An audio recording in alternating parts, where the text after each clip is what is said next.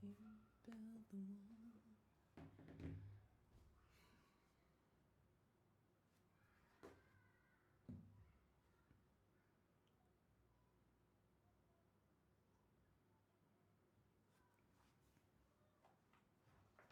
Excuse me. I'm moving some stuff around in my desk.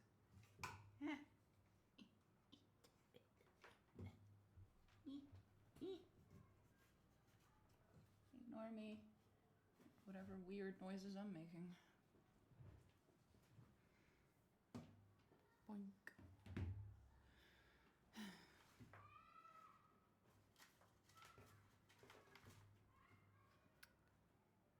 Okay. All well.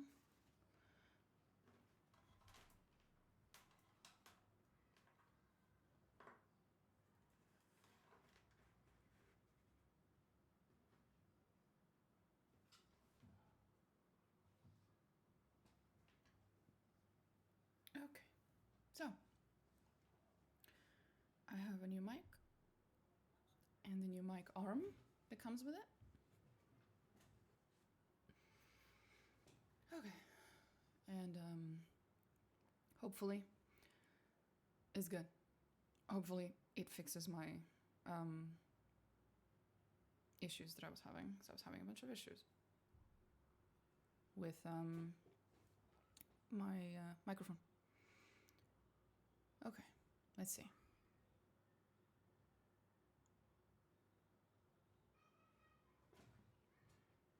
I'm gonna have to get used to the new setup. It's gonna take a while.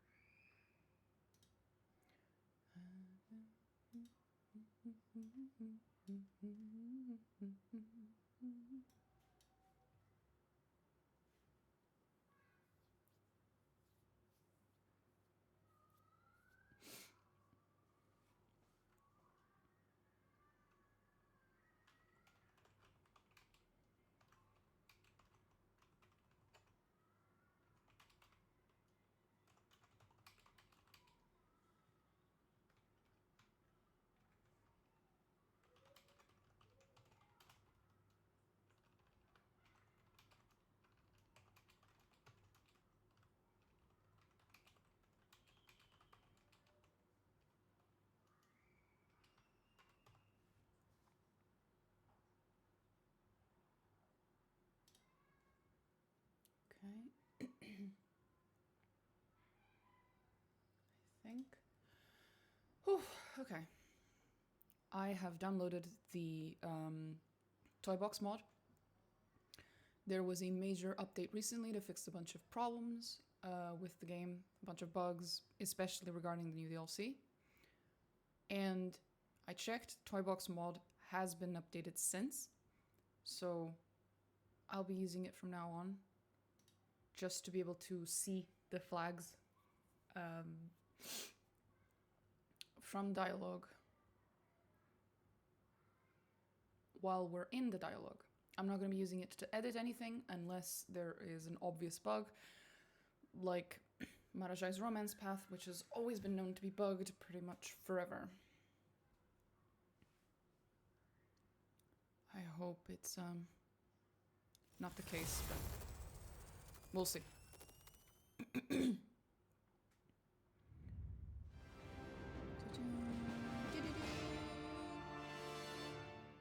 Yeah, very loud. 1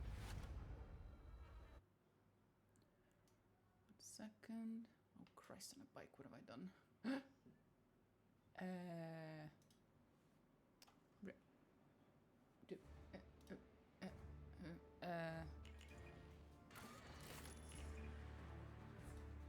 Shit.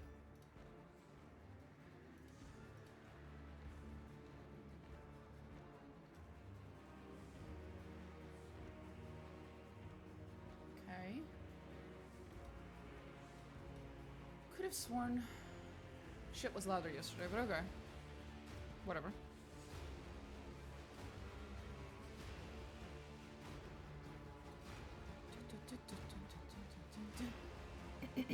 Oh, kitty cat's here. I have been sick for the past like 2 days or so, which is why I haven't really been showing up much. In case y'all were wondering.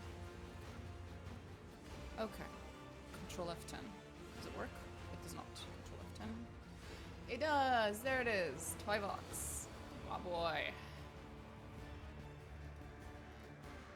Seems to be working. Let's hope nothing bad happens.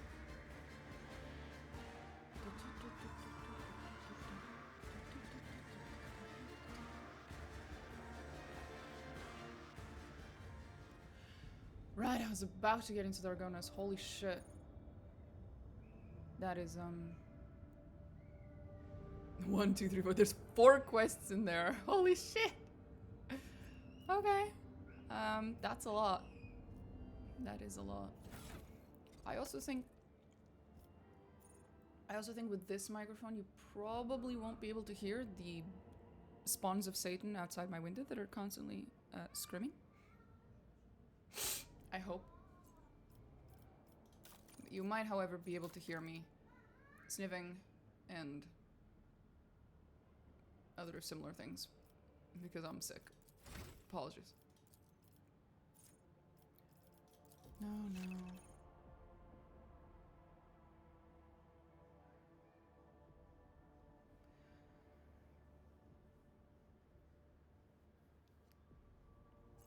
Yep, I get that.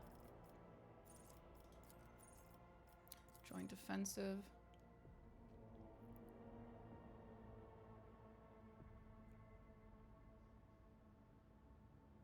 That seems like a pretty obvious one. Why haven't I grabbed this? I'm fucking weird.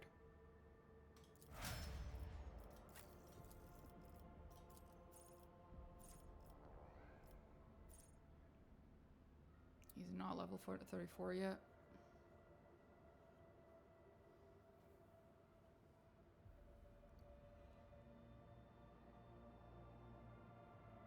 Oh my. I don't have anything here.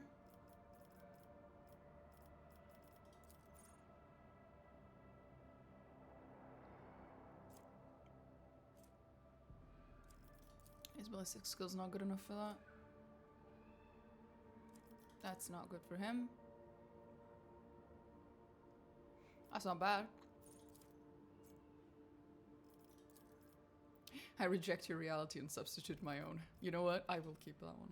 Fuck it. That's funny to me. Willpower. We remember from last time I was reading about his stuff that willpower is actually not useless to him. Even though he's not, you know, Idira or Kausia. It's still not useless.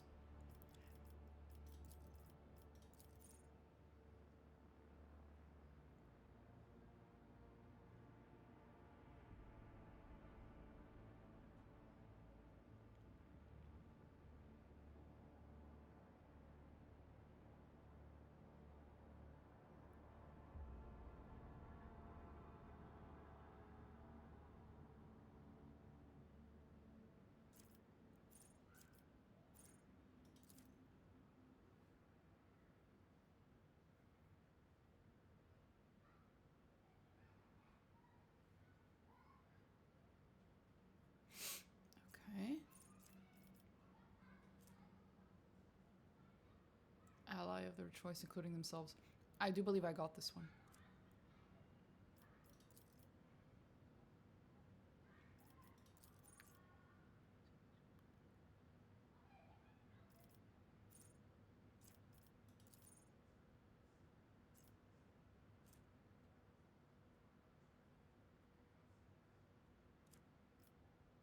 Do I already have this one? Scourging Strikes. Did I grab this?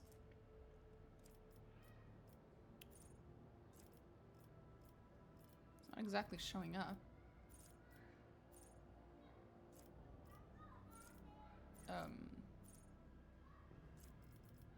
Maybe? Executioner's melee critical hits inflict 6,000 instead of 4. Sure. Assuming she already has that one.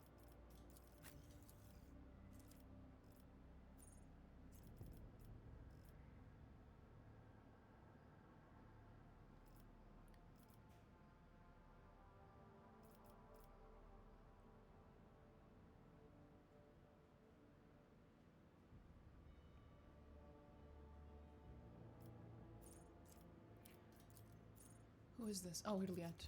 Oh, hi, Aris. Yes, there's a new microphone, Aris. Please don't destroy this one like it destroyed the last one. Aris, get your fluffy, cute little face out of it. Please.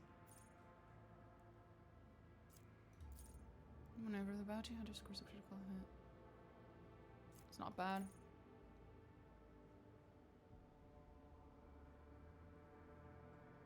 Sure, why not?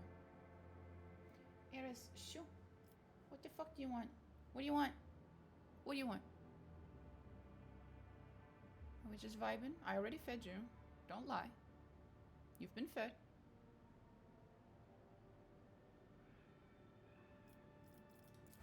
We'll take this one until my cat decides what the fuck she wants to do. Or I put her on the floor again.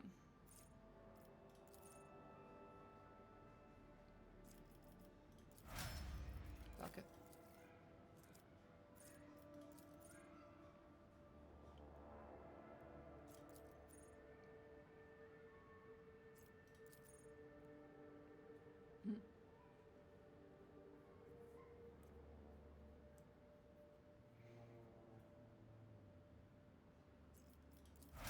Sure, why not?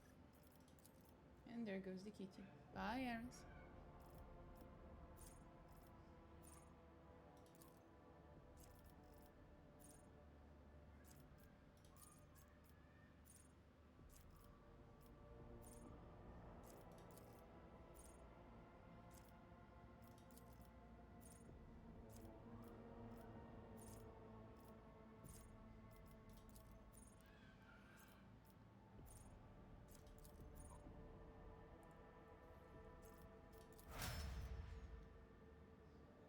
She's being very cute.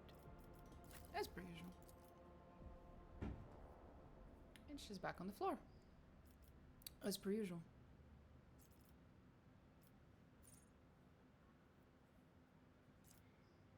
Christ, 1 second.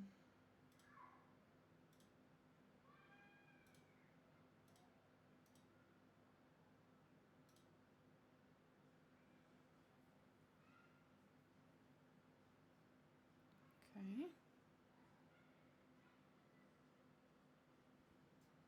All good then, I guess. Anyway.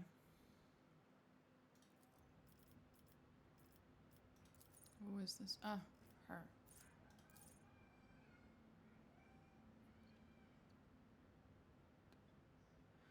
Attack to melee range.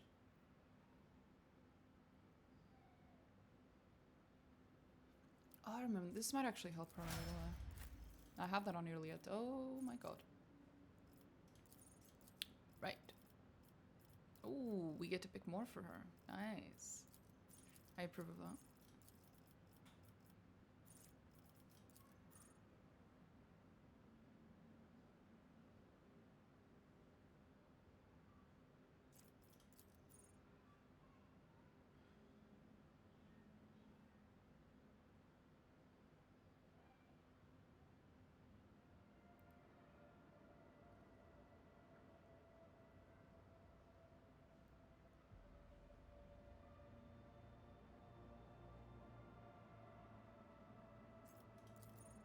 Reveal the light.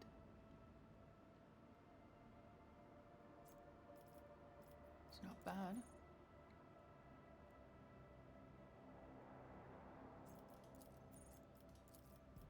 Fuck it.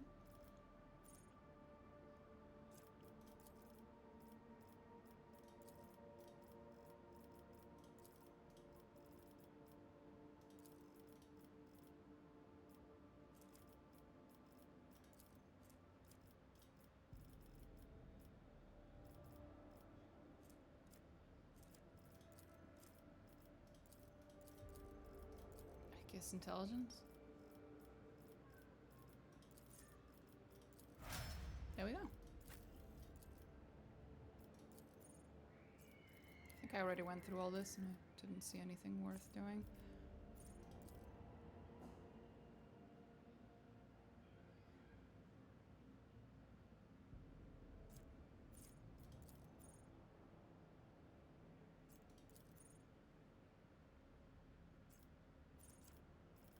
Sure, why not? There we go.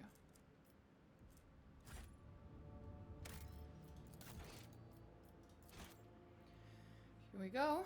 We're going to Dargonus. Oh, that reminds me, in order for me to do that, I should do something first.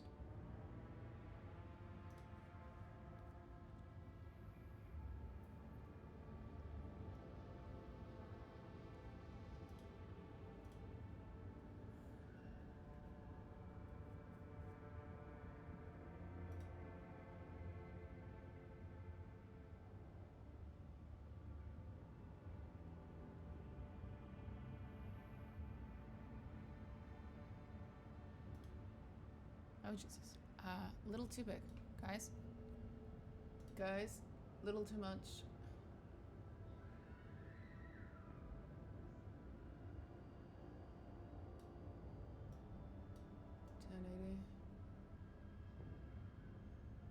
Okay.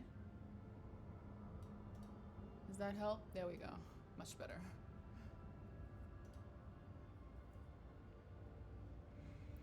Holy shit. That's a lot. Right.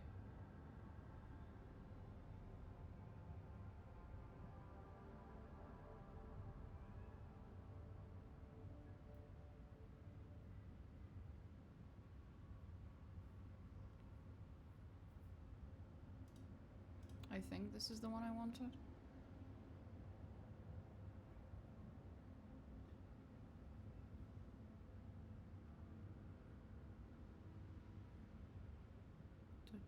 Da.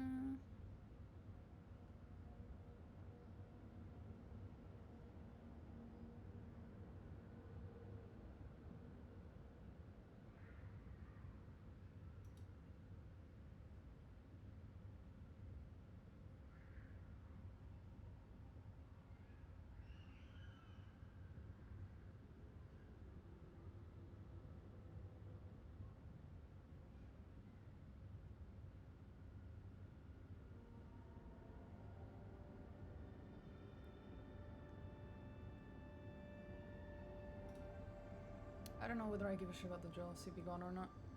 Maybe I will I will disable it so I can have all the romances going until the end at the same time, since they are interesting.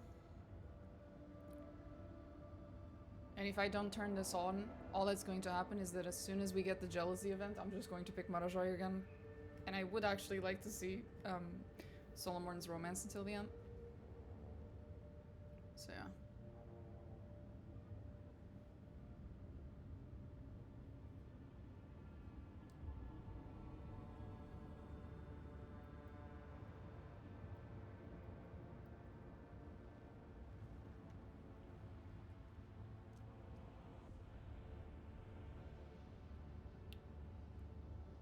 Dice rolls.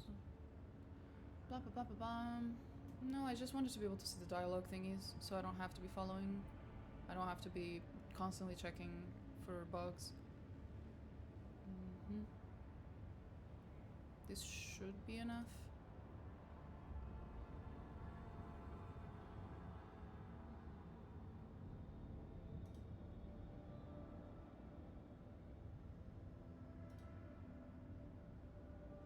Kingmaker.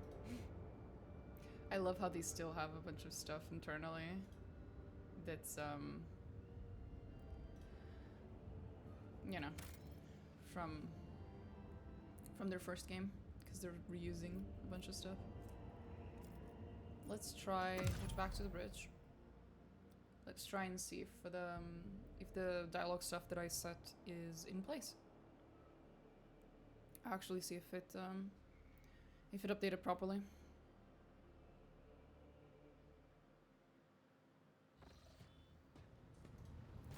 Lord Captain.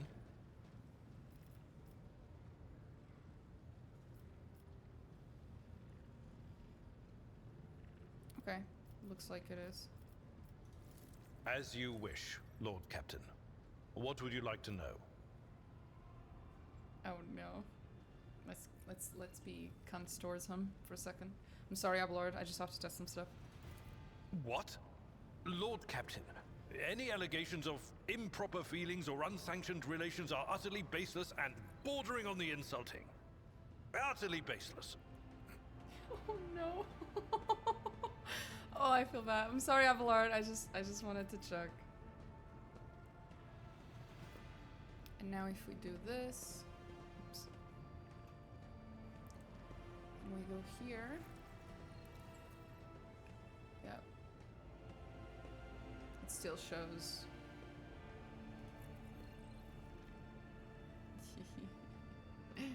Okay, all good then. Of course. Lord Captain. Lord Captain.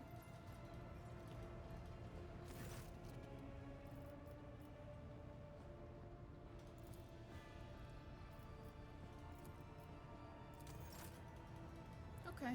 And we can go. Just wanted to test if the dialogue stuff was there, and it is. So that will help us, hopefully, in the future dealing with bugs, especially as we walk into Chapter 3 very soon, which is a very buggy chapter.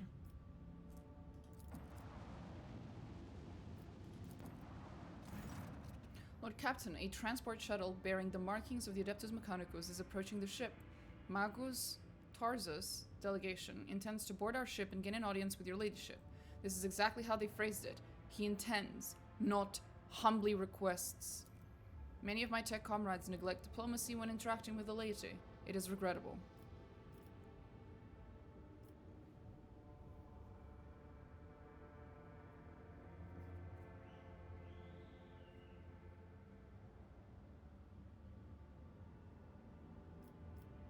What do they want?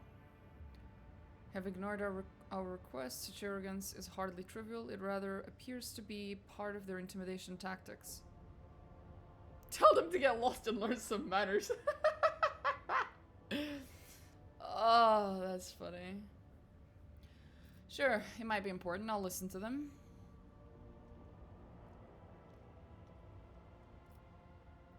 Punish them for their disrespect by letting them dock at the furthest and most dilapidated airlock so that it may take them an eternity to traverse the ship. Do it. I am petty. A most humane punishment, your ladyship. I know. I am a merciful god. Requesting permission to be present at the audience. Granted to my tug comrades.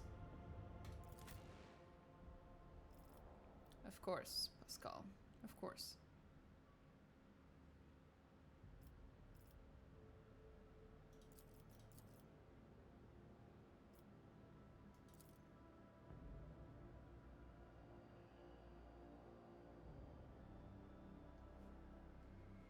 I'm debating whether I also should just carry everyone with me.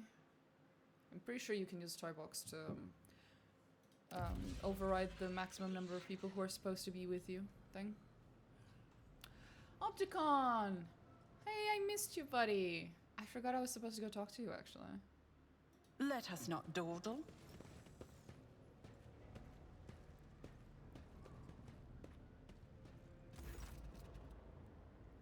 A group dressed in the crimson of the priesthood of Mars walks towards you. Their gazes are fixed on Pascal. Okay.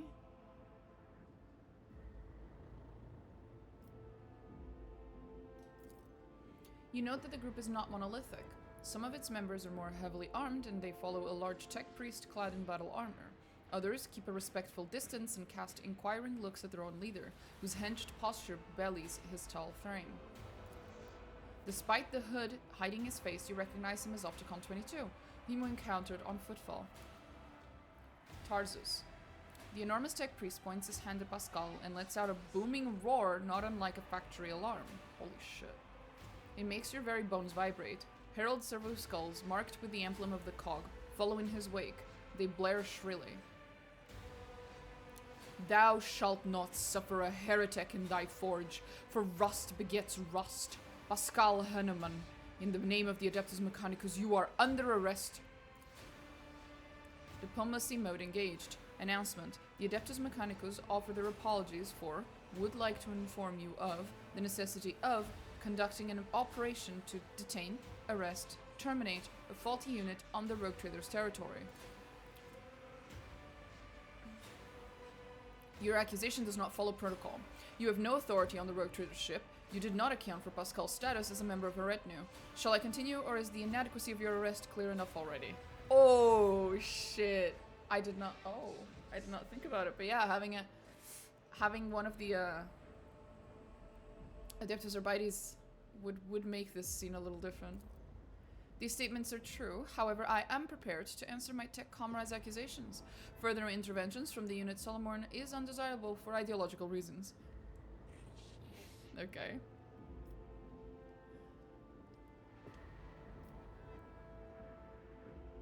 Study the priest. You identify the rare armor the enormous tech priest is wearing as a secutor's plated, mechanized suit. It carries the imprints of many battles and has markings that announce its status as a relic. Some of the armor's damage looks fairly severe to the point of endangering its operation. The slivers of flesh revealed under the steel are marked with terrible chemical burns. Every now and then, convulsions shake the tech priest's body, and a painful sounding hiss comes from his vox. The tall tech priest who spoke to you looks more peaceful and makes a point of not drawing his weapon. There is an air of concern about the way he frequently glances over at his fellow, scrutinizing his condition. Who are you? An instrument of the Omnissiah authorized to punish and exact vengeance, known by the designation Tarzus Hanuman. Oh no. Another one.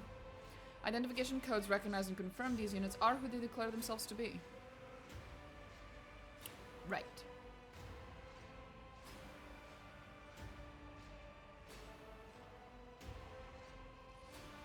On what charge are you trying to arrest a member of my retinue?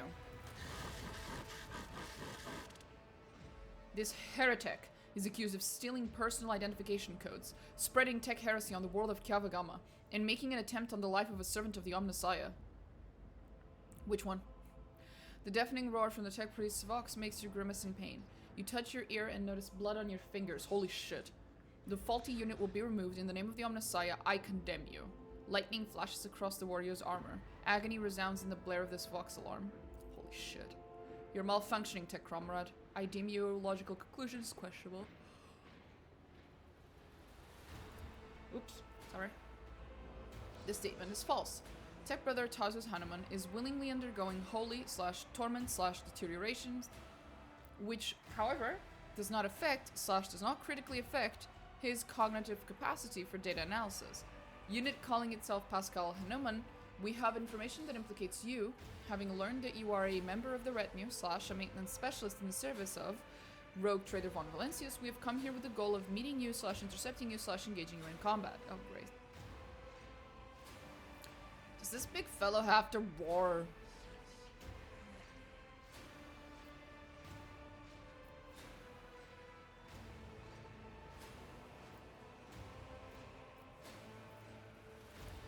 Negative. Upon completing his sanctification procedure, Tech Brother Tarzus vowed / modified his engrammatic algorithms in order never to / desecrate / sully / tarnish / his / mouth / vox / cognitive process with flesh speak.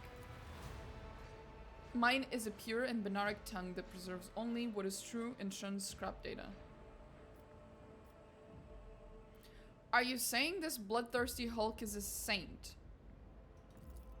This statement is true.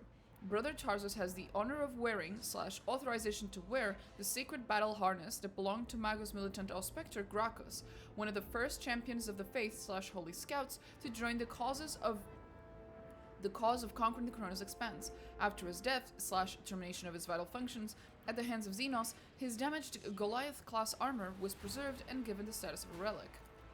The Adeptus Mechanicus regard this act as voluntary / martyrdom / self-destruction for the glory of the Deus Mechanicus. This battle harness is classified as Cogni armor. The machine spirit living in it is strong and wise, but it took major damage in the course of Magus Gracchus's last battle.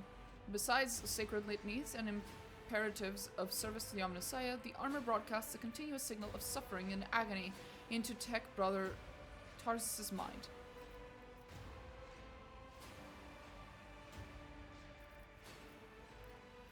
Okay.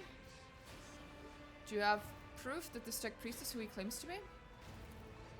Confirmed, according to the archive entry, I'm not reading that. Magos Explorator, I'm not reading that either, served on / maintained / the ship. Identifier classified. In the capacity of a reliquary caretaker. He sustained extensive damage to both the organic and the sacred parts of his body in a series of sacrilegious breaches of the right of operation. An assassination attempt.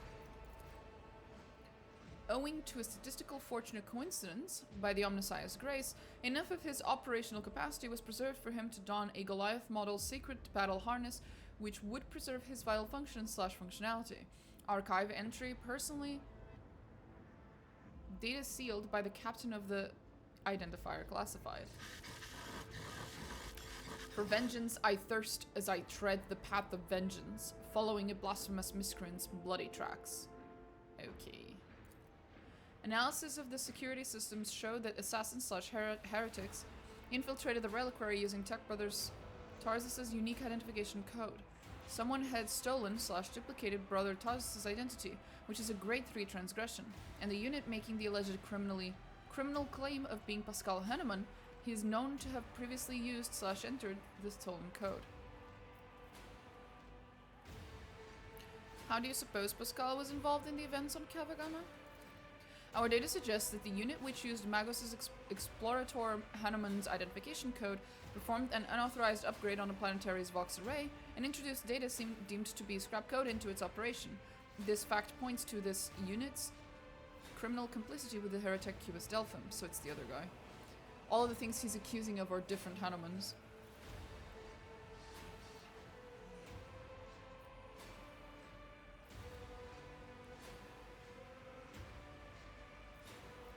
What do you have to say to this, Pascal? I deny these charges. I never plotted against my tech comrade. My cognitive purity vows were never distorted. My unique identification code was never stolen. I am the true Magos Explorator Hanneman, and I am not guilty. False witness. I am not handing Pascal over to you unless I see evidence. Let us get to the bottom of this matter together. Request approved. Ready to work in cooperative mode. He seems upset. Archiving Tech Brother Tarsus opposes lay participation in the investigation / search for the truth. The unit Opticon 22 advises in favor of the House von Valencia's representative's participation request.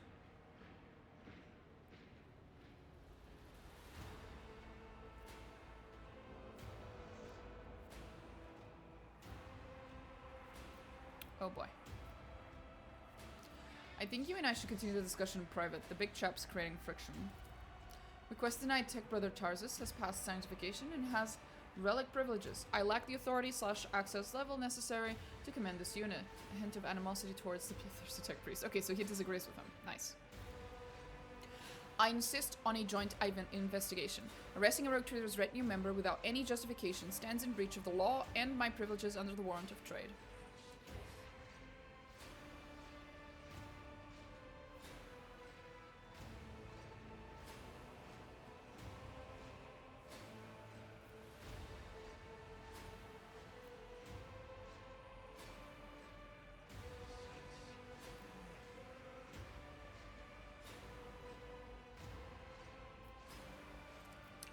I have been to Kavagama, and I can assure you that Pascal has nothing to do with it. This is also true.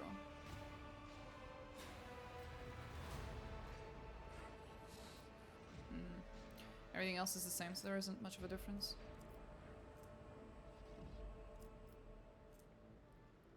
This is one of those times where I would just like to check something.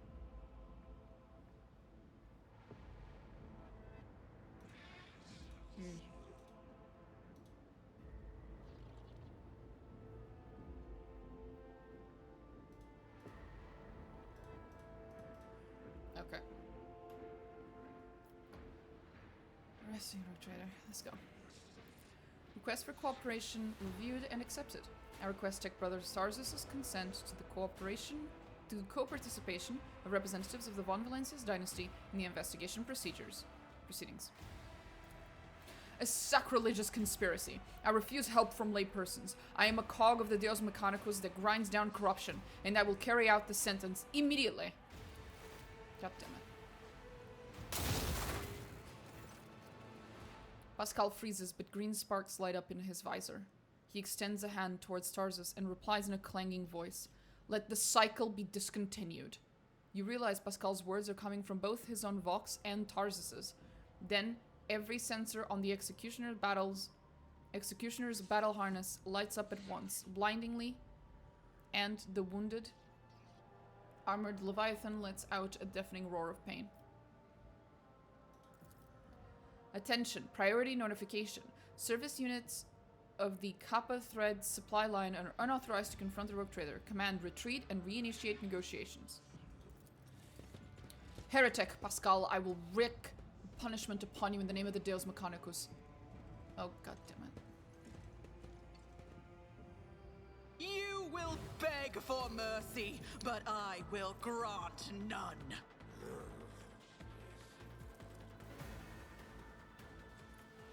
Estimated probability of conflict, inevitable. Initiating retreat, confrontation avoidance, redeployment, protocol. I love Opticon, he's adorable. Yeah, we want to fight, we will fight then. A temporary setback. Rude. Very rude.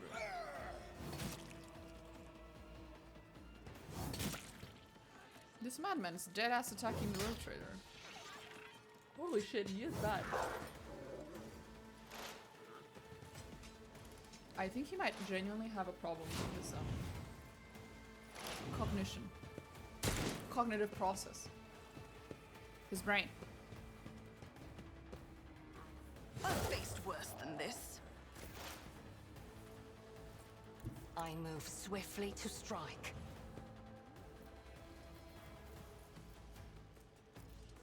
If it serves your cause. I understand your intent. This tedium is beneath me.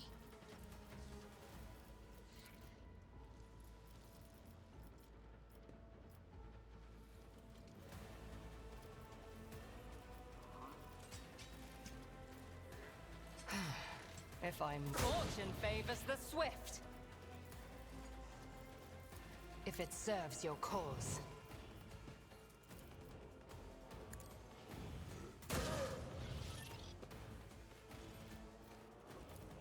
I am not your Xenos pet, monkey.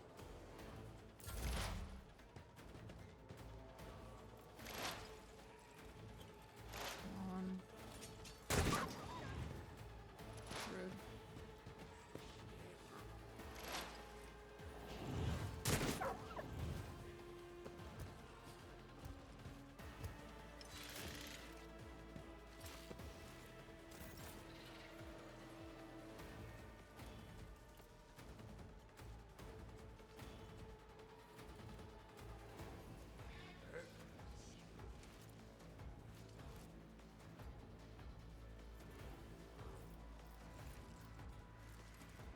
Bring it down.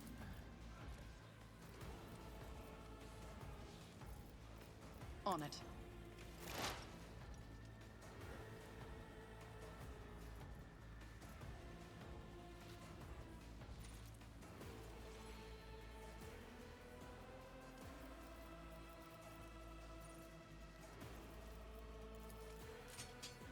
This tedium is beneath me. Nope. Can't do it. God damn it. I understand your intent.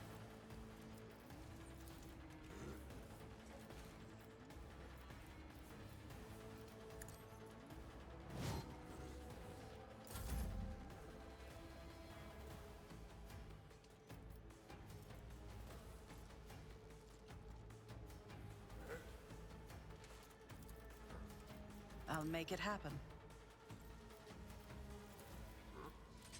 It's as good as done. I don't need luck. I have You were strategy. blinded by your own misery. Probably shouldn't have done that, buddy. Here's my perfect moment. Vulnerability analysis successful. Problem solved. I'll see to it personally.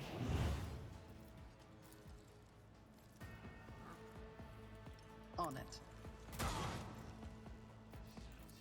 I'll cunt. see to it personally.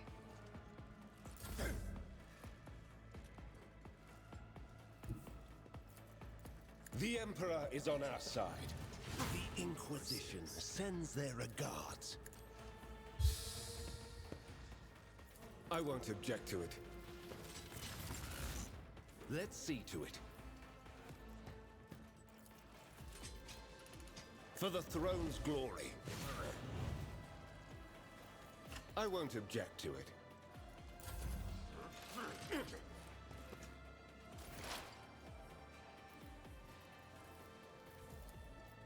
The scriptural prognosis is favorable. Running by Nericode. The Messiah knows all, comprehends all.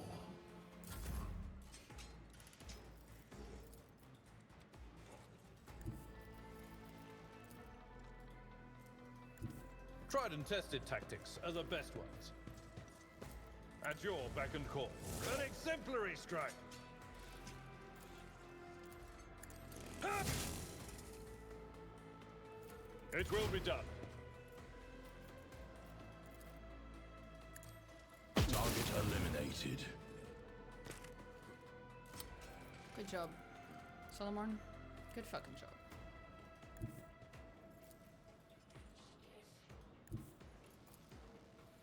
Mark the target.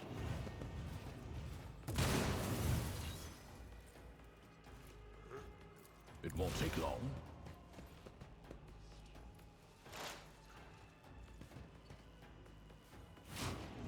Why are they all going for her? What the fuck? What did Italy have to do to deserve this? High momentum.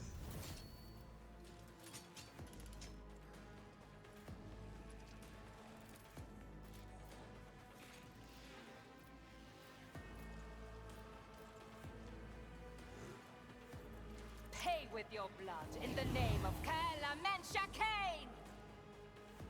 Just designate a target.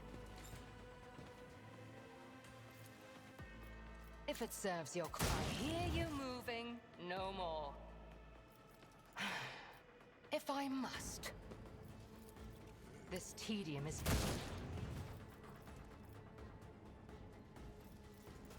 I am not your Xenos pet monkey. Oof. It's not going well for you, buddy.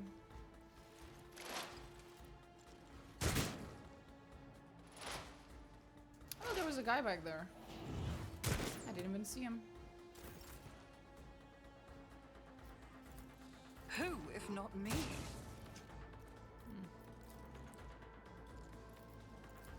It's as good as yeah. done.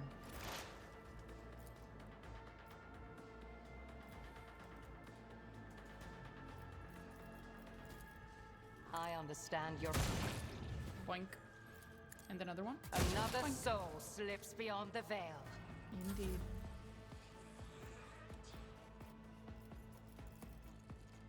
I'll make it happen.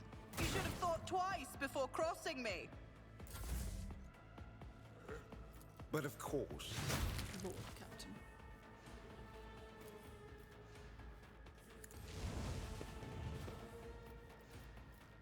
Naturally.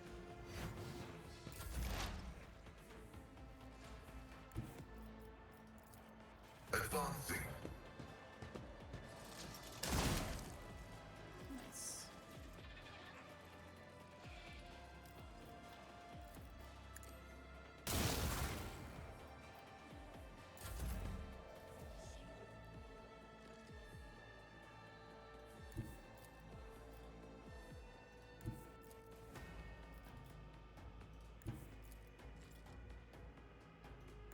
A tactically sound approach.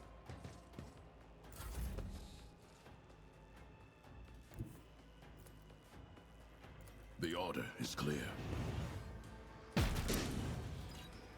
Understood.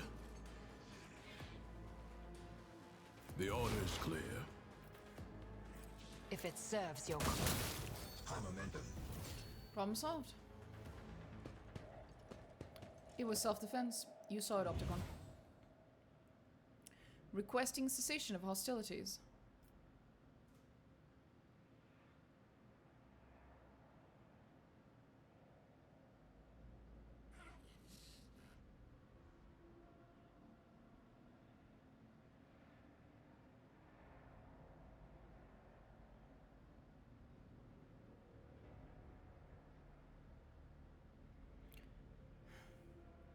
Help you, brother.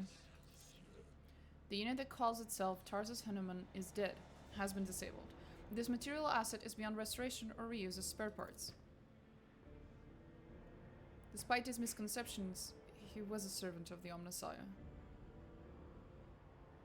Pascal, what did you do to Tarsus? Unable to fulfill request, the Omnissiah granted me an epiphany and I muted the maimed machine spirit that was filling Tarsus's mind with fury. I do not fully understand the manner of my appeal to it. The situation perfectly mirrors the incident on Rykad Minoris, where I appealed to the machine spirit of a malfunctioning mechanism that laid it to rest. I'm sorry that you had to kill a comrade. I also regret have a negative assessment of this event. The Adeptus Mechanicus still accuse the unit identifying itself as Pascal Hanuman of criminal theft of a unique identification code. Unlike Tech Brother Tarsus, I am not authorized to immediately arrest/execute the unit, but neither am I authorized to drop the inquiry. There are no apostates among us. The piercing voice from the Vox synth is more overwhelming than Tarsus' thunderous roar. Tech Brother Tarsus and the machine spirit that lived in his battle harness succumbed to the suffering that beset them. Their judgment was rash and erroneous. Now their torment is over. I declare them martyrs, and am requisitioning Tarsus' Hanuman neural augmetic for the purposes of preserving his blessed memory. As astonished tech priests look on, Pascal leans over the slain man's body and extracts the augmetic from his skull. His movements are as precise as they are respectful. Listen in silence.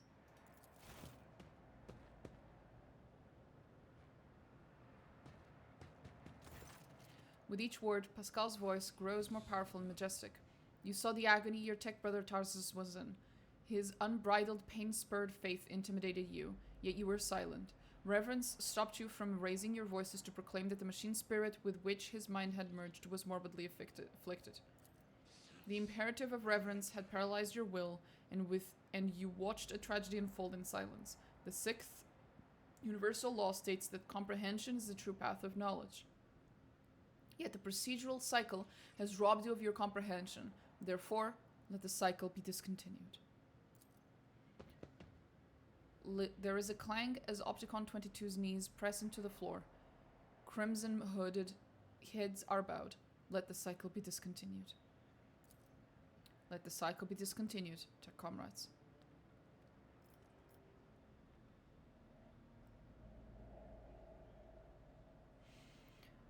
What just happened? I decided to sustain my words with an excerpt from one of the Blessed Armonat's sermons on loss of internal and external function. Verse 4. My analysis deemed it appropriate. What is the reason for this act of genuflection? It has been a long time since the words of the Messiah of Discontinuing were last spoken, openly, / over public communication bans. We respectfully welcome wisdom's return. So he is not forgotten after all. The Messiah of Discontinuing? Is that how you refer to Amonat?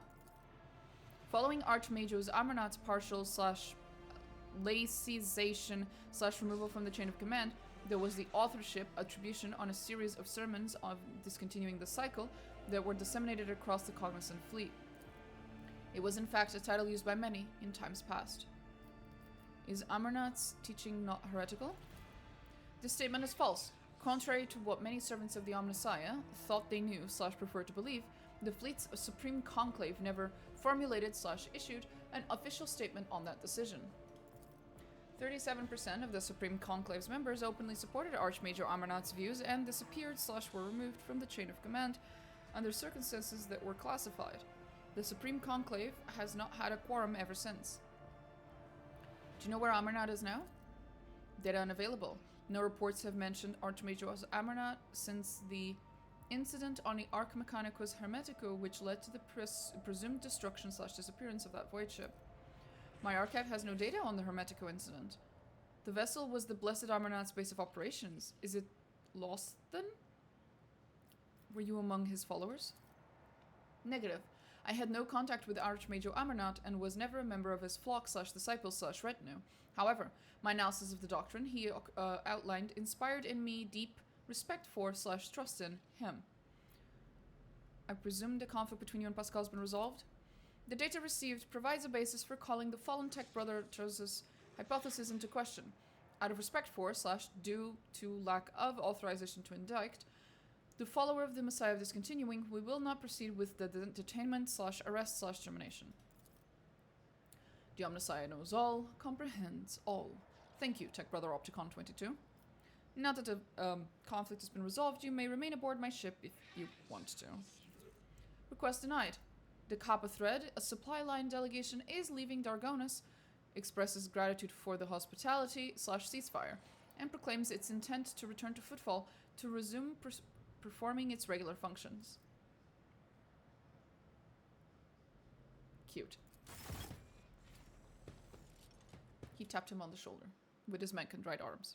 Very cute. And this dude just died all over again. Good job, buddy. Just a regular axe. Nothing special, really. Boring. Keep your wits about you. How boring, how boring, how boring. Alas, here we go. Okay.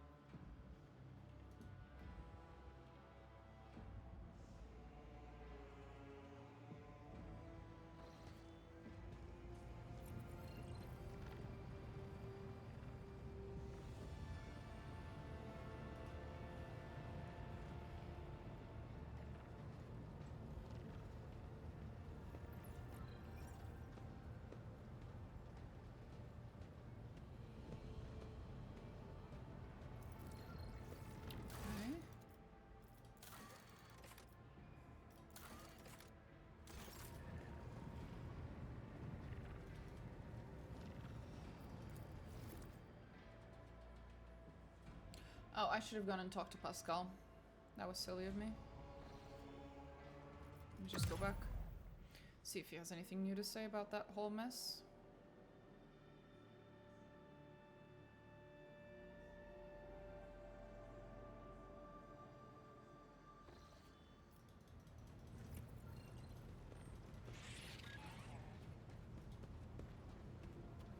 Hey Pascal, everything alright, buddy?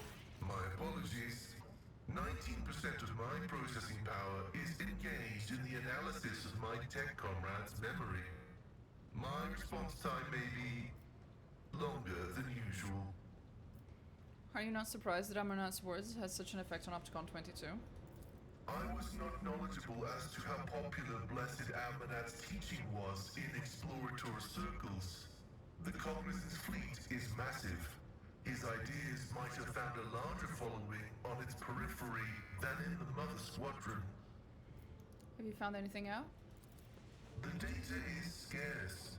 His identification code is the same as mine, and his memory contains data confirming that the assassination did take place. Unfortunately, some of his memory was damaged by pulses broadcast by his battle harness. I can assert with some confidence that he was who he claimed to be, and that he served the Deus Mechanicus earnestly and eagerly. My study of the minds of the tech comrades, Abel, Tarsus, and Demence, has revealed an anomalous similarity between the patterns of damage their memories sustained. What I attributed to cognitive idiosyncrasies, synaptic damage, and the distortive action of scrap code may be the result of a different kind of influence. The undecryptable data fragments in their memory arrays are mysteriously symmetrical. Okay. He gave off the impression of a paranoid madman. Notwithstanding his permanent state of agony, he was not cognitively dysfunctional. His desire to immediately destroy the object he had deemed profane was partly dictated by his engrammatic augmetics, which were receiving imperatives from his battle harness. In light of the oddness of our matching identification codes, I find merit in his hypothesis as to the existence of a clandestine malevolent agent or conspiracy operating inside our fraternity. Who do you think was behind the assassination? No data available. I will hypothesize that the assassination was instigated by an enemy of the Blessed Amanat's doctrine. I accept the possibility that the assassins were targeting me, only to be led astray by Tarsus and my own identical identifiers.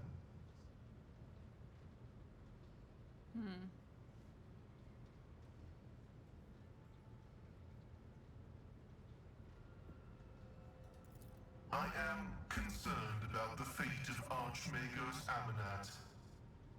According to Opticon 22, he went missing in the wake of the incident on an Arc Mechanicus, the Hermetico. Information about that ship and its perishing has been purged from the archives.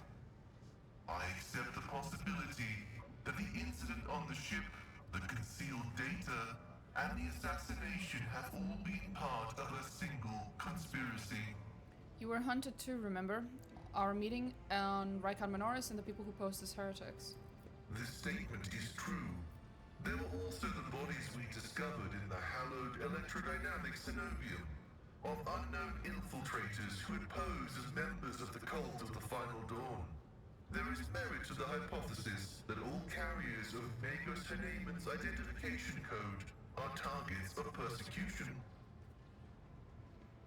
Has it ever occurred to you that all these events may be part of Amarnat's plan?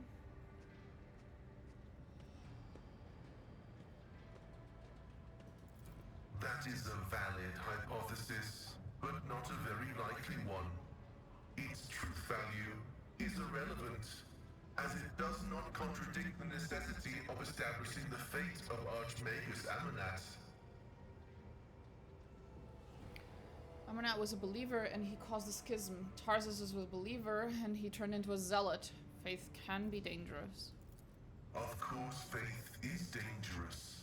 Faith is the prerogative of the spirit, and a spiritless mind is an enemy of all existence. Without faith, there is no meaning in anything, no point to any aspirations or limitations. But faith can take different forms. The form of prohibitions established by unknown elders. The form of an audacious violation of those prohibitions. The form of following dogma or of schism. The form of following the cycle or of discontinuing the cycle. In a system with two courses of action, schism is inevitable. And only one of these paths will be true, as truth is discreetly separate from untruth.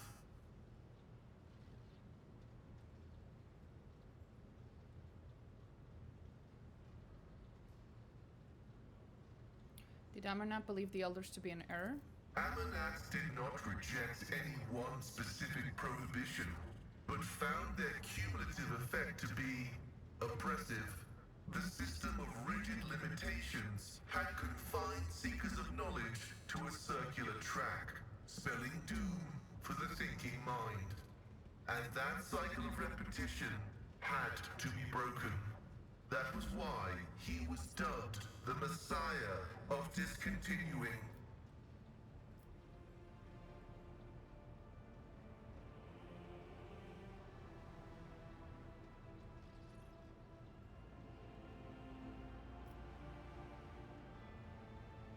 Again, we're just going to keep giving him the dogmatic options because otherwise he's going to kill Iliet.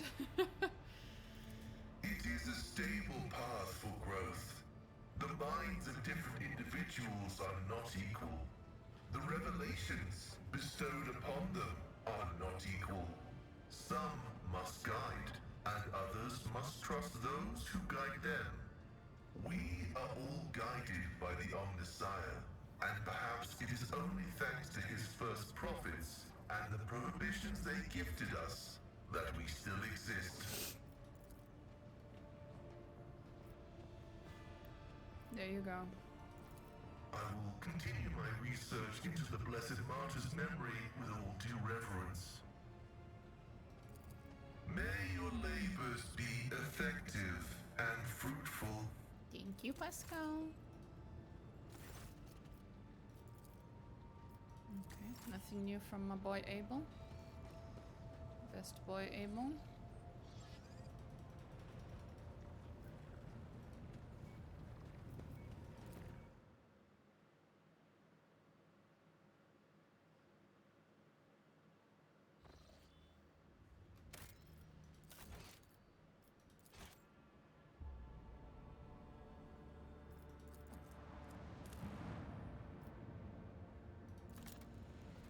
Here it is, Dargonus.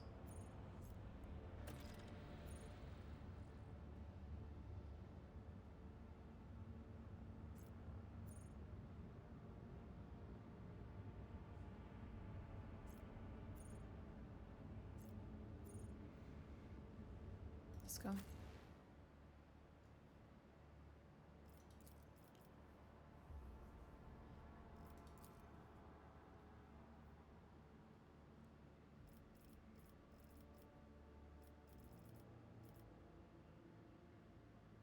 Yeah, I think this is good.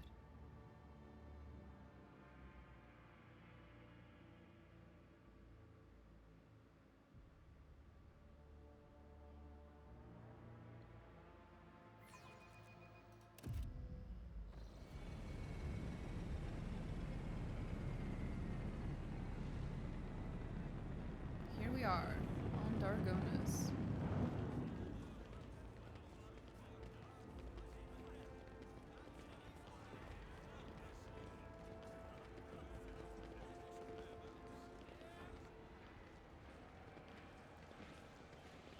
Looking good.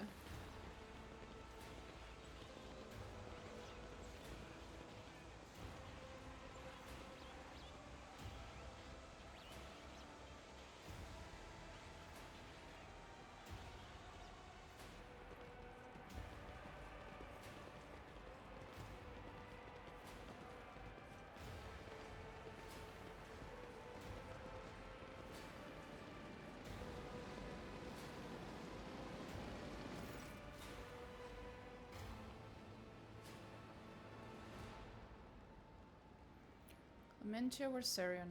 The Emperor protects. Welcome home, your ladyship. The stately woman in a long full dress uniform makes a graceful curtsy. Her short graying hair does not obscure her stern features. I am Clementia Warsarian, Court Chancellor of the von Valencia's dynasty. On behalf of all of Dargonus, please accept my deepest condolences on the untimely passing of Theodora von Valencius. Her departure is a terrible blow to us all, but as one star expires, another always flares to life. And although still overcome with bitterness and grief, your subjects hope that you will become the Trade Dynasty's guiding light in these trying times. Clementia? Abelard offers a reserved nod. She nods in return, and the lines on his brow soften ever so slightly. Aww. The young man quick. Oh, Achilles! I'd forgotten they added a thingy for him. What you call it? A portrait. He looks so cool. The young man quickly brings a respirator to his burned face and bows his head courteously. His raven black hair veils his burnt and skull implants, and his thin metal fingers creak quietly as he offers a welcoming gesture. Achilles Scalander, Secretary of the Administration Department, I hope your journey to Dargonus was not darkened by unwanted troubles.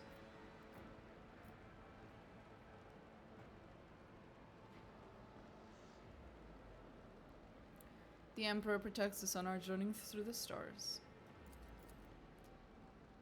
And may he remain merciful to us till the end of time. Does your ladyship wish to survey the grounds? Or perhaps we could sate your curiosity by answering any questions you might have? Governor Urban Drivestem, okay, has been notified of your arrival on Dargonus and will visit the palace shortly. The preparations for the official visit are well in hand, but your ladyship still has plenty of time before the meeting. Hold up, Clementia, what did you say your last name was? You heard correctly, your ladyship. I am of House Versaren, Lord Abelard's granddaughter and direct descendant. Chancellor Versaren has held her position at the von Valencia's court for many years. She earned Lord Captain Theodorus' respect through acts of great perseverance. There's no room for doubt. Blood had nothing to do with it. Aww.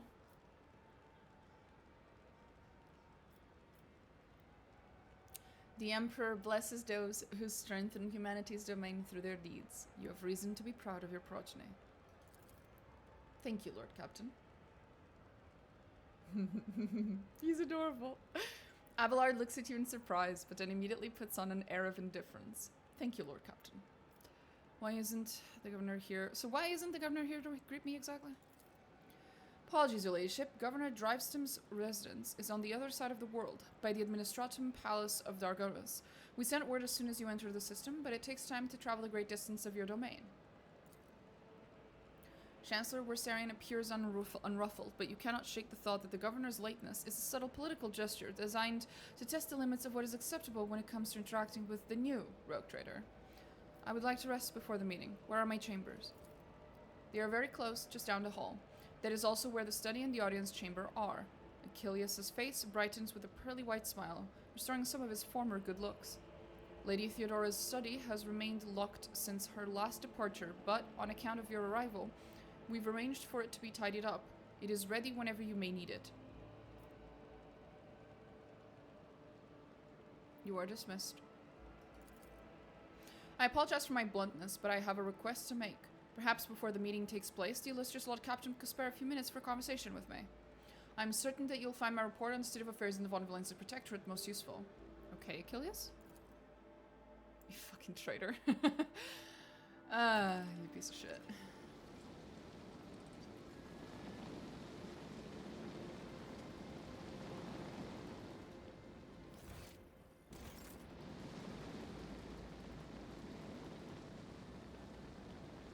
What's with the green? Okay. Hi, Jai. This is intriguing. Ooh, for me. Toss a coin. Sinks to the bottom. Okay.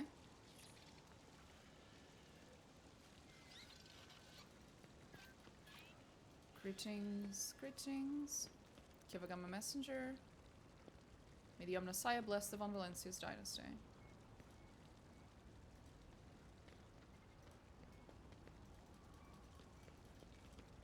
What's up here?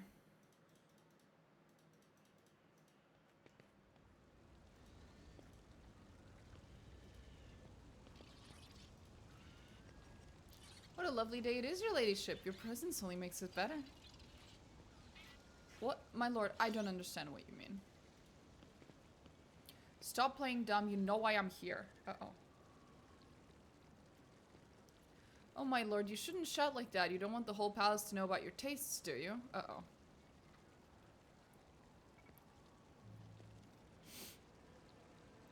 Oh boy. What is it? Here, in this case, is everything that I promised. Perfect transparency, excellent sharpening.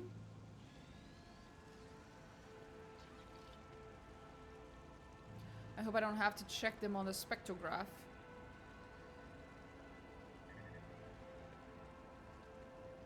My lord, what do you think I am? Have you ever had a problem with our product before? I'm so curious.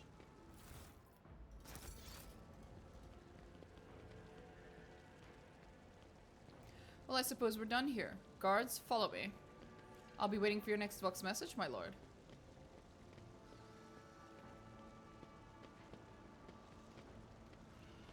And then he laughs his ass off. Why is he laughing?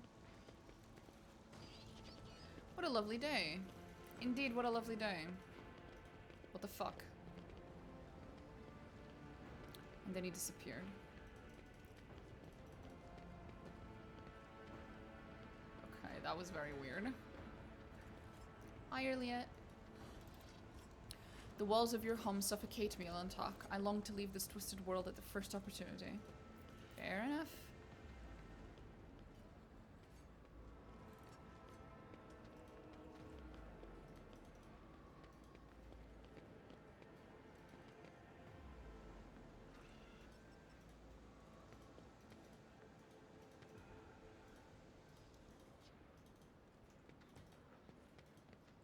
Janus.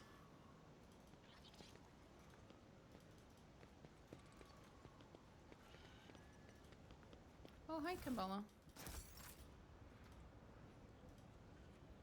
Make your people leave, Domin. Their idle questions are getting in the way of my watch.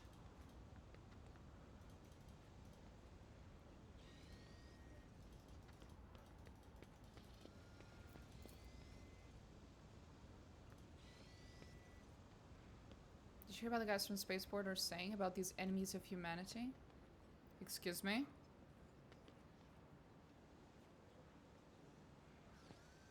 It's just staff on the augurs exaggerating to make themselves feel more important. Oh, okay. You're not talking about Earl yet. You're just talking about Drakari. What if they're telling the truth? Well, you know with that thing about Sin Cognatius. What thing?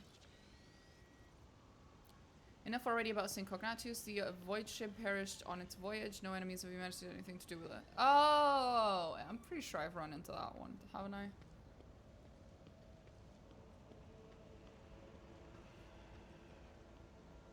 What if they come here? Well, they will. I'll just have to deal with them.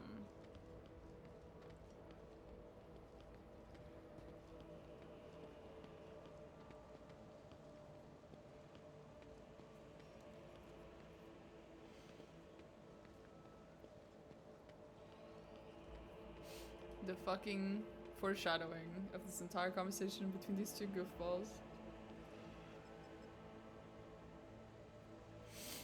Everything is on the outer perimeter. Yep, true. It's okay, we'll deal with them when it happens. Not if, when.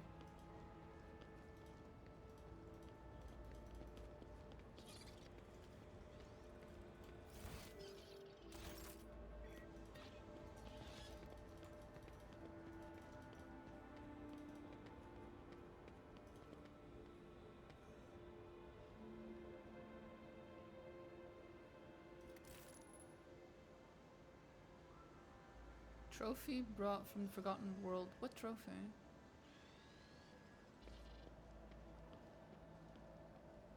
Okay.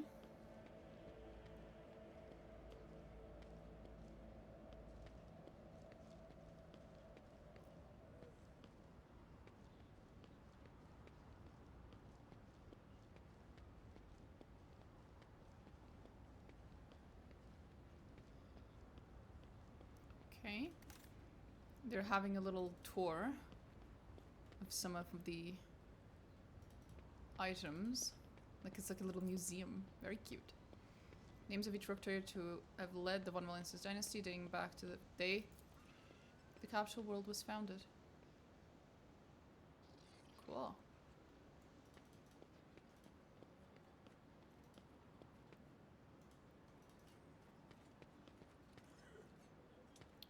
Okay, everyone's very happy to see me. It's good. It's nice. Thank you.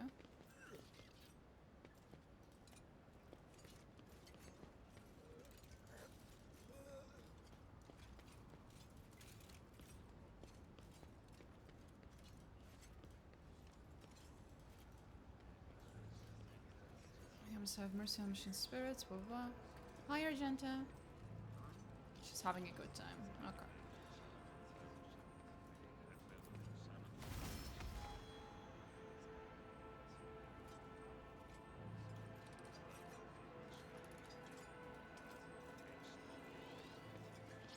Oh, look at that. That's beautiful. You can feel the confidence in the brush strokes. I expect something more extraordinary from a place like this. Thanks, buddy. They're very pretty, though. Don't be mean. Look at that.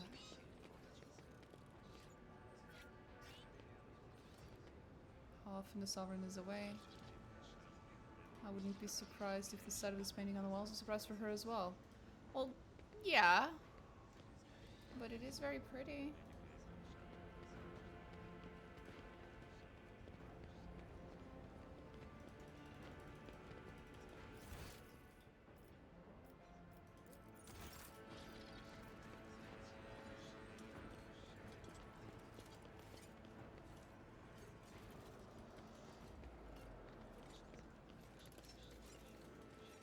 Okay, I think we've pretty much checked out everything out here.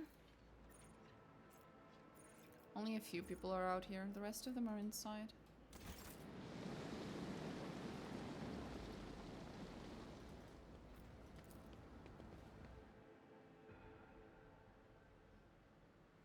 Off we go.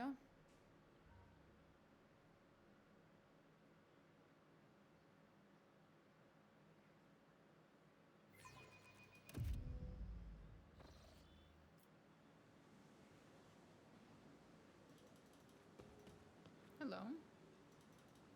Nothing special. Hello. Hello.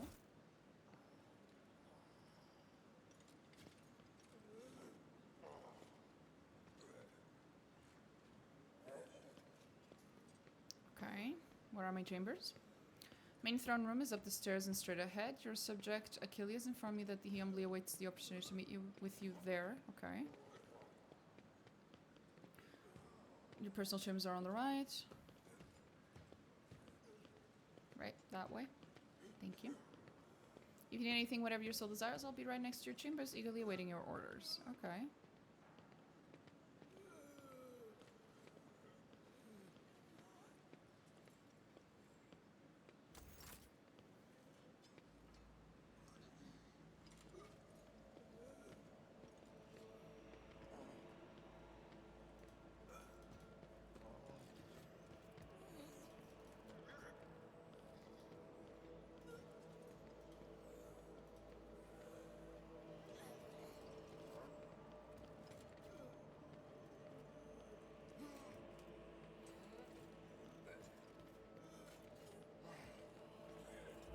Some weird skulls, I'm guessing, of different Xenos species.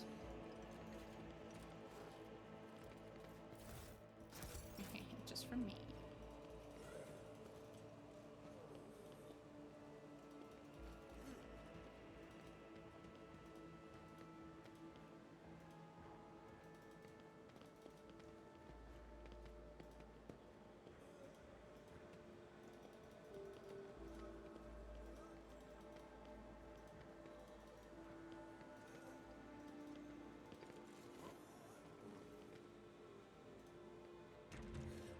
There we go.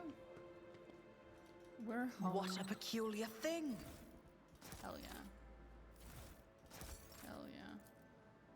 The leather covers bear the names of the authors, mostly philosophers and theologians from Dargonus. The spines of the books are trimmed with gold. Okay, that's very pretty.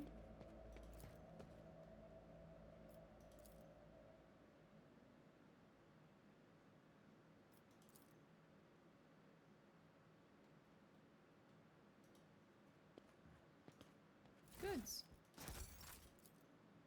It's an antique piece of furniture is obviously well cared for, but its surface is still covered with a lot of scuffs, scratches, and stains, traces of the previous rogue traders who sat at this table. That's okay. This could be an opportunity. More loot for me.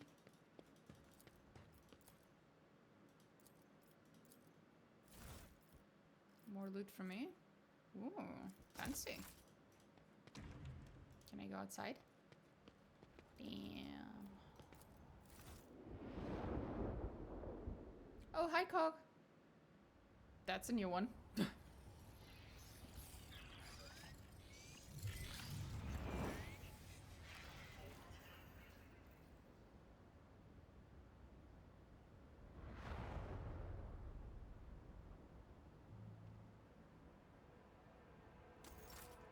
Okay. Interesting. Aw, cozy little fireplace. There's a faint mark on the polished mantelpiece, which was likely left by a glass. Plop.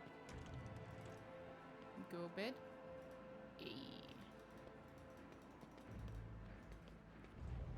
Oh. You open a door. That's bed. Befitting the status of its owner. Well, it does look very fancy, but not particularly comfortable.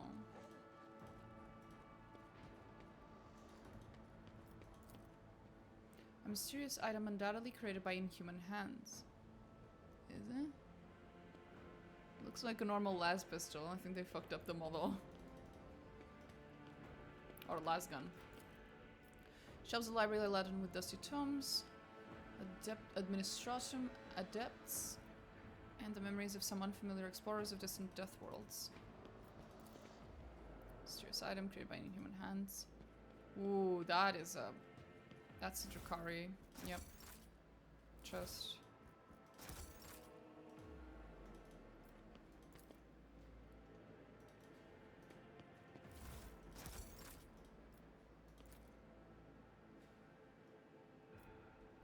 Rests in a stasis field. Does it now? Yeah, that's Drukhari. There's a lot of Drukhari shit here.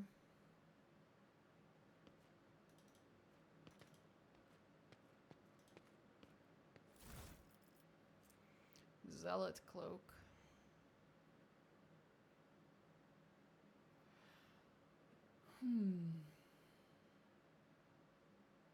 Ally with an area attack.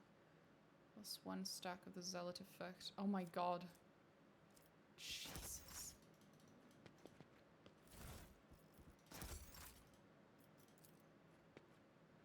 An emptied glass and 3 unopened bottles of wine sit on a finely crafted table made from a dark marbled wood. Dust has accumulated on the raised oil smears. If servants ever access this room, they do so very rarely. The rare books array on these shelves with their lavish, almost pretentious bindings seem to be identical. Strange objects lie behind the glass of the display case. The complete absence of explanatory labels makes it impossible to learn what they are. Here we go. Sit down. This secret room is remarkably quiet and almost homely. Perhaps your predecessor used it when she sought complete solitude. Listening to the muted melody coming from the Vox speaker, you can easily imagine Theodora reading a book with a glass of expensive wine in hand.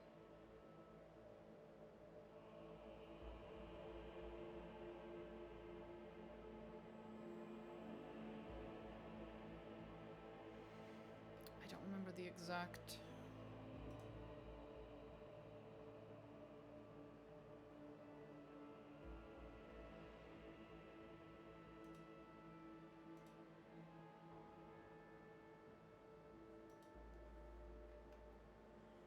Have a glass of wine. 3 sealed bottles sit on the sturdy-looking low table. They're labeled Grandmaster's Blood, Boon of Terra, and Flame of Purity. You recall the vision of the past that Adira told you about. She said Theodoros' favorite wine was Flame of Purity. Pour a glass of Flame of Purity. The wine fills the glass, glittering in the dim light of the room like liquid gold. Its tangy flavor burns your throat, leaving behind a spicy, biting aftertaste. You hear a short, faint hum as the unseen motor stirs into motion. Choose a book. Several books are stacked next to the sofa. Some appear ancient, while others look like they have never been opened. Among Theodorus' data that has been restored using your cogitator is the phrase, Litanies of the Motive Force. It is the title of one of the books here.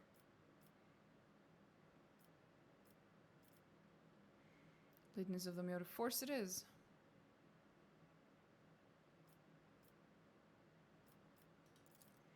As you pick up the book, a hidden button in its spine clicks under your finger.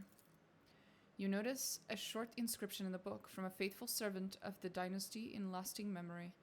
DVV. DVV.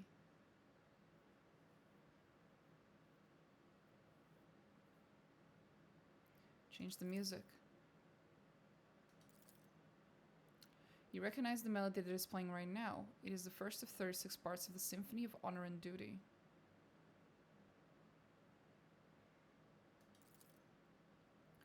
The music in the speakers momentarily grows louder, filling the entire room, then goes back to normal, seemingly without any change.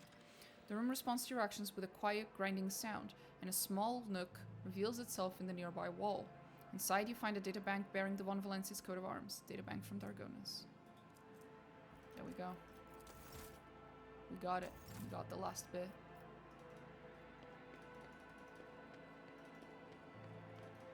Should probably close that door. This is, Guess not. Can't close the door.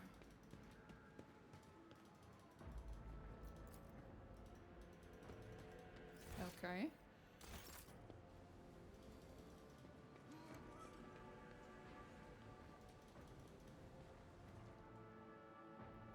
Let's go talk to everyone and see what's up. Hi Glato. Hyla. Hello, Solomon. Rogue Trader, the Marshal's ready to meet with you. Do you wish to commence the audience? Kind of busy right now. I would also prefer to first know exactly what it is that the head of the Adeptus Arbites in the Expanse wants to see me about. I do not know the details, but I would assume the procedure is the same as it was in Lady Theodora's time. A personal introduction, a reaffirming of allyship between the Dynasty and the Adeptus Arbites, and a discussion of tithe-related affairs.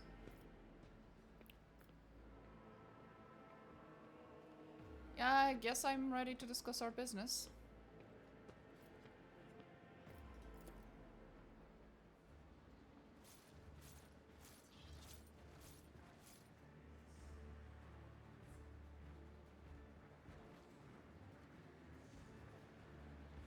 Aw, look at how many puppies there are.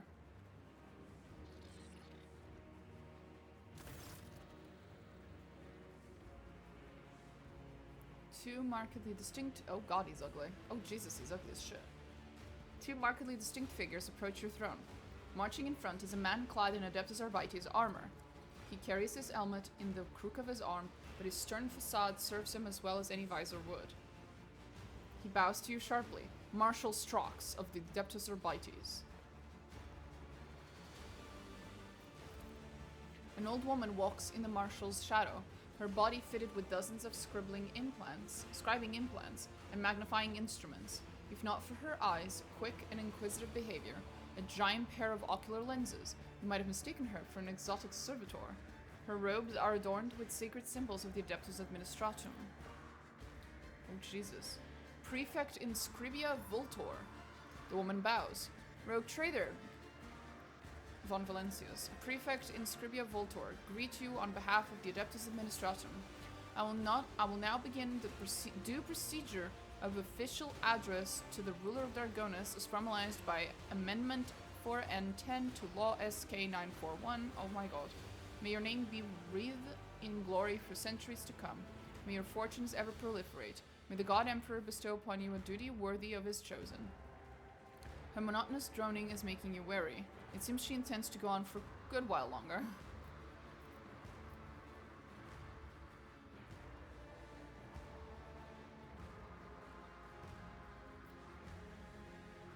Interrupt the old woman with the longest ceremonial greeting you can dredge up from memory. You enunciate an impressively long and ornate list of all the blessings and encouragements that have been showered upon you since birth. Those in attendance listen with bated breath.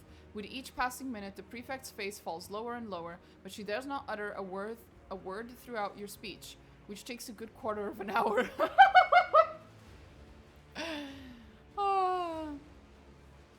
Inscribia, who would give their child a name like that? For 34 generations, my family has served in the Adeptus Administratum. I was given a name befitting one who comes from a long line of scribes. She is either ignoring your disrespectful tone or has genuinely failed to notice it. Abelard, what are these people doing in my fucking room?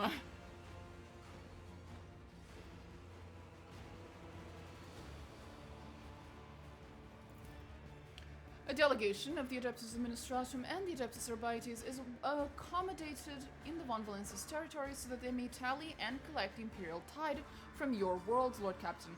Lady Theodora graciously provided them with premises where they could perform their duties and authorized them to restructure the dynasty's archives. If I may continue for you, as per the decree of Theodora von Valencius, or I'm not reading that, the representative of the Adeptus Administratum and the Adeptus Arbites are sanctioned to use the powers of justice, oversee tithe collection in the Protectorate, and review any and all cases of tithe avoidance, tithe exceedance, or other irregularities.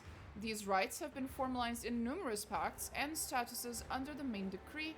Considering your new position, you may have yet to acquaint yourself with all these documents. You are the successor to Lady Theodora, whose alliance with our two sacred organizations forever glorified her as a rogue trader closely tied to the executors of Holy Terra's will. And we, as representatives of the Adeptus Administratum and Adeptus Arbites, must verify that you are able— oh my god, I'm going to fall asleep. That you are able to maintain this alliance that has brought such repute to your dynasty. She's looking me up and down. That is why we have arrived in person, as the present circumstances have provided us with this chance to see if your intentions concord with those of the Ley von Valencias. Holy shit. Hey, what circumstances are those? Our work has been disrupted by unforeseen setbacks. Oh boy. Regarding communication and transportation.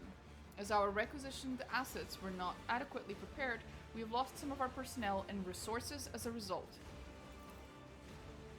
The arbitrators are too short-handed to perform all the duties expected of them.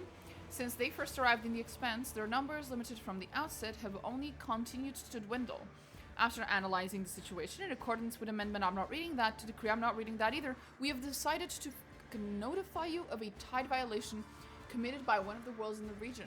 This regrettable lapse must be rectified as quickly as possible.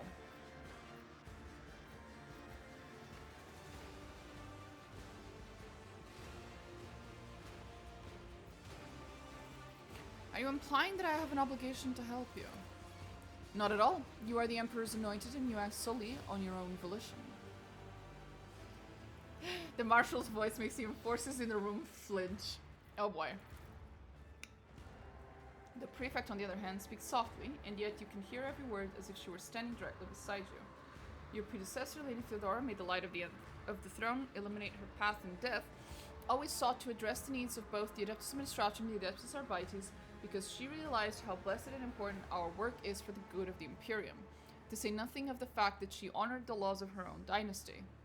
No, she was just following the whole, like, if you're committing a felony, don't also commit a misdemeanor thing, where if you're doing something that's incredibly illegal, then you make sure that all the much, much smaller illegalities that are fairly common to rogue traders are all in line and not happening.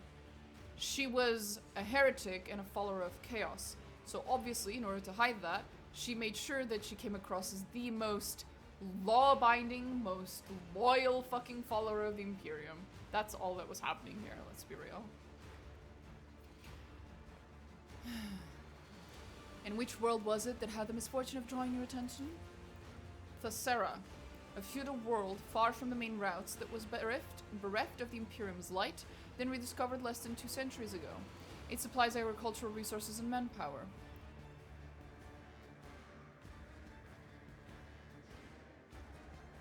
If one of my governors has missed a tithe payment, I will simply have them hanged and the debt collected. What's the problem? This is not a von Valencia's world. The system is located just outside the border of your protectorate. The Imperium is built upon strict and unfailing abidance by the Lex Imperialis, and a planet's tide, even one that is relatively small, must be provided in full.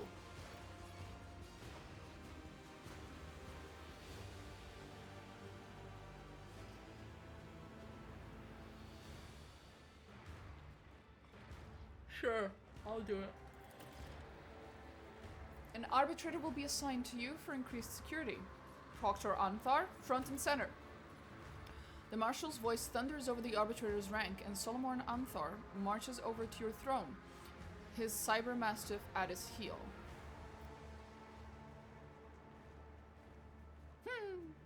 I have enough fighters in my retinue already. Why would I want an administratum spy? Ooh. Oof.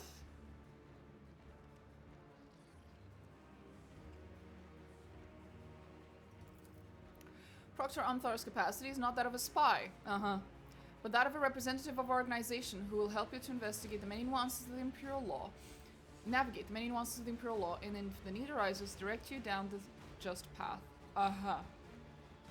Sure. Of course, that's how that works. Thank you for your support. I will go to Thassera as soon as I can, which is, God knows when. Lol. The Emperor protects, I'm sure it does. Practically hear it cutting the air. Jesus.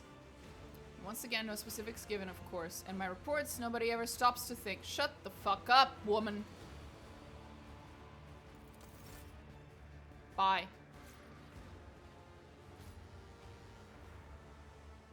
She has the fucking nerve to complain. In front of me. I'm the one with the throne, you know. That's all I'm saying. Von Valencia's dynasty throne, a visible symbol of the rogue trader's power which now belongs to you. Hi, Dira. Ah, good old Dargonus. It's boring here without Lady Theodora. She loved to liven up this sleepy little place with a couple of crazy decrees and public floggings of flabbergasted nobles. She sounds pretty based sometimes, but only sometimes. Oh, here we go. Yo, fuckboy. Achilles, what's up? The slender figure, clad in robes made from expensive fabric, shudders from violent coughing. Pressing a gilded respirator to his face, the man takes several deep breaths. Actually, one second. I'm gonna see if I can talk to Henrix before I talk to him, or whether it makes no difference.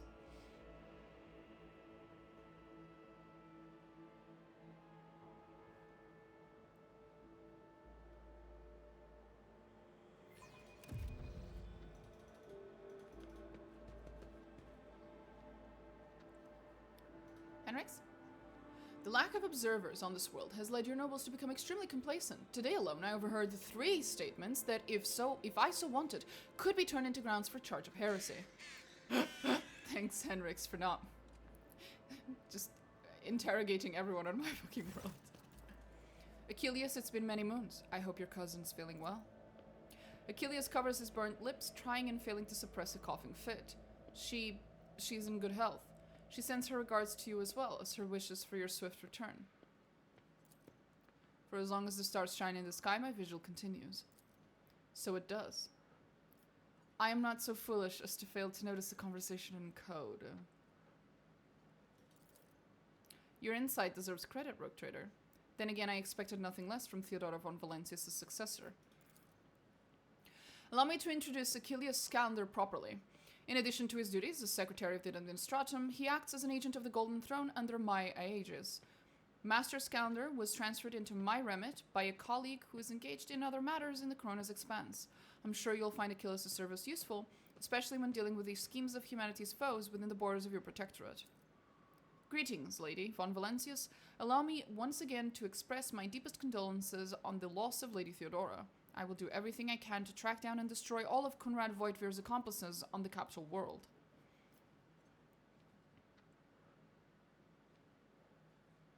Do you know anything about what has become of Conrad? Word of his treason reached Dargonus too late. Conrad came to the planet and left it almost immediately, once he had sown discord into the minds of the gullible and naive. The worst of the rumors he started was that you were the one responsible for Lady Theodora's sudden demise. Of course, your loyal subjects did their best to skin alive any who showed signs of doubt, but it seems unlikely that the Wardens got to everyone who has allowed doubt into their heart and now nurtures it in secret. What are your responsibilities here on Dargonus? Officially, I am a secretary of this world's administratum department. Less officially, I'm afraid I can't disclose that even to you. In short, I collect and investigate reports of heresy taking root on upstanding planets of humanity. Above all else, I am concerned about the Xenos threat that hangs over the entire Coronis expanse, including your protectorate. Sadly, my mission was complicated by the recent warp disturbances. I'm still trying to re-establish contact with many of my agents. Do you know anything about the Cult of the Final Dawn? My knowledge is deplorably limited, your ladyship. All my attention has been focused on tracking Xenos activity. I'm certain that Master Von Calyx can tell you much more about those heretics than I. Tell me about Xenos. The residents of the local systems are no strangers to skirmishes with enemies of humanity. But recently, the loathsome beasts seem to have completely fallen off the handle. We're receiving reports from ships that made it through the warp to Dargonus. Both they and the colonies that they departed from are being attacked. We have identified the breed of Xenos that pose this threat, the Drukari, humanity's ancient and insidious foes. Be vigilant on your travels. The Xenos will undoubtedly attack a rogue trader's ship should they find the circumstances to be in their favor. Unfortunately, in the host of humanity, there are those who are willing to grovel before our enemies in the hopes of a valuable reward. You may be interested to know that we are on the trail of such heretics. Overwhelming evidence indicates that a plundered void station in Langren's belt is being used as a base by a band of pirates who are not above dealing with Xenos. I'm well aware. I was unable to persuade the Chancellor of the need to dispatch a ship there, but perhaps you would like to pay a courtesy call to these scoundrels yourself. Oh yeah, I sure will. And I might trade with them.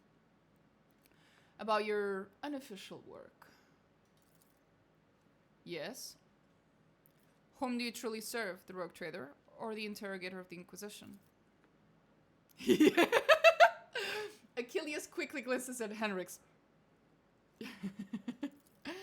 And whom does the rogue trader serve? The Golden Throne? The Protectorate?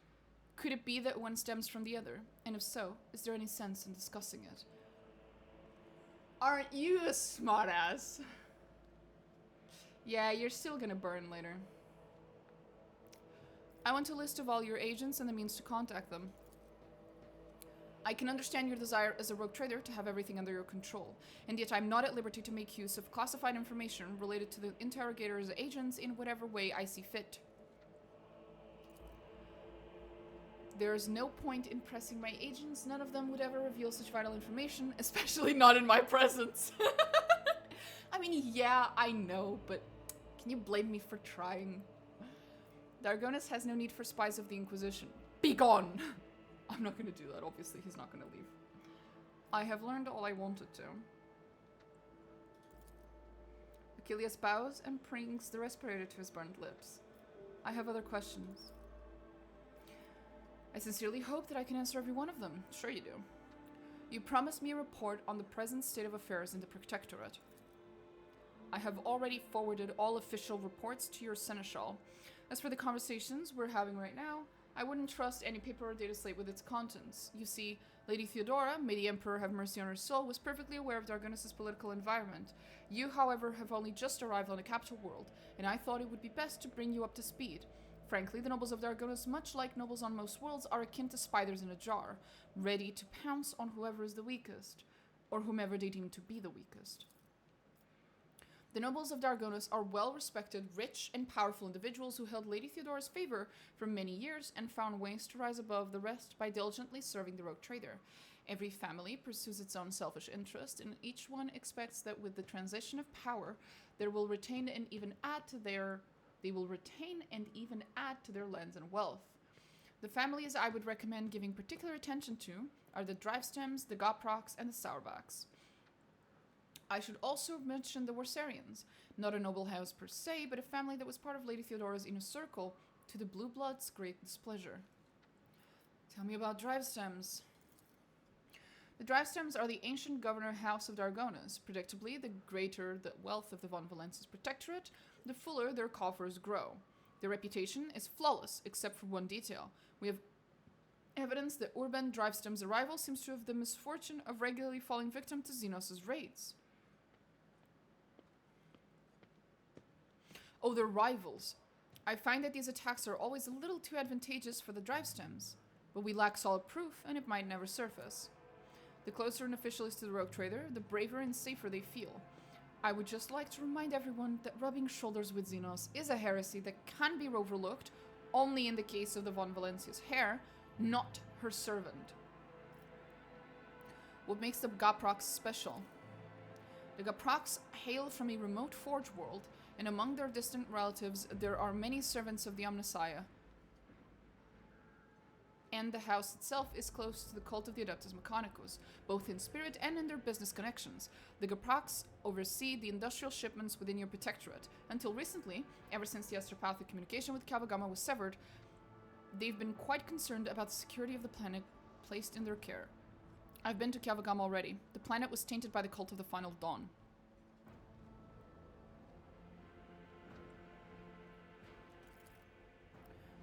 These are grim tidings. It's a tragedy that an industrial world of such tremendous capacity was brought down by the pernicious influence of the arch-enemy. Perhaps my colleagues can pick up the cultist's trail in the cold void. Of course, it would be a small consolidation for all of us.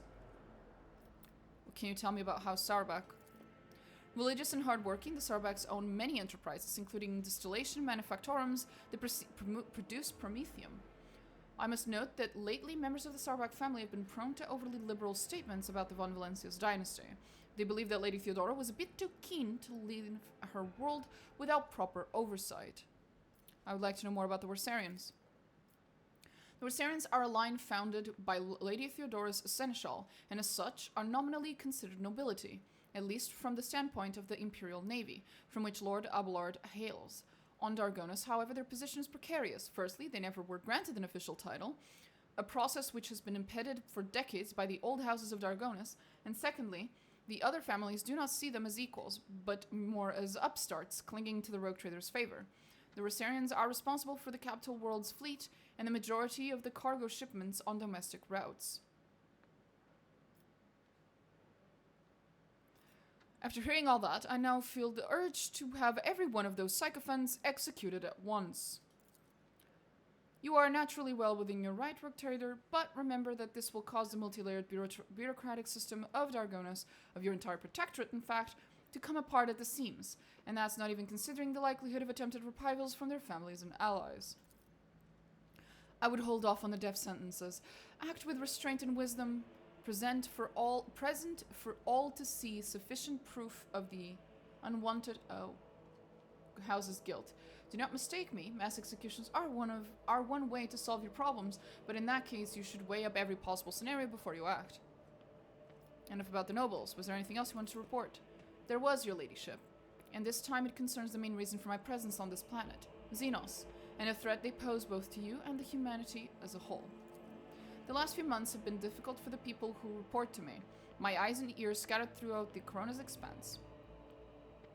Warp disturbances, astropaths overcome with madness, ships disappearing in the Materium. Many of my observers and contacts have gone dark or have been killed by some calamity or other. Still, I managed to establish communication with some key individuals who were able to warn me about incoming threats, including Xenos raids.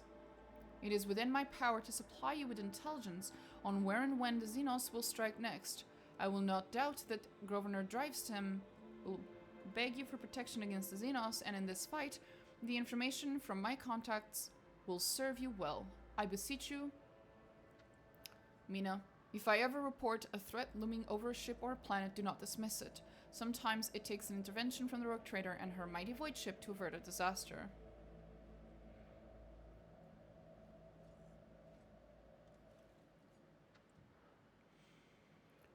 Okay.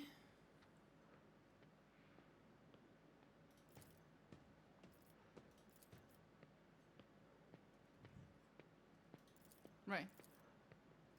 The scar on your face. What happened? About 5 years ago, there was an accident. Several tanks of promethium exploded in the storehouse at my estate, and I was buried alive under the rubble. The Emperor preserved my soul, and the skilled physicians of Dargonus saved my body, except for my lungs, with which I had to part. I presume the incident was an attempt on my life, but the identity of whoever was behind it remains a mystery. I must take my leave. According to the message I received a few minutes ago, Governor Divestem has arrived at court. I imagine that the Chancellor is already prepared to arrange the meeting. All that's left is to notify her that you are ready to see Urband. Your ladyship, how may I be of service? Thank you for your time.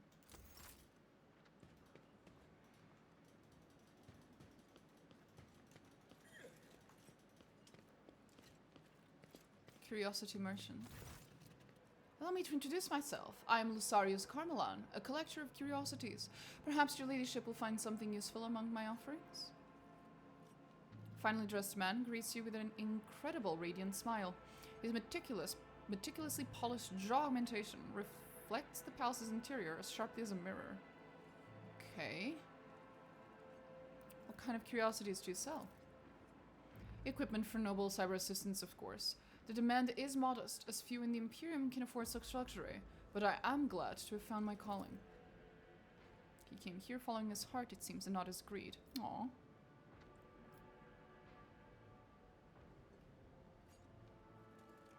That is a beautiful eagle. What is its name? Her name is Aquila. As soon as I saw her, I knew a creature of such proud grace simply must be properly taken care of. Now Aquila is an integral part of my life, as I am of hers. Apologies, Aquila. Oh. With a shrill cry, the eagle stabs her benefactor's metal palm with her beak. The augmetics groan, while the merchant is still smiling as he modestly puts his hand back into his clothes and out of sight. Apologies, Aquila is still getting used to my replacement extremity. She likes the old one better.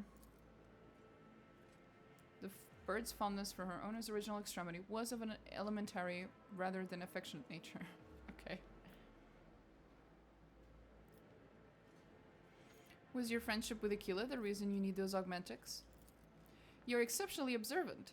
Developing a friendship with such a noble creature is a thorny path, and after a moment of especially profound disagreement, I had to have my hand replaced. But this, touches his jaw implant, this was purely for the beauty of the thing. I used to be passionate about finding rare augmetics and could not resist having them installed, even if they were made by, shall we say, not purely righteous hands, but the fine craftsmanship, the razor-sharp outlines. Please keep this a secret from the Adeptus Mechanicus. I know the Red Priests don't condone things like that.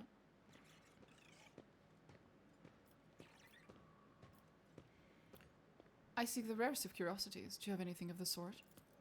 My collection will offer you the biggest and broadest choices in all of expanse. However, even a devoted enthusiast like myself has his limits. There's a certain captain who owns a unique protocol, a family heirloom, which he has refused to sell to me. His ship is called the Renegade's Fall. Perhaps you can chart a path to his hoarded treasure. I will send you the coordinates of the place where we last met. I will look at your curiosities then. There we go. Just buy all of them, I guess.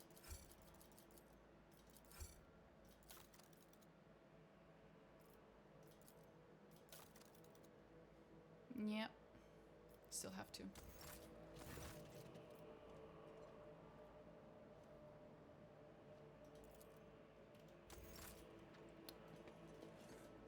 Okay, that was interesting. That's new.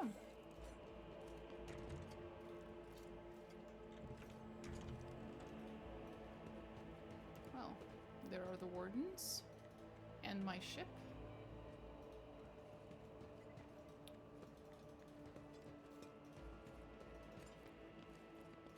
There's everyone. Hi, Abelard. While we're on Dargonus, I will check the Secretary's reports and keep an eye on the logisticians. Master Danarok does his job well, but a little scrutiny goes a long way with him.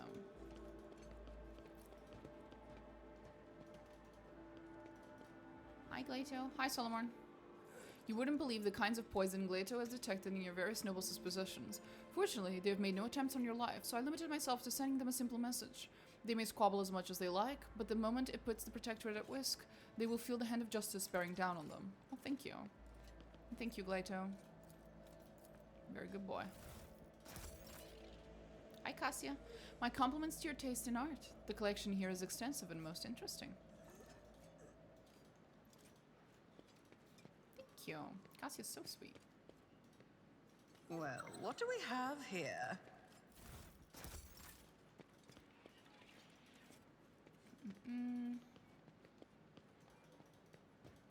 Hi, Pascal. My appearance is... Sorry, guys. Just hit my microphone. See? Right. I have to fix my microphone. Good job, me.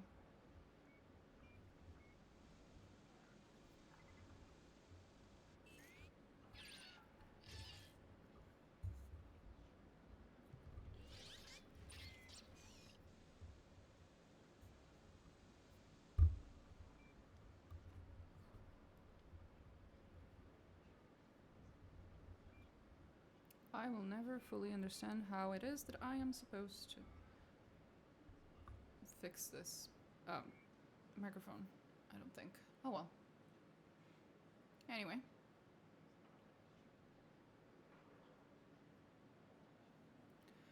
As I was saying, hi Pascal. My appearance has caused a slight disturbance in the ranks of the servants of the Omnissiah assigned to the palace. Analysis of the performance of rituals and maintenance ladies has produced a satisfactory result. Okay. You, keep at it, buddy. Adira's still being hilarious. That's about it.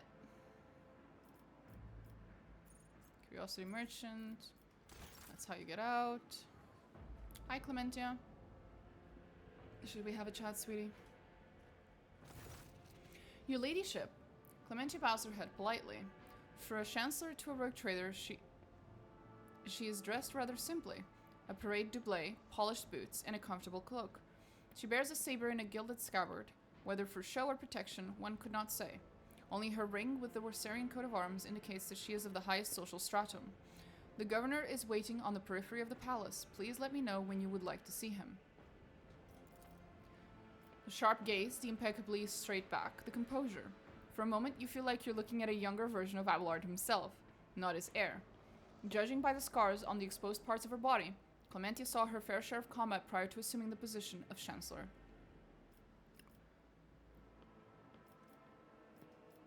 What are your responsibilities as Chancellor? To put it simply, I am your trade representative. Any and all decrees, deals, official communications, and meetings are first reviewed by me and then forwarded to you, and from you down the hierarchy. My purview also includes overseeing your ladyship's property, the palace, the estates, the many gardens, and other demesnes on Dargonus that you have inherited from Lady Theodora. And whenever you are present on Dargonus, consider me your personal secretary. What can you tell me about Dargonus? All deals and important decisions are made here in the capital. Many years ago, an ancestor of Lady Theodora signed an agreement with the Adeptus Administratum, which allowed for efficient management of the world and the neighboring systems. In accordance with the decree, a share of the planet's population was assigned to the Administratum and converted into servitor scribes. They now toil across the entire world. Dargonus is also the seat of several noble families, who run all the major planets in the Protectorate. If I may express my not so humble opinion, they care very little about who exactly stands at the helm. Those piranhas think about their own profits just as much as they do about the prosperity of the Protectorate itself, if not more. And lastly, Dargonus has its own fleet, a luxury and available to the vast majority of other worlds in your realm.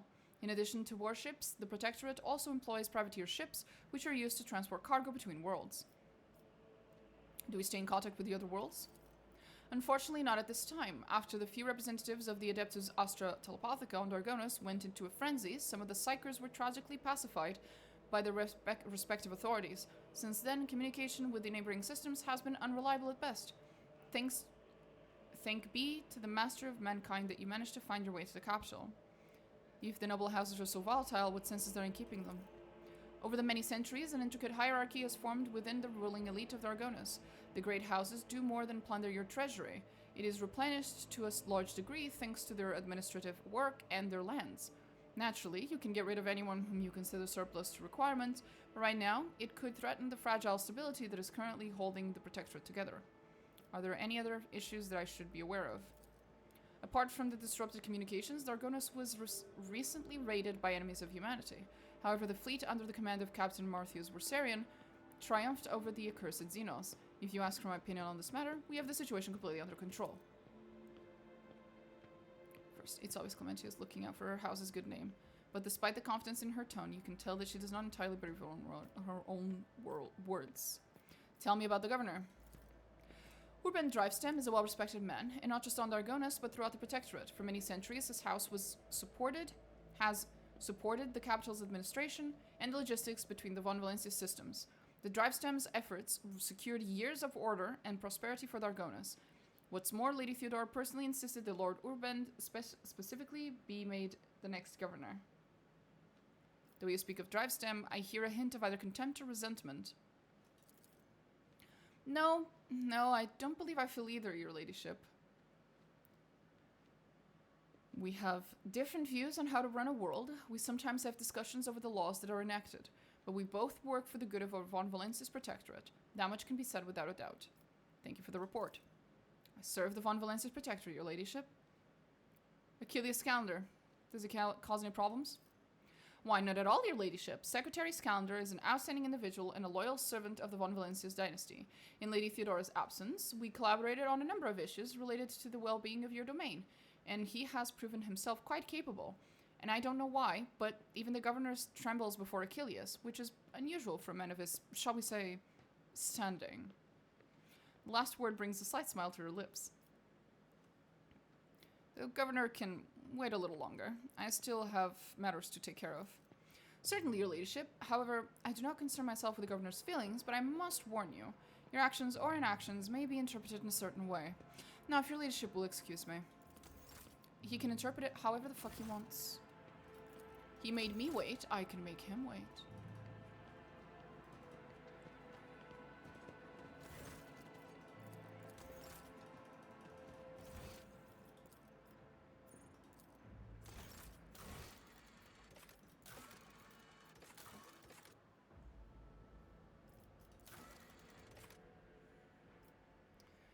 God, now I have a bunch of stuff to do.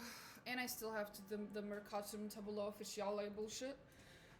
Oh, Jesus. Okay.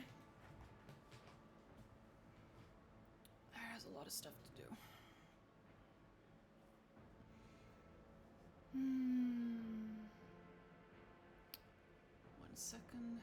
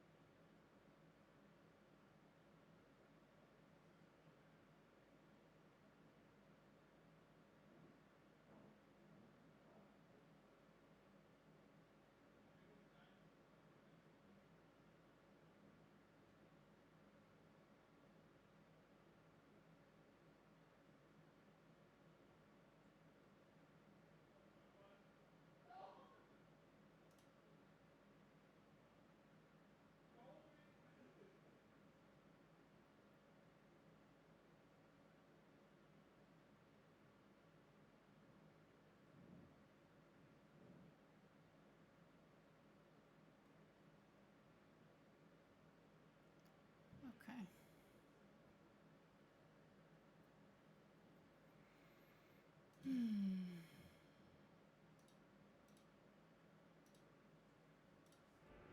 I think we'll be fine. We can continue what we were doing here. So this is just the main quest. This is the sub-main quest. This can be done later. This can be done later. This I think can be done later. Although still in chapter 2. That doesn't matter.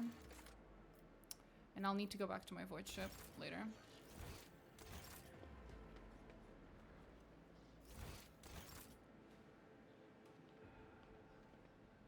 Well...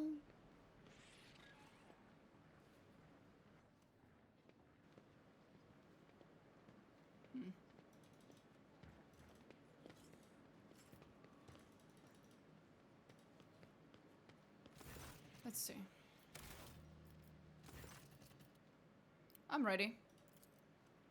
I shall arrange for him to be escorted to your study. He is welcome to show up. Governor Urban Drivestem. Domina Diantus von Valencius, 20th in her line, rogue trader, keeper of the sacred warrant, and ruler of the Coronas, expands from the Chronax system to the 100 Dreams Crossroads. I bid you welcome.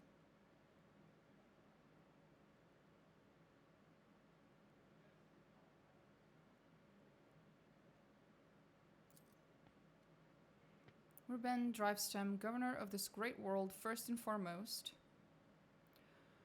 Please accept my deepest condolences. It will be difficult to recover from the loss of a woman as great as Theodora von Valencius. It pains me to think that she is no longer with us. The citizens of Dargonus and of the entire Protectorate grieve alongside you. Please allow us to declare half a year of mourning so that we can honor the memory of our beloved lady. The governor glances at Kibella anxiously. You should be afraid. Then immediately averts his gaze. Then he looks at her again, but when Kibella lets out a grim chuckle and stretches her lips, daubed in fresh blood, into a petrifying grin, the governor turns away from her sharply, all but squealing in fear. Oh, that was worth taking Kibella with me, just for that. Thanks, Kibella.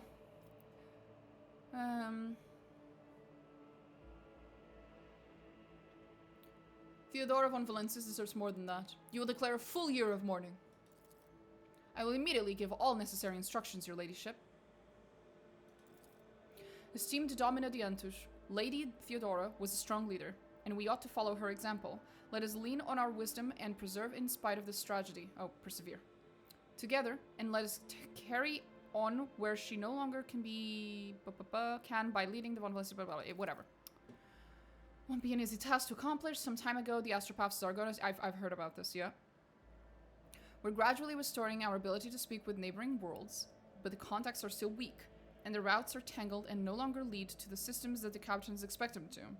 Given that the vast majority of ships in Dargonus Navy travel without relying on the services of navigators, without your engagement, the well-being of the von Valencius dynasty and billions of its subjects is presently at risk.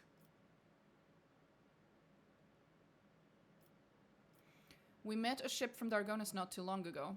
The crew was transporting a strange artifact that went mad during the flight.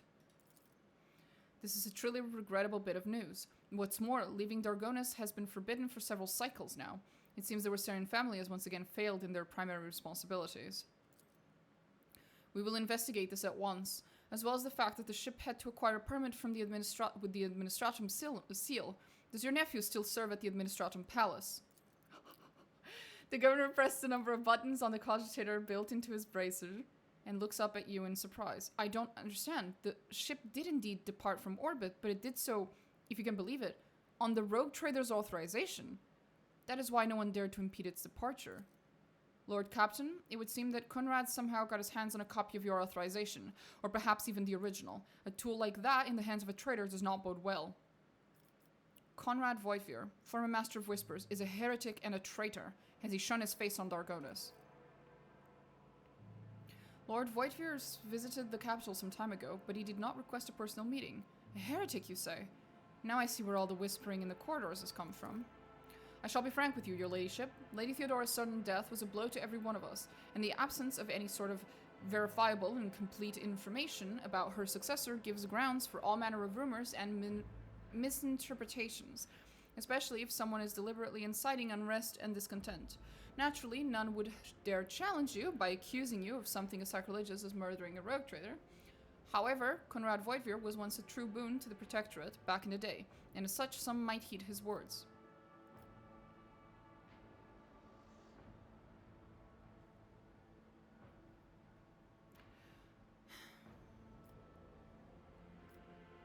My subject's doubts are understandable. Too many things have changed in too short a span. I will prove myself worthy of my position. Why, Domina Diantus? Your desire is most commendable, but please do not forget, a ruler should never bow to their attendants, or some might see it as a show of weakness. And with some, he means him. What exactly does Dargonus nobility expect from me in light of the loss of routes and communication with other worlds? We're all troubled by the fate of the agri-world Janus that supplied Dargonus and other planets with foodstuffs. Empty stomachs can drive even the mildest rabble to revolt. Furthermore, House Geprak is perturbed by the loss of communication with the industrial world, Kavagama, which is in their charge. But if you wish to know my opinion, the world that deserves your attention the most is the penal world Veabus 6, one of the key mining suppliers in your protectorate. Such intriguing concern for Veabus 6 outpost. Doesn't your house happen to own the extraction stations there? Drivestem's beady eyes widen in fear. Your ladyship, I beg of you, do not interpret my words as an attempt to influence your decisions in any way. You see, without Veabus 6, the manufactorums on your worlds will need to make haste to find new suppliers elsewhere and arrange for new shipments, and in these troubling times they run the risk of delays and other most tragic mishaps. My only concern is for the prosperity of Von Valencia's dynasty. I'm sure it is. I've already been to the agri-world Janus. Governor Viat found herself facing a number of problems in my absence. Truly, the Viat line is one of the oldest in the Von Valencia's protectorate.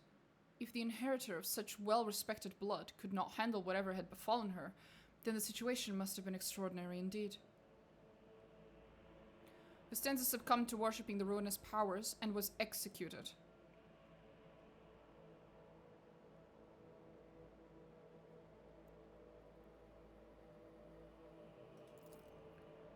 Drivestem pales in terror. It is clear from the unseemly grimace on his aristocratic countenance that his fear is not feigned. Ruinous powers? Truly horrifying news. I commend you resolve and unwavering severity. Death to the enemies of humanity. Okay. I've already been to Kavagama. The industrial world was overtaken by a cult of chaos worshippers. Such woeful tidings, your ladyship. I assume that House Geprak is in for an official investigation? If I may remind you, they have particularly close ties to the Adeptus Mechanicus and serve as patrons of Kavagama. Isn't that fucking convenient for you?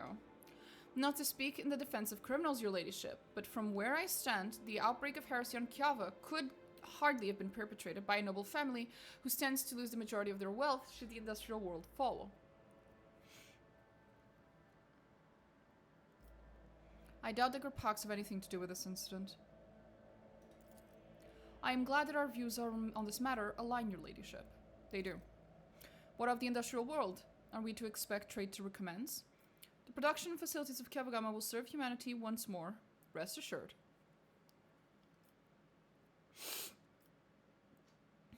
Yeah. House Geprak will be overjoyed to hear it. I thank you for dispelling the darkness around the fate of Kavagama. That does it for the planets and the trade routes. What else? Xenos, your ladyship. I don't rightly know where to begin. Otherworldly beasts are not an uncommon sight in the Chronos Expanse. They have been a menace to the worlds this side of the Maw for decades, but now those abominations are on the rampage. They show no signs of fear, and they attack ships, either damaging them to the point where they become unfit for transport duty or outright gutting them. That's odd. Only you have the power to stop this madness. We're in the process of restoring the astropathic choir of Dargonus. Luckily, we were forced to slay only some of the deranged psychers, although those that remain are as yet unable to transmit messages. I hope Master Scalander will keep his word and offer you his support in the war against the Xenos. According to his reports, the region of Veabus 6 has been of particular concern in the last few cycles, which all the more reason to discover the colony's fate as soon as possible.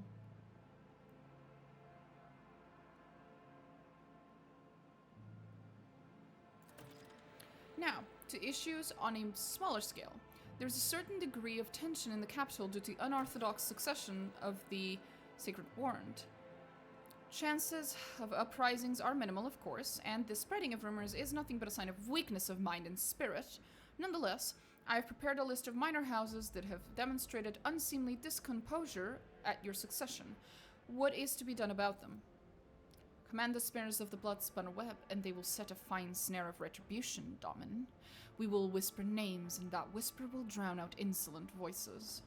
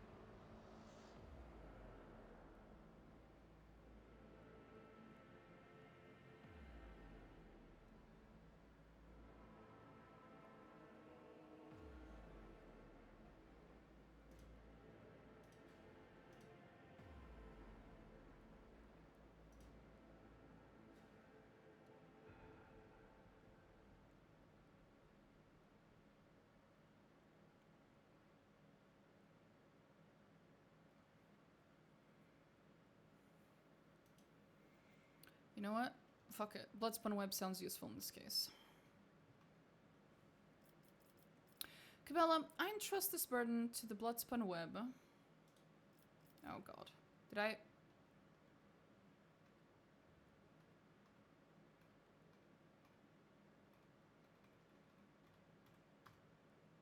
Fuck up. There we go. I entrust this burden to the Bloodspun web. Go for it.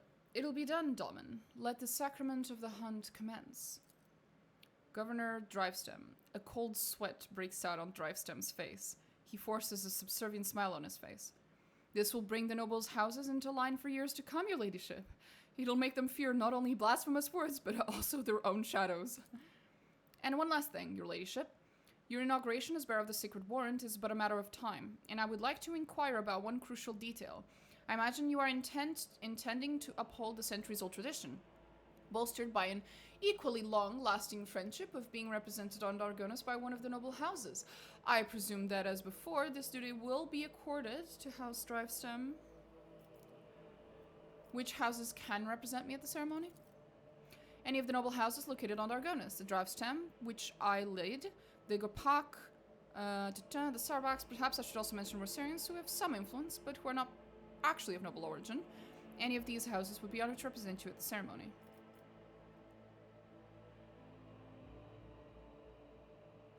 I'm about to piss off everyone. Your presumption is wrong. I will bestow this honor upon the Rosarians. Lord Captain, to accompany you at such a critical hour is the greatest honor for the Rosarian bloodline. Have no fear, we will not fail you. I'm not gonna kill off all the houses, because they are annoying, but they are useful. But am I going to piss them all off and disturb a little bit of the status quo? Absolutely. Drivestem tosses Abelard a look that lacks even the smallest shred of respect. Urband, I might not wipe out your entire house, but I have no qualms with slitting your neck right here. Cabela is right next to you. Forgive my boldness, but I must remind you that the Wersarians, whose lineage traces back to a Navy officer, are not of the Dargonus nobility. Such decisions may have adverse effects on your subjects' loyalty, your ladyship. May I remind you that those are bold words for a man who is, 5 inches away from a very sharp blade. Isn't that right, Cavella? Drivestem's face breaks into a bitter smile. I shall immediately relay your commands, most gracious rogue trader. Thank you for your time.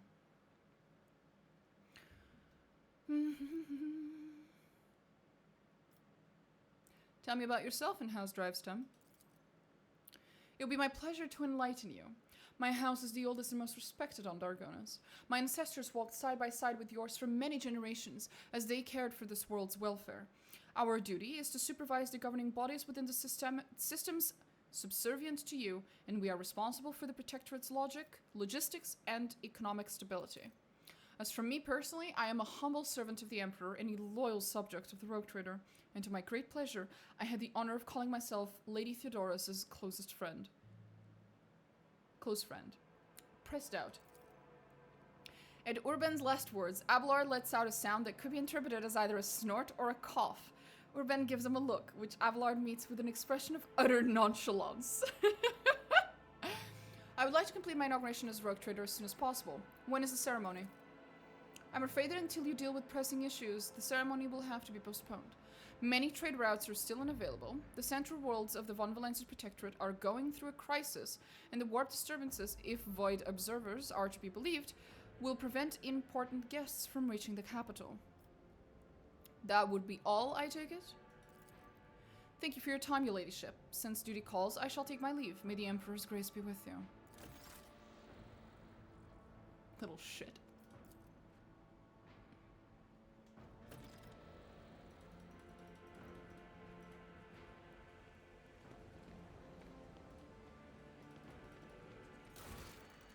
Blades in the Void. Okay, so now is the time where we do absolutely everything else in Chapter 2, because Blades in the Void is the very last part of this quest. Of this chapter, basically. Not literally, but kind of. Oh, I can't pet the puppy. That is a shame. Achilles, anything to say to me now, before I leave? You fucking weirdo. You absolute traitor.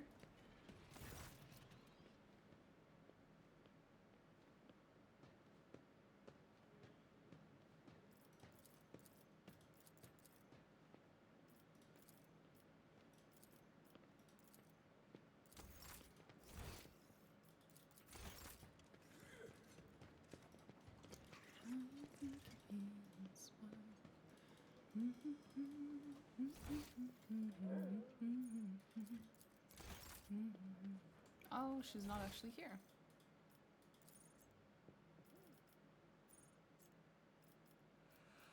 Okay. Oh my. So, we go outside it is.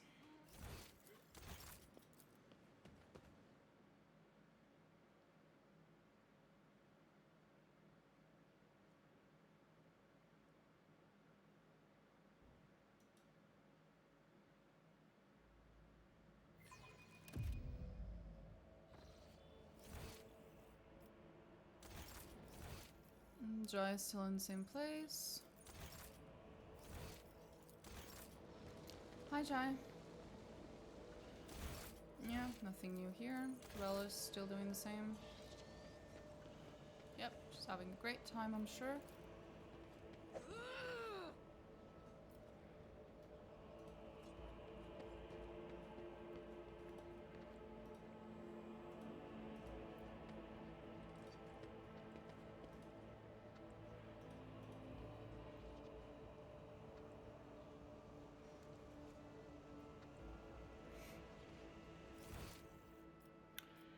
Argenta's having a great time over there. I think we can go.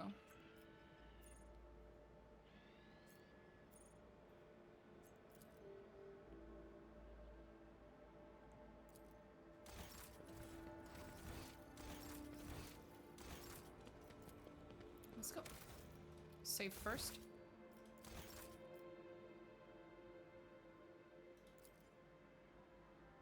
Now we have a bunch of teeny tiny quests to do around here.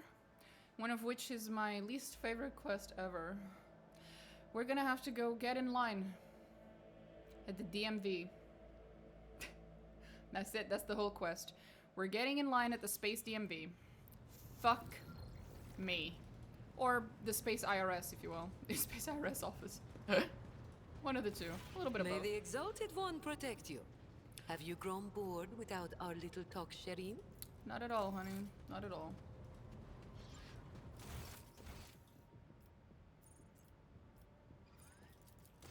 Everything alright, Ablord?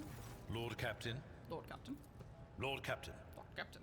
They both sound terrible. Oh, it is. My only regret is that I can't bring Marajai with me for this quest because it would be so fucking funny to have him lose his collect fucking shit. While having to wait in line at the Space DMV. I wish.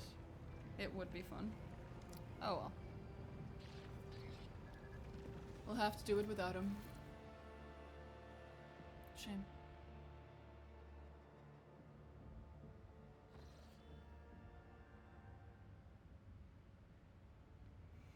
Terrible news from Dargonus, Lord Captain. A subsidiary hive city, I'm not reading all that, has been destroyed in a series of cascading failures. Production has halted, and millions of people have broken their vows of obedience and are fleeing. Many of them are perishing in the wastelands. The fuck? And overloading the transport lines leading to neighboring hives. The surrounding residential sectors are becoming increasingly agitated by the influx of refugees. What is your directive regarding the distribution of these refugees? Oh, Jesus. What is the cause of this catastrophe? It is unclear. The noble houses are casting blame on one another.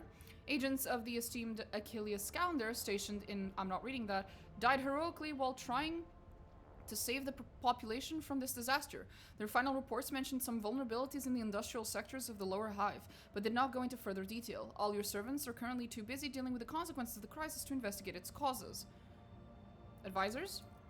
The death of Achilles' agents troubles me.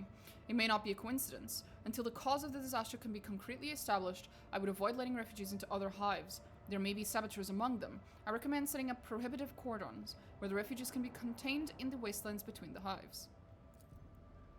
The Emperor bids us to face the often cruel strokes of fate with dignity. If the other hives do not wish to accept the unfortunate victims of this tragedy, then let the victims themselves teach those living in the hives a lesson in resilience and humility. I'm sure the ecclesiarchy will aid the refugees in constructing camps to survive out in the wastelands and establish a community of proud desert-dwelling martyrs. Such harsh conditions will be a crucible of fortitude and fearlessness. This tragedy, a feat of spirit. Sure, Argenta. Just bring your murder machine? Which one? I'm not entirely sure whether you're talking about my death cultist, my agent of the Inquisition, or really almost anyone in my retinue, actually. The noble houses are trying to wash their hands of this. How predictable. And yet it is their duty. Death cultists, of course. Ah, yes, of course. Yes. How predictable, and yet it is their I will absolutely bring her, you're right, that should be funny. And yet it is their duty to see to it that the planet meets its tithe obligation and brings glory and revenue to the treasury in your absence. I never thought I would hear the sentence, bringing glory and revenue to your treasury, as a way of saying paying your taxes. But here we are. Warhammer 40k, everyone. Ladies and gentlemen. This is a game that takes itself very seriously.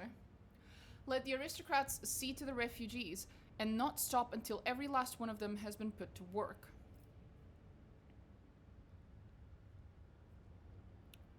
What does this give me? Blood of Siphon. Oof.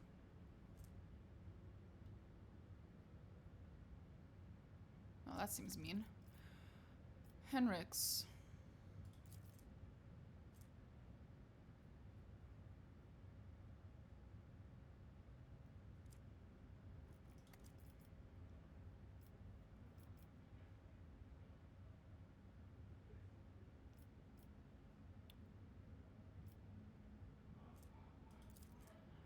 Wasteland's Prayer. I don't remember. I've played this game too many times and I don't remember everything. They would not find shelter in the hives and spurs cursed wastelands, a harsh lesson in discipline.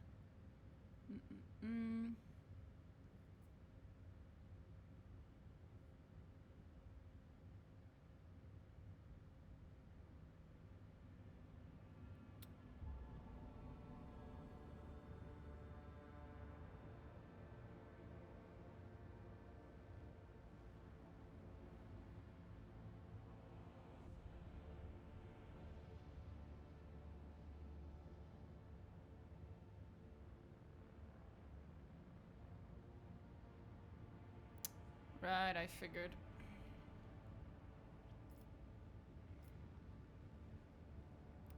Ablard it is then.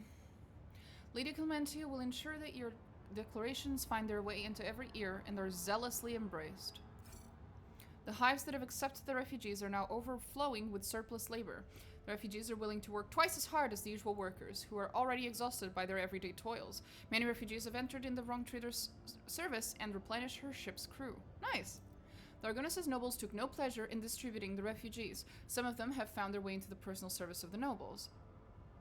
Thankful to receive a Nutribar and a mat to rest on for 4 hours between shifts.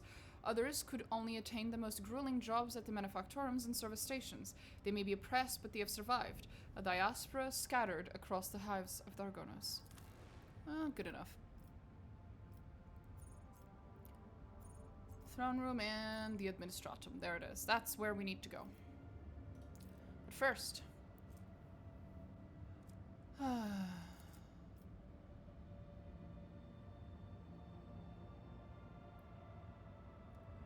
Palace Extasiums will be constructed on top of the ruins of Scipion 84249 for the aristocracy.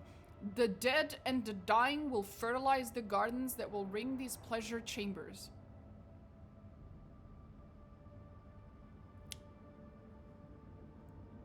Slanesh approves. Slanesh fucking approves. Surviving spine of Papa will be built into a space elevator. It'll be capped by an emporium with ships that are too heavy to land on the surface. Ooh, that's useful.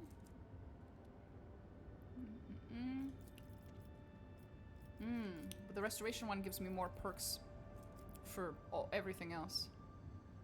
Ah, bro. The emporium is cool.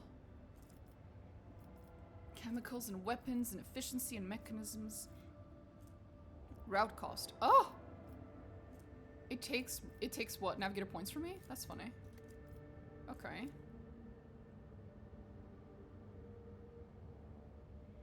Still, it's cool for like trade stuff. Because it's all colonies. That's what I was thinking. Yeah, that's the big thing that's inching me towards choosing that one. But the Emporium one just sounds cool. Like having a space elevator just sounds cool, okay? Like min-maxing the fucking rewards aside, it just sounds fucking cool. Oh, I don't know. Oh, I don't know.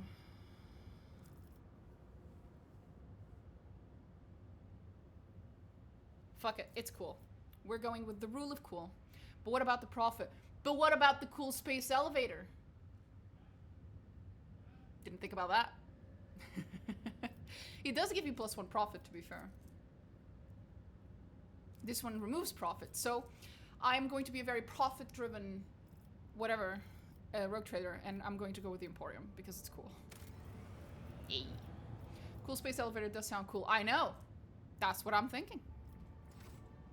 I've played this game so many fucking times. I need to try things that I haven't done before occasionally, and I don't think I've built the space elevator before. I'm pretty sure I did restoration almost every time. So, we'll see what happens. 79. Ah, I still don't have 100. I need 100 so this thing can kick in. We need 100, bro. We need 100.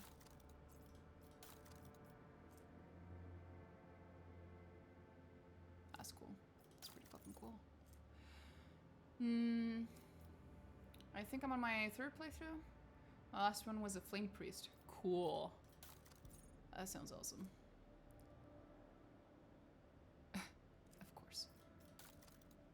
Does anything here increase my fellowship? Oh! No. +5 to all characteristics. Oh, okay. No.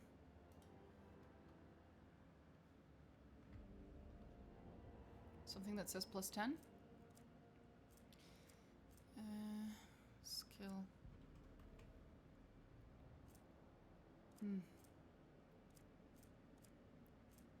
Tech use. I kind of want them. They're cool Drukhari gloves, bro. They look goth as fuck. I want them. Can I give myself Drukhari equipment ability to use it? I mean, I don't remember. We'll have to look it up later. Oh, more Drukhari gloves. Bro, come on.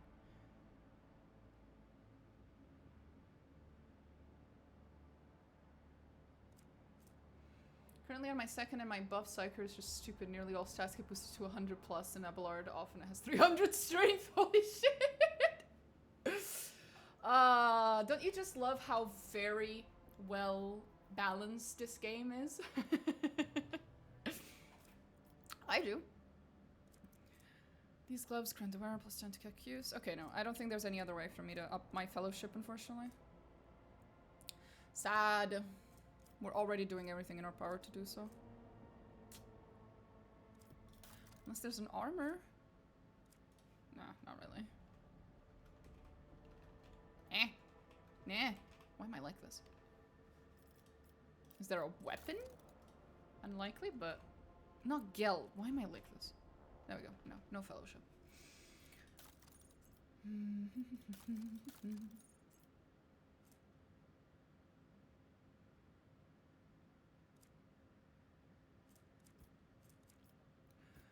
Well,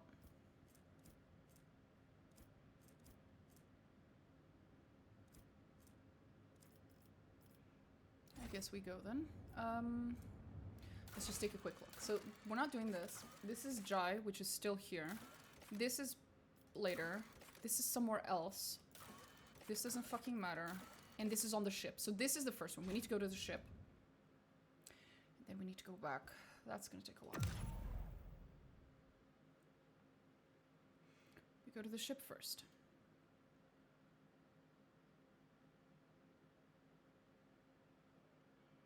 A psi rating of base 9 on a biomancy divination incentive does surprisingly well. How do you get your psi rating that high? Holy shit, bro.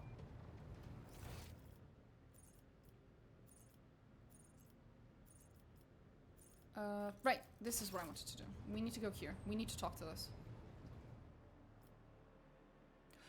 I kind of want, whenever the next DLC drops for this game, because I know it's going to drop in 2026, unless I'm misremembering, I am very much excited to make a new playthrough, and specifically to do so with a Psyker, because if even though I must have played this game like dozens of times, I've never actually played the game as a Psyker, and I feel like it must be interesting, like from a lore perspective and like dialogue options and shit. It must have some like interesting interactions.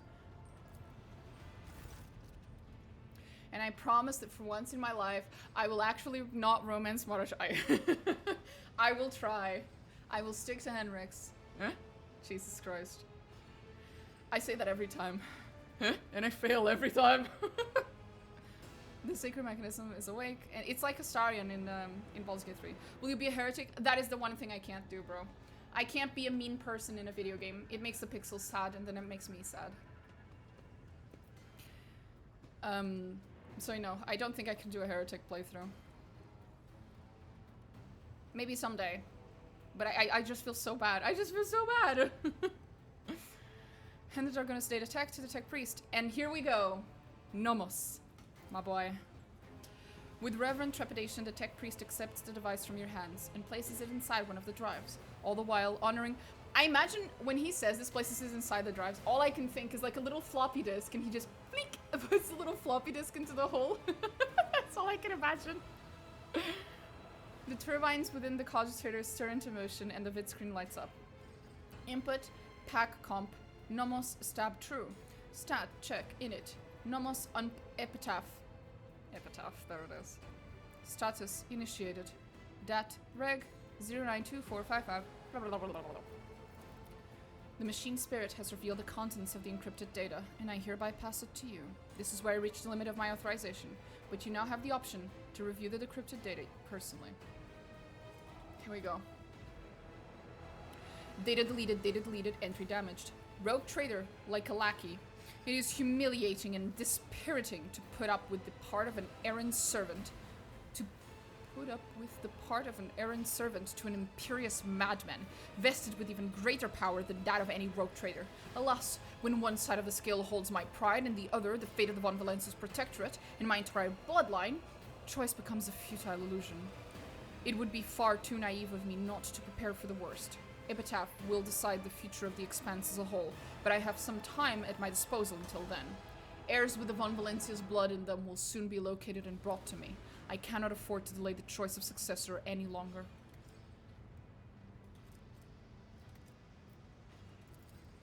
The databank decryption procedure has been completed without complication.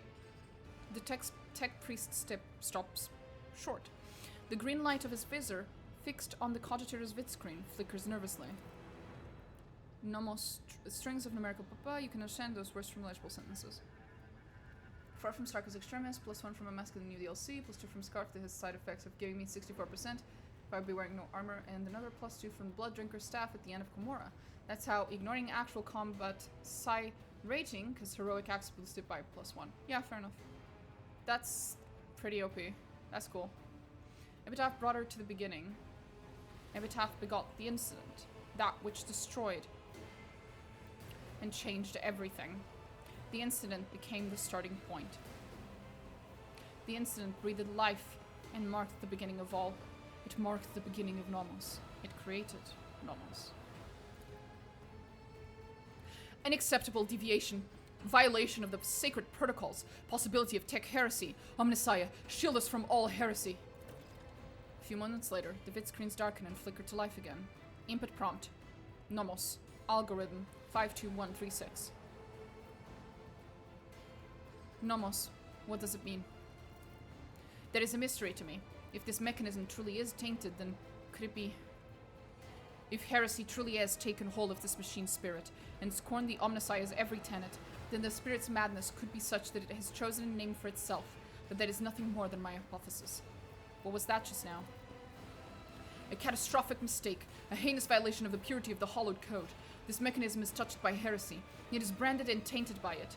Now the machine spirit produced code as before, and yet, Lord Captain, heed my plea. All operations on this machine must be halted until the Engine Seer Prime has inspected it.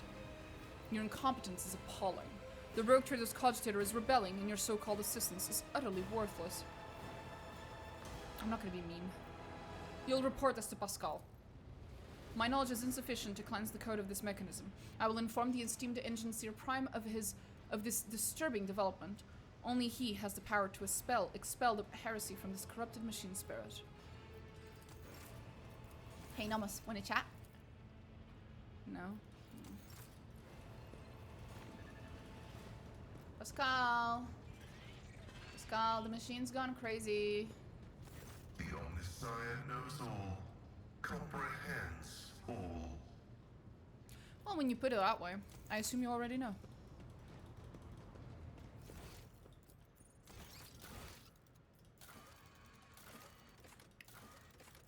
Let's go deal with Jai's quest then. I will try not to want to kill myself. Ugh.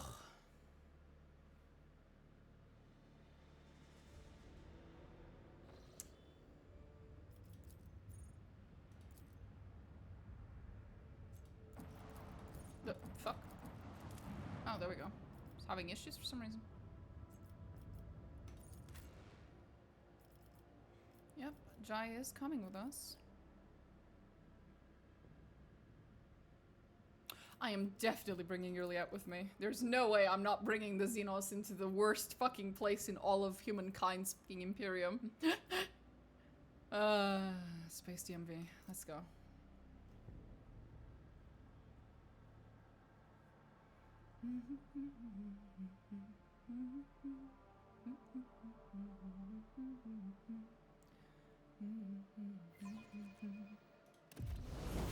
second. Before it's too late and I can't order food, I am going to send a message to someone so that they can order me some chocolate.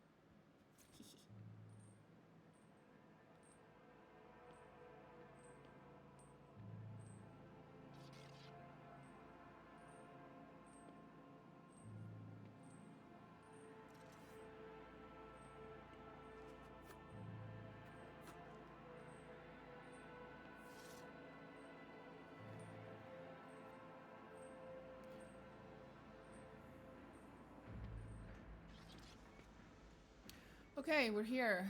The worst place. The Palace of the Adeptus Administratum is a bulwark of order in the Von Valensis Protectorate. Excuse me, there's a quote I'm thinking of.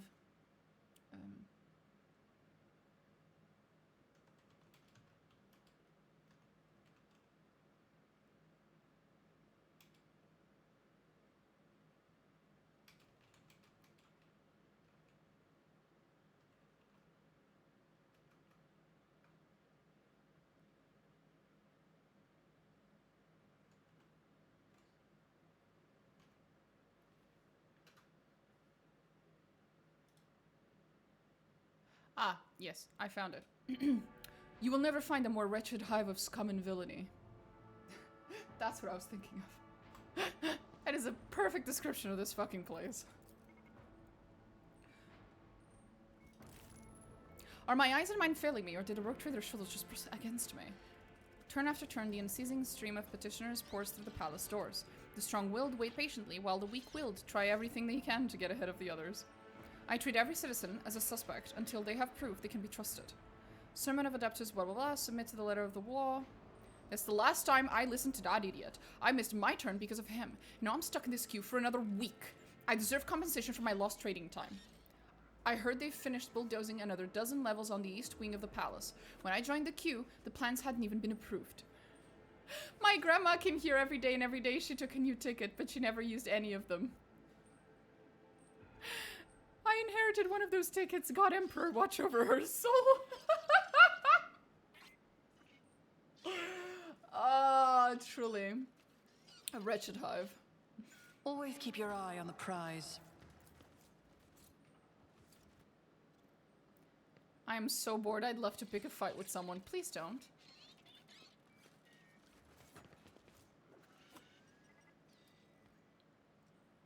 Welcome to the Palace of the Adeptus Administratum, your ladyship. Please follow me.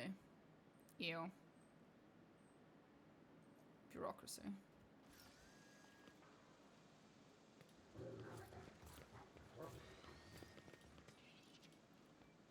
Rise to the top, or get left in the dust. I understand, Glato. I would react that way too if I had to be here. Trust me.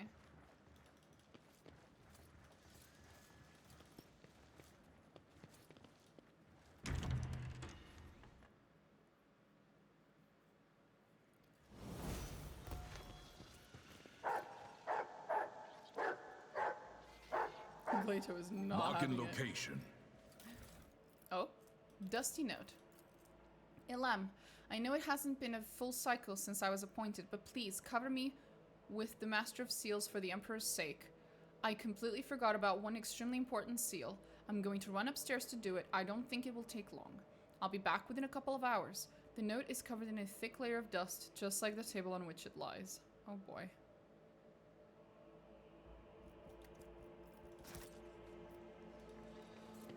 Is there money to be made? The towering pile of papers and endless shelves heaving with ledgers evoke special reverence for the laws of the God Emperor in the hearts of the servants of the Adeptus Administratum. Do they now? Do they?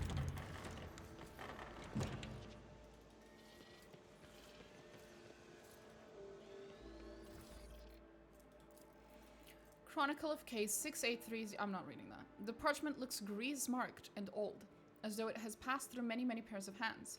Servant of the Imperium, Elias Tantanal, filed a declaration with the Adeptus Administratum that he is the sole heir of House Tantanal and the legal sovereign of the northern continent of the planet Ergona Rex. According to the submission, Elias Tantanal cannot exercise his right to his inheritance, as the wider family tree includes an individual who shares his full legal name.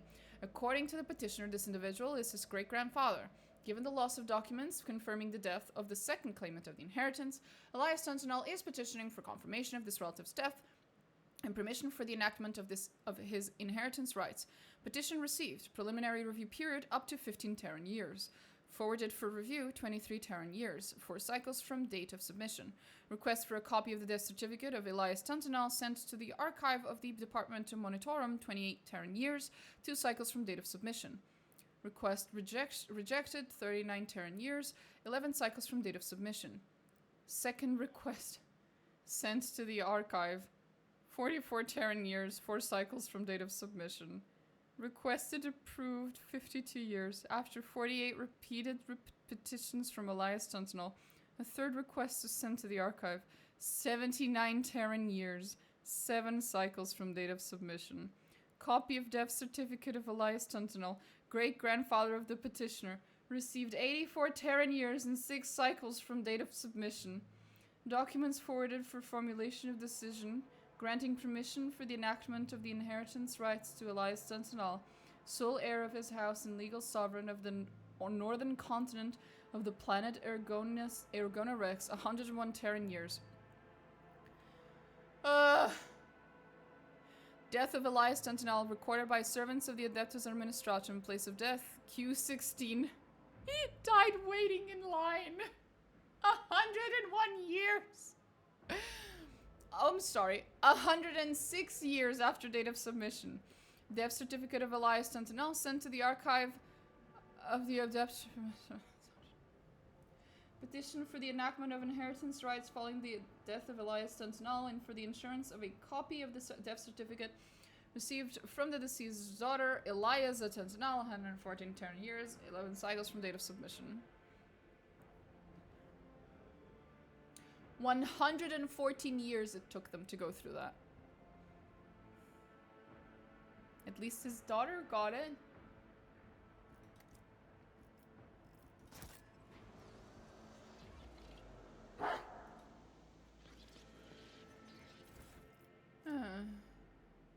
Departamento Exacta Report.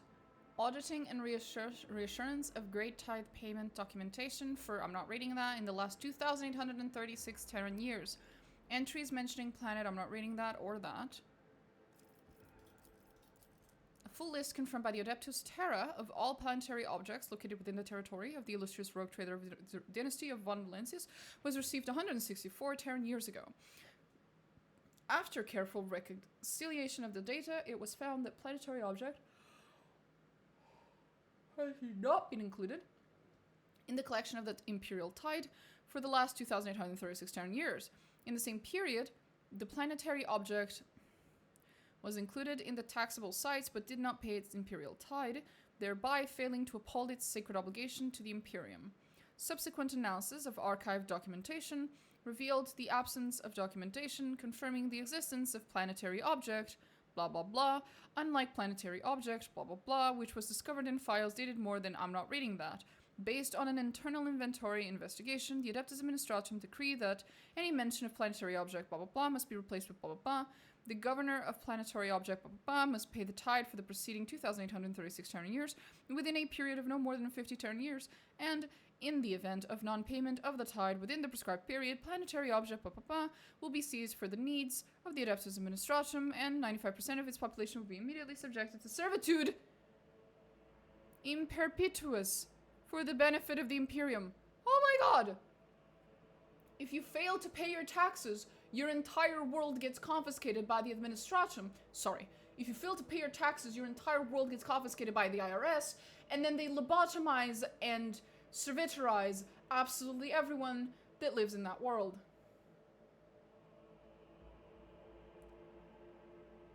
I feel like the punishment does not quite befit the crime. Seems a little bit excessive. Just a little. Oh my god. Note. A precise reckoning of the tithe amount required in throne gelts is appended to this report, of course. Note, an advisory letter has been sent to Department of Internal Inventory Investigation to determine whether planetary has fulfilled this sacred obligation. Okay, fine, whatever. Jesus Christ. That gave me a headache just reading that. How do these people not kill themselves every day? This is literally their job. I always have a backup plan. Okay, before I talk to her, I will just be right back. Like, a minute.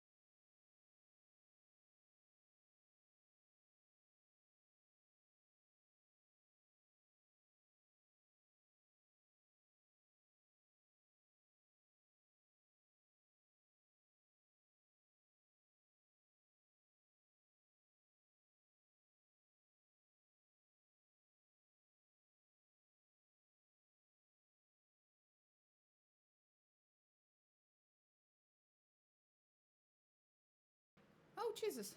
Someone subscribed. Thank you, Arskar. Thank you for the subscription. I love how people always subscribe when I'm gone. Like, they subscribe when I'm not online. They subscribe when I get up to go grab some water. As long as I'm not here, that's when we subscribe. God bless. But thank you nonetheless. That is mighty kind of you. Oh, Jesus. Okay, so, turns out that I must do something in order to acquire snacks, and I shall do that right now, for it's too late to order snacks.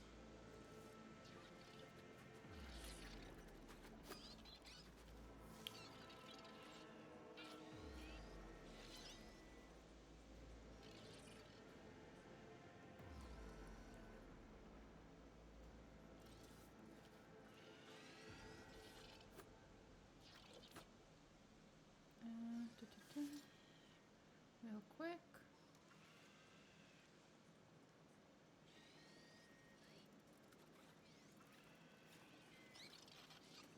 There we go. That should be enough.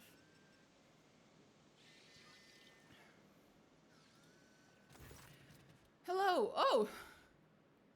We've met. Master of Seals, an ancient-looking woman in a voluminous robe, peers at you critically through her ocular lenses when you descend into the bowels of her bureaucratic domain. That's one way to put it. Another noble bypassing the queue under the pretext of just wanted to ask. All you highborn ever want is just to ask. But what about protocol? That's what I'm asking. Who's going to follow protocol? What? So I paid off a few clerks to let us skip the queue, Shireen? Your time is more important to me than any formalities. Very well, don't just stand there. You're here now. Or do you think the Master of Seals has nothing better to do than receive unexpected visitors? Begin entry, current hour, current turn, current cycle, 41st millennium. Metal players immediately begin feverishly clacking. Okay. Prefect. Master of Seals. Is that not too many titles from one official?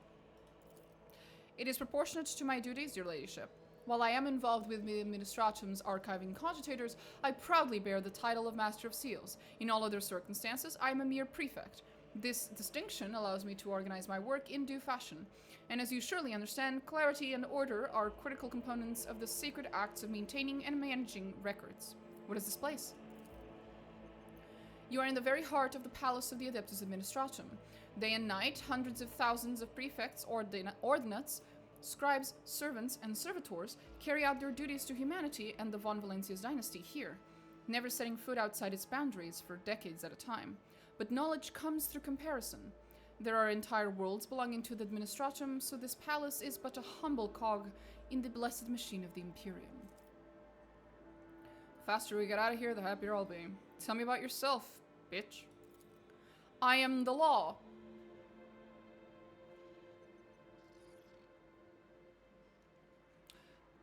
I'm surprised.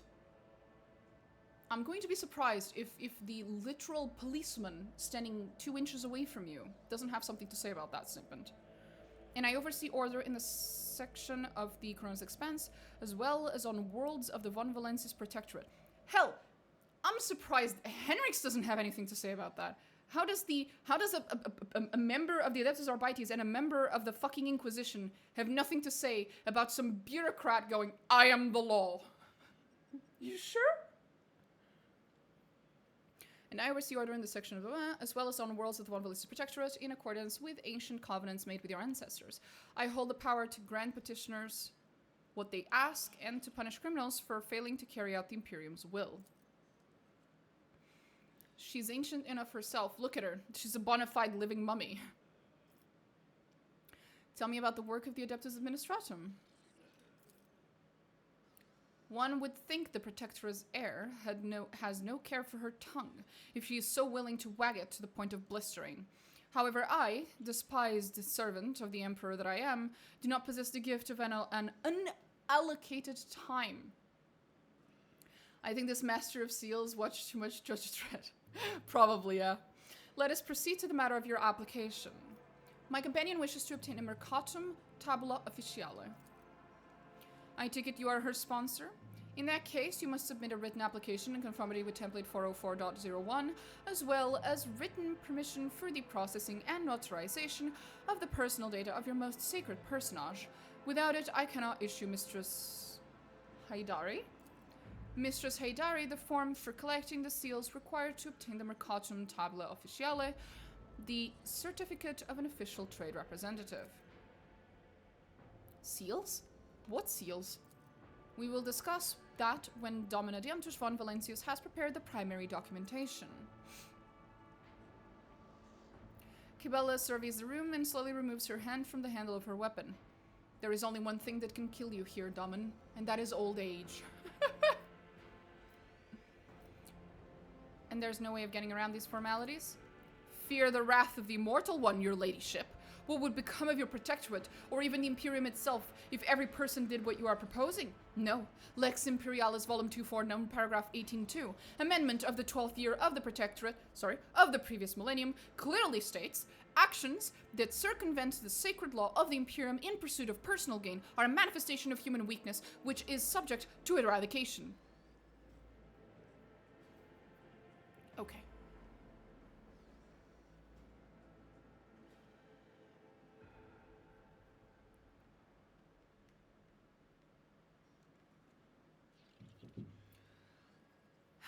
Could you handle the paperwork on my behalf? I'll pay. She mutters something waspishly under her breath, ignoring your question entirely. Okay.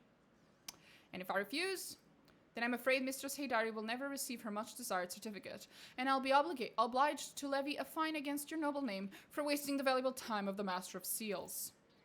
Shireen, I know the Aji have thwarted our plans and that unforeseen circumstances have arisen, never mind. So the esteemed Damar wants us to fill in a couple of forms. I will do that with great pleasure. Complete application form 404.01.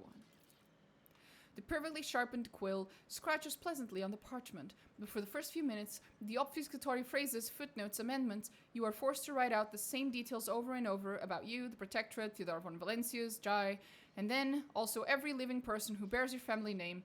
If you do not know all that require information, you must complete supplementary forms. Next is the consent form for the processing and authorization of the personal data of your most sacred personage. I am going to sigh. Yes, The Master of Seals animatedly draws her cogita quill across the surface of a data slate, paying no attention to you. Give your written consent on the presented form. Time passes another hour. The scroll is wiped away into another tube by the Master of Seals. Whipped away. Protocol executed, application received, processed, approved. The Servo Skull scribe taps out each word after its mistress's pronouncement. Come on, esteemed Damar. What's that you were saying about seals? Here is your document, Mistress Haydari. Unfortunately, it does not yet have legal force. I can certify it as a sacred Mercatum Tabula Officiale once it has received 2 seals of approval. They're easy to obtain. In the Imperium Court Administratum Servitors have been handling such tasks for over 50 years. There is one such servitor here on Dargonus in the Rogue Trader's Palace. The second is duty-bound to keep the seal in the Telecos Epsilon system. Why can the seal not be affixed here in the Administratum Palace?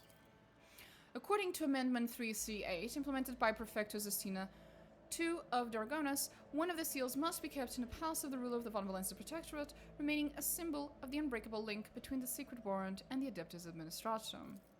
The second seal is held in the Telecos Epsilon system in accordance with the decree OL008/ZN. Unfortunately, after a fire 200 years ago, all that remains of the original decree is an addendum certified by an unknown adept with the initials AA. No instructions repealing this decree were ever received from Holy Terra, therefore the seal remains where it ought to be. There was a time during my earlier years of service when I performed the duties of a secretary in charge of logistics reports at a local administratum office. Your words, Master of Seals, bring back memories of which I am not the least bit fond. Oh, Henrix, my condolences. Of all the horrible shit that's been done to you, forcing you to be a bureaucrat was probably the worst. Would you like to get on a black ship again instead? Why am I obliged to handle such a task myself? Decree 424, clause... I'm not reading that, I get it. Find Administratum Servitors and have them place 2 seals of approval. The goal is clear. Please do not return. Please do return once you've prepared the documents. Kill me.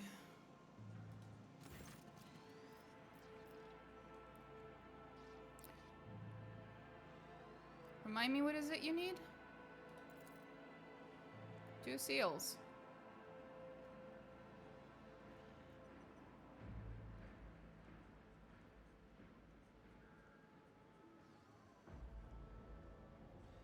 Remind me, who are you? That is exactly what I'm doing right now. Let us not dawdle. Kill me. Someone fucking end my suffering.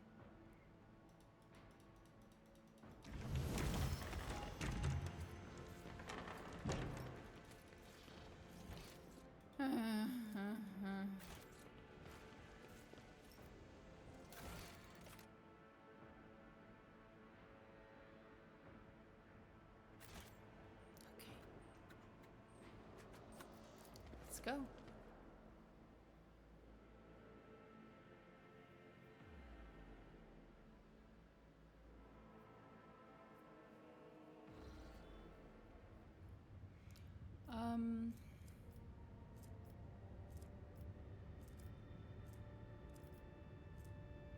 Honestly, a second trip on a dark ship for a psyker would be way better than an assistant for that. At least his death would fuel the Emperor. I know, right? Oh, Jesus.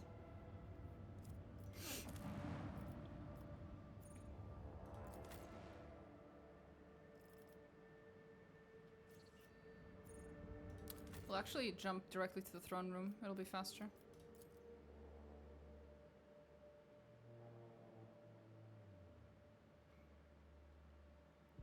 Swear to God, every time I find out about yet another little bit of tidbit of like background info about Henrix, I just feel worse and worse for the guy. Putting him on a black ship, forcing to, like, you know, stripping him of all of his implants, throwing him into the fucking shit that he was thrown into in Terra, forcing him to be an acolyte of the Inquisition. All these things, horrible, but forcing him to be a bureaucrat? Bro. Even I have my limits. Come on. Oh? What happened? Mistress Haydari, my patience is not easily exhausted, but you are coming very close. I shall repeat myself again. No. Something.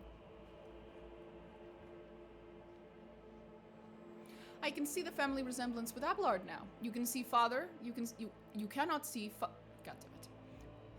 Let the rogue trader decide. I will as soon as you guys let me look at what you were saying. Your ladyship, I apologize for this ugly scene, but might I ask that you rein in Mistress Haydari and put a stop to her inflammatory actions towards me? Jai, if you misbehave against one of Rosarian's children, I will fucking shoot you. As the Exalted One is my witness, Shireen, I have tried everything I could to spare you an unnecessary headache over the seals of the Mercatum Tabula Officiale. I even showed this aid with a temper worse than a sandstorm, the certificate with your signature, but your Chancellor merely kept batting me away with her flail of baseless denials. I suspect that the reason for this has nothing to do with my humble personage. Oh no, this isn't about me at all. I see. Well, Chancellor, will you tell us yourself, or should I help you? What happened? I'm afraid that my words may anger your ladyship. The seal you're looking for was lost over a quarter of a century ago. Her ladyship Theodore von Valencius ordered a new one to be delivered from the Imperium, but as you all know, we are a long way from Holy Terra. And with a warp storm ravaging the Chronos Expanse, we've been unable to receive a replacement to this day.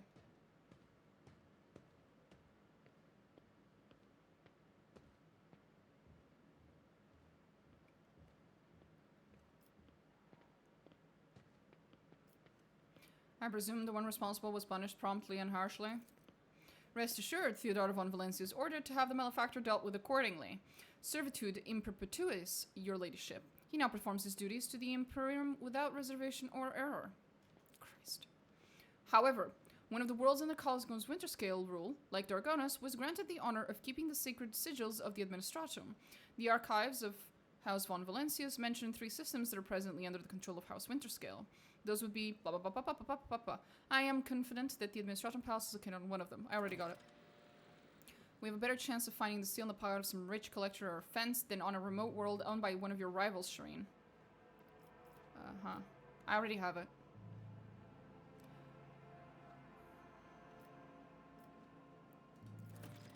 This is, without a doubt, the Administratum seal of the Winterscale realm. But why is it the original and not a copy? Huh. I think I understand. Well, the laws of the Imperium do not prohibit heirs of other houses from using the seal in times of need. I will order to have servants of the machine cult create a duplicate so as to avoid such embarrassing predicaments in the future.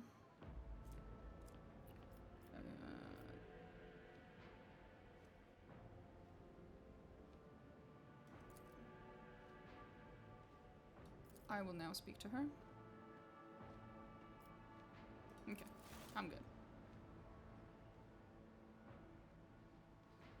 I'm at your service at any time, day or night, your ladyship. Of course, honey. Hey, Achilles, what's up? Bro, it is cool that they added a portrait for him. He looks so fucking cool, man. Only mildly terrifying. Quite sad what happens to him later. Alas.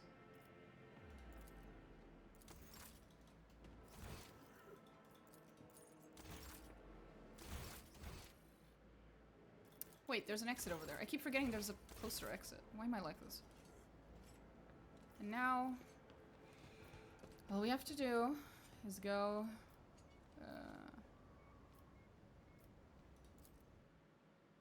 here.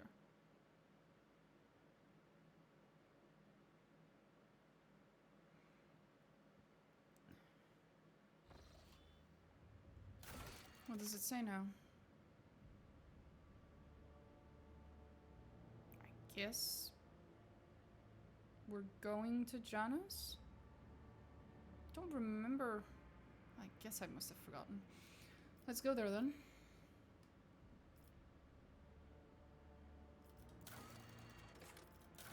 Right. Guess we're going.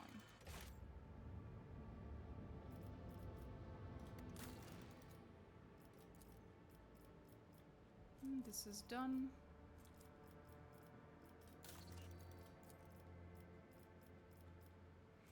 Let me just check something with regards to Janus.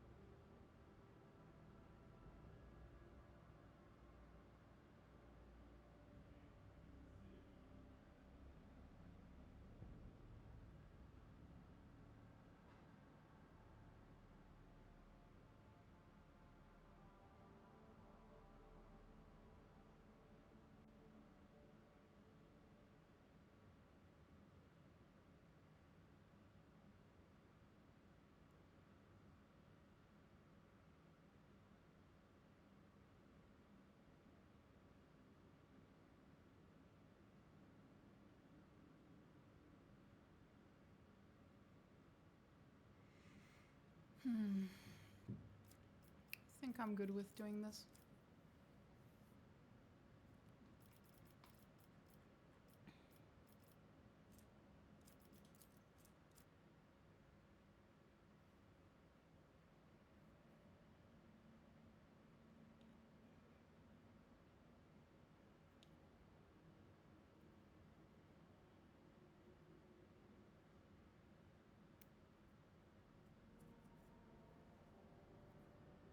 Well, that is horrifying to read. Moving on.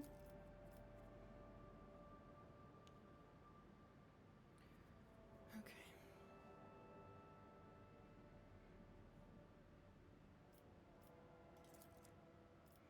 And I still need the... whatever. We'll do this. Kavagam is still building. Dargonus is still building. Okay. So we gotta go somewhere. That's my understanding.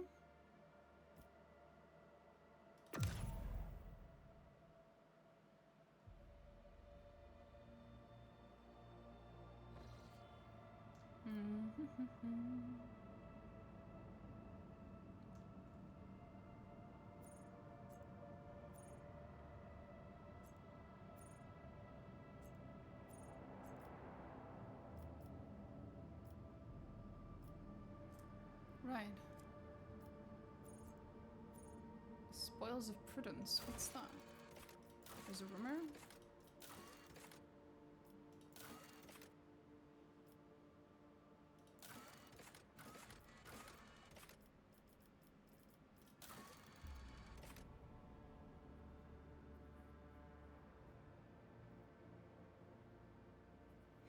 System Speculo. That one. Okay. Where am I right now? All right.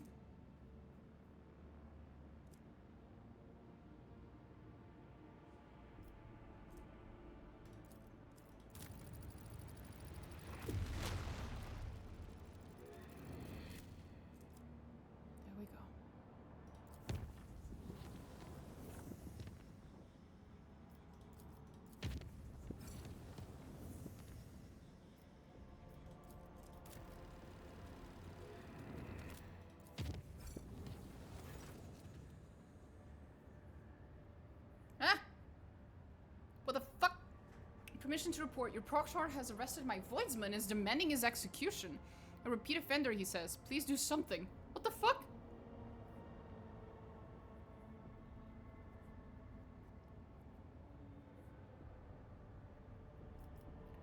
Who is the voidsman? He's one of mine, not as big of an idiot as the rest of the idlers. He understands the control systems, he can make sense of the readouts. Him? A repeat offender? Bring the detained men to me immediately. I'll personally interrogate him. Consider it done, Lord Captain. What the fuck? That came out of nowhere.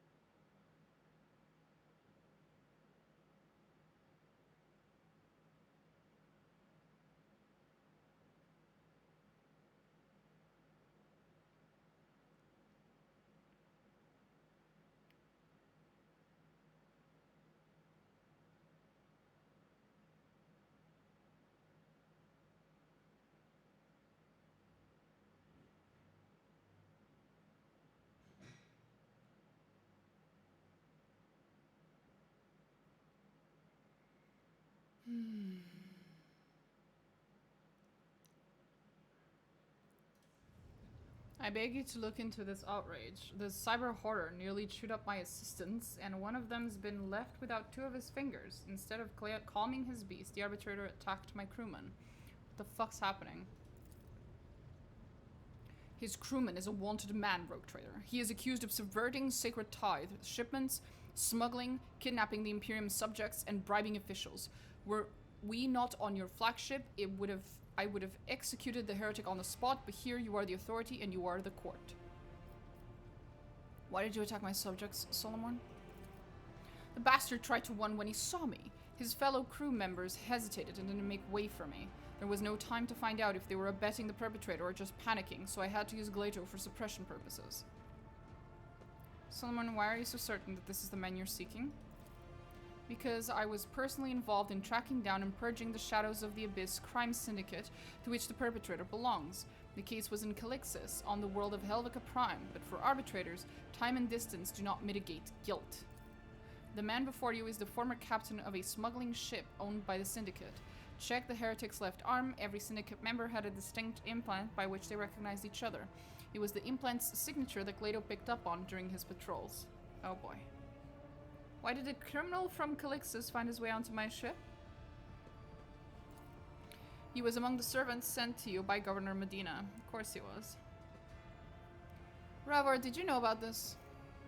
If I went sticking my beak into the past of every one of the hundreds of people in my crew, I wouldn't have time to steer your ship. All I know is that when everything went to Grokshik on Rykad Menoris, this one oversaw the work of the docks so that the fools didn't trample each other to death in their panic.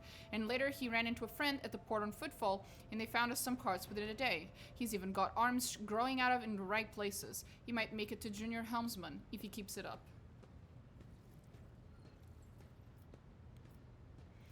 Accused, do you have anything to say? Your ladyship, the governor of Helvetica Prime was a scumbag who abhorred the light of the Emperor.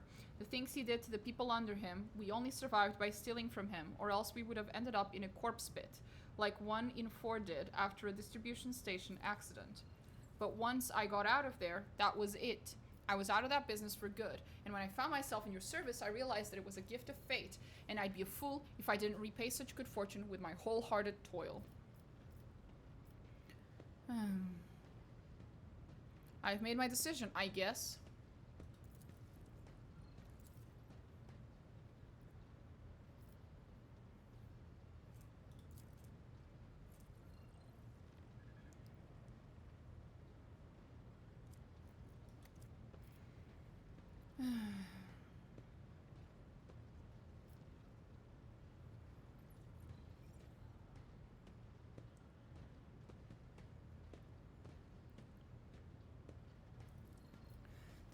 Ravor, this talented voidsman is your responsibility. Should he commit any misdeeds henceforth, you will have to answer for them.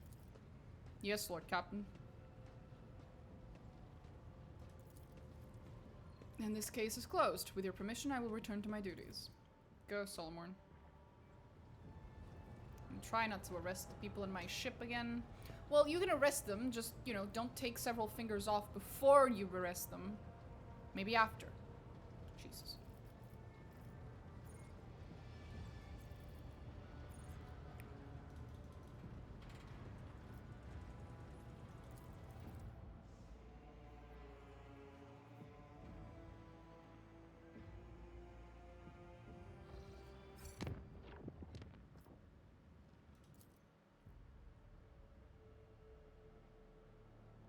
I'm just here because of a rumor. We'll deal with it, and then we'll go back. What's here? Is it here?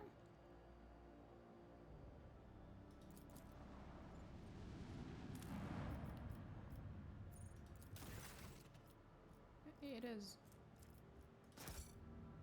Ship's hours of an explorator base set up in the middle of the jungle, and forces sent to scout the area have returned and are reporting that the camp is completely deserted. The only track priest they encountered was found dead on the edge of a strange abyss that had split the planet's surface. Judging by the notes left behind at the camp, he had pushed all his companions into the abyss, one after another, and remained forever motionless at the brink waiting for tidings.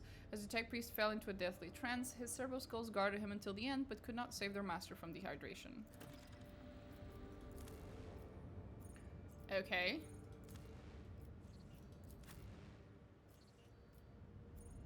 I guess I've already been here, I assume.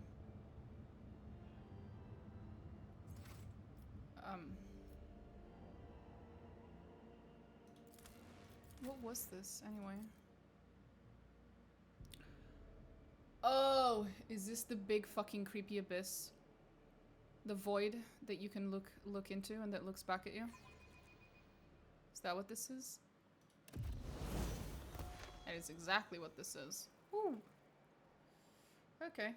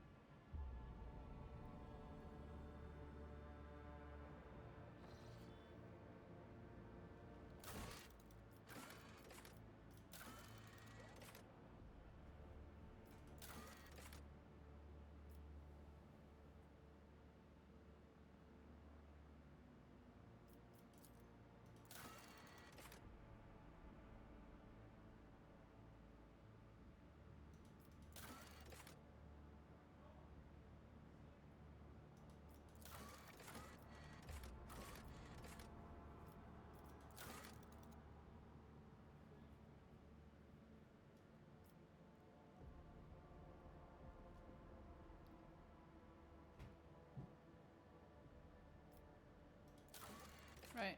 We need to go to Janus. But other than that...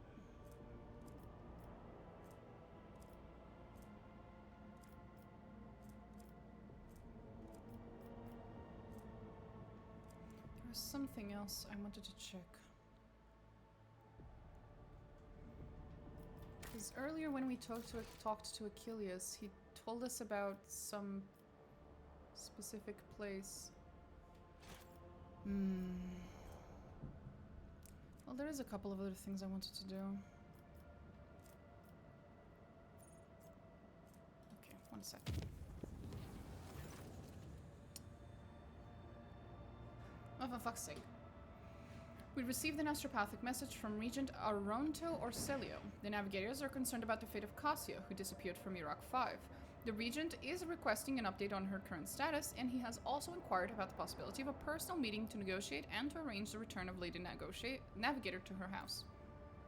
The psycho-emotional coding of the received message betrays acute concern, but it also contains something that the astropaths have failed to put into words. If you'll excuse my forthrightness, I feel it is necessary to tell House of Selly the truth. Otherwise, a conflict with the Navis Nobilite is possible, which, given the current state of the Chronos Expanse, will only play into the hands of the enemies of the Imperium. How did they even learn that I have Cassia? I wish I knew. It's troubling indeed. Perhaps we have a spy on board, or Regent Toronto is bluffing. In either case, I believe we should respond.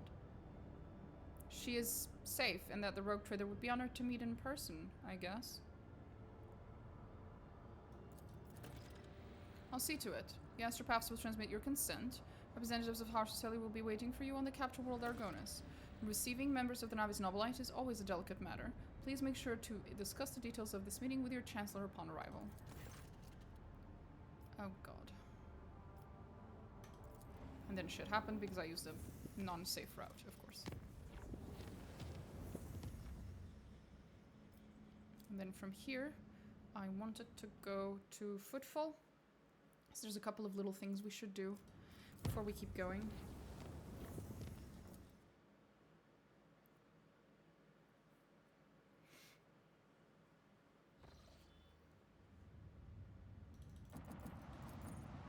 I want to go talk to Opticon and get some good shit from him.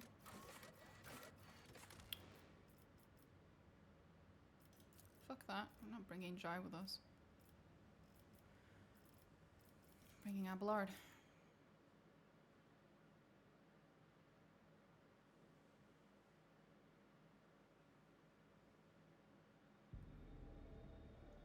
It's just so we can talk to Opticon. I don't think there was any other reason to be here.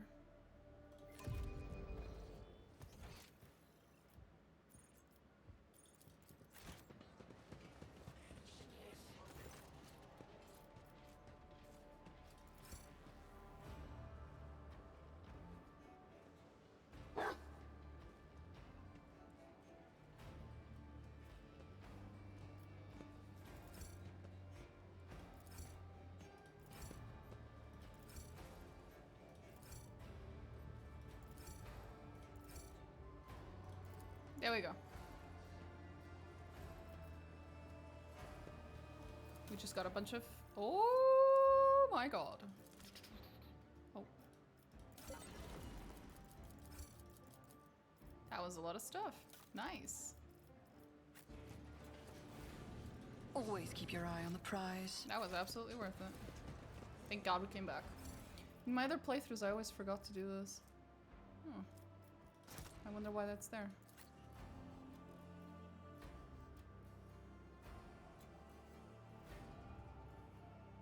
Now, there was something. When we were talking to Achilles earlier, he said that he knew of a particular place where people were trading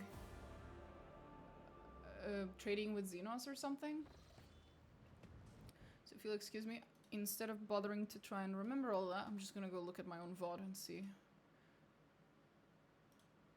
what the fuck he was talking about. Because I don't think it's the same one as the quest that we're currently on. I think it was a different place.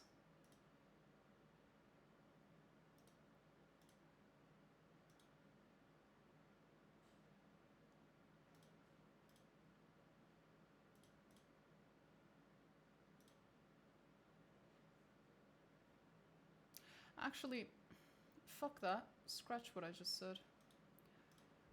This is probably a good time for me to do the rounds, basically. Because we're about to finish chapter 2. It's probably good that I do a little bit of a round around the places we've already visited. Not necessarily everywhere, just places of interest. Not explored. Oh, it's the weird place where... Right. Not that one. We can check this one. Travel. Ah! Is interfering with the crew and is demanding to see all the archival records of fugitive criminals we have ever received from the Imperial Navy. The matter is urgent. God damn it. Why aren't we just granting him access? Access to the ship's archives can only be authorized by the Dynasty's heir. I will meet with both of you immediately. Thank you, Lord Captain.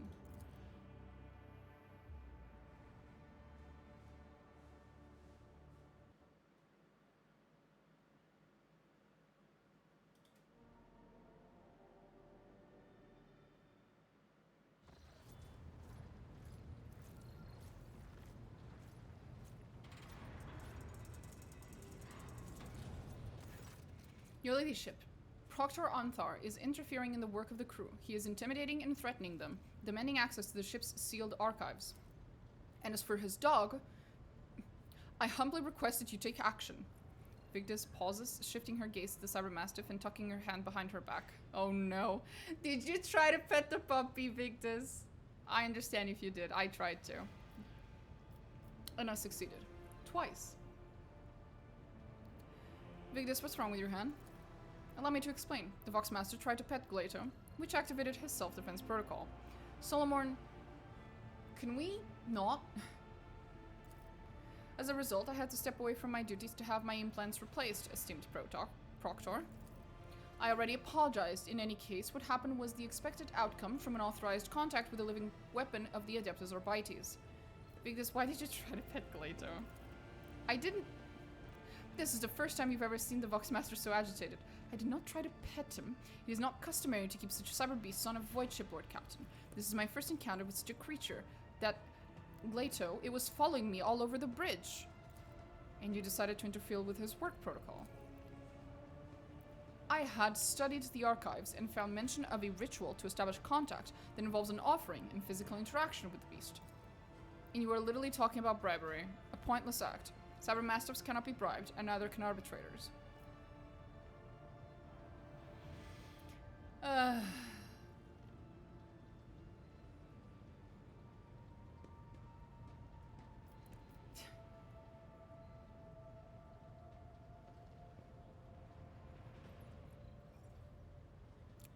I need to see the outcomes of all these, because I don't want to have to reload all this. Okay, maybe not. Fuck me. Jesus Christ. Okay, sorry.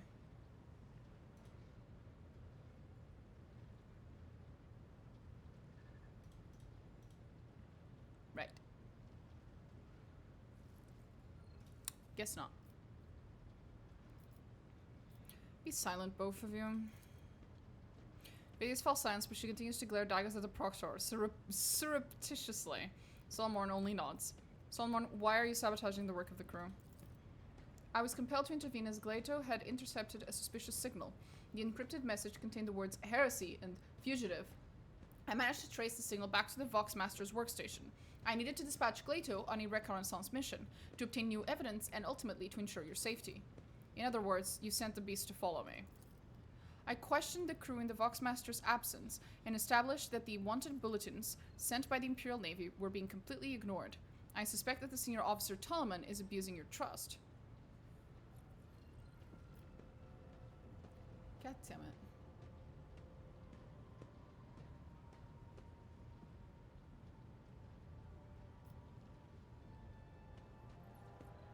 What do you have to say, Vigdis? Reports of fugitive criminals, which number in the hundreds, are of low priority.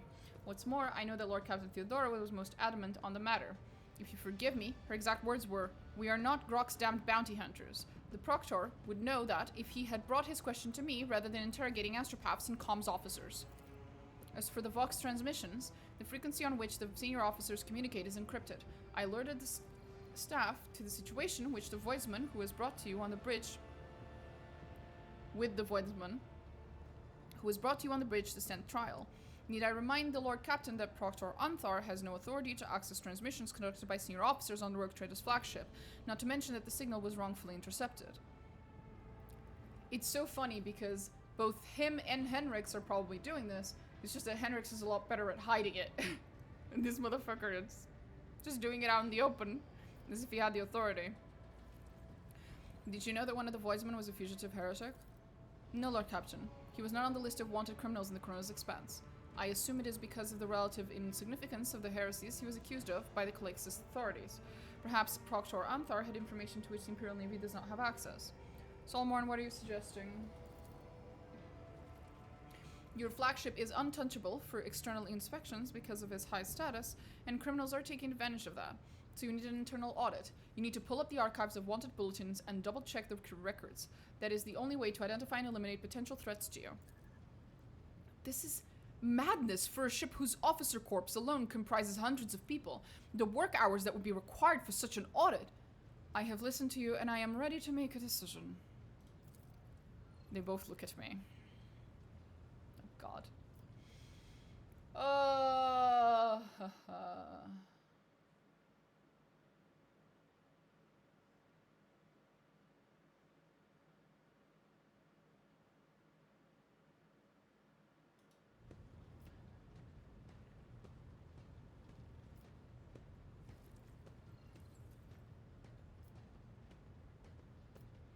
Solomon, you will be granted access to the archives and lead an audit of my crew.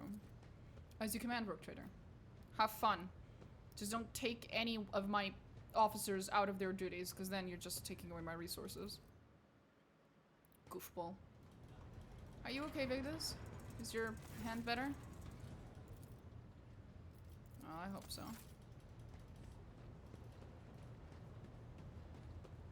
Rogue Trader? Of course. You disarm. Okay. Nothing new. You have my complete attention. Isn't he lovely?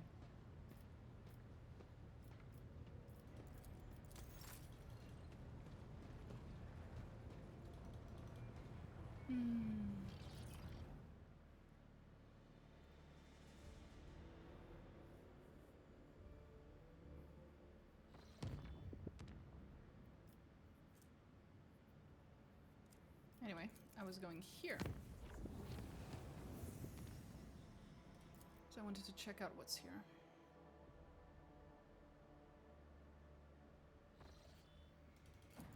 Drifting void ship.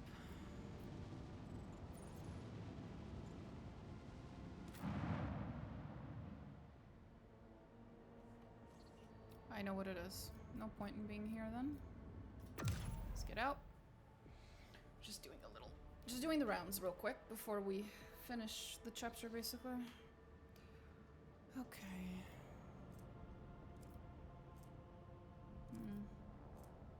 No. No.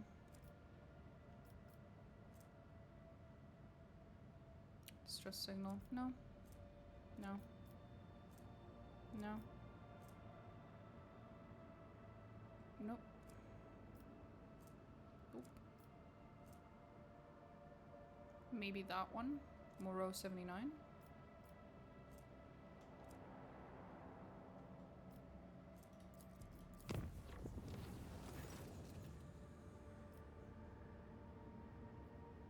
Oh, for fuck's sake.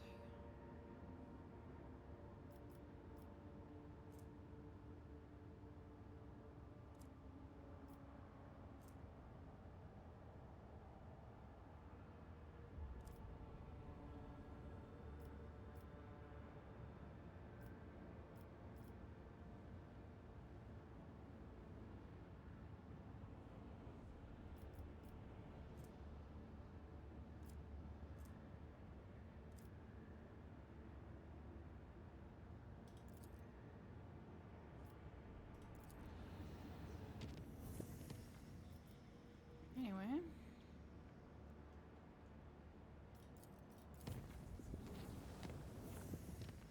then from here.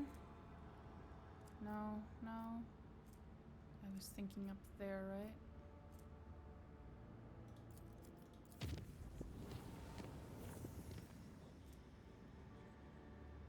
No. Gutted void ship. Don't think that was it. I'll check.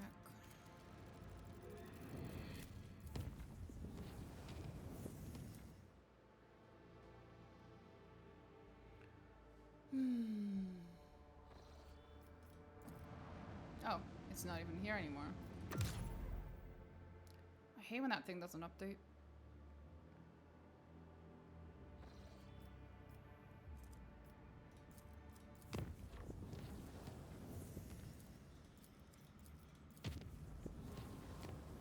This one doesn't have anything.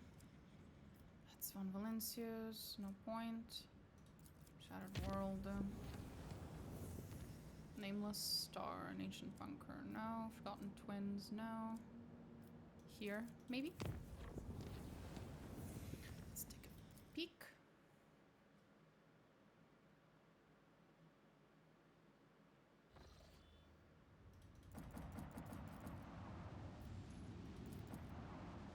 Anything here?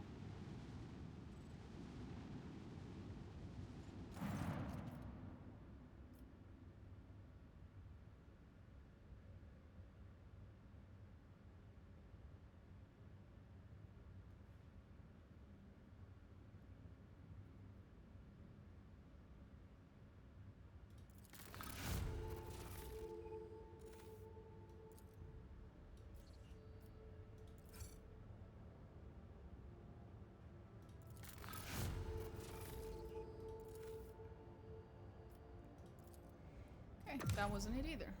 Let's go back.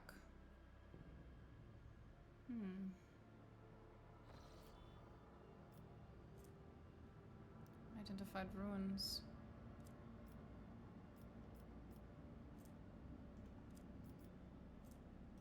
That wasn't it.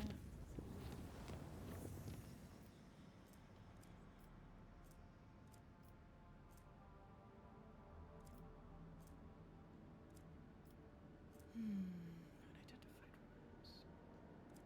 Don't think that was it.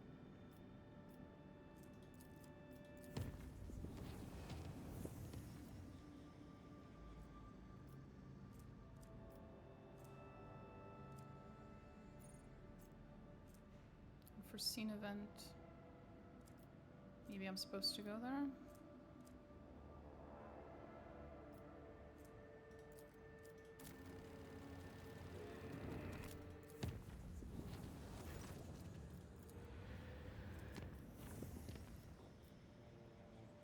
Well, we can go and check.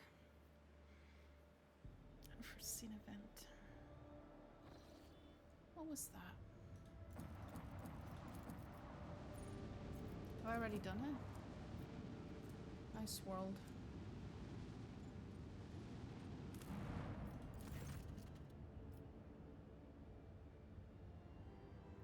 Oh, I don't have it yet. Right. Okay. That's fine. Let's get out of here.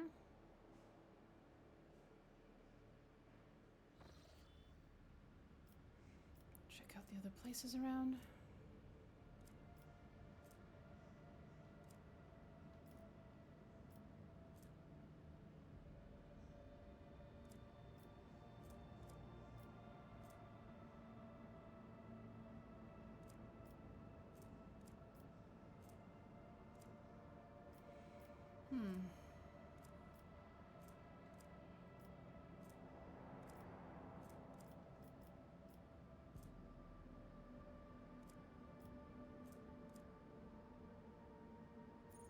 Lost in the void.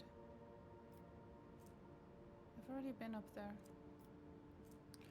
Okay, I'm gonna go check what the fuck the Scalantius, whatever the fuck his name was talking about when he spoke to us earlier.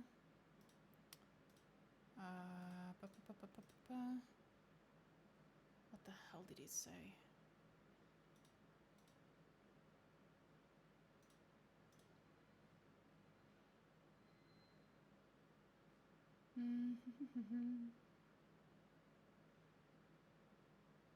What did he say?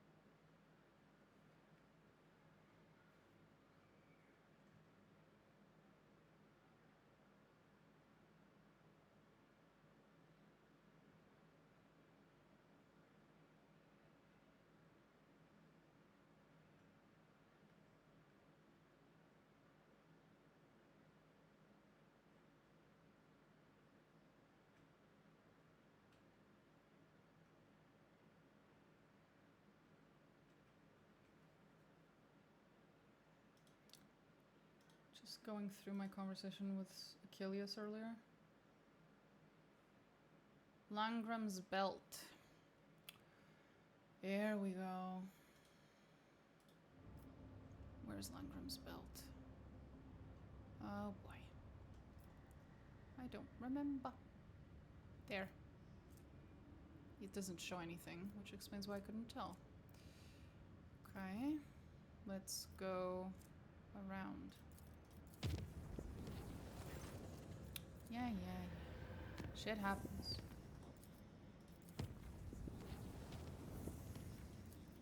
Jump again, and jump on last time.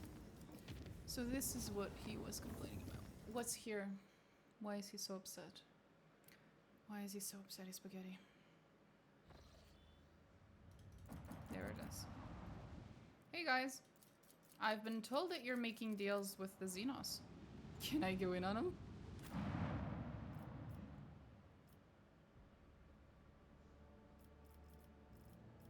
I'd be happy to participate.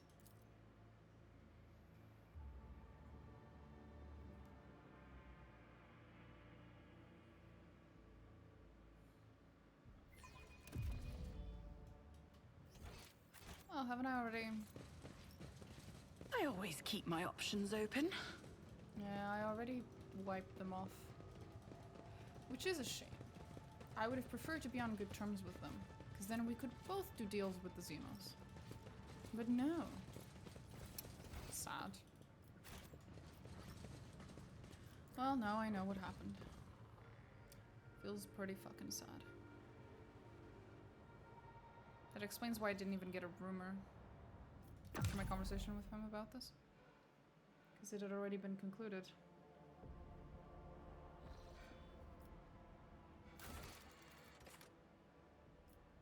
Alright, now I have to... Oh, of course, I also have that. Let's go finish Jai's quest first. Let's go to Janus, see what's up.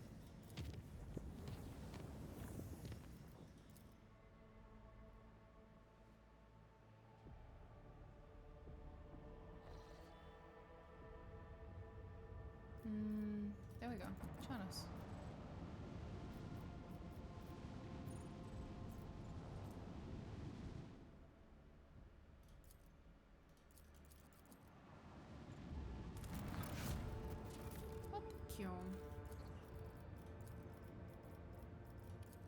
I still need more repetition with the Cosbully Commission. Let's try talking to Janus and see if we have enough things to sell to the Cosbullica to get the rest of the repetition we need, because we should be getting pretty close. Yeah, 31, we need 35. We're getting close. I think we got it.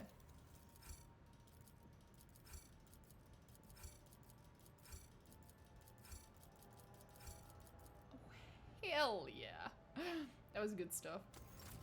I would love to be in a good relationship with these motherfuckers. I might have to, you know, make them a little more legit. You know, maybe legitimize the trade with the Xenos. This is why at the end of the Iconoclast playthrough, you get fucking invaded by the Imperium. This is why. It's because of shit like this. It's because I'm stupid enough to say shit like this out loud. Dark Sages. Let's fucking go.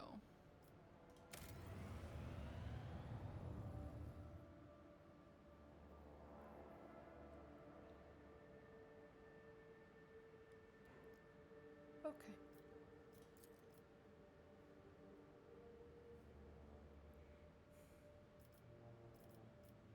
Iconoclast is a bad option? Well, it's not a bad option.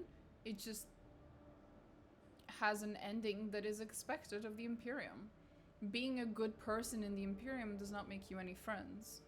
Being a good person with a tremendous amount of power and making a ton of changes to the entirety, well, to a huge chunk of the Konoha's expanse will inadvertently draw the eye of the ever-watchful empire of man towards you.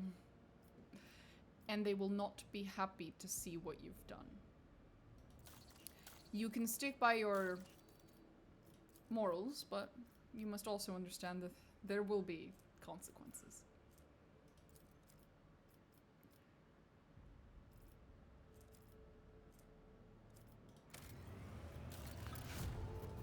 Hey, we got the space elevator. Let's fucking go. Okay. The genetic purges will be stopped. This world needs working hands. That would be nice. Why are we purging? What do you mean genetic purges? Fuck do you mean?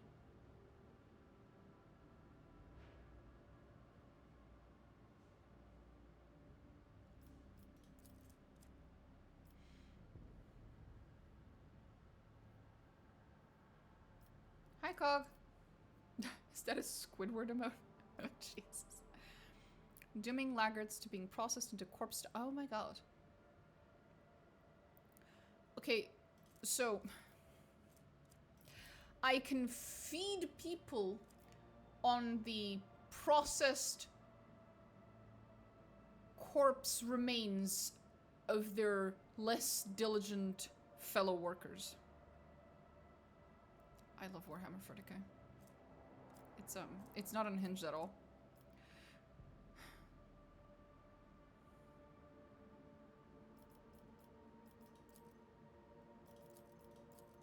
Let's not do either of these. How about that? Kazbalika. The Kazbalika mission is ready to run a secret auction on Dargonus with illegal lots, provided the Rogue Trader's dynasty guarantees its protection. Sounds amazing. Let's do that. I approve.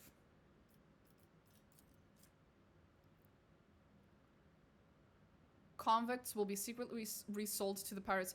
We're not selling people. Guys, I know I'm a massive xeno-heretic, but we're not... Even I have my limits. We're not selling people, for fuck's sake.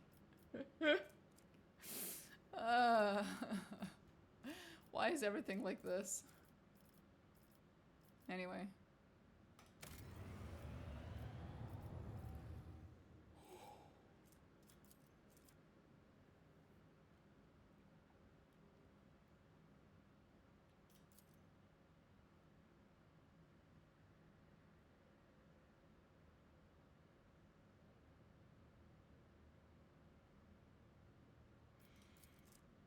No, I'd rather have a good relationship with the Navy than the pirates. I'm not a big fan of the pirates, surprisingly enough. As much as I like the Kazbalika mission, I do not feel quite the same way about the pirates. I require order. I just so happened to believe that trading with Xenos is part of that order. And alas, the Emperor disagrees with me. Skill issue.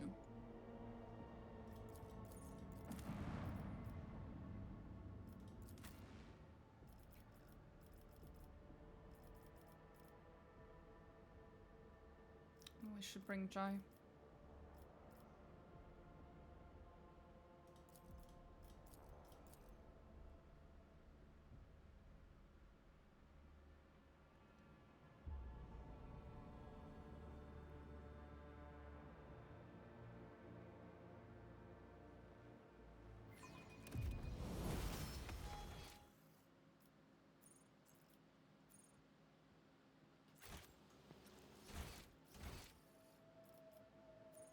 Guess I'm supposed to talk to the archive?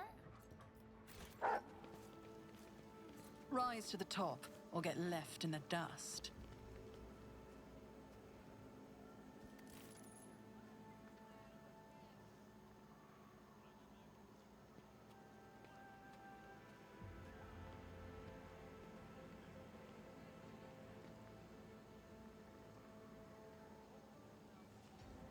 They're very keenly hearing best not to talk that way about the Rogue Trader's new favorite.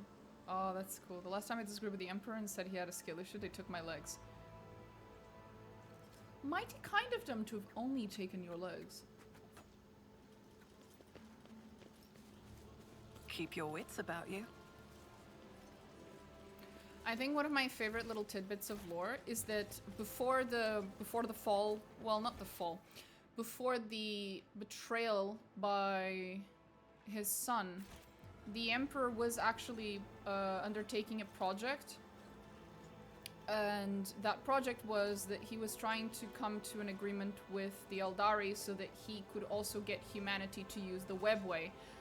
If he succeeded, humanity would no longer have to use the warp to travel great distances. They would just use the webway, which would have been infinitely safer and would decrease humanity's reliance on the warp in general, making navigators pointless, making just the need for psychers to be much... Oh, I keep hitting the microphone, I'm sorry guys. Just making the need for psychers a lot lower. Alas, all that shit went down the drain when he was enthroned. Let's put it that way. Let us not dawdle.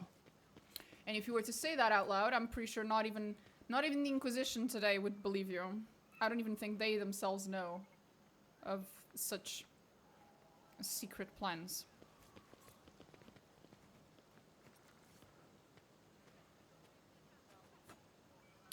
Right. Hey, Attilas. How are things on Janus? Besides the Xenos that have settled in our forests and periodically frightened the people, everything is calm, your ladyship. We have managed to come to an understanding of sorts, although not without concession on our parts. Eris, please do not eat the microphone. I haven't heard of him parleying with the Eldari. My understanding was that it was something along the lines of that, yeah. Back then, but it didn't... I don't know if it ever got to that stage, to be fair. I remember reading somewhere that this was one of the projects that they were looking into. Maybe they never got to the stage where they managed to parlay with the Eldari. Although, I wouldn't be surprised if they actually did, considering there's the one Eldari guy. One second, I have his miniature over there. Let me just check his name.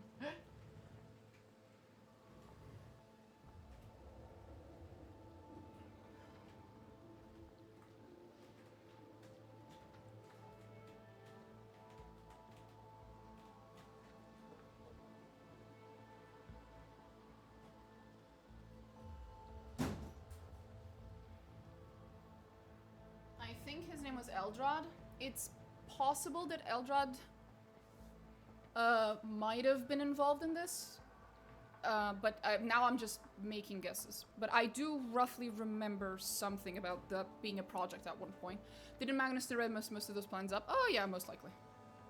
Like I said, it never came to fruition, and now it's way too late anyway, because no one who is currently alive in the Imperium even remembers this project being an idea. Other than maybe that one tech priest dude who's very scary looking and who's like of questionable age. And Eldrad himself, who might maybe know.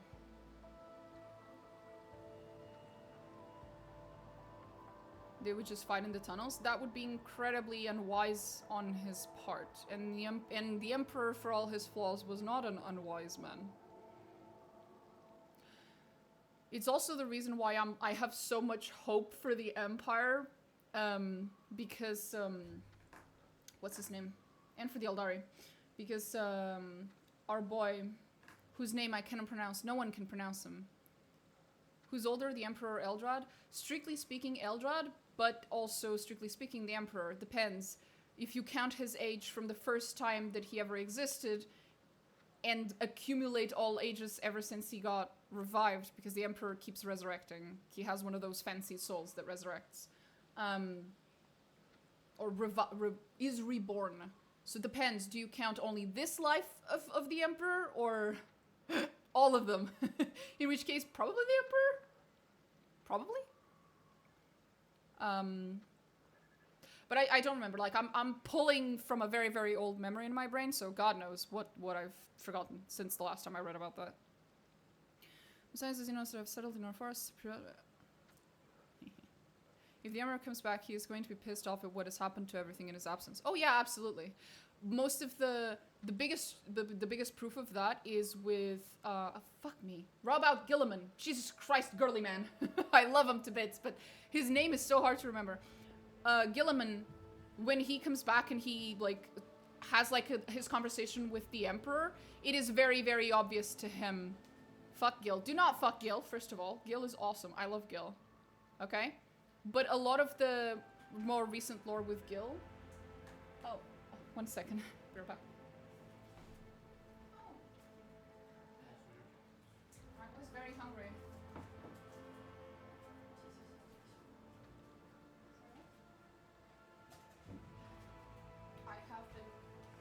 I have been granted not only chocolate, but also pizza.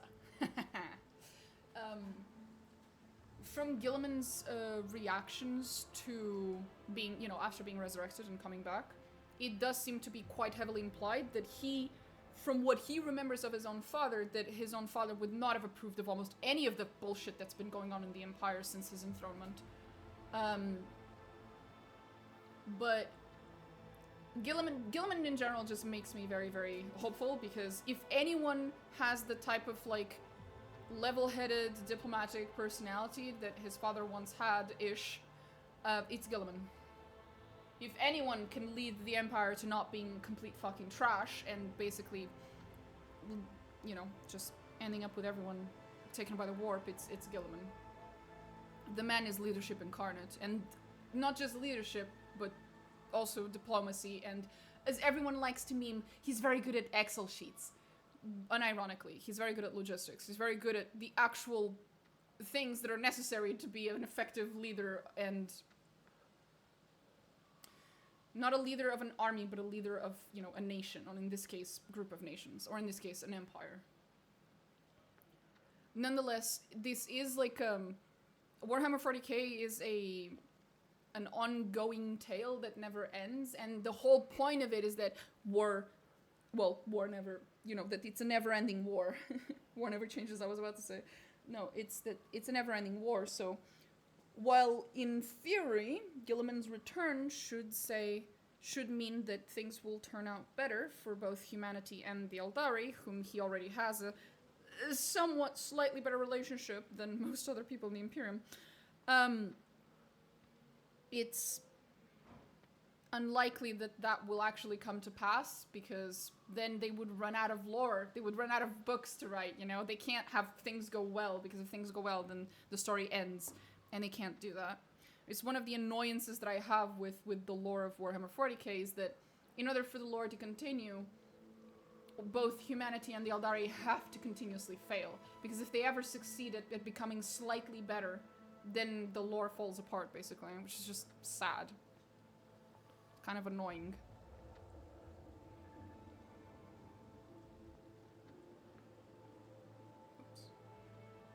Oops.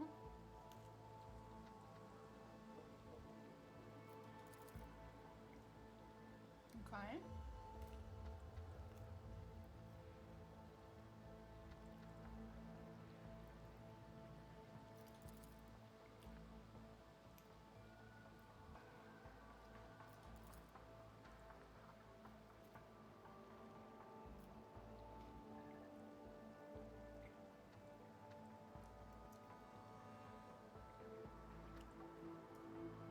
I actually don't know that much about the lion. I recognize his name, but I don't know that much about him.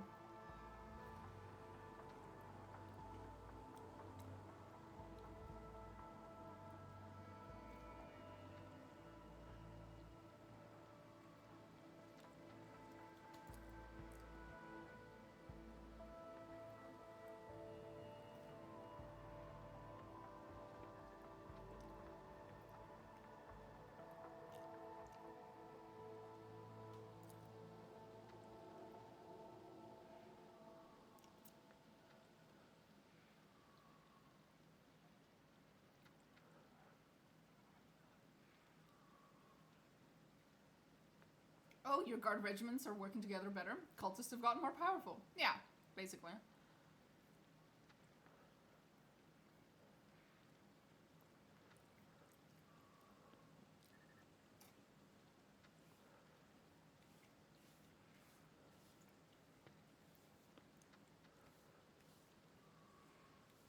On the one hand, I understand why they feel the need to do that, right? Every time there is a small win for humanity, there has to be an equivalent win for chaos, so that the conflict never ends, so that there is always a story to tell and meanings to sell.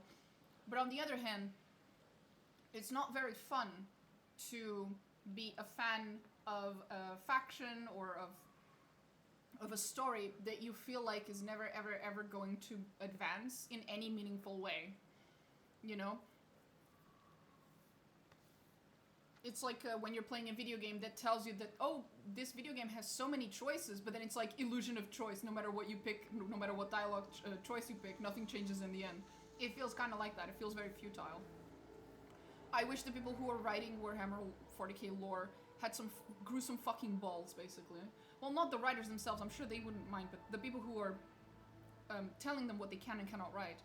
I wish they grew some fucking balls, and they actually moved the story forward and changed things up. That's why I like the Tau, they're always getting stronger.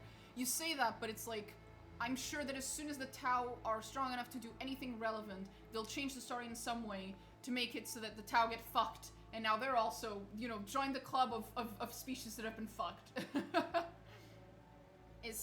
There's always something, and it makes the story feel very, like it's just not moving forward. And I wish it did. Not just because I'm a big fucking Eldari simp, but because it's just annoying at some point. Come on.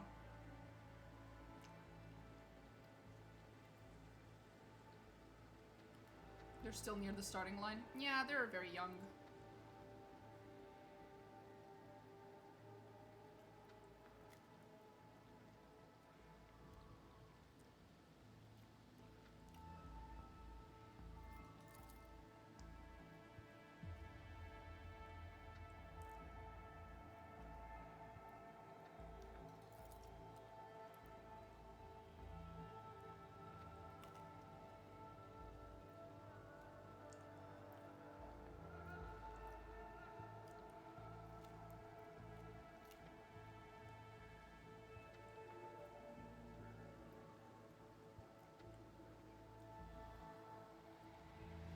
Did this man just offer to servitorize himself? Am I reading this correctly? What the fuck?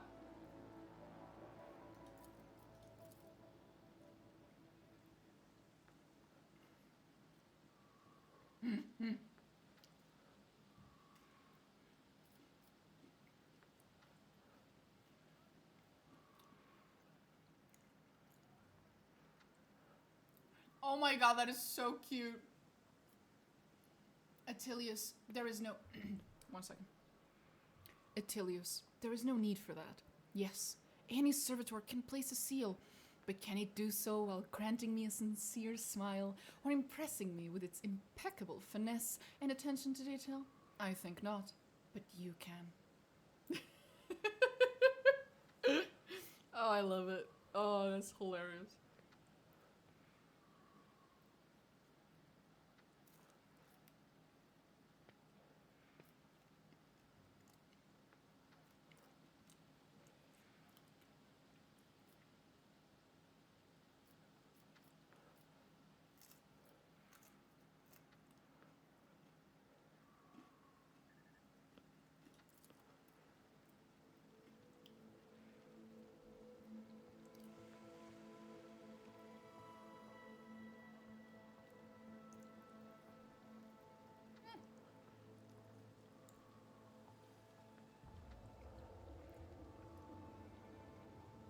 Okay.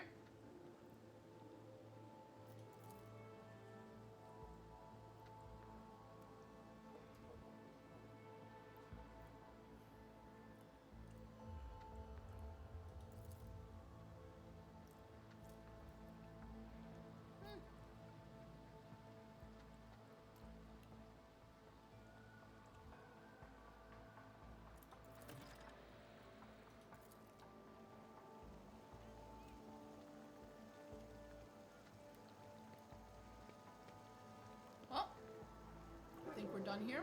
That was a little concerning.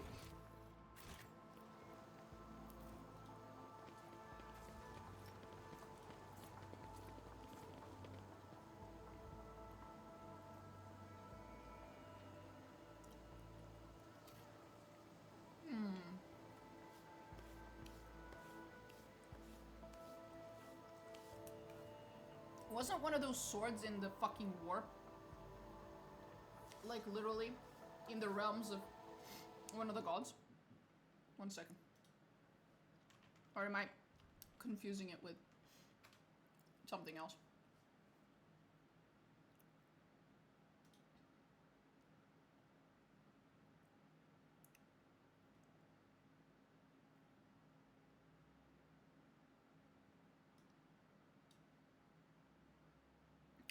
Bitch, no, those are exactly what I was thinking. Yeah, Slanesh has it, but that is how Fulgrim got it. Okay, so I am thinking of the exact same thing that you're talking about. Well, fuck me, that's not good. So now we have to defeat Fulgrim to get the 5th throne sword. Jesus Christ! Oh my god! The Inari are truly just... Good luck, Yvrain, is all I'm saying.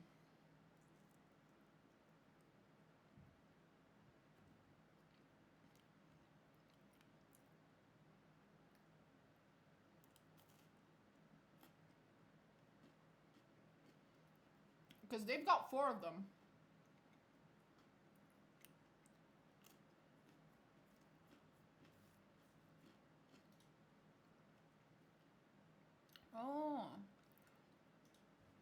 I even have the... which would help the Eldari, and well, that would change the war on for them on a large scale. I know, which is why I don't believe it's ever going to happen. This is what I mean with, you know, anything that would be really fucking cool, but would, like, massively benefit one of the factions is never gonna fucking happen. Feels bad.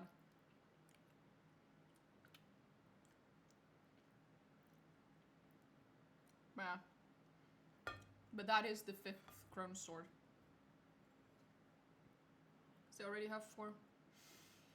That would be cool though.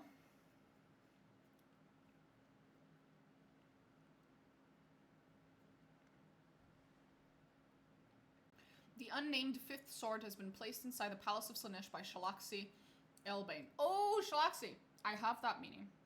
One day I'll bother painting it. When I have nothing better to do, clearly.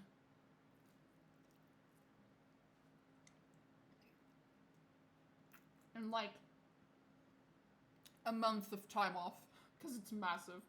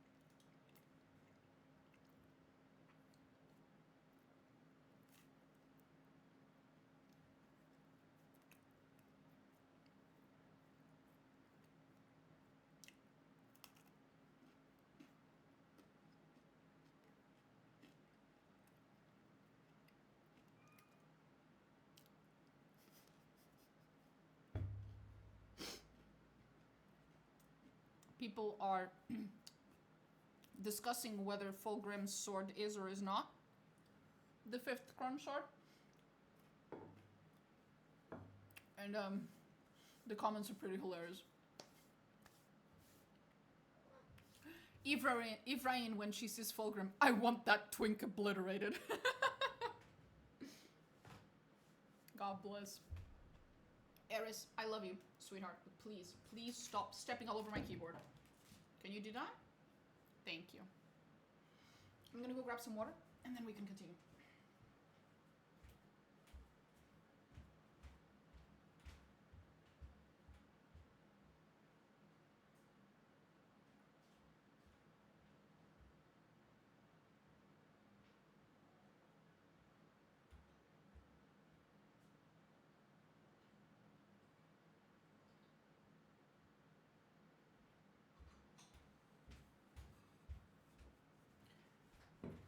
Okay, off we go then.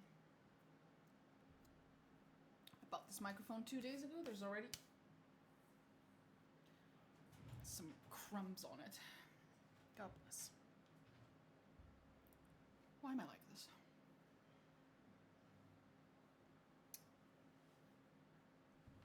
There we go.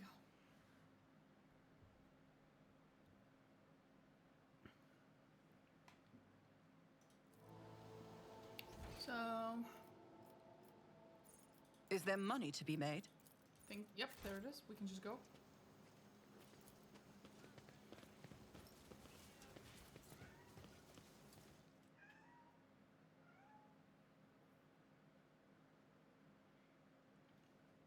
There is a cat meowing, and she is very upset.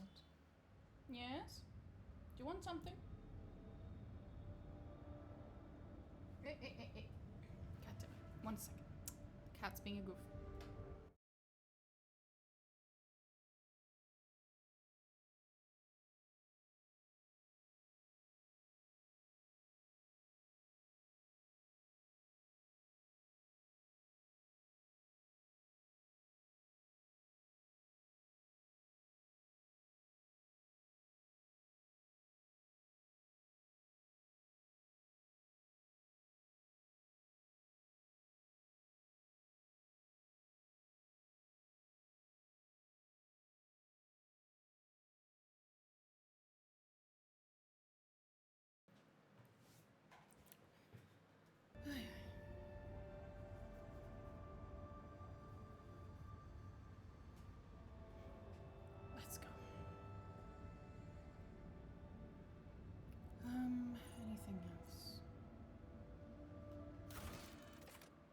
Guess we just go back to Dargonus then.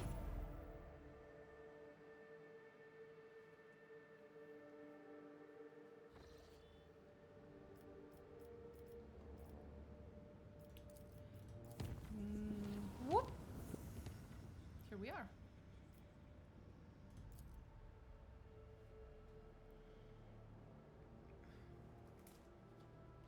Guess what I have? Kinder. Yay. This is my emotional support chocolate.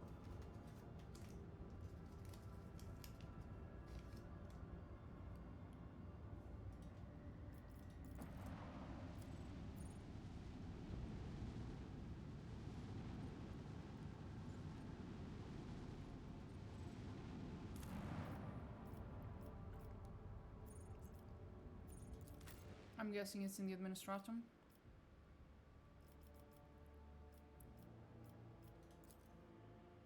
Probably.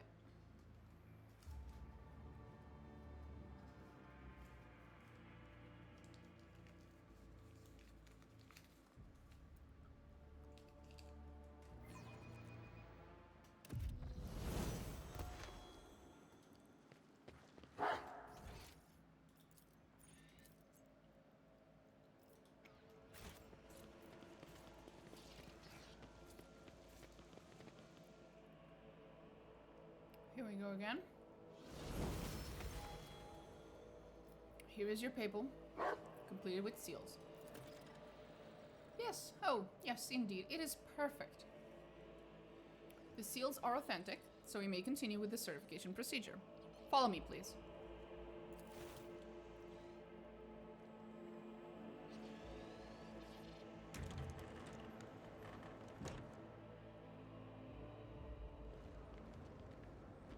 Oh boy.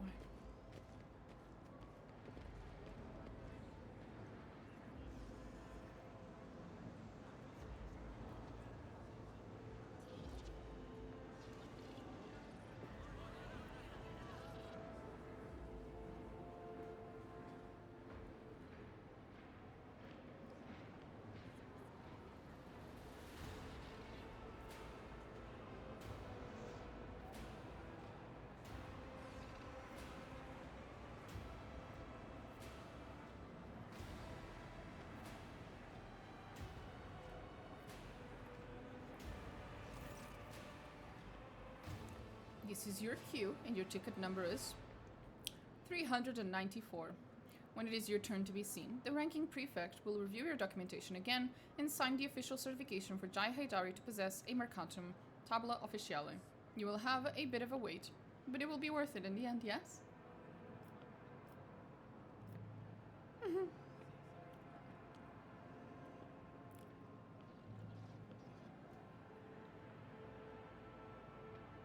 Okay.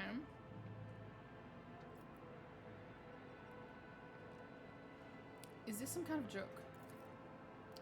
Hardly in accordance with Decree DA 58 Clause 201, citizens of the capital world of the Von Valencius Protectorate must submit their petitions at one of the assigned windows of the waiting hall. The decree makes no mention of the rogue trader being exempt from this rule. If I must queue, then queue I shall. Then I bid you good day. May the law and the Emperor keep you. Keep me what? Because you're sure as fucking ain't safe. I always have a backup plan.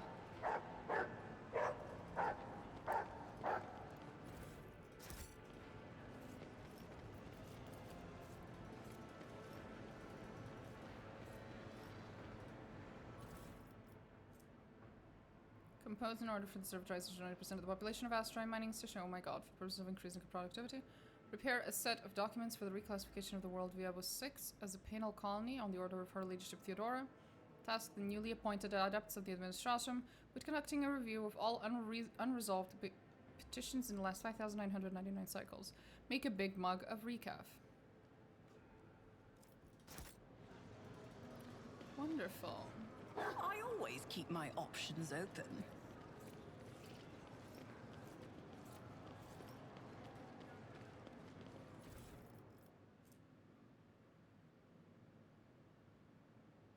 supplies.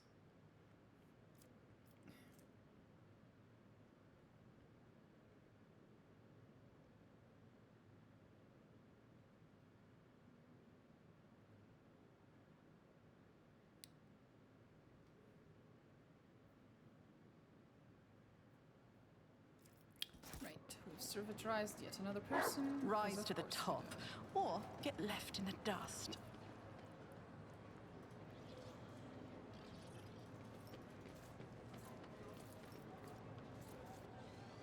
The crowd hums and surges like the sea in foul weather. The smell of unwashed bodies, ancient parchment, and ink assault your nose. For many petitioners, this is not their first cycle waiting to be seen.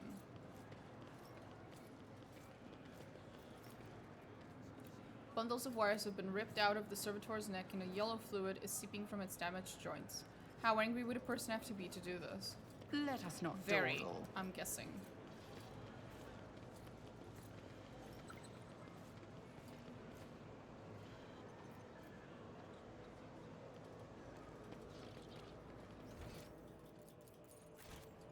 Oh, what's that? Whatever it is mine now. Okay. Guess we'll get in line, huh?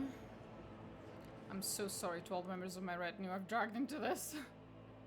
I'm so sorry.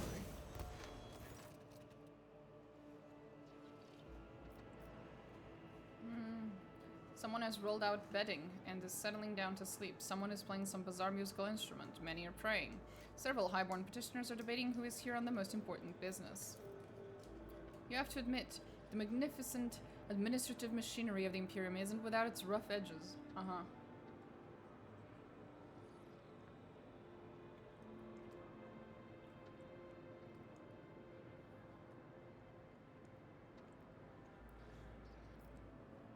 Uh-huh.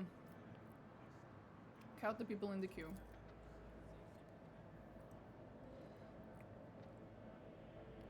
The people are constantly moving, coming and going, changing places or simply disappearing from view. On your first attempt, you count 238 petitioners. On your second attempt, you count 234. On your third attempt, the next batch of unlucky souls is ushered into the hall and you lose count.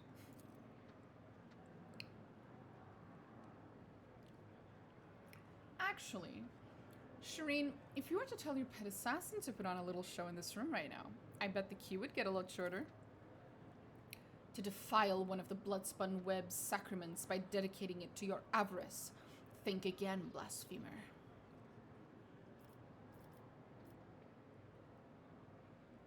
Order your servants to prepare a waiting area befitting a rogue trader. I've never seen this option. Oh, it's so cute! I've never seen this option. You feel the envious eyes of the other petitioners upon you, but no one dares to do anything more than stare. Scratch the back of your neck. You have whiled away 30 seconds of your wait. You wonder how long you have left to go. Yawn. The minutes drag by intolerably slow. Somewhere in the queue, a child is howling at the top of its lungs. The palace adepts are sedately moving documents from one pile to another, shuffling papers. Several petitioners have gathered in a huddle and are swapping rumors while someone is laid down for a nap at a nearby bench. Wait patiently. In the last 8 hours, the only thing that has changed in the waiting hall is the warden shift. The petitioners in the queue placidly wait the blessed hour when their appeal will be heard by the high-ranking servants of the Imperium. The entire queue perks up with sudden announcement. Number 285, proceed to the available window. Throne take me, what torturous trials have we let ourselves in for? So much precious time lost, and we've only moved 3 places ahead. At this rate, we'll be old and grey before we get out of this queue, Shireen. Do not forget, you are the reason we are here. And that was the will of the Exalted One, Shireen. And the Exalted One has granted me insight as to how, with a simple wave of your hand and a few wise words, we can raise our arduous weight. The simplest way is to make these lowly subjects bow down before the blinding radiance of our title, Shireen. The second option requires a little more patience. I've already found our first vict. Ah, the compassionate citizen who is standing 50 places ahead of us in the queue. Simply offer the right words to unlock his heart and he will gladly swap tickets with you. And also, you have the power to solve the problems of some petitioners, removing their need to visit the coveted window. After all, is there anything an ordinary citizen would want that is beyond the power of the Conqueror of the Stars to grant?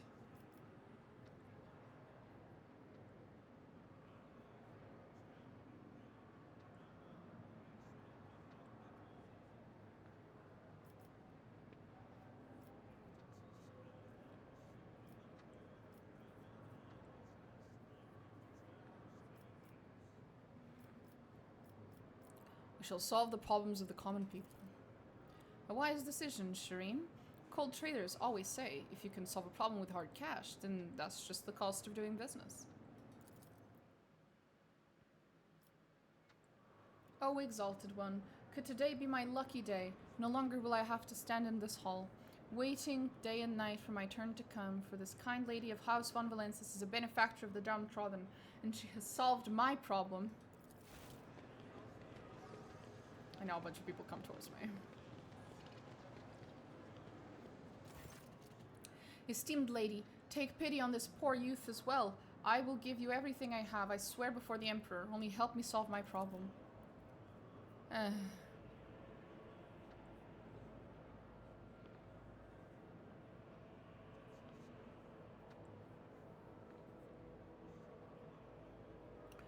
Listen to the young man. My lady, I have been in this queue for 24 moons, already trying to get a permission slip to wed my fiancée Zazie. Unfortunately, the Servants' Administration refused to grant it without the signature of her highborn sponsor.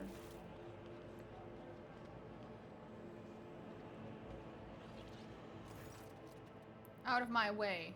Esteemed lady, my 8th offspring has lost his mind. He has decided to renounce his family, his noble title, and his talent as a healer, all for the sake of some tattered waif from the middle levels. A union with a commoner will put an end to his studies at the university, but should Dargonus and the Officio Medicae be deprived of a capable chirurgeon because of a passing fancy? Zazie is a healer too, and she helps the people of the Hive a great more deal than any lily-white chirurgeon with a diploma. I do not want to live a life of idleness and spires of Dargonus like you. Not when I know there are thousands of unfortunate people in the lower levels who need my help.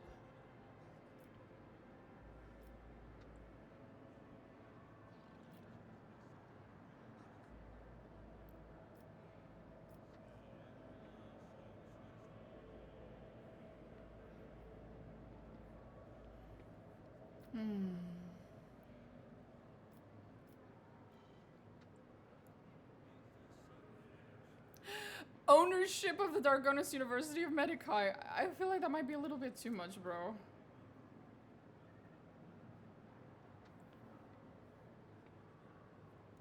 In the name of House von Valencias, I hereby make your fiancée a lady of the court and release her from any obligations thereto. Well, I could also just let him do what he wants. I have no interest in your little drama. I'll sign the paper if you require a sponsor. Have it. Thank you, my lady. I promise I will tell my children and my children's children of your kindness. No problem. Have fun.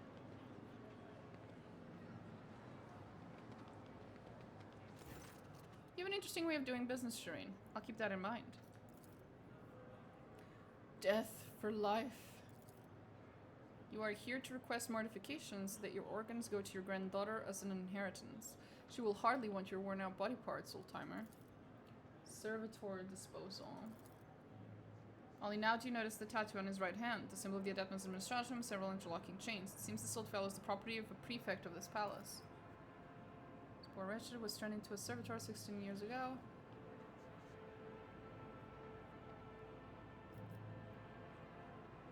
Your sacrifice will mean nothing to a servitor, you do realize that, right? Okay.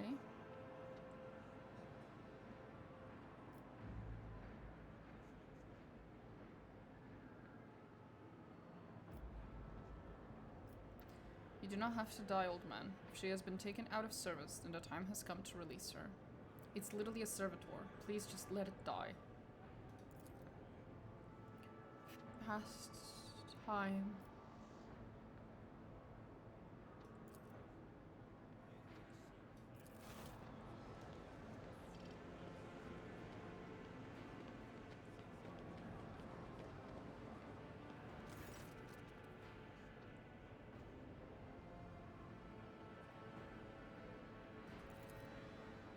heard you were helping those in need. Well, my family, it's devastated.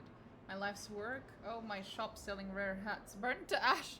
I'm living out my last years as a widow, alone in a cold, deserted manor, without servants, diversions, or delicacies befitting my status.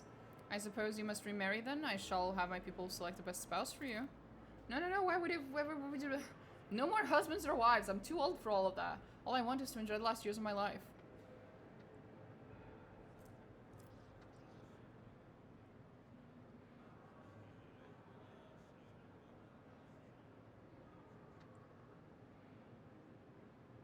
Perhaps I can rebuild this hat shop of yours. And what you want is a life that is meaningless and full of despair. Perhaps it is time you turn to faith, sister. Why, I think you're right. What do I want with a tumble-down manor house full of rats and a depressing view from the window? My whole life I've dreamt of interplanetary travel. A pilgrimage, that is. That's it. I'll sell the house and what's left of the shop and I'll buy a one-way ticket. And Emperor willing, I will die happy before my savings run out. Go for it, honey. Have fun. That was a little something.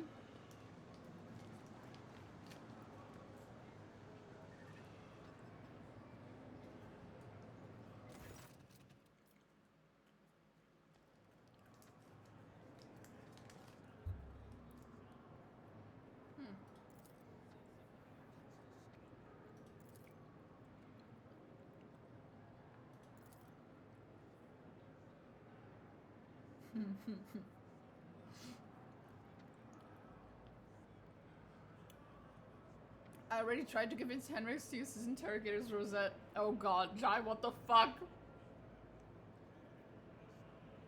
She has no sense of self-preservation.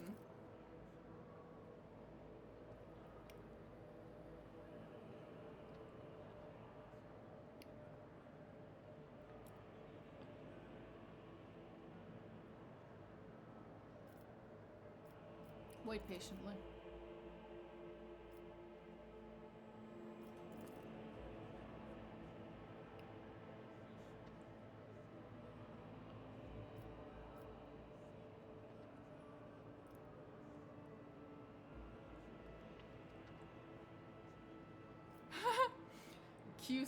Open fire on the crowd. Play scene. Q skip. Say hello to my little friend.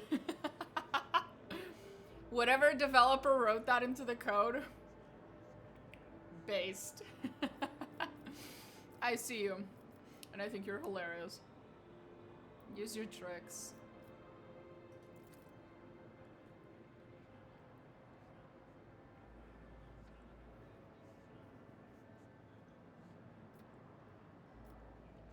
Solomon, do you think a wanted criminal could be blending into this crowd? Unlikely.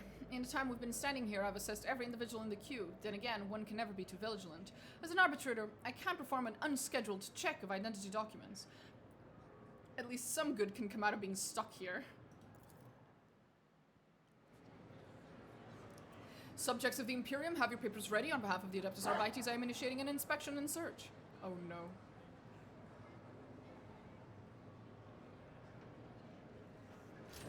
A cybermastiff is being used in the search. Do not move. The servants of the Administratum have better things to do than wipe your blood off the floor. Oh god.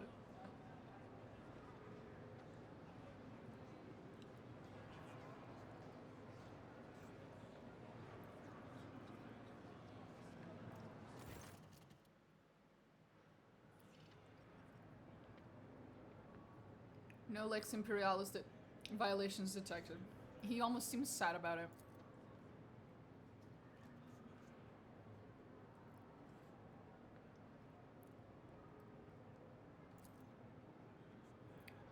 We've moved forward considerably. Henrix, dear, would you do your sweetheart a favor? Henrix, isn't this the perfect opportunity to make use of your privileged status? After all, you don't want to suspend your mission for several cycles, do you? Casting his eyes over the waiting hall, Henrix heaves a resigned sigh. It would be unpardonable to waste so much time here. Oh no.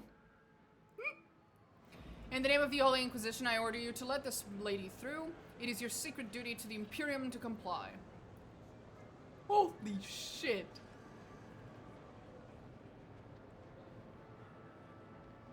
Okay. The Inquisition? Here? Emperor, save us, I'd better come back in 20 moons.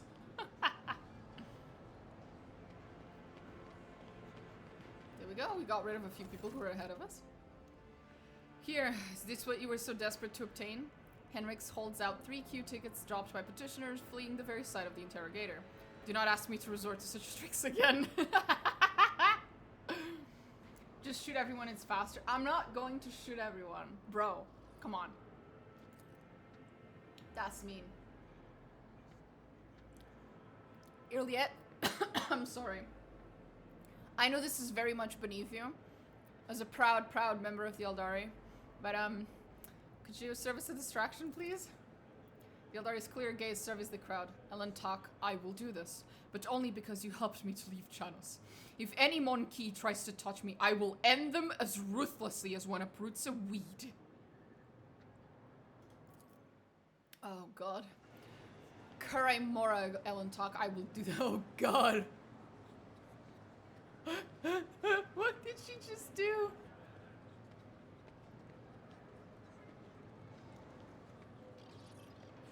Oh god, I'm so sorry. Stop staring at me with your dull little eyes, Monkey. I'm not a withered leaf. I will not go up in flames.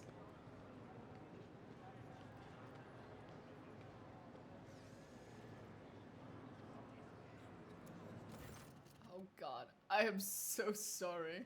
Such humiliation for a child of a Surian to be nothing but a beast for Monkey to gawp at. I'm sorry.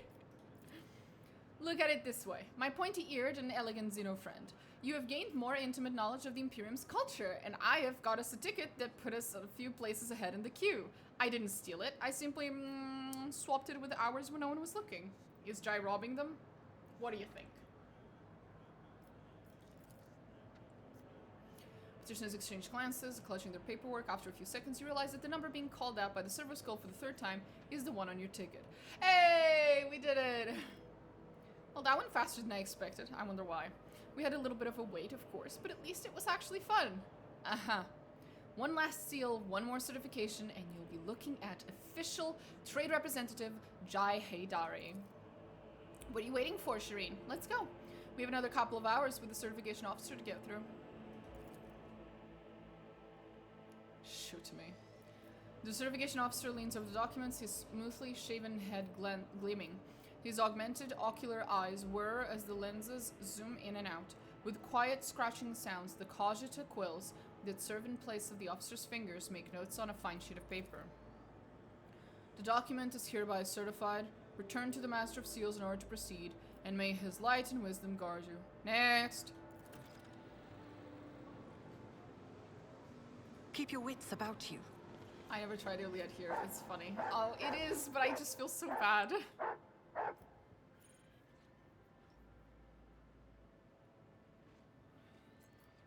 Oh. I keep hitting the microphone, I'm sorry. Scrolling through YouTube, then your shorts started popping in my feed. After a few laughs and comments, I decided to see if you were streaming. I am, in fact, streaming. I am supposed to stream every day. On occasion, I get sick and other... or my day job gets in the way, which is why I didn't stream yesterday. But I am supposed to stream every day.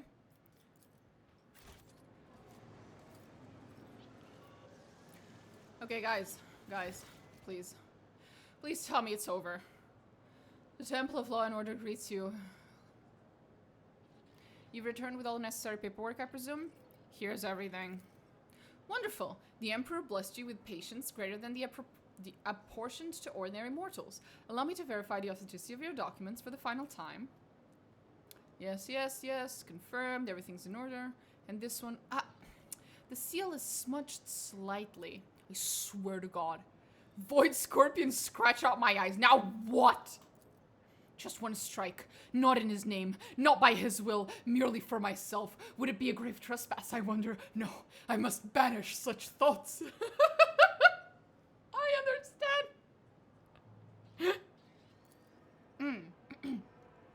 I suppose I can overlook it, given that the rest has been certified correctly and promptly. Congratulations, Jai Haydari. You are now the holder of a Mercantum Tabula Officiale. Do not forget to repeat the certification process every 100 Terran years. Uphold the law of the Imperium proudly and honorably in the world of the Coronis Expanse. And one more thing. Oh, for fuck's sake. Loss of the certificate is a grievous transgression, Mr. Seidari. Lose the original document, and you will be unable to regain your status as an official trade representative. Not even with the Rogue Trader's endorsement. Yes, yes, esteemed Damar.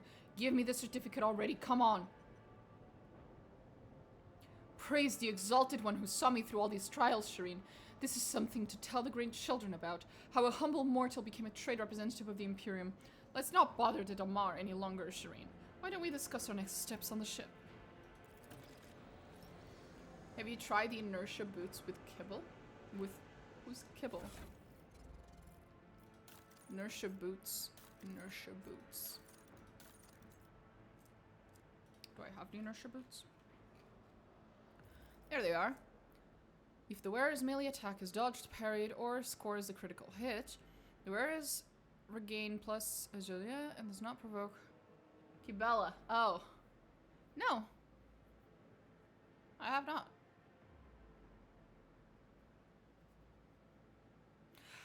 But I understand why you would say so. Excuse me while I give them to her.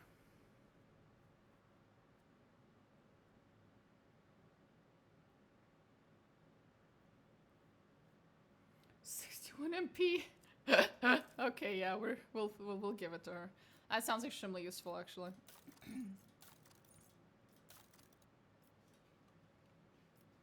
Anyway, are we done here? Please, please tell me we're done here. I always have a backup plan. Interesting. There's a whole section here I can't actually access.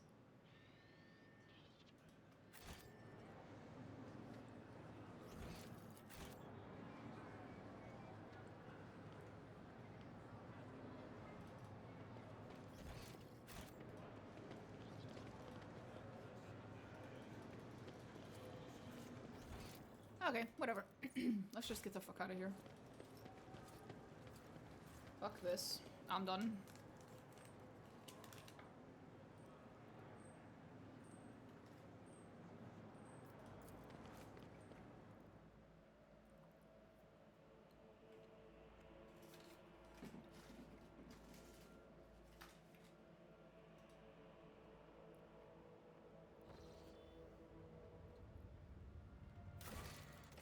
Now I just have to talk to Jai. Hey, Jai. Would you like to chat? You know, everyone talks about getting rid of Irliet, you know, giving her to the Inquisition, doing that to Idira, doing that to Marajai. No one ever talks about just how much I want to get rid of Jai every day of the week. Like, I don't, because I'm an iconoclast King Rogue Trader. But if there's one character in my retinue that makes me really, really, really want to get rid of them, it's actually Jar.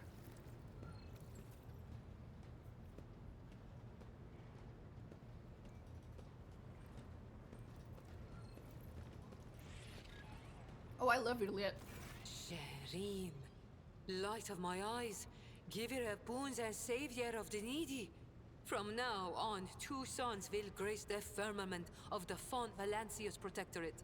One bright and powerful like the Rogue Trader herself, and the other slightly more humble, like her unassuming partner, the diligent owner of the Mercatum Tabula Officiale, and all around the light, Jai Hidari.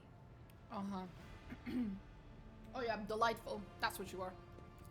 As I promised before, my crew will be your eyes and ears across the entire expanse, Shireen. Just give them time. And of course, the assistant to official trade representative Jai Hidari is already rushing to Dargonus to deliver goods of rare and exquisite quality to you and your people, O mistress of many worlds. And once again, thank you, Shireen, from the bottom of my humble heart. Oh god.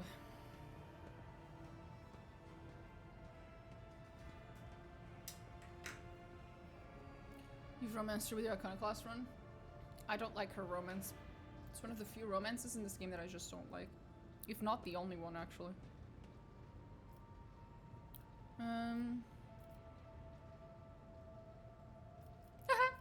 Lose this piece of paper and I will not help you get another throne, be my witness.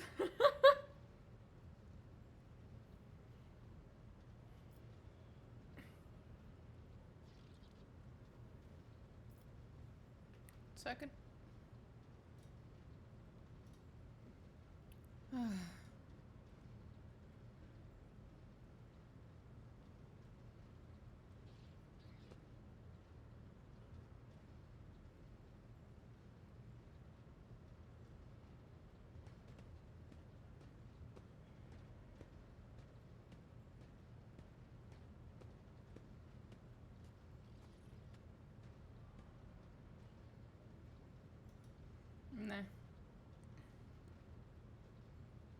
Very mean asshole answer. Yeah. It's nice that it's there, even if I almost never pick it. You're welcome, Jai. That's what friends are for. A rogue trader cannot have friends, Shireen. Only servants for whom the word of their mistress is supreme law, and partners to whom the favor of the warrant bearer is the highest reward for their mutual efforts. Why are you looking at me like that? How many friends does the soul that shines down upon Holy Terra have? You are welcome to call our relations whatever you like, Shireen. After all, words mean little. But you have taken good care of me, and so I would like to take good care of you, and go slightly beyond the strict terms of our agreement. Here, I brought a small gift as a token of gratitude, and may the Exalted One keep watching over the paths that you tread. Of course. Oh, I have no doubt you will. Okay. Oh my god. Are we finally done with this shit? We are.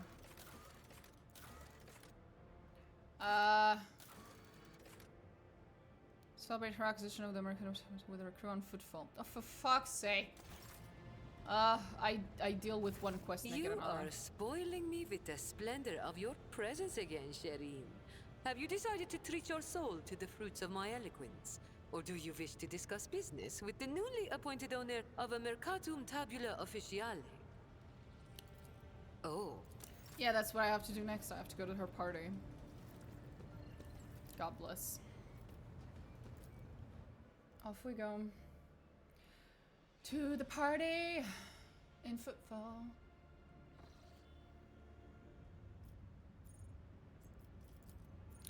I also have the Novice Novelite quest here. Have you done anything with Solomorn? I have done almost everything except his actual companion quest, which was just added, and it's on my queue of many, many things that I still need to do before I finish chapter 2. Speaking of companion quests, let's go deal with Cassius.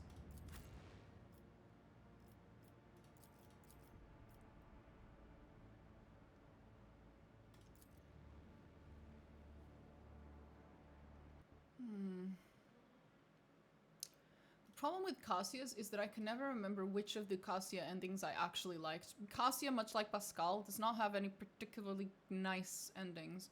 It's not in my view.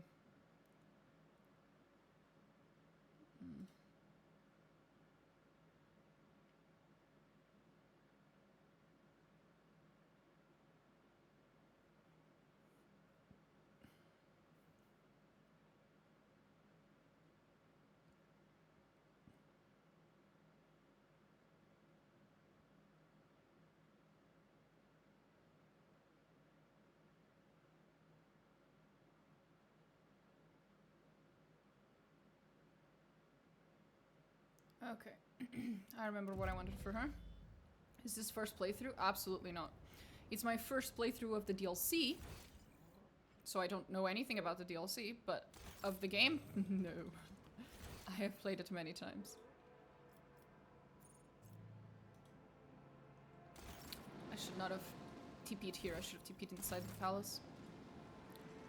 I'm on my first playthrough on Act 4. Oh! Which means you've already been to Kimura. My condolences. Act 4 is, when a lot of shit hits the fan. Hope you enjoy it. Act 3 was my favorite. The entirety of Kimura, I just love it so much.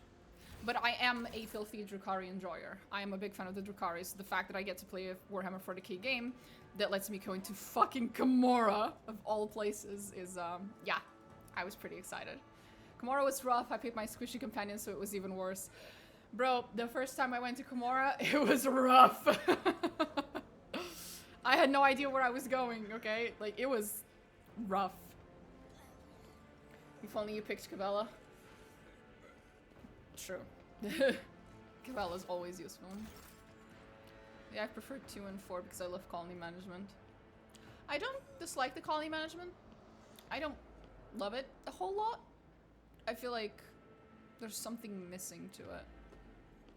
I don't know.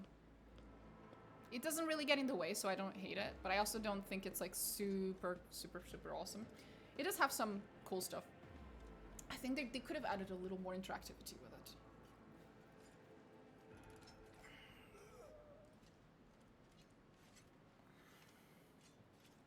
Finished Max Colony in Act 4 and they released the patch which added Solomon reactivity. Yeah, I also just saw that patch and thank God I'm still in the second act. I hope I haven't missed anything because of it. Hi Solomon. And you're just being you. Hi Achilles. How are you doing, bitch? Still the same traitor as ever, I'm sure. Bye.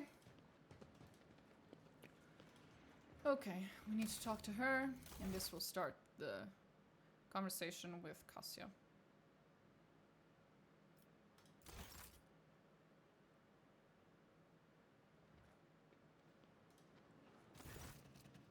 What about the meeting with the navigators of House Urselio? Allow me to report the esteemed navigators of Baba have taken residence in the guest estate and await a meeting with you. Make something fancy. Traitor or double agent? He is a traitor. He is an actual traitor. Both to us and the Inquisition. He is a traitor.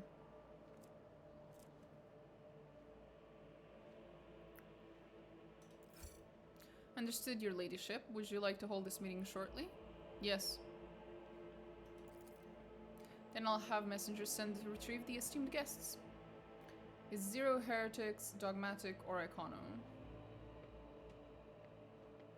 Oh, you mean my stream title? That's just me memeing. I'm playing Iconoclast. I was under the impression he was a double agent. He is very much an openly a spy for the Inquisition within your protectorate. But then he gets, at one point, he gets kidnapped by the Drukhari who torture him into betraying everyone. Both you and the Inquisition. So he is a traitor.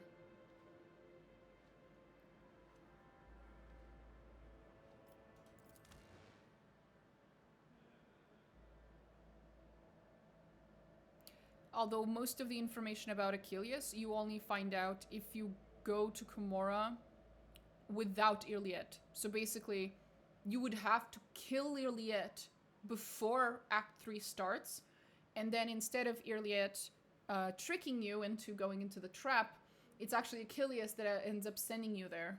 And because of that alteration in the quest, you get to talk to Achilles after being in Komorra, and you get to find out why he did what he did, and that he basically was turned against everyone by his torturers. So he wasn't always on their side. Not going to happen. Ginger life matters. I know, I'm never going to do that, obviously. I only know this because I looked up a bunch of, like, videos and stuff of, like, how is it that other paths and other things happen. Because I myself am not going to fucking do that. I'm never, ever killing Irliet. I'm never even, ever going to kill Marajai, and most people disagree with that.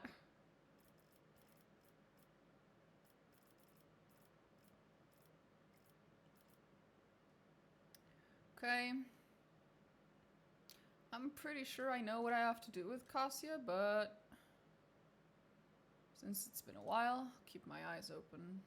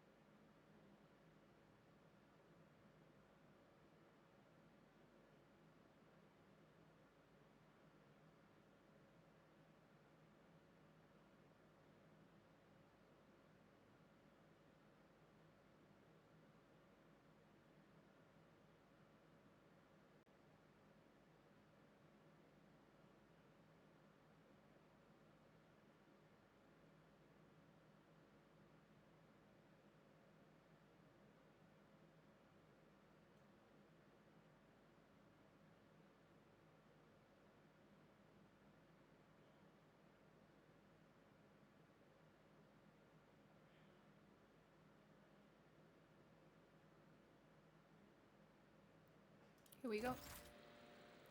My first run I gave Manajai to Henrix after Act 3 because I was dogmatic, but my second run I kept him and I really liked him.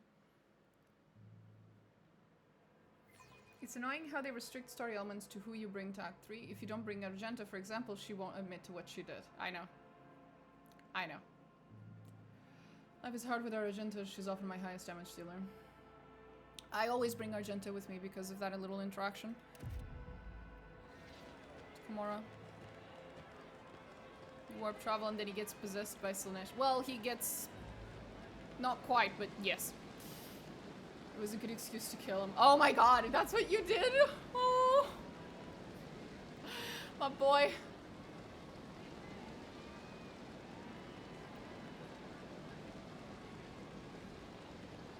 My poor, poor, poor boy. I mean, he kind of deserves it, but come on. I'm playing Iconoclast, so I used him to get out of Komoro. Yeah. I'm playing Iconoclast, so my excuse for keeping him is I'm a big fucking simp. There is no other excuse. There is no real reason as to why you would ever let a Dark Eldar stay alive. Like, there's no reason. There's no good reason. Unless you're a fucking simp. That's it. That's the only acceptable reason. Eldars don't like the human way of traveling. Well, no Eldar likes the human way of traveling because it exposes their soul even more than usual to Silent Thresh's pull, but a Dark Eldar is particularly fucked. And, like, you know, it's not really his fault. There's nothing he can do about it. Marjai has a good point, Blackheart once said. Yeah, that too. That's why Marj went crazy. Correct. The morally righteous thing to do is to kill Marajai. Do not get me wrong. But, you know. Yeah. I like my boy. The human representative, blah, blah, blah. I'm not reading all that. I'm happy for you and I'm sorry that happened.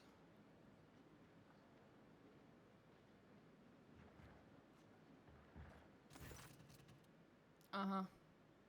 Yes, it's a bunch of navigators. Awesome. The warm welcome. Yes, that's me. Our grace is obliged to note how much the rogue trader has done for us Arceli by protecting its beloved child. We waited for many turns to behold her radiant visage. Come now, child. There is much we need to discuss.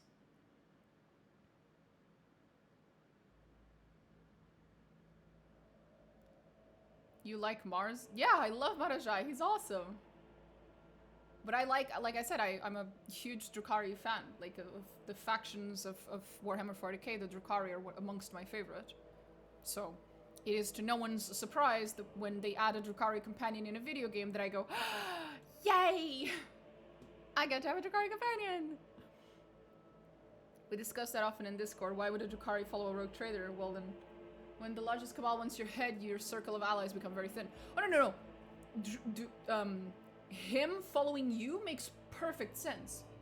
It makes perfect sense why he would follow you. Because, he has no choice. His best chances of being alive and of getting his cabal back and of becoming Archon, all these things, it's all by following you. Marajai is a very intelligent motherfucker. Everything he's doing makes perfect sense.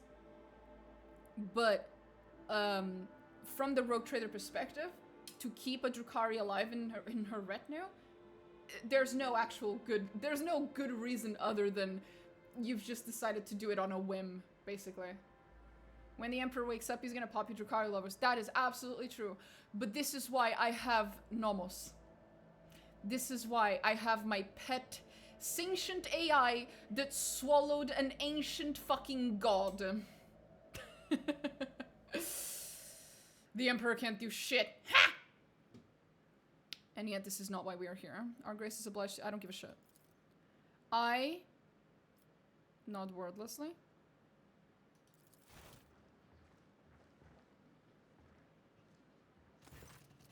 Esteemed Regent, it pleases me to see the gleaming sheen of gold and turquoise above your brow.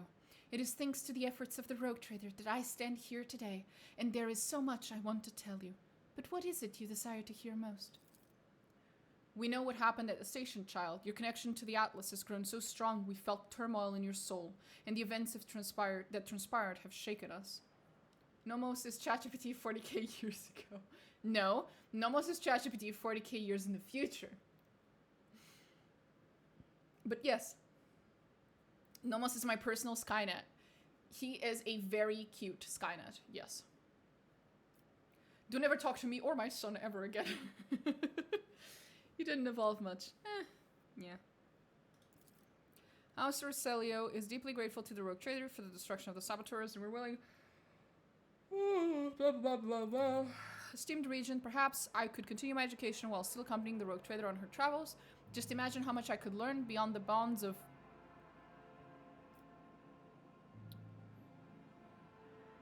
Cassia, I would be honored if you decided to stay. Unthinkable! Doesn't he learn from the actions of the RT? Correct. If you are a massive Don't just fucking... stand there. Help the Rogue Trader defend the child and the palace. Oh boy. You will pay for betraying Felek and our freedom, Rogue Trader! Now kill them all! That one just exploded in place for no reason. Your arrogance will be your downfall. As I was saying, Nomos will in fact learn from you, and whatever of the...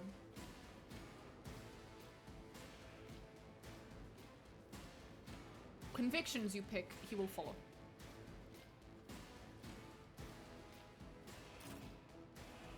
Cassia, show the navigators why navigators are feared, honey.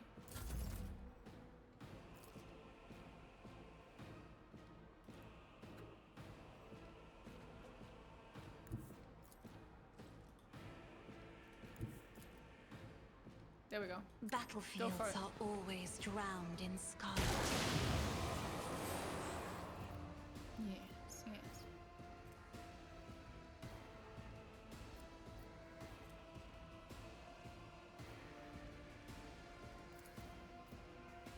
I'm not accustomed to being ordered around.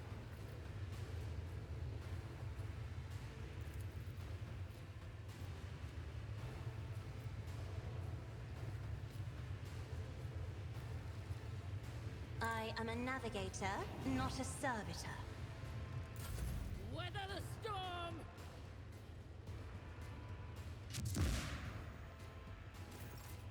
Rude. Very rude.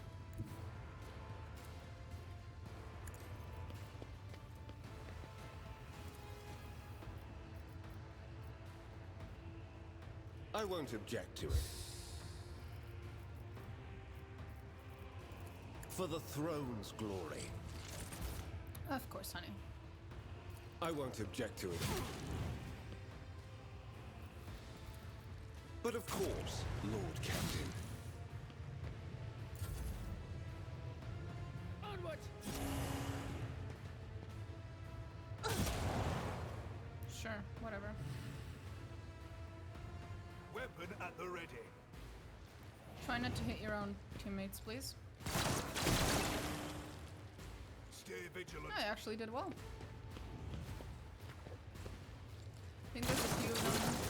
There's one where they run away as well. Oh, yeah, there is.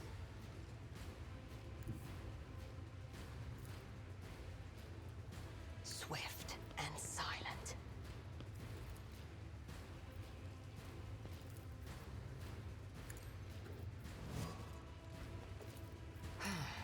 If I must. I am not your Xenos pet, monkey. I deal death with my hands. Okay. No weakness is hidden from my sight. Why is 0? The fuck was that? What are you building Henrik's house?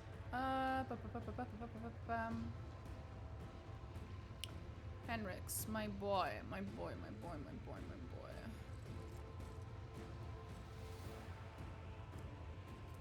He is arch-militant.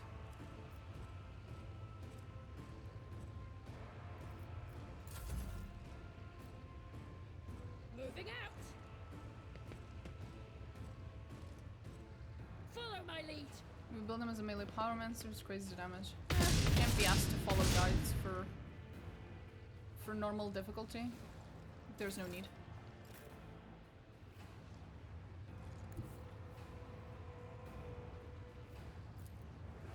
I am ready for whatever comes. Bruh. I am so disappointed. I'll see to it personally.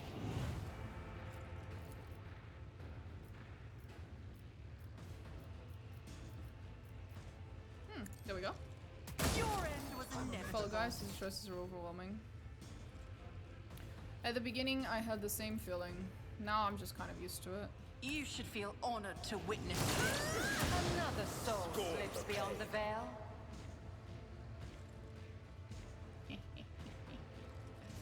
Oh, I did not have that issue with Pathfinder. I won't stand for it. I refuse. The fuck? My gut tells me it's a bad idea.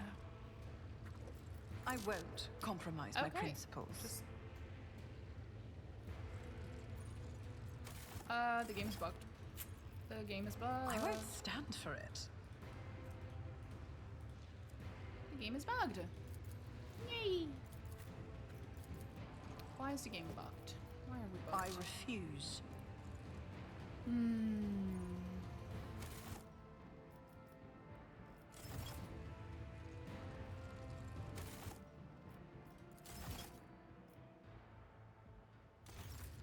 Can I unbug it? 1 second. We're just gonna do this to unbug the game, hopefully.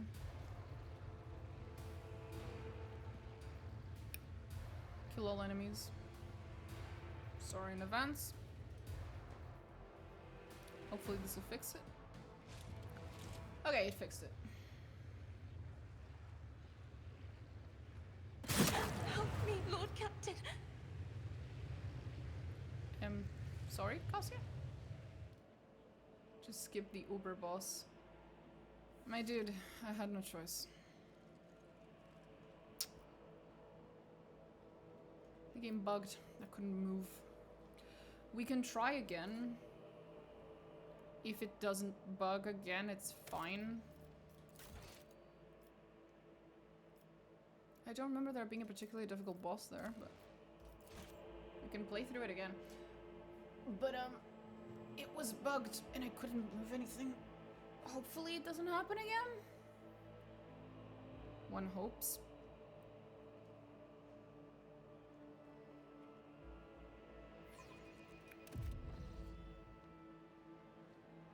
Try to avoid editing it, just in case it ends up in an inconsistent state. I'm not editing. None of that was editing. I have Toybox so I can see, so for read actions. And I have it for cases like this when I get bugged. Precisely so that shit like this doesn't happen.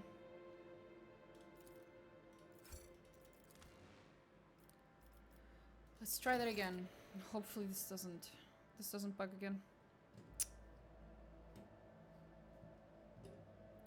Killing enemies does not usually bring about bugs. In my experience.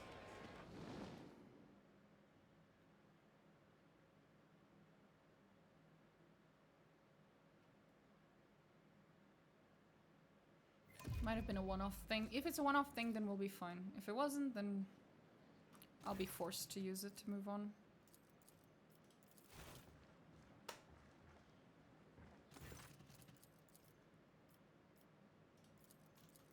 Here we go again.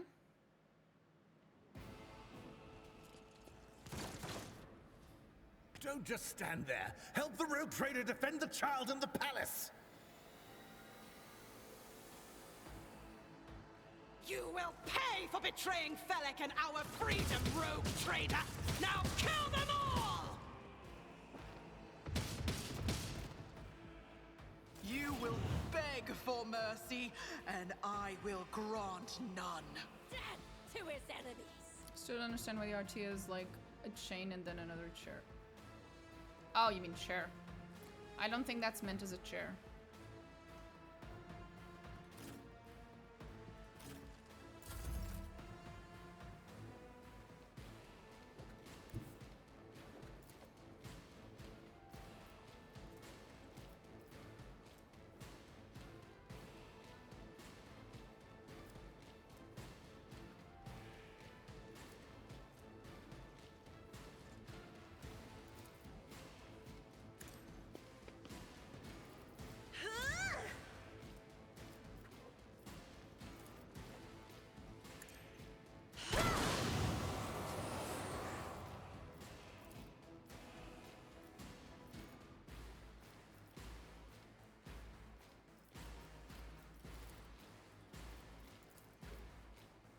Isn't this a job for the serfs? Oops. Sorry, Rogue Trader, I just destroyed your room. Oops. Hehe.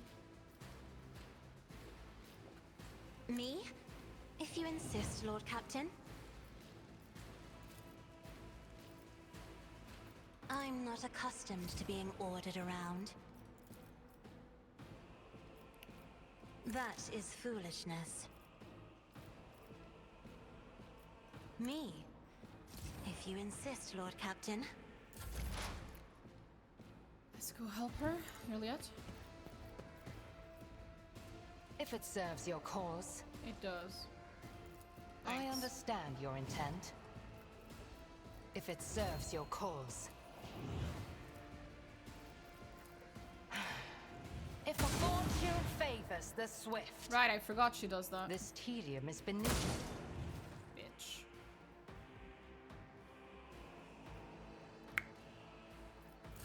I can handle this. Do I like the new Overseer class? Yeah. It's fine. I like the Arbitrator stuff more. It's really cool. I must not falter.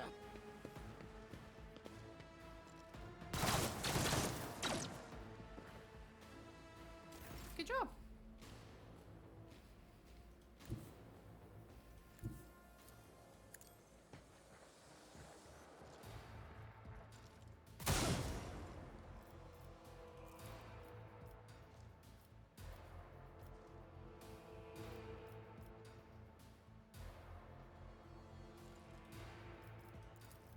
On it. Cassia, you go again, honey.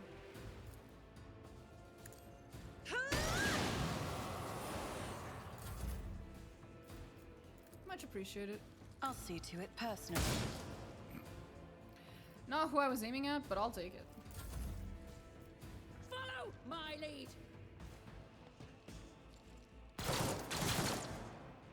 Cool.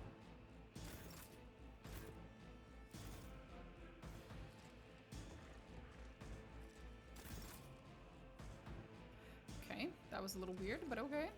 Everyone, step aside.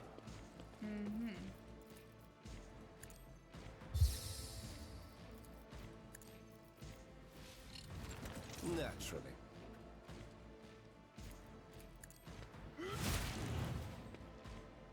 Nice shot.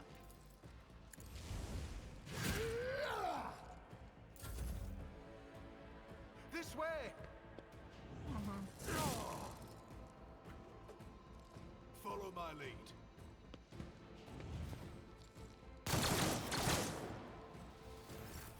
High momentum.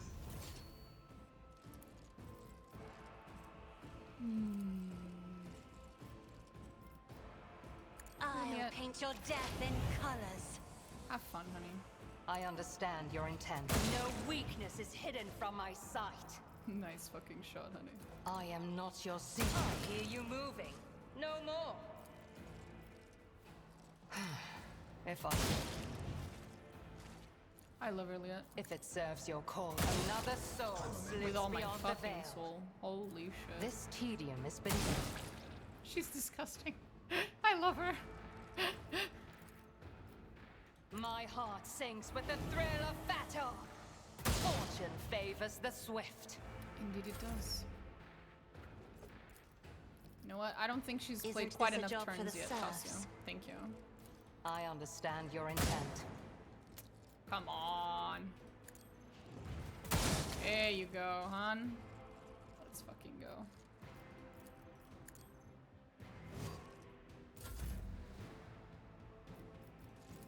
I am a navigator, not a servitor.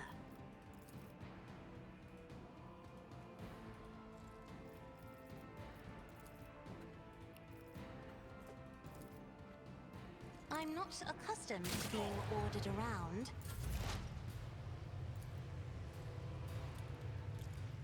And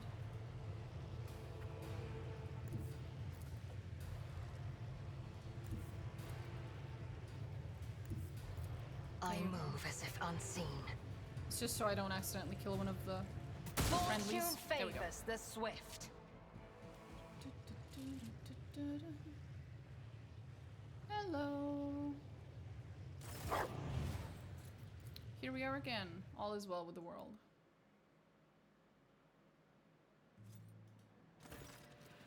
Mercy! The Lady Navigator covers her face with her disfigured, scaly hands, each with an extra finger and conjoined phalangeal bones.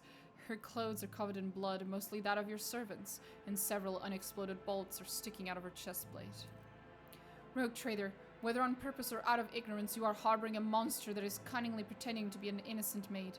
Spare me, and I, Alina Hateria Orselio, will swear to tell you the whole truth about the madness that is devouring House Orselio like a malignant tumor.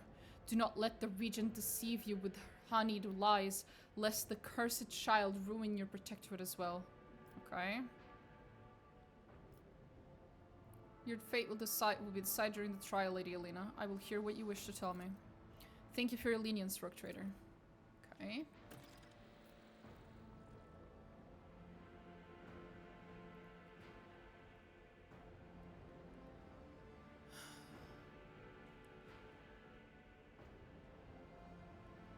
Lady Navigator, Alina Hateria Orselio is charged with the attempted murder of Cassia, the attempted murder of Rogue Trader, blah blah blah. The naturally bulbous eyes of the Navigator constantly shift between you and Cassia.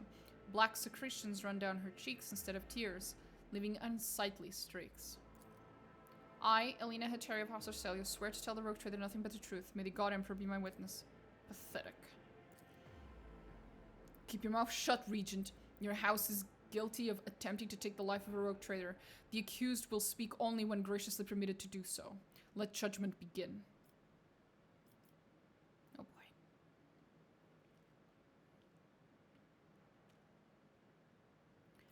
Lady Alina.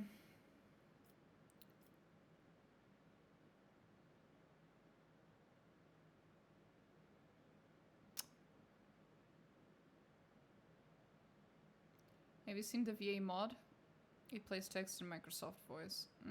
I'd rather not use those sorts of things.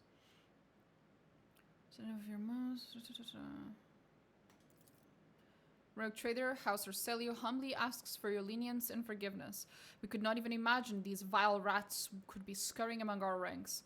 As for them sneaking into the Rogue Trader's palace and staging an unthinkable crime, God Emperor be our witness, the accursed renegades seek to spark a feud between our houses.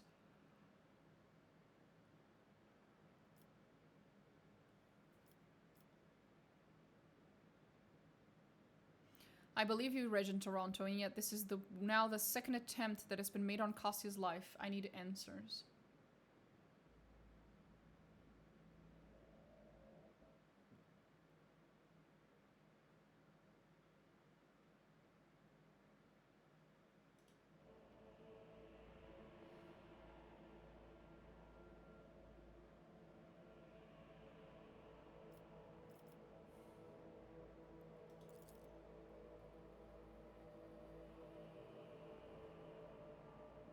Okay. Tell me about the renegades.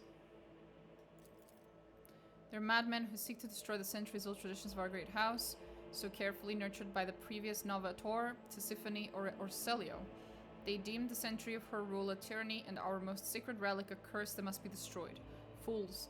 If the Atlas were to be destroyed, the whole of House Orselio would follow into oblivion. Why did the renegades seek to destroy the house's relic? They dread its power, for only a Novator can fully grasp the mysteries and harness the power of the Starway Atlas. What the renegades call a leash, we call a guiding star. Why are people trying to kill Cassia? Everyone in the house knows the child is the keeper of the one true Starway Atlas, which once belonged to our great Novator, Tisiphone Orselio. The ungrateful wretches secretly hated her grace, and when Tisiphone abdicated her responsibilities and set off for parts unknown, they staged a revolt to destroy her successor. Does Cassia really carry Tisiphone's Atlas? We believe it with all our hearts. The Novator spent many cycles on the world where the child was born. It is said that everyone who witnessed the miracle of her birth simultaneously departed for a destination known only to the Novator. Tisiphone gave the order and followed them soon after, leaving her precious gift, the Atlas, to Cassia, and therefore marking her as her successor.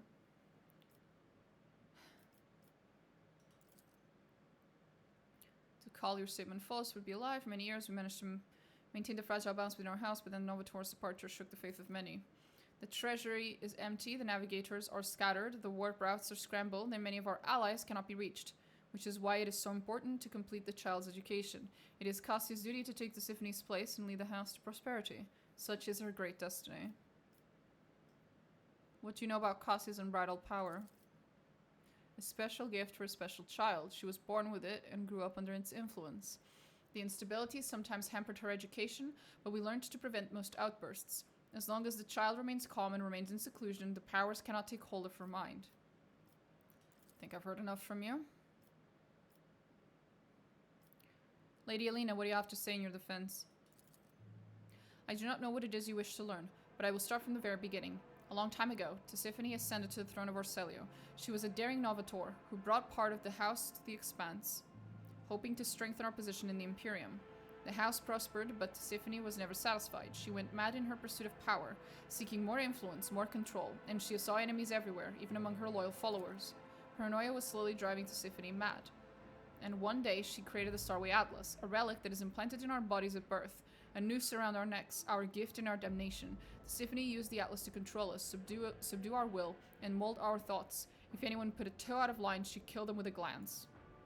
At first, many branches of House Orselio tried to resist her tyranny, and Tisiphone cut them down with extreme brutality. For example, the entire Satala branch was destroyed simply because its elders asked too many questions about the Atlas and wanted to know the truth about its creation.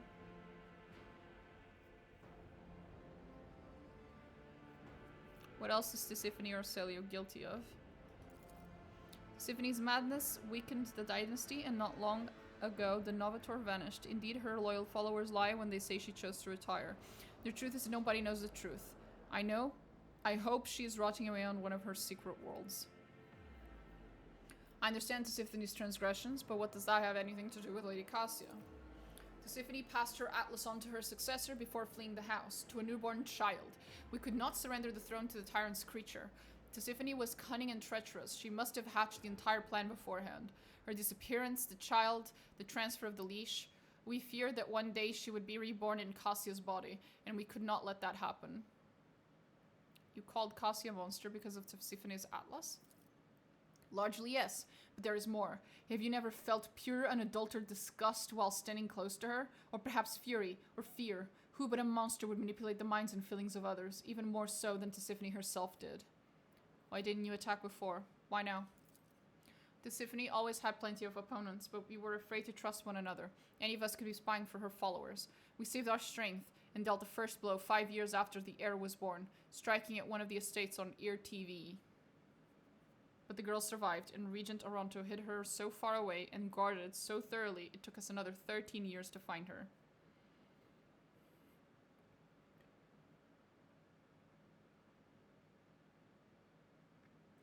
Cassia's 18? 20. And then another 2 to get into the Regent's good graces and reach Yurak 5. Now Cassia's in the spotlight. So Cassia's 20. That is incredibly young. Holy shit. So you admit Regent Toronto was not aware of the assassination attempt. Regent Toronto is guilty of mass killings, intimidation, inhumane torture, abetting Tisiphone, and raising her hair. His crimes are many, but this one is not among them. I'd love to see his head on the chopping block, but honor prohibits me from slandering him in a trial before the rogue trader. I think I've heard enough. What would you like to say, Cassia? If I may speak, so many dirty colors have poured from the mouths of those present that I feel covered in filth from head to toe. I, as the future Novator, I want to bleach them, purify them, and let them go. Heed me. I am the one to blame for what happened today, and I accept full responsibility for the actions of my house. Vile wretch! Who do you think you are? Will you now start killing those who have displeased you as Tisiphone did before you? No, is that she literally just said to let you go. Were you not listening? You fucking deaf? Kira's child, this burden is too heavy for you to shoulder alone. You are not yet ready. I implore you to settle this conflict. I offer the Rogue Trader a 100-year contract with House Orcelio, committing us to treading the shortest and safest routes for the Von Valensis Protectorate within the Corona's expanse. I will also remain aboard the Rogue Trader's vessel and assist her until she decides otherwise, or until duty to the House summons me to the Novator's seat. What are you going to do, Lady Alina? The esteemed regent will put Lady Alina and her people in one of our family gauls. She is a House Orcelio navigator after all. There is no need for our precious blood to be spilt. What's the purpose of the underlying text on the options? It's just because I have the toy box mod on. It shows me the conditions for that option to be visible and the consequences of that option and something else I don't remember right now. I don't usually read them. I just read them when I have a doubt about which of the options was the one I wanted, because I don't always remember. I've played the game many times, but it's also been quite a while since the last time I played, so I don't always remember 100% which each option does. I accept your offer, Lady Cassia. Aw, she's happy. Thank you, Domina Diantush. I mean, Rogue Trader. So be it. We failed to notice that our child had grown up and become strong. You may stay with the Rogue Trader until the house summons you. Her influence is anomalous, but it has served to bring out Blessed Tisiphony's most precious talent, the talent of leadership. Rogue Trader, we are now bound by the terms of the contract. Your representatives may contact House Orcelio at any time. We will respond. And one more thing. Protect the child like the apple of your eye. Remember that you have the future Novator of a Navis Nobilite house aboard your vessel. Of course. I wouldn't dare to let anything happen to Cassia.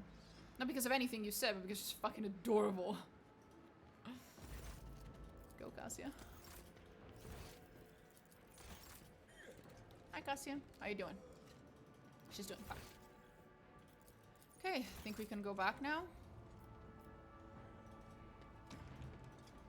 Can you open? Thank you. Get open! Jesus. Can Cassia see the Astronomicon since they're behind the maw? She can still see it, but it's kind of fucked. Like, the light of the Astronomicon is severely hampered because of the maw, yes. She comments on it in the first chapter when you talk to her, that things aren't doing great. But I do believe she specifically says that you can still see it, it's just very, very dim. And there's a lot of interference. It is so fortunate you have come. Okay. I admit I was seeking you out myself. After the events on Dargonus, it felt like an anthracite grey mantle had dropped on my shoulders. I spent a long time thinking about our very first meeting and what happened next. I cannot wait to shake off this dreary color. It was very naive of me to follow in the footsteps of the man who raised me in a gilded cage. And I was deaf to the needs of my own house. But you opened my eyes. As the future Novateur, I must gain wisdom to restore House Orcelio to its former glory, no matter the cost. Thank you. It will be an honor to keep guiding your vessel through the Sea of Souls, for as long as the needs of our dynasties are aligned. Oh boy. No matter the cost is a very concerning statement she just made. This game would win Game of the Year if it was fully voiced. No, it never would. It's a CRPG. CRPGs are never super popular. They're very niche. The people who like CRPGs tend to like them a lot, and the people who like CRPGs will look at a game like this and think this is the best fucking shit ever, because it's a damn good CRPG. But it is still a niche. As for Baldur's Gate 3, Baldur's Gate 3 may be technically a CRPG, but it's also a new breed of CRPGs, basically. It has come in the wake of what was the classical RPG, and just merged the best fucking parts of action RPGs, basically, and of modern RPGs, but in general, with the CRPG formula. Baldur's Gate 3 is still technically a CRPG, but in a lot of ways it's not. And it's a good thing. I think that CRPGs in general should all be striving to go in the direction of Baldur's Gate 3, in terms of their structure. and the way that they're built and the way that they are played. I think that Baldur's Gate 3 is a beautiful fucking example of the next generation of CRPGs. But anyway. You will hear no objection from me, Lord Captain. You did not mention the Starry Atlas. I would never reveal this secret to an outsider. But you have come to my aid more than once already. The Starway Atlas is a sacred artifact of House Orselio. It helps our navigators chart a course through the warp. This crystal, I mean, the Atlas, has been inside me for as long as I can remember, giving... Mocap for a CRPG was great for immersion. Yeah, it was. Like, imagine the level of, like, lore depth and character depth as well that some of these CRPGs that people love have, like Warhammer 40k Rogue Trader, Pillars of Eternity 1 and 2. Imagine that, but with the fucking mocap and, like, the 3D models and stuff of Baldur's Gate 3. Like, I would lose my shit. I would lose my shit. It's already borderline confirmed that if we do ever get a Pillars of Eternity 3, that it will be Baldur's Gate 3 style, because Josh, the man, the myth, the legend, Sawyer has pretty much said so. As for Warhammer 40k Rogue Trader and the next one, which will be Dark Heresy, I'm not entirely sure. I think for Dark Heresy it's too late for them to make that change. And Owlcat is not nearly as happy about doing those kinds of changes. So if Owlcat were to make another game and then follow closer on the CRPG style of Baldur's Gate 3, it would not be Dark Heresy. It would have to be the next one that comes after. Because it's too late, I think. We'll see. I cannot wait for Pillars of Eternity 3. I cannot wait. I am so excited for the day that thing comes out, if it ever comes out. Oh, a girl can dream. Me strength. But the others... I noticed the renegades in the palace. We do talk about Avowed. Get fucked. I love Avowed. Of despair I when really we like met Avowed. face to face.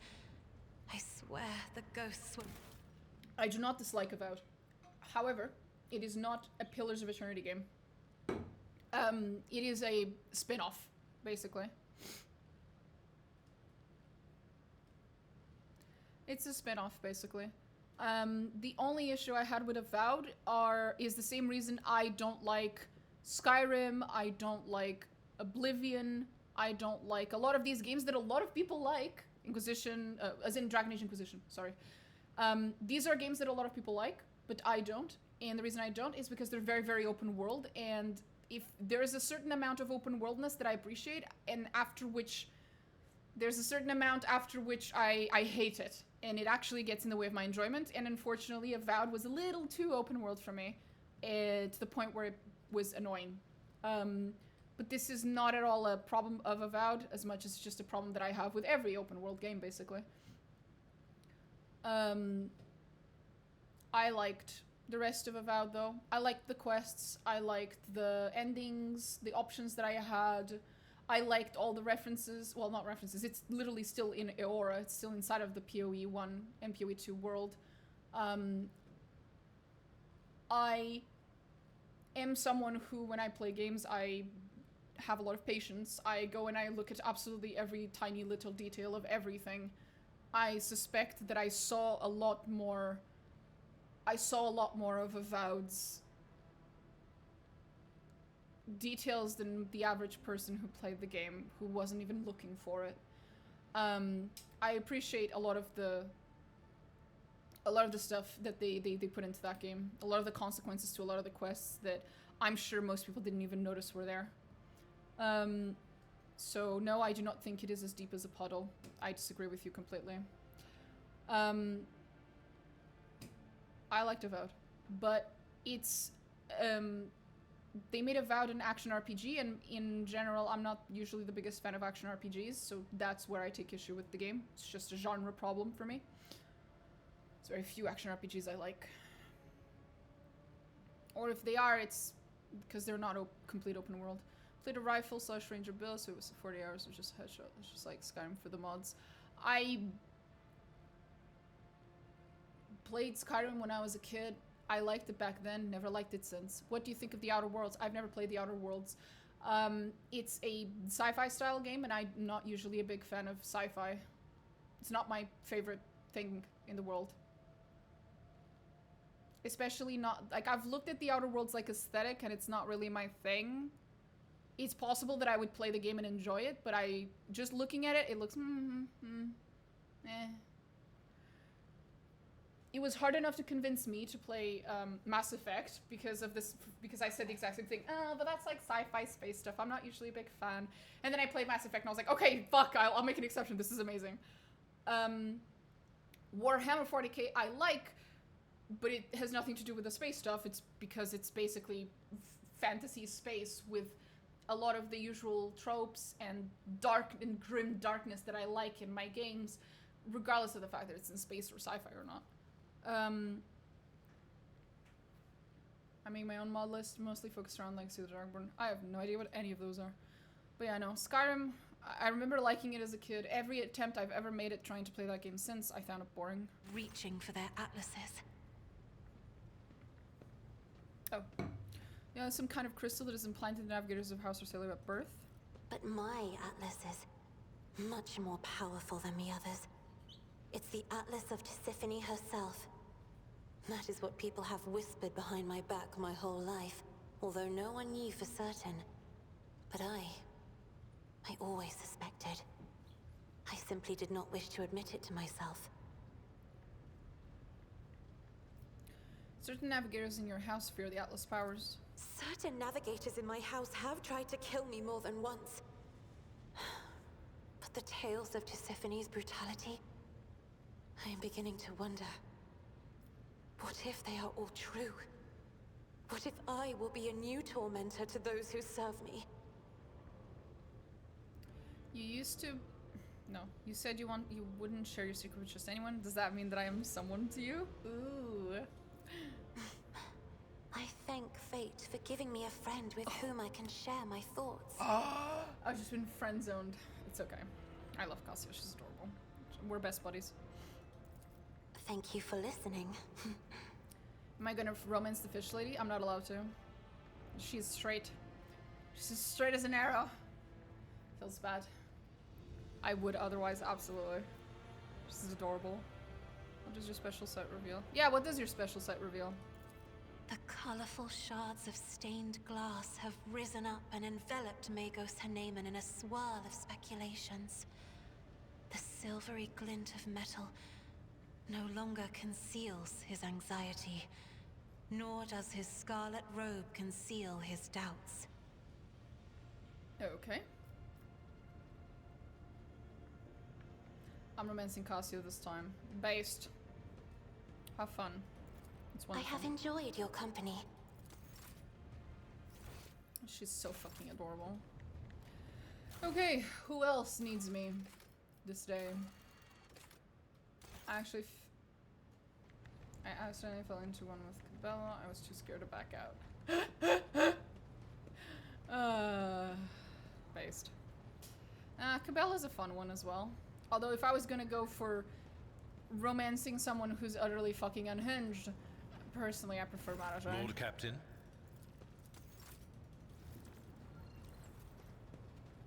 You know, unhinged in a murderous kind of way, I mean.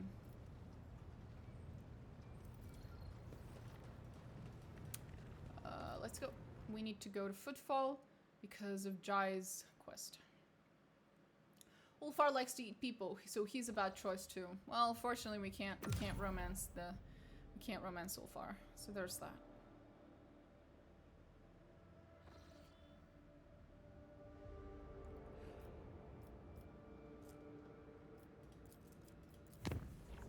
Although I'm sure plenty of people would like to romance Ulfar.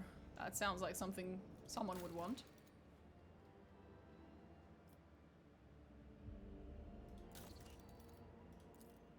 Still busy. That's busy. There we go. Cosbelican auction.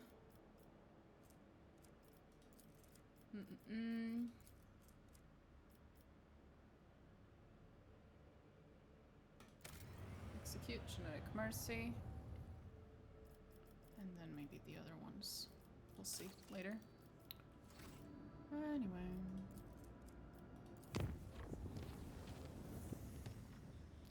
Footfall. Did that finish any of them? Nope. Not even close, baby.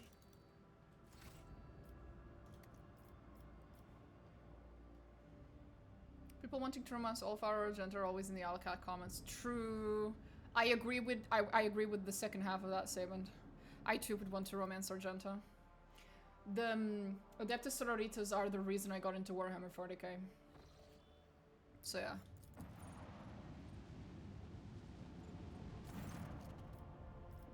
Shireen, if you find the spare minute on Footfall, when you are not deciding our lackluster fates, I would be delighted to see you at my Amarikar in the Amasekus. I'll tell Octi to set aside some decent wine in case you decide to grace our humble party with your luminous presence. Amarikar? Celebrated. What kind of people will be at this party? Smugglers and thieves? Only my nearest and dearest are invited. So the answer is yes. Gotcha. I would love to.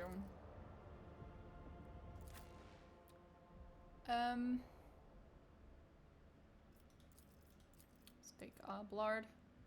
I think Space Hulk board game was my first Warhammer 40k. What? That's funny. Space Hulk board game is a sentence that just came out of your mouth. Holy shit.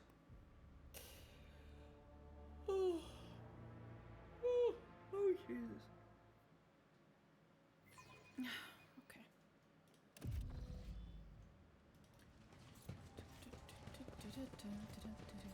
I always keep my options open.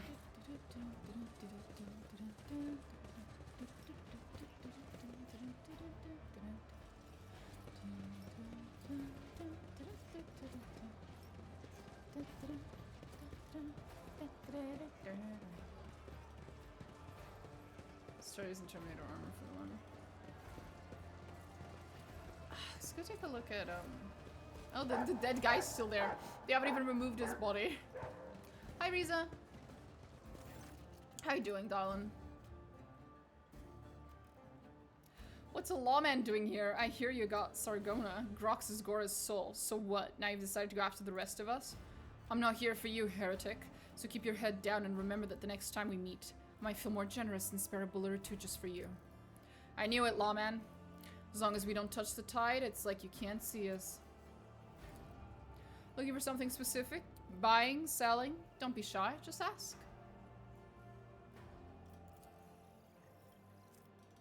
I'll take that.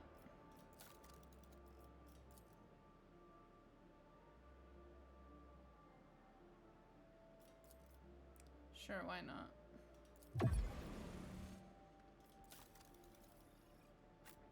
Always keep your eye on the prize.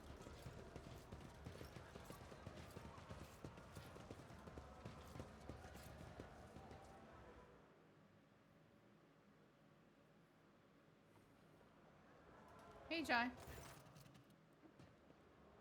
May the gravitational wells on your worlds never lack for grip, just as my heart never lacks for the joy at the sight of the rogue trader von Valencius. I can't believe it. You actually roped the rogue trader into coming to your party? If the rogue trader raises a toast to your health, I'll start to believe you really are a princess and not just a smuggler with a gift of the gab. Please take a seat, your ladyship. I need that Veilrender sword for Henrik's. I have the Veilrender. It's really cool. I learned about it this second.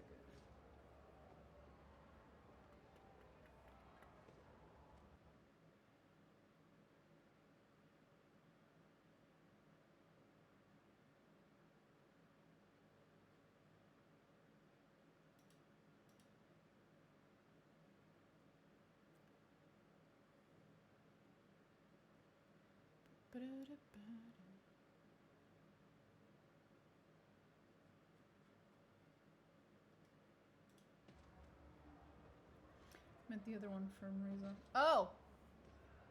Okay. I'll look at it later. I can't believe you actually... Observe the assembled group. Jay's friends look exactly as you would expect, like hardened operators of the cold trade. One pair in particular catch their eye, young man and a woman. Twins, it seems. Okay. Octaviana readily tops up the glasses on the table, playing the role of consummate host, but you notice that her and Jay's chairs are drawn slightly closer together than usual for a pair who seem connected only by superficial acquaintance. Okay. How's your party going? We have been laughing and celebrating life, Shireen, as true friends do. But until your arrival, we were but stars in a moonless sky, merely heralding your coming. Now we are happy. I will gladly accept your offer.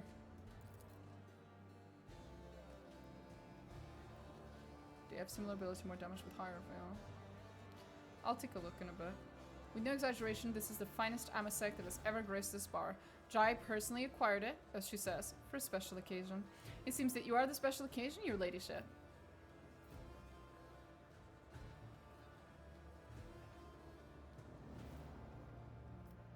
Shaviana, you and Jai are friends?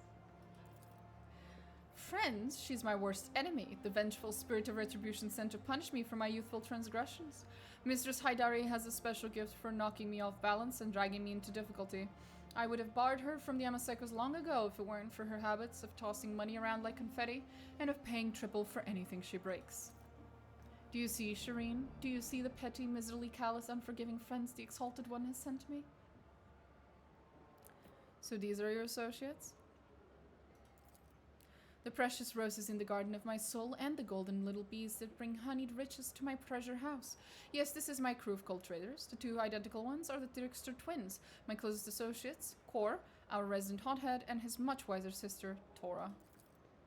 Don't let her fool you, your ladyship. She's only calling me a precious rose because you're here. When it's just us, I'm lucky if I get that asshole with the gun. Because you are just that asshole with the gun.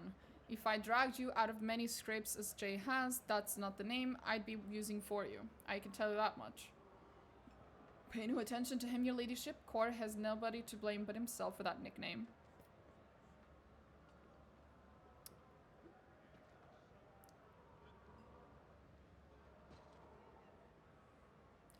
Let us drink to the lady of the hour, Jayadare. Okay. Bravo, Octi. This Amasek will do me very well indeed. Oh, here we go. Jai is very lucky the RT decided to like her. She would be deleted in the proper universe. Trust me, the only reason I don't delete her is because there isn't really an option to give her to the Inquisition.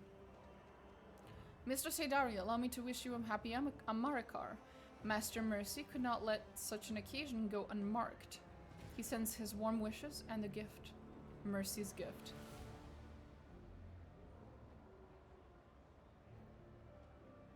Only in combat. Oh, Falco, I am much obliged and touched by your presence. May the fire in your hearth burn forever bright and hot like the stars of the Gremor system. Tell Mercy that this show of his precious attention towards my humble self brought dew to my eyes and a song to my heart. Isn't Falco the one who stole Jay's cargo? The very same.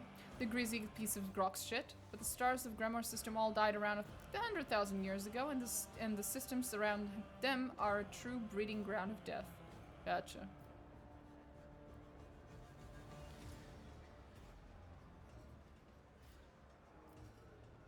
Is it customary in the Kasbolicut to attend the parties of people who've tried to ruin? After you got involved in the turf war, they also decided that a peaceful resolution would be for the best. This here is a symbolic confirmation of the ceasefire. Who's this Mercy? Some big mysterious figure in the mission. The Kasbolikas put him here to keep a handle on things and to make sure the interests of the senior partners aren't forgotten. If anyone does become a bit forgetful, Mercy comes along, somebody dies, everyone else panics and empties their pockets. Falco and Mercy aren't officially connected. Falco's just another prosperous mission agent like Jai and other people, but Falco's happy to do Mercy's dirty work for him, and that's why he gets preferential treatment. So where's your present for Jai, Falco? Of course, your ladyship, and this gift is from me personally, Mr. Seidari. Exotic venom blade.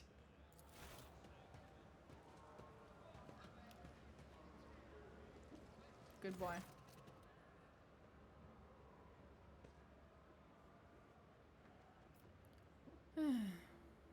Even foes are bowing down before Jai Hidari. That is something worth celebrating.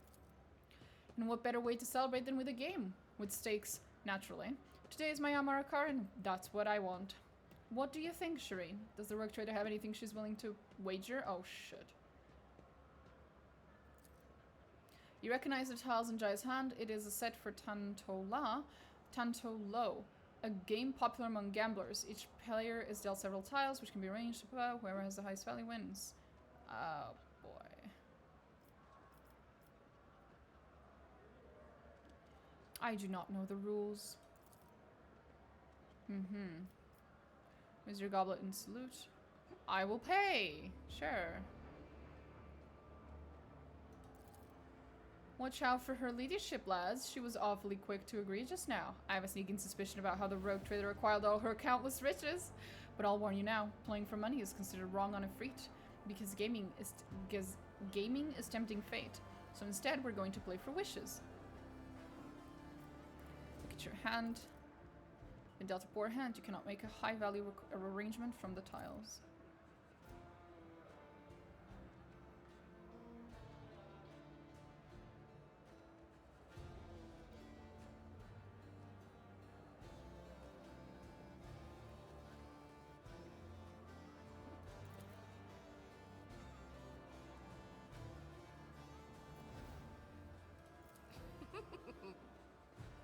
Little shit. I want everyone to drink to my good fortune. Okay.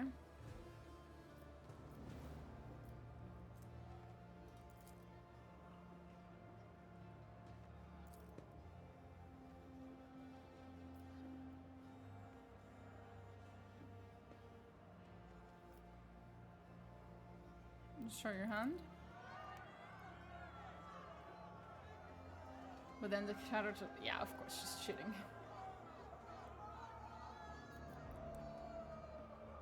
What should I wish of you, Shireen?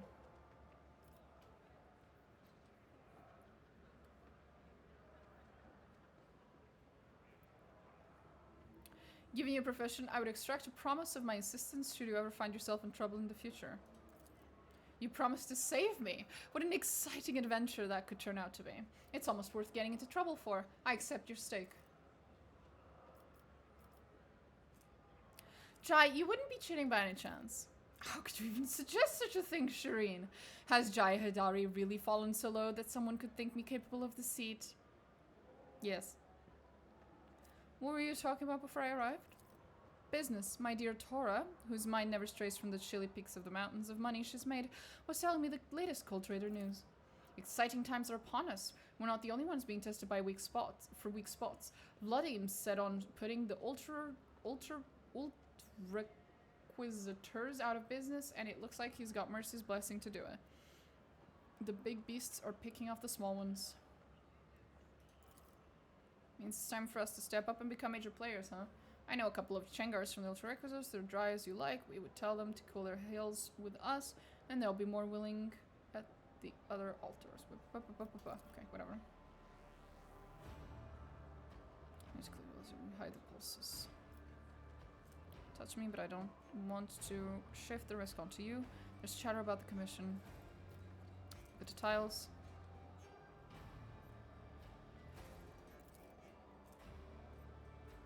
I can try to cheat. No! Oh. I'm out.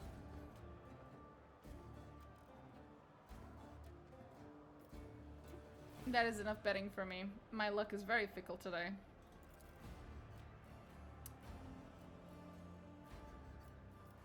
To Amma 6 deceit. May the deceived not live to regret it.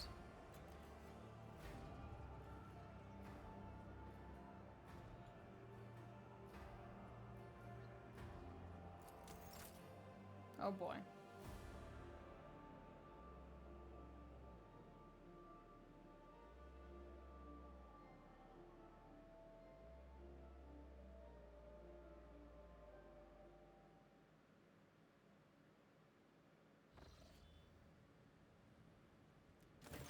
my character is partially inside the... Well. Okay. Thoughts tumble violently inside your head, periodically ricocheting off of the side of your skull and triggering bursts of piercing pain. Your tongue feels desiccated and shriveled in your mouth. Is that the goth baddie? No. And it scrapes painfully against your teeth. Light. Light is the enemy. Self-awareness returns unbidden, bringing with it an inexplicable sense of awkwardness. Your beleaguered body violently protests against the very idea of getting out of your soft bed. Shireen, you certainly know how to have a good time. Tries to remember the end of the party. You struggle to piece together. For some reason, you can clearly recall the ingratiating looks of the wardens as they try to persuade you to stop, the cries of the beggars to whom you gave an obscene amount of alms, and the stamping of the servitors that you rode around the station to giants in concealed glee. Oh boy. How did the night end exactly?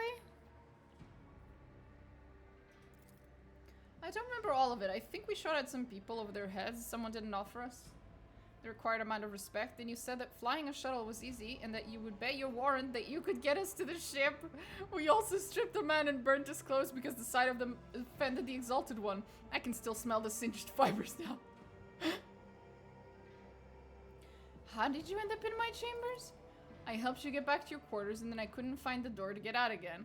And you graciously gave up 35% of your bed for me. Yes, I think that's the number our haggling ended on. You and I, we did not fall into bed together just to sleep that way. No, Shireen, your conduct was entirely becoming of a rogue trader.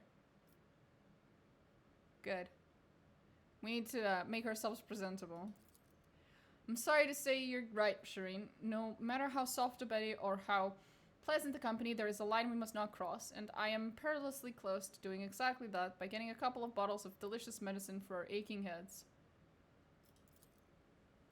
Yeah, we should get the fuck out of here.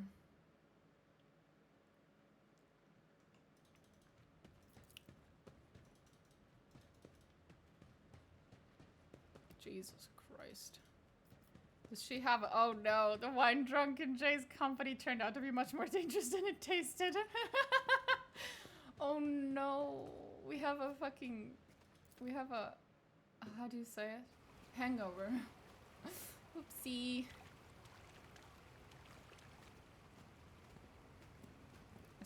Let's just have a nice, relaxing bath. I'm sure it'll help. Address the Master of Ablutions. I wish to see someone from my retinue.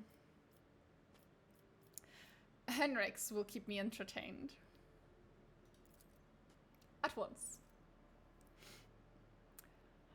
Rogue Trader, is this a matter of terrible urgency or... An exasperated expression crosses Henrix's face when he sees you relaxing in the water. Or did you simply call me here for your own amusement? Absolutely. On second thought, don't answer. I think I have assessed the situation for myself. I suppose you desire entertainment. Very well, I will give you something to occupy your time. A simple game of intellect that is often played in our conclave. I will give you a fact about my life, and you'll have to discern whether it is a truth or a lie. Shall we begin? I betrayed my family and caused the death of innocent people, and I was never held accountable for my actions. The corners of Henrix's mouth twitch slightly. His hands are tense and his breath is quickened. The interrogator's behavior suggests that he is lying.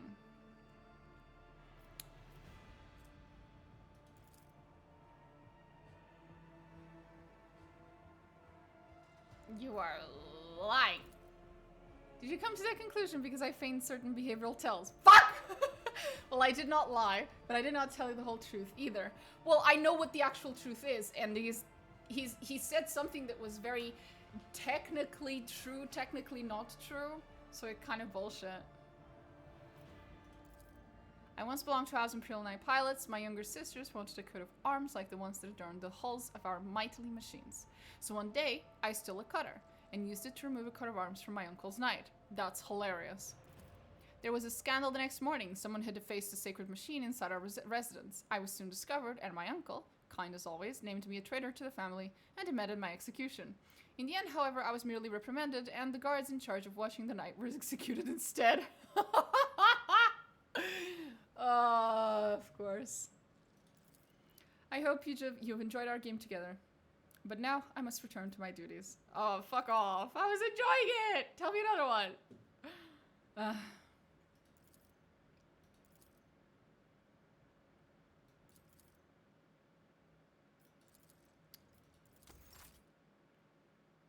That did not fix our hangover like I hoped it would. Feels bad.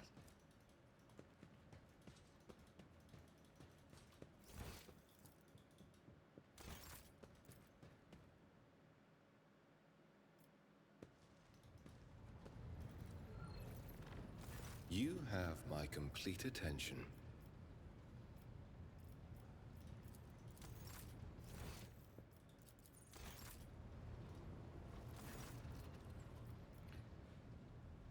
Tolman, not long ago, I took part in a celebration in Jai's honor. Would your ladyship care to learn the circumstances of your return to the ship? I can assure you that the landing deck was damaged minimally. Mistress Haydari escorted you to your quarters, rather boldly touching the person of the rogue trader, and in response to the crew's attempts to help you, you endeavored to demonstrate your proficiency in several Ifrit swear words that, according to you, Mistress Haydari had taught you earlier. Regarding the incident that took place on Footfall, Liege Takara has already let us know that the persons affected have no claim against you, and thank your ladyship for the honor of witnessing how the rogue trader and her charming paramour amused themselves. She is not my paramour, and I am very upset.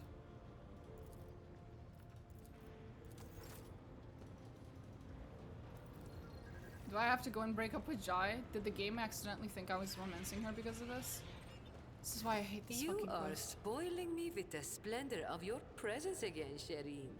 Have you decided to treat your soul to the fruits of my eloquence? No. Okay, are we done with her bullshit? We are.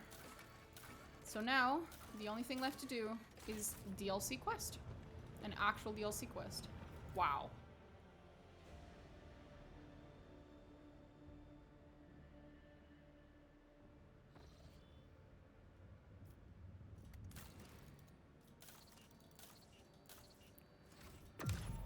Thassera. Yep, that's where we're going now.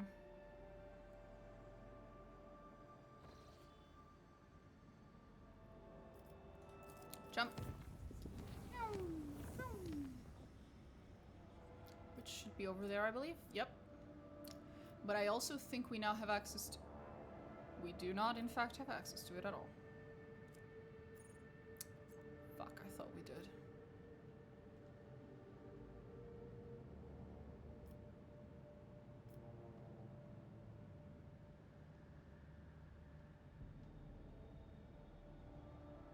We still don't have access to any of these three.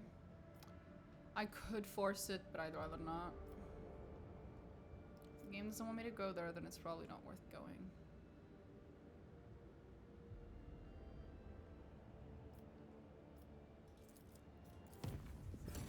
Go. Ooh, Janos has something. What's up? Troubling news has arrived from Janos, your ladyship. While digging an irrigation ditch, workers found a Xeno obelisk made of an unknown metal. It was delivered to a laboratorium and subjected to a number of tests, one of which caused a reaction. The obelisk generated a low-frequency vibration, and the events that followed were catastrophic. A series of anomalies were recorded in the Epsilon 2 Majoris region. It is almost like Janos itself is fighting us there. Many logistical chains have been disrupted. The only people who visit the uncontrolled territories are the wretches fleeing deeper into the region in greater and greater number. The observers report strange fires in the sky at night, completely imperceptible to the augurs. The esteemed ultra-requisitors are gathering outlaws and fortune hunters for an expedition into the heart of the region. They assume a priceless trove of xenomechanisms is awaiting for them inside.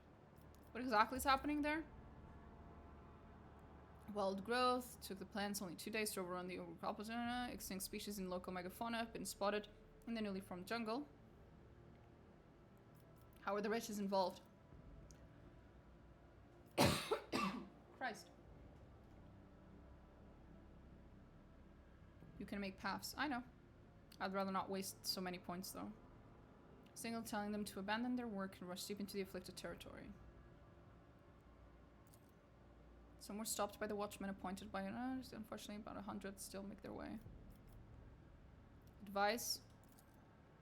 Janus's natural world is rising up. It is a lucky coincidence that the planet boasts experts who specialize in both controlling and destroying life. Mago's biologies. Yeah.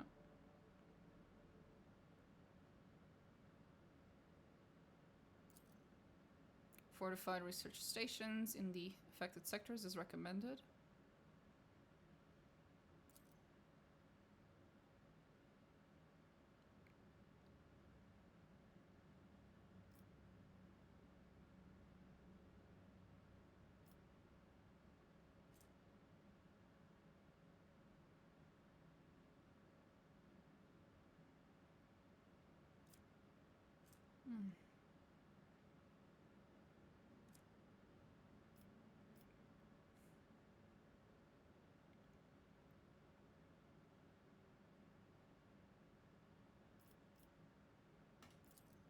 I'm sending specialists to Janus capable of forcing compliance. Thanks, Henrix. Very nice of you, Henrix.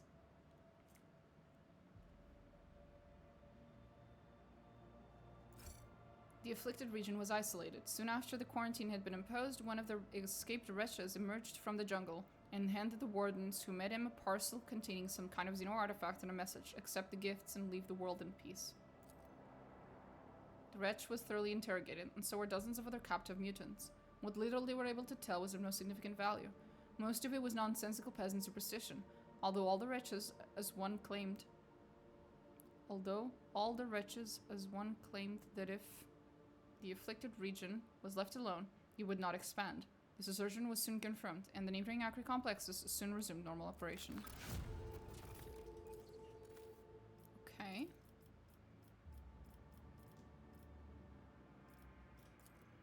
This is the one I wanted. There we go.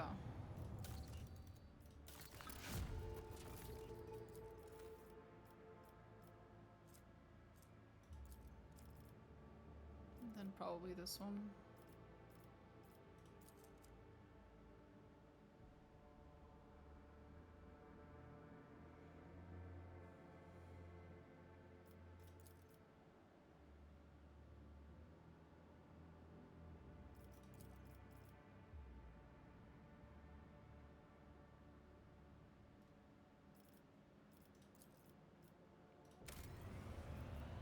We'll go with guilds.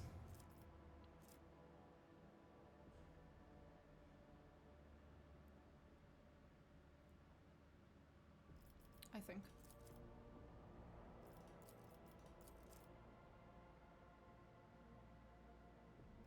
We might go with Adeptus Orbites, actually.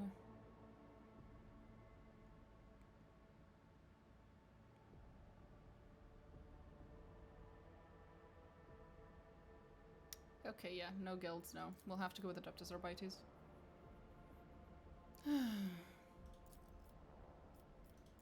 Anyway. Should save.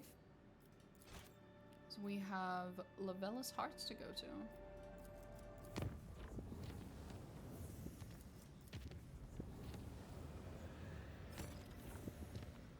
Oh, what is it? Strange anomaly has been detected on Kavagama. A series of orders, defined as Procedure OC, has forced itself into the production algorithm. The servants of the Omnissiah define its execution status as most sacred and therefore follow its instructions to the letter. In just one cycle, cells were erected in all the manufactorums, connected by cogitators, or more precisely, their computing channels. This network forms a pattern similar to those applied to the digital cells of machine spirits. The 0C procedure commands Magi with an above-average psi receptivity index to enter the cells. Those tech priests who take their seats in the cells fall into a blissful data dream and begin to sing Binaric hymns, very similar to those that periodically whirred from the warp vox of Cubus Delphim. The performance of the manufactorums has dropped. Many of the machine god's servants have abandoned their posts and are pleading for the privilege of fulfilling Procedure 0C. But the enforcers have taken custody of the cells and ward these volunteers away from them. What do we know about the procedure? Could it be part of Delphin's legacy?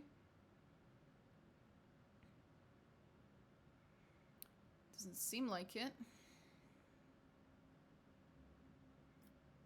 Advisors. You say these cells need to be filled with high size sensitivity tech priests? Sure. Why use our own servants? Just check out a few remote stations and outposts. Look for cogs who are banished as unfit, and you'll find 3 times as many more suitable candidates than in the manufactorums. Psi receptivity rarely goes hand in hand with high rationality, and such type priests often end their careers in some backwater. They are singing. It is surprising that your race was able to achieve such a harmonious form of interaction with crafted tools. My kinsmen too use psychoacoustic harmonics to guide their creations. I'm not a bone singer myself, but I might be able to tell you certain principles that define the sound of the universe. I found this sacrilegious suggestion to be in breach of the Data Unity Protocol. A signal seemingly from nowhere that has the highest execution priority. Perfect weapon for capturing the planet. It should be anathematized, and I am ready to summon a cadre of competent texorcists from the Inquisition. Holy shit.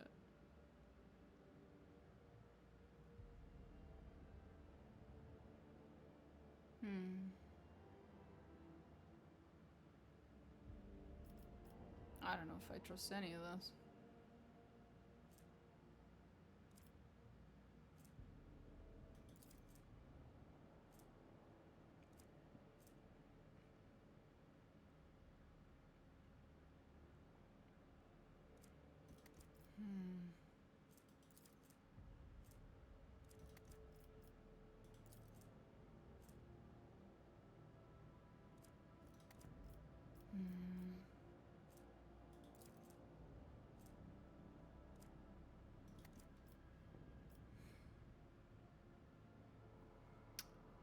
Don't remember, and I don't feel like reloading 50 times.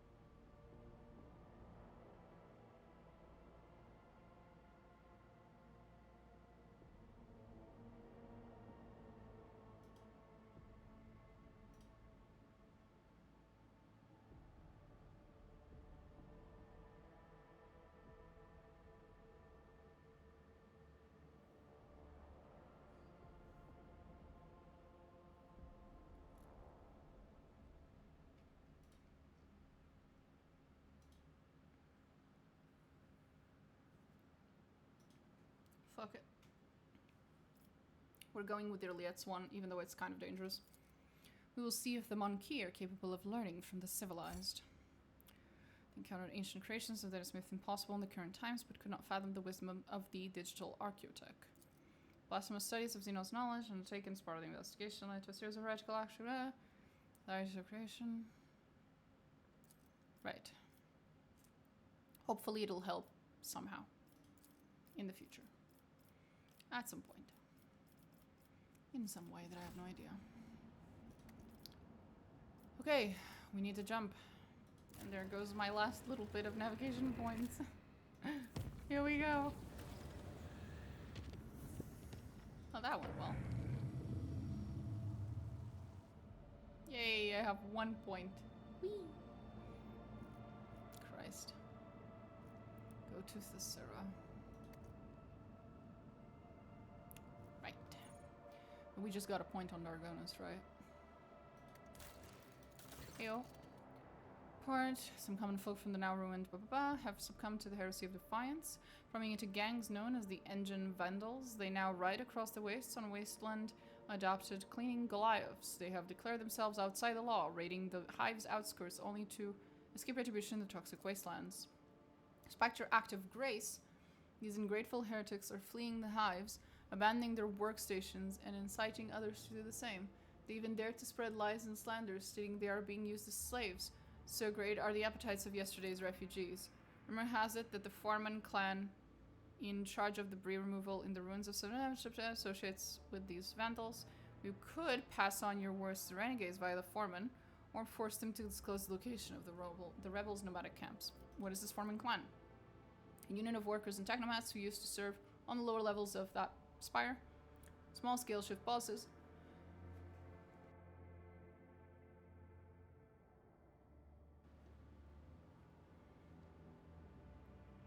Useful common folk who have proved their worth with diligent labor and valuable knowledge. Of course, they rank much lower than the esteemed merchant, to say nothing of the aristocrats. But the common folk heed their kin, and the foremen have both the authority and the ability to manage them.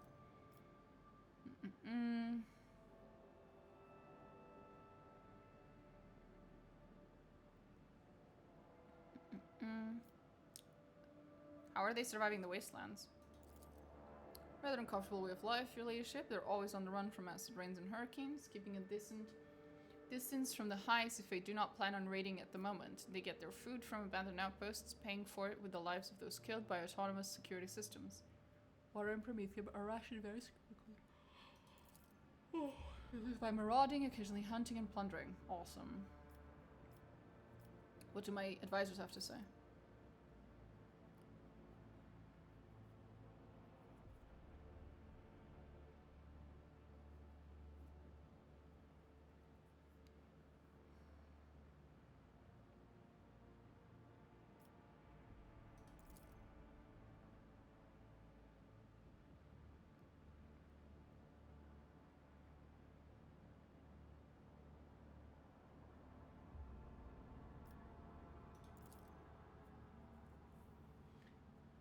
Emperor also secretly afraid of them.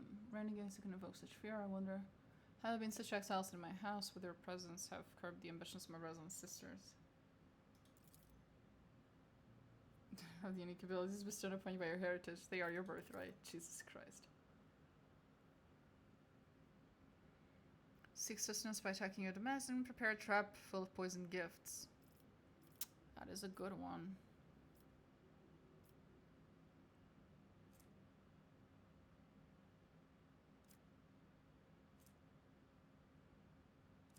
I will just do early yet. It is strange to teach you the methods we employ to fight against you. It is a little strange, yeah? But it's okay, sweetie. I don't mind it. Rumor about a heavy weapon shipment getting lost somewhere between two hives was spread among the Engine Vandal clans. A fight over 7 armored trucks, rumored to contain cargo that would provide enough firepower to breach the defenses of any hive, broke out in the wasteland. When the depleted winners had finally cut open the truck's lining, the only thing waiting for them was a squad of enforcers enraged by 3 cycles of sitting in tight, dark spaces.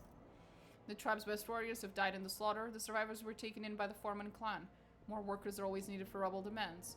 It will be years before the Engine Vandals' numbers replenish and they can pose a threat again. Heh. Get fucked.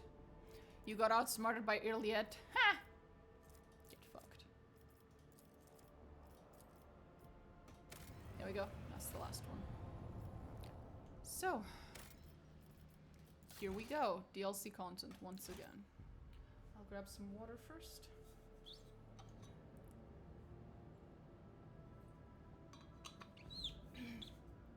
Because I keep coughing from all the talking with no water. This is a new system, I believe. This wasn't here before. It was added with the DLC. Lord Captain, we've received a voxcast from Thassera. The signal quality is rather poor, but the meaning is clear.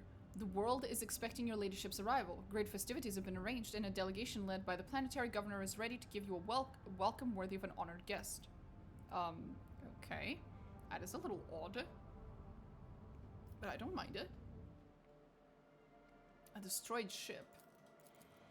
It's here. Some scrap.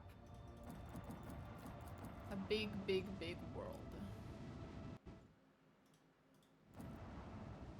Oh.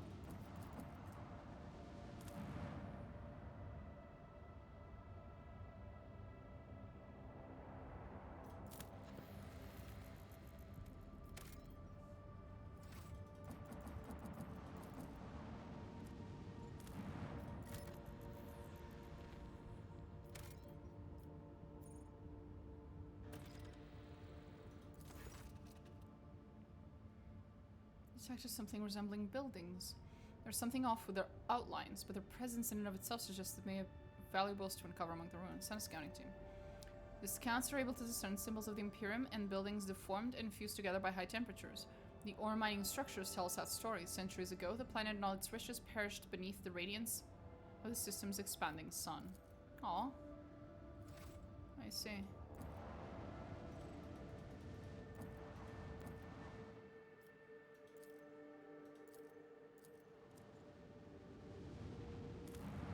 Fun begins, I guess. I don't know what I'm going to walk into. I genuinely have no prior knowledge, so here we go. Ooh, promethium. Do I need it? Kinda. I've seen planets with more promethium I could have used. Okay. 1 second while I move this.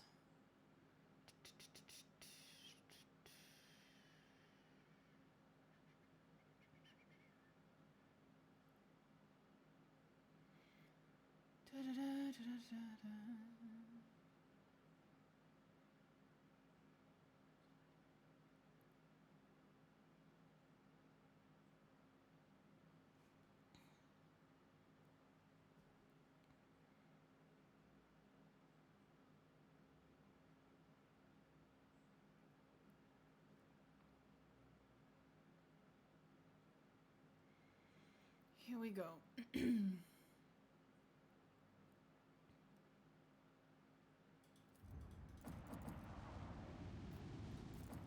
Thassera.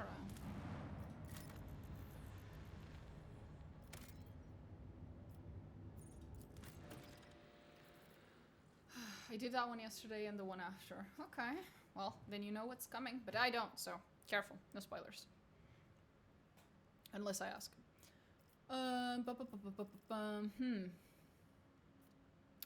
there anyone?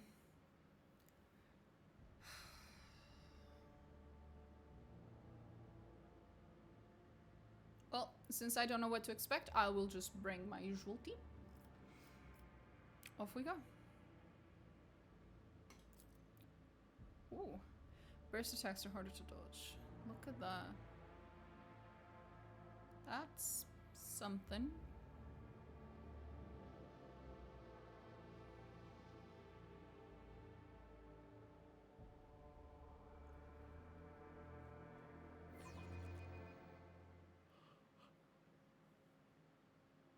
Oh my.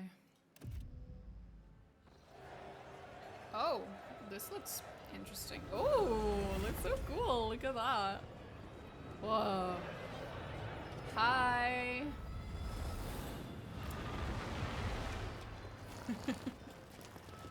A horse? Wait, what? They kind of look like medieval knights on the side. What the fuck am I looking at?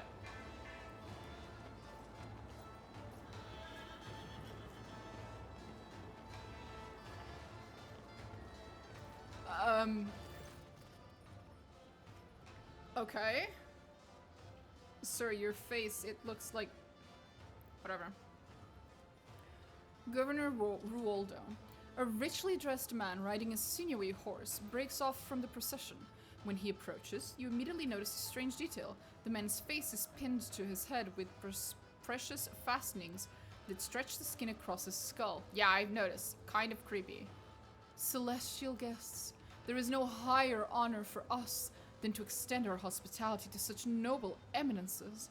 Her Celestial Highness, the Rogue Trader, and an illustrious judicator of the Imperium, all of Thassera, clamors, trembles, and cheers.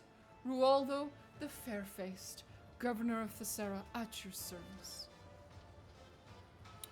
Thank you for the courteous welcome, Governor. However, we have come here to address a grave concern. But of course, your Celestial Highness. It would be my pleasure to discuss whatever topic you have in mind.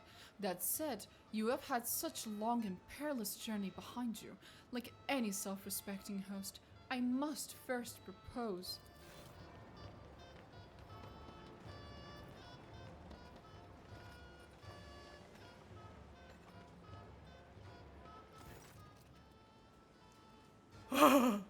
Oh, he looks fucking scary.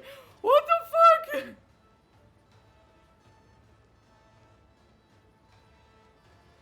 What the fuck is that? Oh, what the fuck? Okay.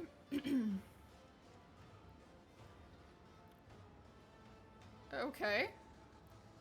Bluff, the court fool. A smaller figure steps out of the rider's shadow, dressed in a motley attire of a court fool, and wearing a sneering mask.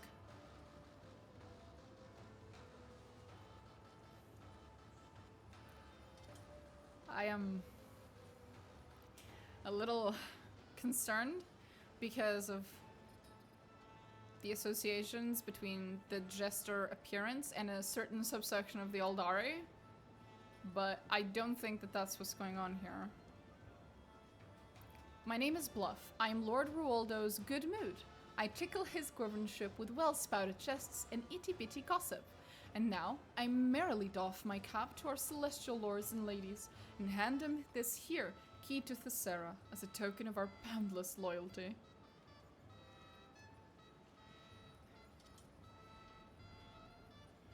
The fool bows and offers you his gift.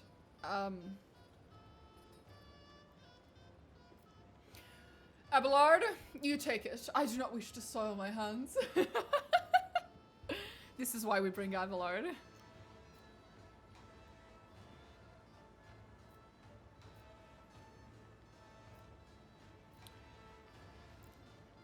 Thank you, Bluff.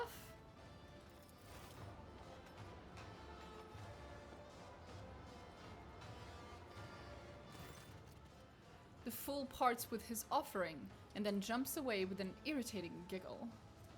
A large key with a Thassera coat of arms embossed on its head. Being the paragon of grace that she is, would my celestial lady perhaps also deign to feast her ears on the latest Thassarian gossip to go with my gift?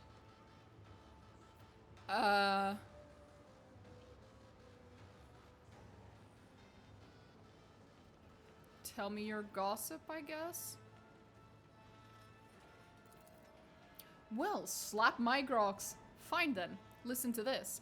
One-eyed terror of the common man, went out a thieving one day. He sneaks into a hut, itching to fill up his sack, and what sees he? A scary big shadow on the floor. He turns around, and right behind him a giant, a monster, with hands like imperial columns. It grabs him by the throat and starts beating the air out of him, like he's a ball of dough. Turns out, he's popped by Murgif's He's popped by Murgif's place, and she used to work the bone mill no worse than 10 men could when she was young. The fellow's been one-eyed ever since, and oh, is he glad he's not one-armed or one-legged. Having finished his nonsensical tale, the fool erupts into acerbic giggling. Look at the governor. The governor's clumsy attempts to stay in the saddle and his utter lack of noble bearing are bewildering to you. Noble blood runs in your veins. It appears that the upbringing of the Thassarian aristocracy is as unimpressive as this world's technological state. Or, he's not who he says he is, and he's not a noble. What happened to your face, Ruoldo? Ruoldo touches his stretched out countenance. Ah, this is a fine tradition that I myself brought to this world. You see, there is a way to tame the merciless passage of time. All you need is to find a young and healthy face, appropriate it, and attach it over your own fading skin. The local nobility eagerly took to this art of extending one's life and youth, and I, once a celestial lord myself, now promote this custom by personal example, so I may showcase its wonderful properties.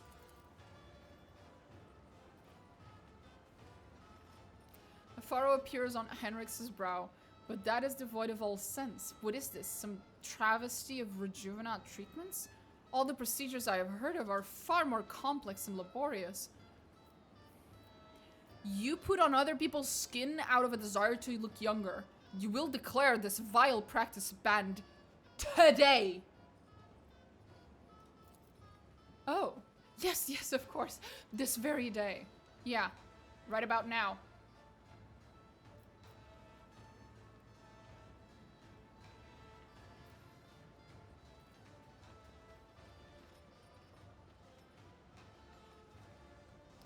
Celestial Highness, what kind of an address is that? That is what we call the Highborn who come down to us in their wondrous vessels. Of course, I am not a native of Thassera, and thus was once a celestial lord myself. I have grown used to the local customs, however, and so I address you like any Thassarian would. They are gross, ya think? Holy shit. Abelard, announce the purpose of our visit to these provincials. Oh, that's... oh, that's too funny, I'm sorry. These fucking provincials. That's good.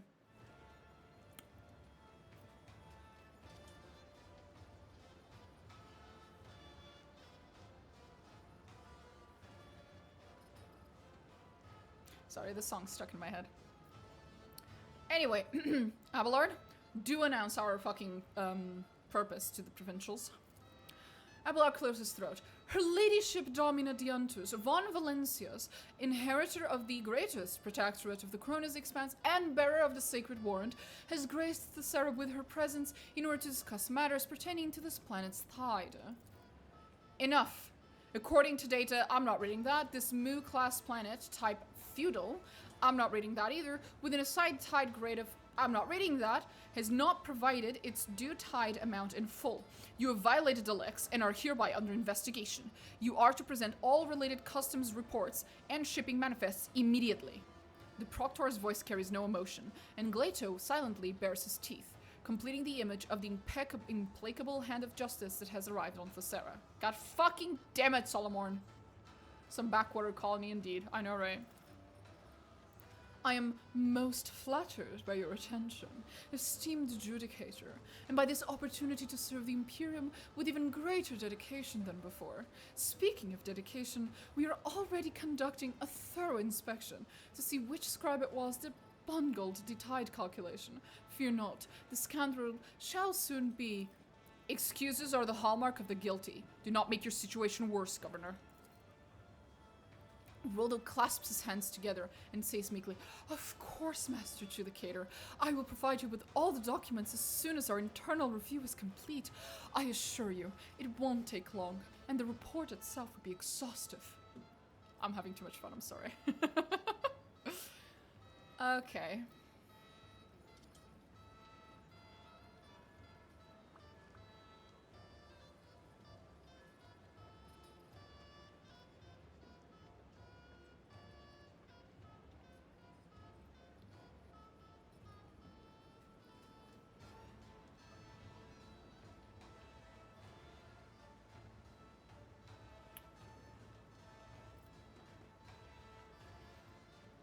I believe there was something else the esteemed governor wished to say.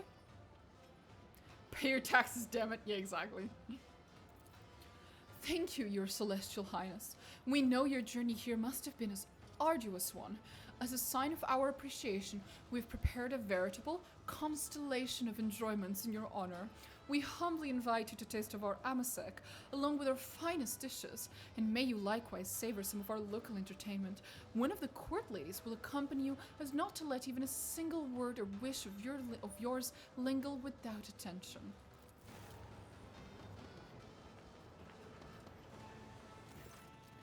Oh, she's so cute! Oh my goodness, I love her already. She's so cute! What kind of evil is she going to turn out to be? I can't wait. I'm having so much fun siding with Solomon, but my next run I will try Crime Lord's Iconoclast / Heretic and just oppose him in Henrix. Oh, it's gonna be great. It's so much fun to fuck with Henrix, bro. Bro, it's so much fun to fuck with Henrix. A thin woman emerges into the torchlight, looking at you with a mixture of fear and awe. Her diminutive figure is practically drowning in her velvet and silk dresses, and a resplendent necklace of blue stone adorns her neck. Maeve, my celestial lady, at your service. I'm sure she's going to turn out to be a horrible person, but right now I choose to believe she's the angel she looks like. Hi, Maeve! You're adorable, Maeve! Based on my experience, I would say we have been assigned a spy under a pretense of generosity, but this is a good thing. We will use this young woman as our source of information about the world. For now, it would be wise to play along and question her thoroughly once we're away from prying ears. Oh, for fuck's sake. Solomon. Why are you so mean?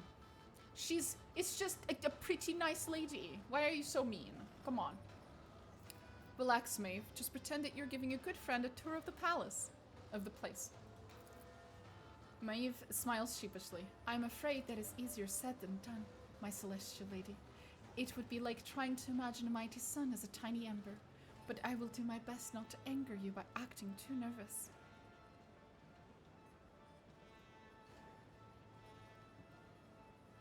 Your face is your own? Why is that? Such living masks are the privilege of the high nobility. I may not be a commoner, but to be entitled to change of face, that is something I have yet to earn. Maeve casts a fascinated eye over the nobles whose faces, inasmuch as they are theirs, are stretched tight over metal fixtures. Many have their mouths frozen in an unnatural smile, and it is hard to tell whether this is a consequence of the tightness or simply an eager show of delight. Look at this one. She has barely risen above the bottom, and already she shoots for the privileges of the top. Greedy hands are wont to get chopped off. I'm not gonna steal her necklace. What the fuck?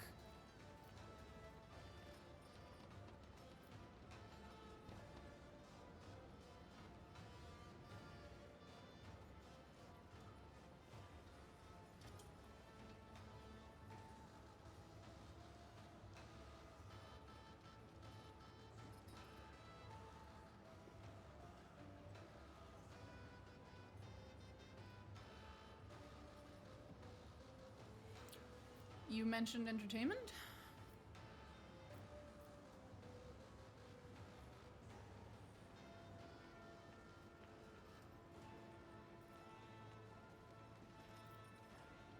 Tell me more. Tadwa the Scorched is hosting a public trial for a few guilty wretches today.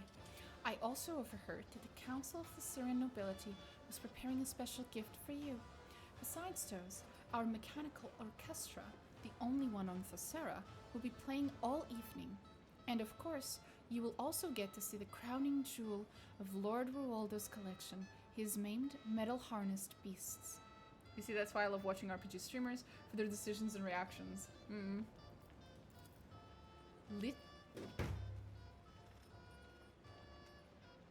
You start talking in verse, and my suspicions of you being one of the fucking Eldari. I swear to God, I don't think you are, because your hand looks too human. But I mean, bro. Oh, thank you for the subscription. Math. Oh, and it was a Prime subscription. Thank you for giving me Jeff Bezos's money. I appreciate it. Harlequin, I thought the same thing. Yeah, it's like, as soon as I saw him, I was like, wait, is this like a Harlequin disguised? Nah, I don't think so. It's too on the nose. And then he speaks in fucking verse, and I go, hold up! I used to know a certain Nocturne of Oblivion that talked very similarly. Champ and Chomp. So, little beasties like to play. People are their favorite prey. Champ and chomp and munch and crunch. Look, it snapped your head away. Screams and tears and gore and more. Happy beastie, happy day. You're fucking creepy. Holy shit. Fascinating.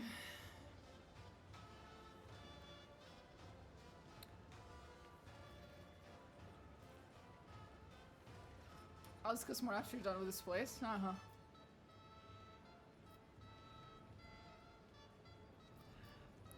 Fascinating. How did you manage to acquire something like that? Though at most only once in a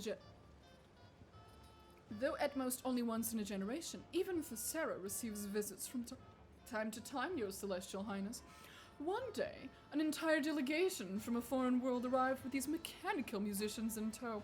We were immediately smitten with them. Sadly, our performers have now fallen into a sorry state.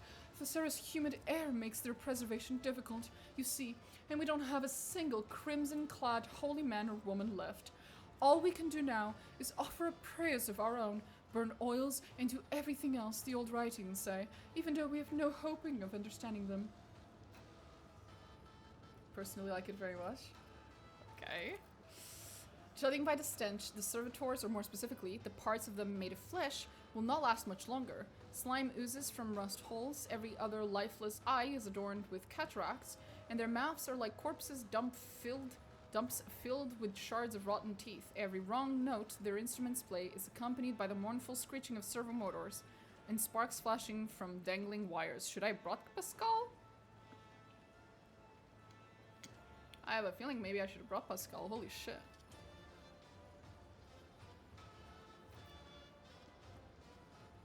What an exquisite necklace. Oh, no, I'm not doing that. No, poor girl. That's mean.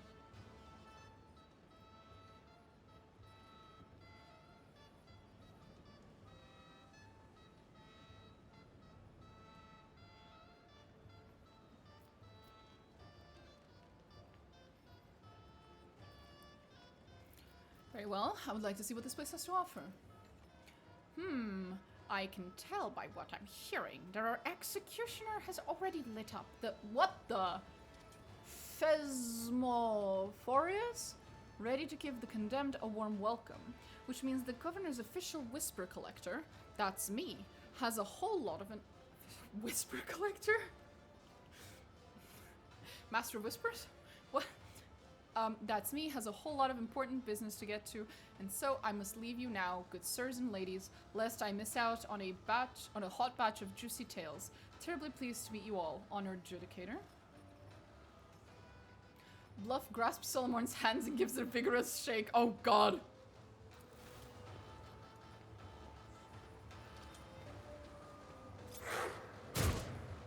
Yep, that was gonna happen. Before he can even blink, the Cyber Mastiff beside him sinks its teeth into Bluff's forearm, jerking him back and forth in a fury. The attack lasts only for a moment, but when Glato lets go, the fool's limb is already torn to shreds. With a cry of pain, Bluff leaps away and melds into the roiling crowd. For fuck's sake. Feudal worlds are rarely known for their bureaucratic precision. Reconnaissance on the grounds will tell us more than any report hastily scribbled down by these blockheads. I suggest we attend this trial and see how the laws of this planet are enforced. Okay.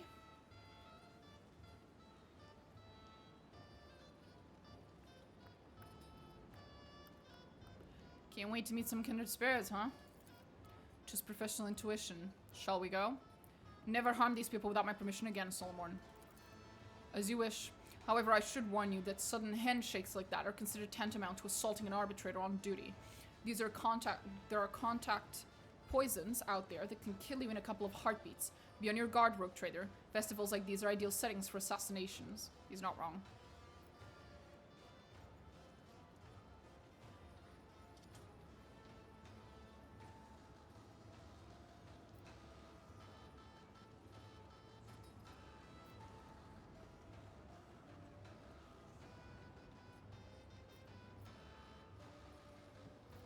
We have plenty of time. First, I'll inspect every nook and cranny in this place. See no reason not to. Who knows what evidence we might discover, or what secrets of our lord our guide might share. Solomon gives Maive an ominous look that makes her shudder timidly. No, don't bully Maive. Maive is adorable. She hasn't even betrayed us yet. So, Celestial Lady, your coming is a historic event for these people. They'll be watching your every step, and your actions may well transform their lives on this underdeveloped world.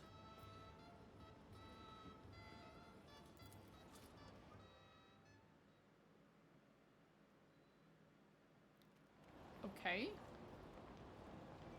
Hi, Maive. Oh, she's coming with us. Hey, Maive. My Celestial Lady. They say you are the God Emperor's anointed. Have you truly seen him? Alas, no. Our God Emperor resides on Holy Terra, many light centuries from here. To behold him is a privilege denied to all but very few. I wish I could see him, but I am sure his splendor is so dazzlingly bright that one glance upon his visions is enough to blind a person on the spot. Oh, pardon me. You probably wanted to ask me something, didn't you? Casts a quick glance around as if looking for someone and then nods at you confidently.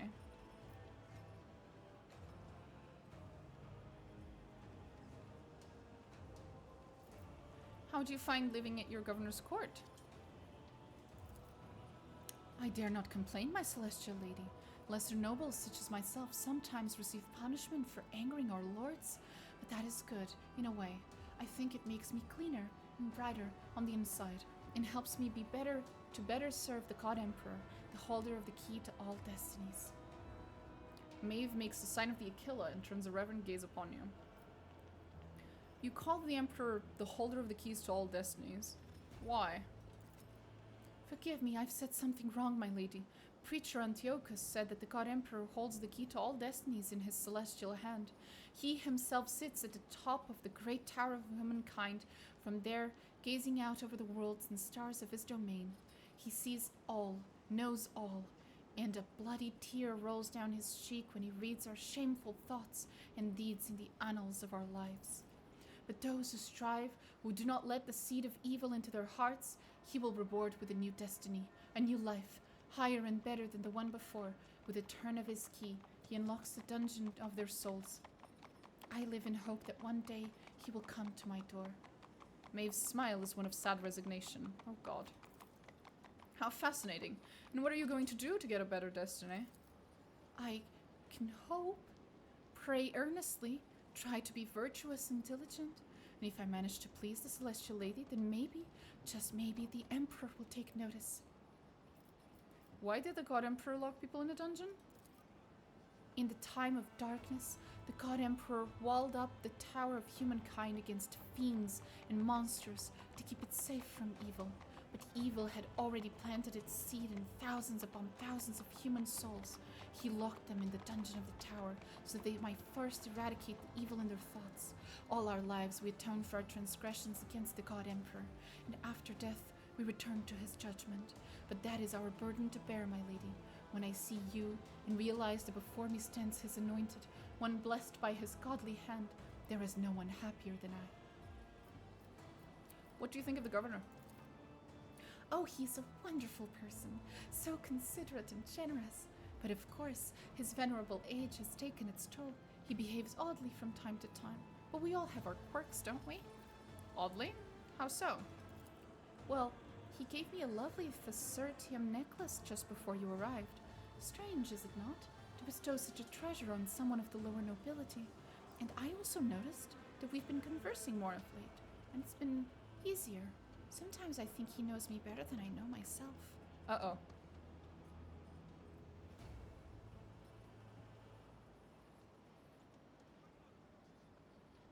Oh boy. So the governor has never favored you like this before. Perhaps the appointment to escort the rogue trader also came as a surprise? That is so, my lord adjudicator. I still wonder why the God Emperor saw fit to bestow such a tremendous honor upon me. Tell me about Bluff, the fool. How did he win the governor's favor? He is the best among all the court servants. Fear. He always knew how to make the nobles' lords laugh. But at first, Dane's jokes were just funny pranks and puns. Those were wonderful, almost impossible sometimes. Almost impossible times. Something happened and Dane changed, did he not? That is his name, yes? Yes, he seemed to retreat into himself all of a sudden, and he started snapping back at people, saying sarcastic, scathing things. His jokes were simple before, but now there was always a nasty bite to them, and he started exploding at every little thing and ordering me about my own brother. Apologies for my lack of restraint. So your brother is not his usual self. This world is a tangled web indeed. Since you're here, show me how the Saracens entertain their nobles. What would you like me to do, my celestial lady? I was taught how to dance and sing. Sing me your favorite song. I guess?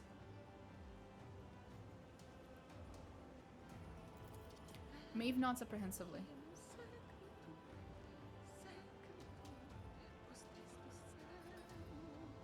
Okay, so she sings well. What song is that? the story of humanity's deliverance from darkness.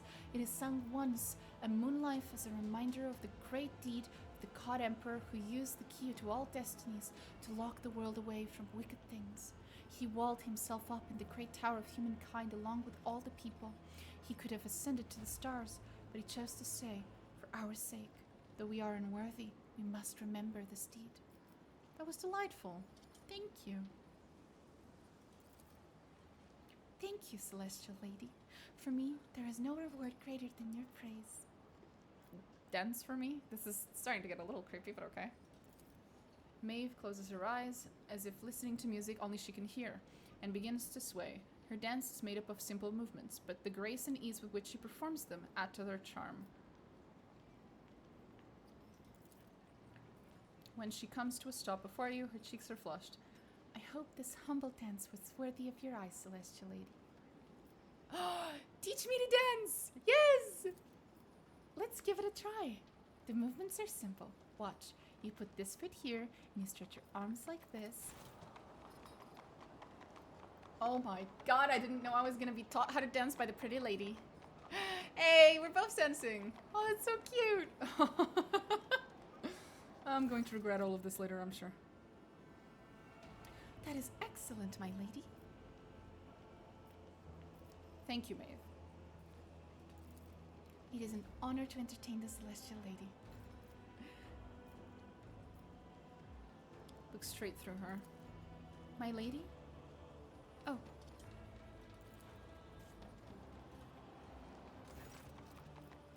Let's continue our walk. As you wish, Celestial Lady.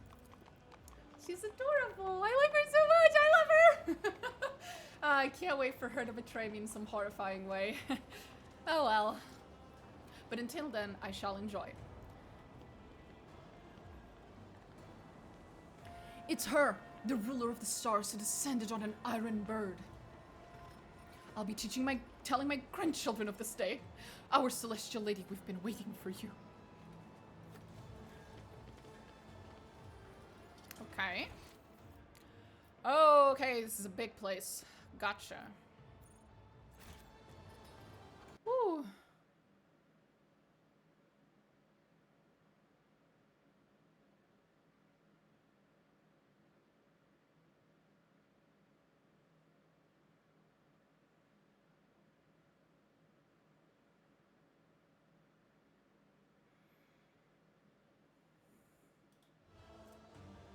Which one will have for a game possible? Oh yeah.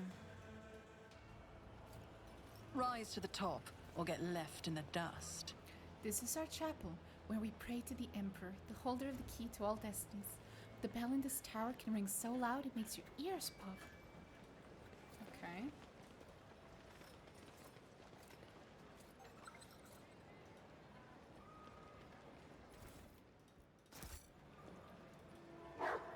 What a life to own entire stars.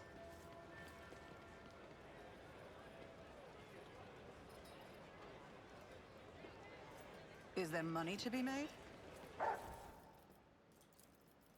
The Chronicle of Fates by Gregorius Fault. It befits any servant of his to thank daily the Emperor, him that holdeth the key, for the lot given them in life. As I have thanked him with my writings for thousands of moonlives, so too do I thank him now with the fetters that are preparing my soul for its new destiny. The rules of this service are simple. Day after day, I reverently carry with me the glass fetters, not daring to break them. Some believe that merely keeping them by one's bedside is enough to perform the sacrament. This is a lie, perpetrated by the slothful and the faint of heart. Maeve, anything I can tell you about any of this? Let's continue. I don't know which way I'm supposed to go. Let us not dawdle.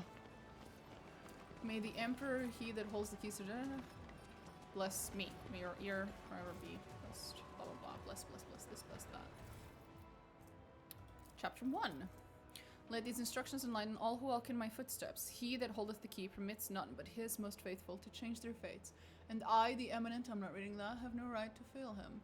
This, my present work, will describe how a soul becomes purified. And the rituals require to prepare for its momentous turn of fate. These being things that any servant of his who intends to break the shackles of their former life will have to undergo. Oh boy. Keep your wits about you. But they have really cool horses. Sir, can I have a horsey? Can I have a horsey? Sir? Sir, can I have your horsey? Sir, I'm requisitioning your horsey.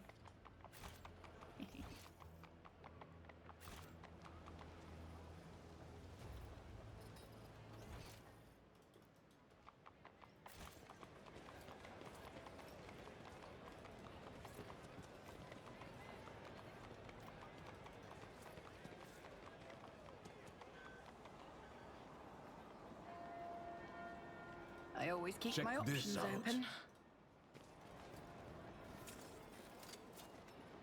Easy.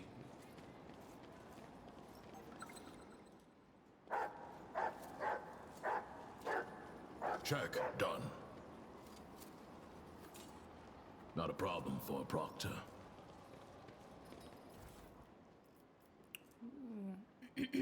Eldari equipment. Ahem. Okay. Because I wasn't Rise suspicious to the as fuck top, already. or get left in the dust.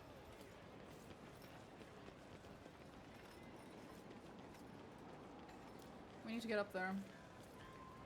Somehow.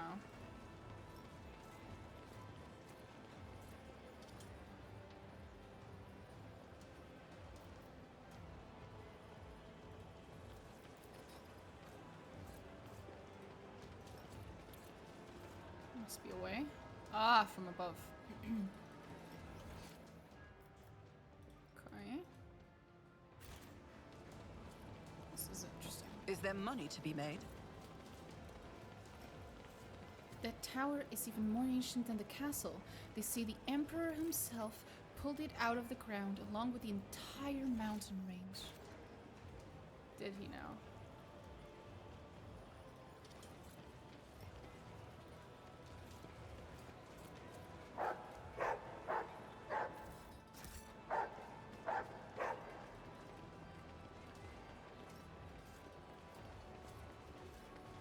Let us not dawdle. Lady Noel's rotting face, no amount of whitener can fix that. They say the poor soul has been trying to cover her sores with lime wash, the kind they use for wars. For walls. Oh, Jesus. Sir, can I have your horsey? No. Fine. Well, I don't feel sorry for her in the slightest. Everyone knows your face doesn't go bad unless your thoughts are impure and your soul is full of vice. Ah, is that what we're believing now? Okay. Awesome. Keep your wits about you. Ah, yes, of course. May I borrow your rouge?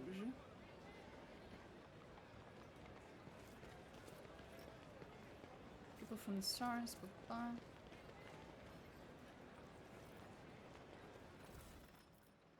Part 3? Yep. It's been performed. I felt the cage open its gates. I felt him that holdeth the keys open the lock of my body. At first I found it hard to breathe. It was as though the inside of my body was lined with vice that was not my own. In my mind's confusion, I cannot tell what moonlife it is or which chapter of this book I am presently writing, but the greatest one is all-knowing, and every turn of fate has been chosen by him in advance. Thus, if my new fate tries to resist me, I shall bring it to heel. I always have a backup plan.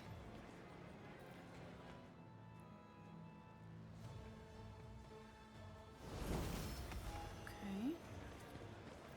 Oh, hello. Gray-haired nobleman. As you approach, the nobles bow gracefully. Their sewn-on faces are wrapped tightly around their skulls, and their eyes gleam with earnest subservience. One dares to address you. O celestial lady, grace us with your regard. When my brother and I heard of your arrival, we immediately sought to surprise you with an exceptional gift. The ancient scrolls tell of a wonder, mechanical sage by the name of Kojikor. It knows the answers to all questions, can make other machines do its bidding, and may even predict the future. My brother and I have borne many a hardship, but we managed to acquire this magic contraption for our much-cherished guest. Presumably, the quadricore they speak of exudes a strong odor of ritual oils, made of thin planks. It is covered in so many purity seals that it seems to be held together by them alone. A stack of flimsy, rough papers lies atop it, and there is a mica panel with malachite buttons attached to the front. A thin slit is visible among the buttons. Sometimes when information reaches the more backwards worlds, it undergoes strange metamorphoses in the minds of unfortunate and regrettably parochial laypeople. Have mercy, Lord Captain. They probably have been trying to please you. I've seen quite a few distortions of Gothic on primitive worlds, but I do not recall ever seeing such a miscomprehension of the Omniscience gifts. Listen to the sounds coming from the box. There's a barely audible breathing coming from the box. Whoever's inside wants very much not to be noticed. Really?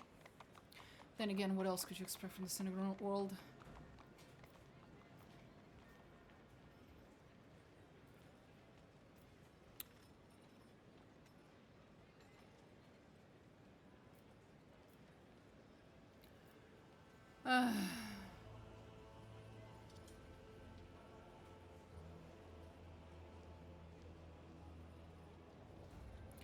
There is something I wish to ask this Kojikora. If I may advise the Celestial Lady, in order to receive an answer, one should take a piece of paper and slide it into the hole here. Then touch this stone and ask the question loudly and clearly.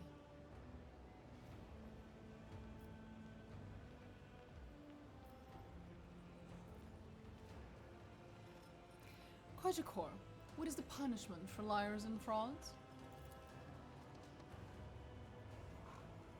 You see the words, immolation, please don't. Machines cannot feel fear, Kojikor.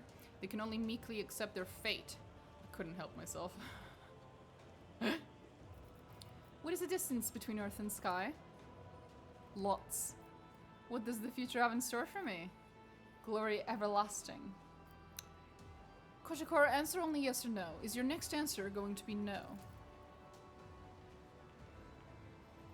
Error. Unseal the box and let this poor soul out at once. Who? What poor soul? I do not... The young nobleman addressing you withers under the scathing gaze of his partner. As you command, my celestial lady, forgive us. We wished only to delight you by reproducing another worldly miracle we had read about in an ancient chronicle. You are nothing but a pair of dim-witted lickspittles, but mere stupidity hardly warrants an execution. Get out of my sight. We did not mean to offend. We only wish to please. Get out. Dumbasses. Rise to the top, or get left in the dust. Huh? What's that?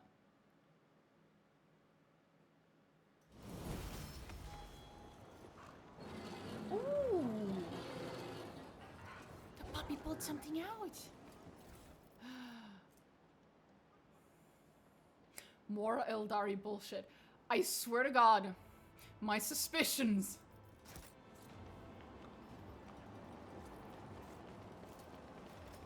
I always get the job done.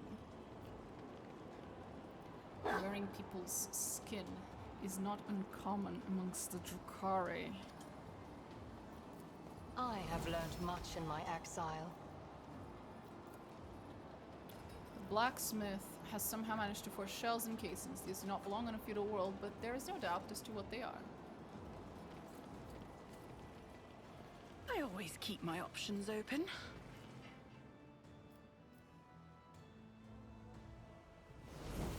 I'll learn from this mistake.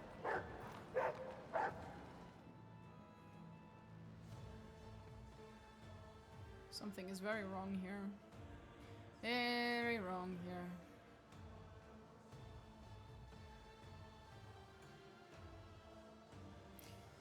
We'll see. We'll see.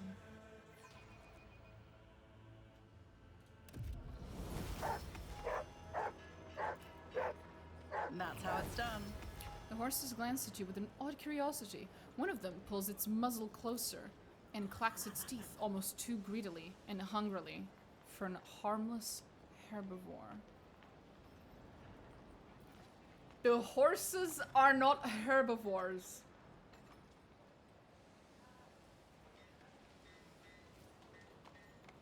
Mom, come pick me up. I'm scared. I'm scared.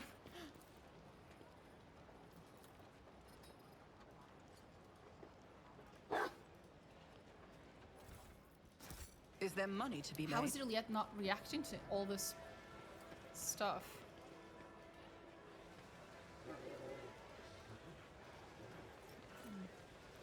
This gate leads straight to the main square. Let us hurry there.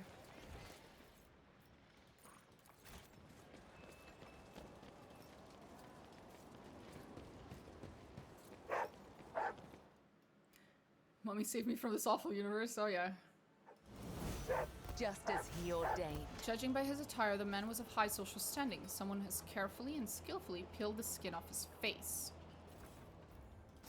Keep your wits about you. That was a problem for you. Don't be rude. Don't gloat. Who's there? Is that the Celestial Lady herself? You shouldn't have come here. Oh? Fates become tangled in this place, and faces change. Who knows if by nightfall you won't have lost yourself. Just a piece of advice, beware the shimmering blue, or else you'll end up like Gregorius Fault.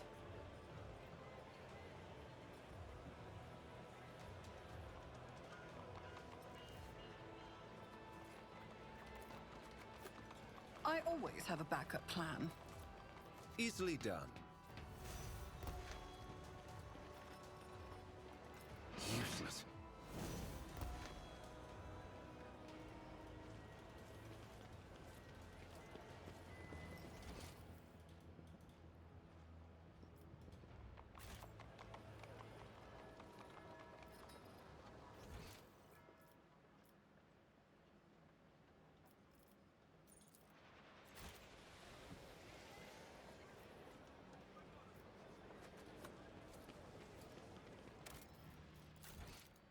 Remember when the Catholic Church used to complain about D&D and Harry Potter leading to witchcraft? They obviously never heard of Warhammer. Clearly. Always keep your eye on the prize.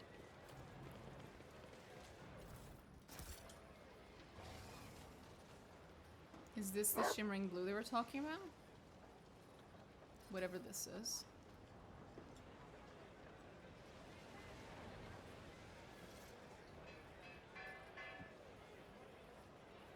These are common in... Again, there's way too much Eldari shit going on here, buddy.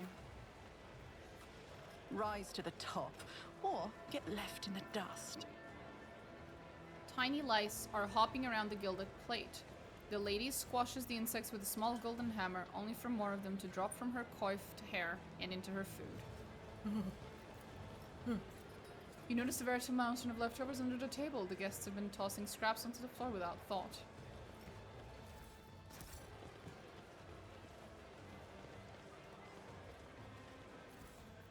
Vibranium. Oops, wrong universe.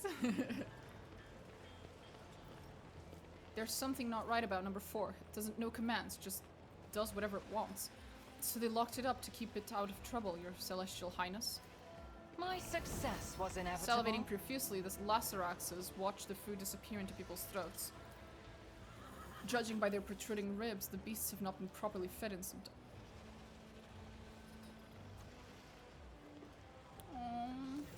Can I have it? Poor little thing. Quick inspection is enough to determine the cause of the problem. Some of the Lacerax augmetics are clearly not working correctly. The muscles near the energy conduits are twitching, as if the machine spirits in their fury were torturing the beast. It is surprising that only this Lacerax shows such signs of torment, considering the poor state of the augmetics on all the other cyber beasts. Such a desolate creature. All that finds its way into the chains of the Monarchy is doomed to ruin. I've seen Glato convulse like that when his augmetics were malfunctioning. I doubt the local half-wits have the first clue about maintaining implants. They should have stuck to shovels and left the beast alone.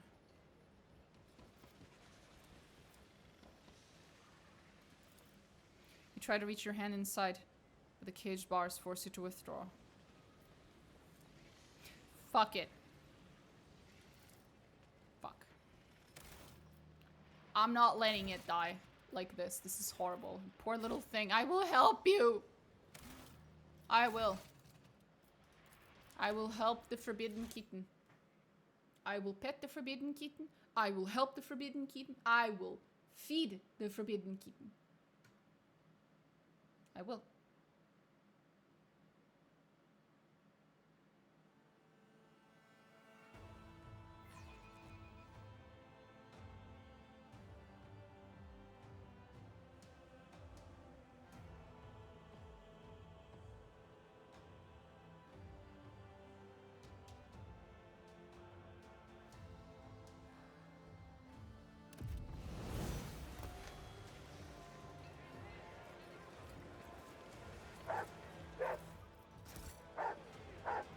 Is there money to be made? I didn't bred Iliad here on my run, but this is the first time I really approve of her using Monkey. Yeah, pretty much.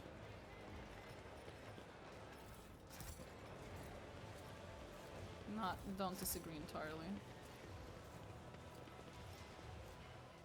Let's save here, in case I have to do this again. Oh, too hard for a simple monkey.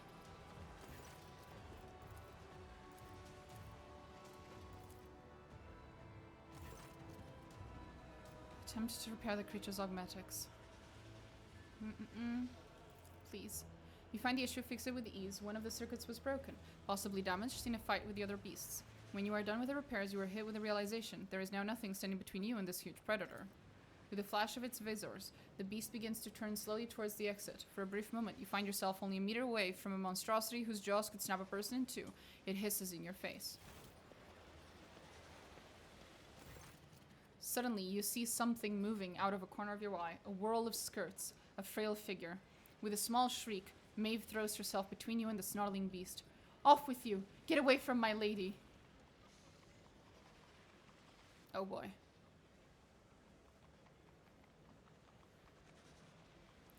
What are you doing? It's going to kill you!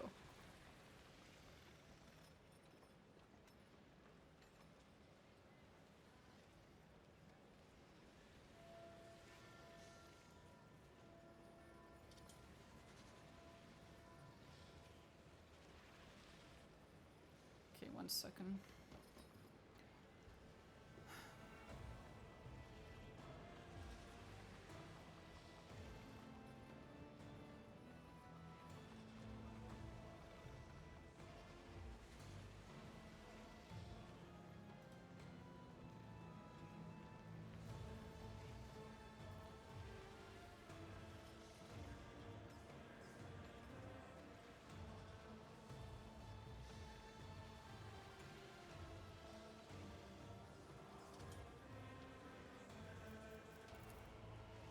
The young woman is trembling violently, but she does not move an inch. Better me than you. Maeve shuts her eyes tightly and clenches her whitening fingers around her dress. With a sonorous roar, the Lacerax swiftly lunges forward, past Maeve's frail figure and towards freedom.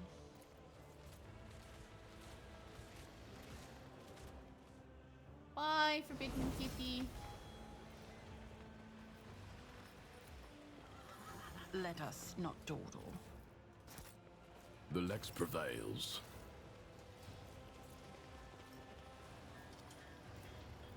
The Inquisition taught me many things. And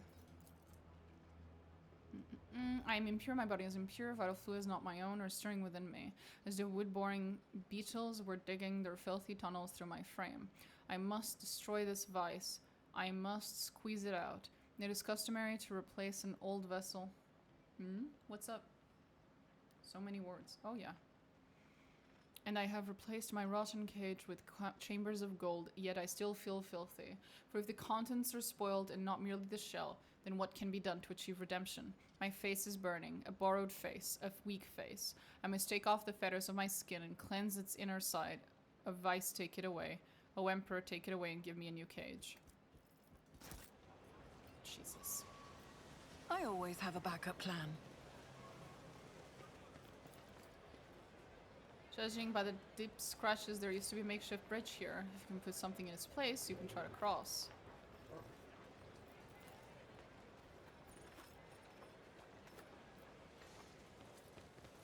What about this one?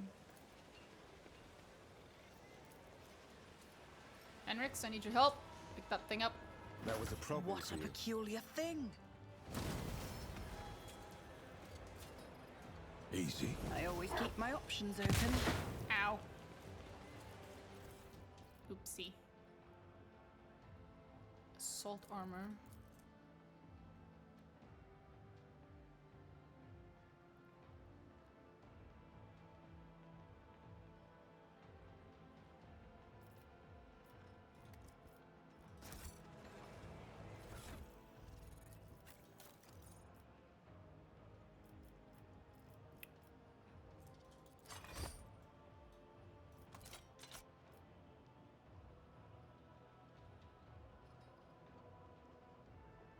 Huh. Fuck, now I don't know what I was wearing. What was I wearing before I took it off? Shit. Oops.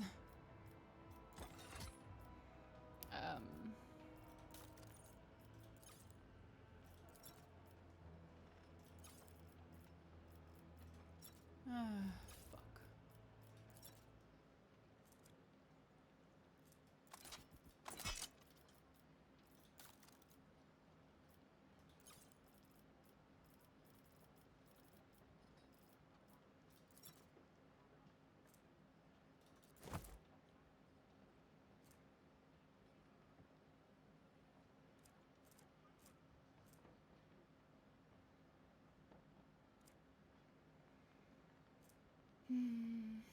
Nope.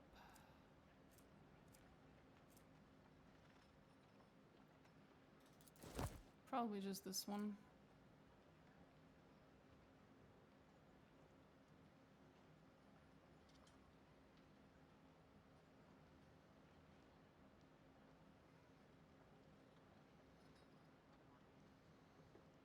Interesting.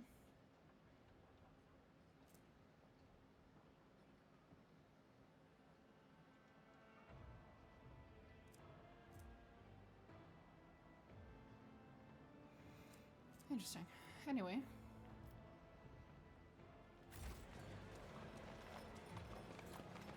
What I'm missing from it being a 40k game is fighting orcs. I'm sure orcs will be added in one of the next Always two keep DLCs. your eye on the prize.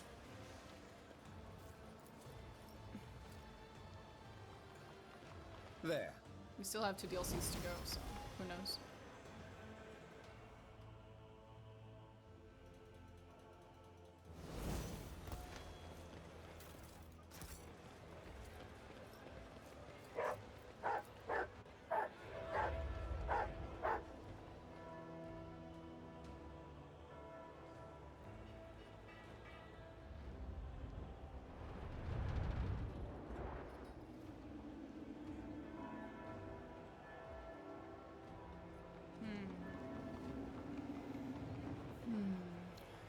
Okay.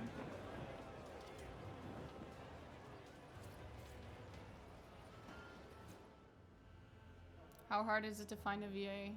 Go to any UK football pubs, you'll get your orcs VA.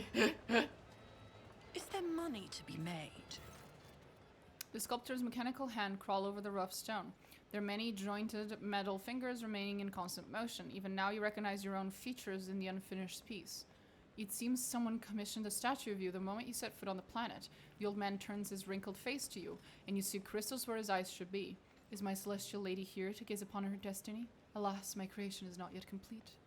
I'm here to look at the sculpture. What has my destiny got to do with it? When I sculpt, your celestial highness, I see people's destinies in the form I create. The vision that came to me shape not only the stone, but the person's fate as well. Your image was indistinct when it appeared before me, and my work is not yet done.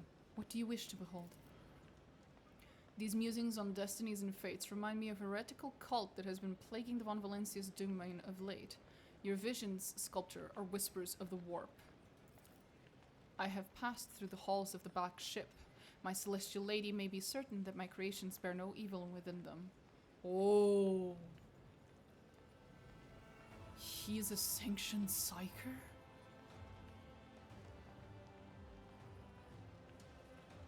Solomon, how would you prefer to see me portrayed? Who has been intently scrutinizing the sculpture, frowns and hesitates to answer. Noticing your expectant gaze, he sullenly mutters, I would want it to perfectly match reality. I don't know about this art of yours.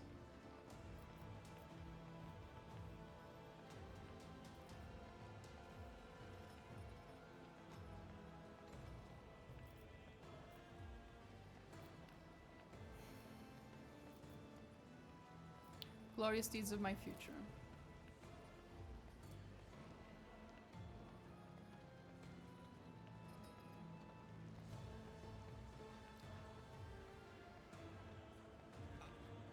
Rude! What the fuck? Oh, damn. Okay. Lovely.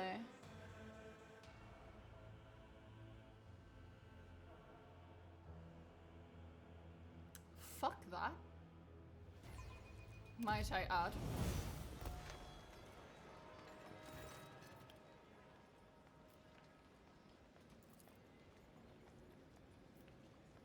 What can you tell me about this material you seem to be working on? This is Thassera, a fascinating stone born from the bowels of this planet. Like any other kind, it bends and melts beneath the sculptor's tool. But for the sculpture to come to life in earnest, they must put their very soul into it.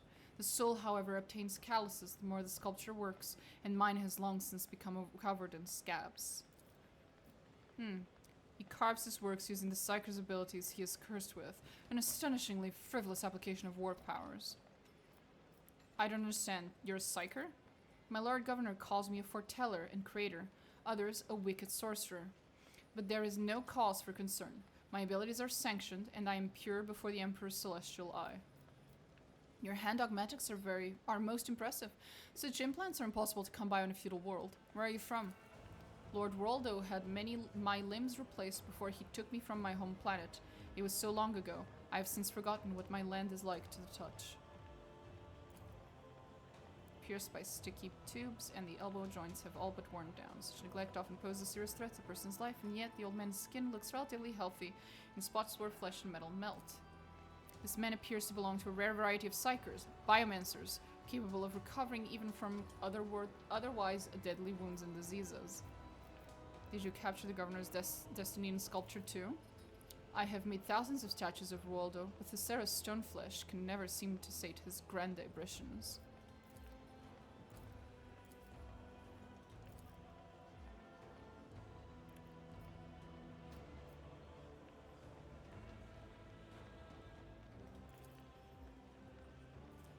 Your very life's past has been carved into stone. One who lives in the present has no reason to fear the future, but sooner or later the future catches up with everyone. Increases the character's fellowship until the end of the mission of Thassera. That's cool.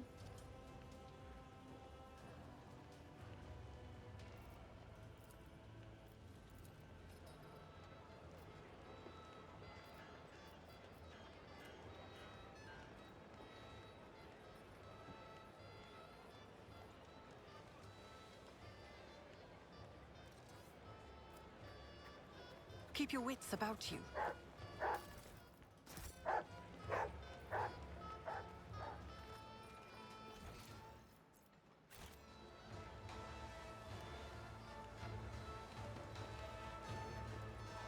This is intriguing.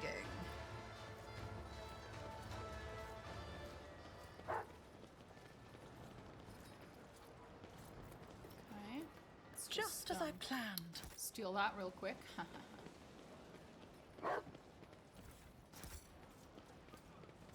Let us not dawdle. Not entirely sure that I picked the right one, but we'll see. Success is the only outcome I accept.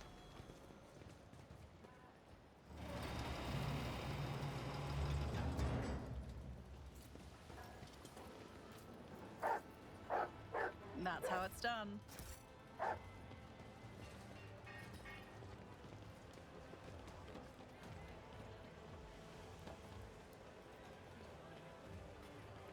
I always keep my options open.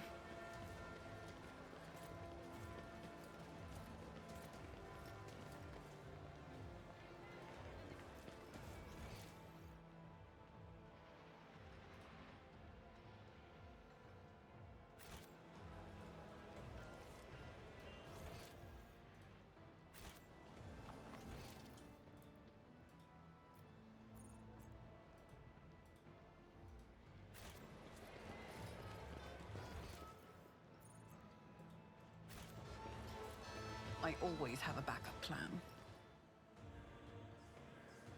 Okay. It's here. The gate is locked. Gotcha. A few leftovers from plates disappear into the servant's filthy apron. Go for it, buddy. Go for it.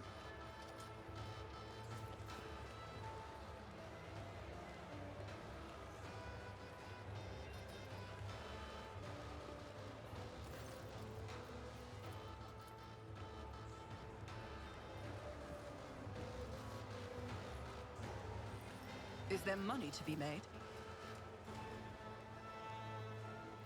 To feed dozens, but servants are unlikely to get even a morsel of this feast.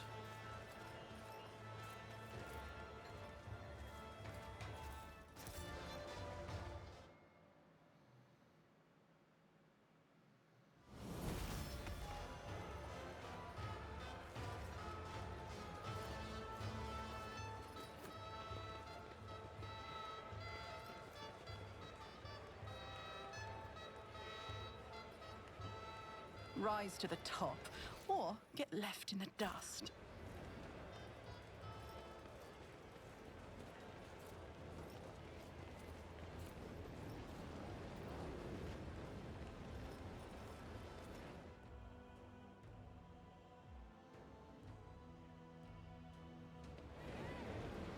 Oh god.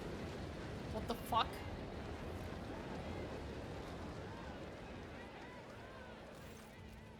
Hadwa the Scorched. You see a man with a cruel grimace on his face and hands disfigured with burn marks. Behind him stands a ghastly-looking mechanism, adorned with a polished skull of gigantic proportions. The eye sockets, their edges melted, gaze darkly at the crowd with the promise of inevitable punishment. The man, clearly the executioner, bows his head. The very messenger of the skies have come to decide our fate. We are honored, your celestial highness. Who are you? And what is that structure? This instrument of punishment is a personification of the great Phasmophorius the Martyred, who accompanied the legendary feat of slaying 300 heretics. Oh, accomplished. As is glorious tradition, all mutants who affront the Emperor's gaze and stain the face of Thassera must enter the saint's iron embrace. Whenever justice is served, hundreds flock to the Phasmophorius, eager to witness the magnificent spectacle. You have just confessed that your semblance of justice serves not as a demonstration of lawful authority and deterrence to your subject, but as entertainment. This is one of those worlds where public executions form part of the secret edifications of the crowd, and yet, from the description, it sounds like the people are not learning from what they see, but rather are perversely enjoying it instead. Who's inside right now? Another heretic who violated the holy laws of Thassera, and since his body is already turning to ash, such will be the fate of his name as well, to be scattered to the winds, that it may never again defile the lips of any who live upon our sacred world. Never again defile the lips. She seems both terrified and nauseated by the sacred rite that has drawn so many onlookers.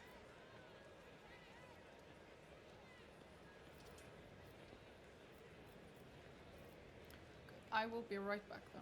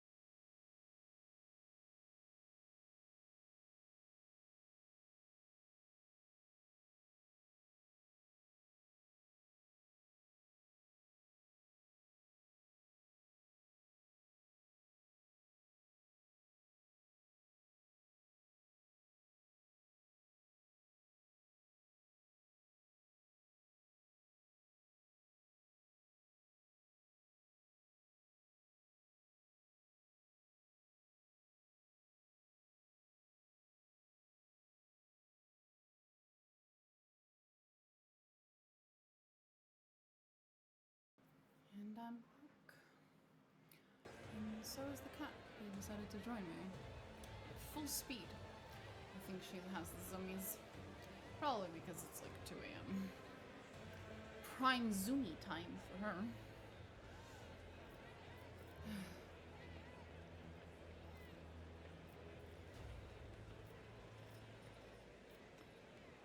Who are you? The executioner, right. He knows no mercy, his hand is unfailingly firm in the sacred cause of administrating justice. Her frightened gaze is deliberately averted from both the executioner and the mechanism behind him. Why is she so frightened? All the other people seem to be enjoying it. Which is in and of itself quite concerning, but why is she frightened? Specifically.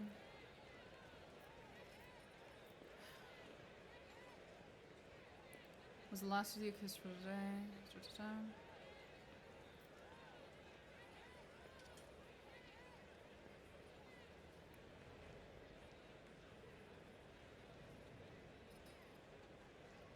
I hope that concludes the incendiary atrocities for today.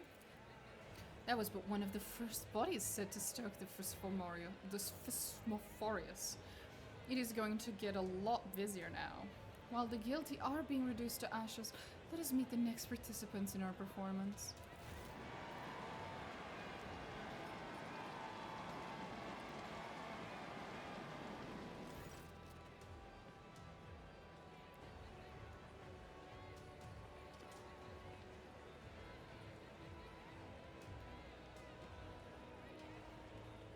Mutants.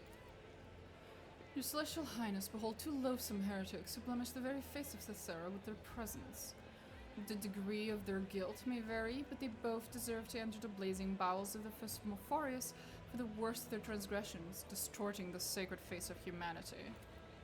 But since fate has graced us with such lofty visitors, I eagerly seize the right to punish these miscreants to you, Your Celestial Highness. What you mean, the degree of their guilt may vary.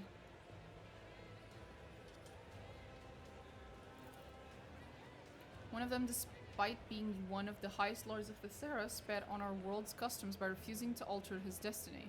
The other did change his fate, even though he was just a lowborn wallowing in the mud. What in the Lex's name did I just hear? I normally have no trouble passing judgment, but in this case, I don't even know where to start. What was the opulent dressed mutant's crime? A rotten stain upon the noble families. He was hiding in his manor to conceal his deformities, but had trouble keeping his mouth shut. Proliferating filth in tracts that he later sent out with his servants.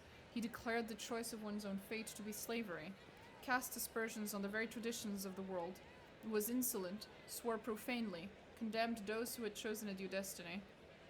Luckily, he has no heirs, and today this accursed bloodline shall be put to rest once and for all. And what did the other mutant do? A thief, a brigand, and a murderer. There is no way to list all the crimes lying upon this freak's conscience. However, his willingness to change his destiny against all odds merits this mutant at least some honor. Despite his feeble-mindedness and simplicity, he had enough sense to obscure his countenance with hoods and helmets until he made his way from beggar to guard. It was not long before his excessive passion for fighting and stabbing gave him away.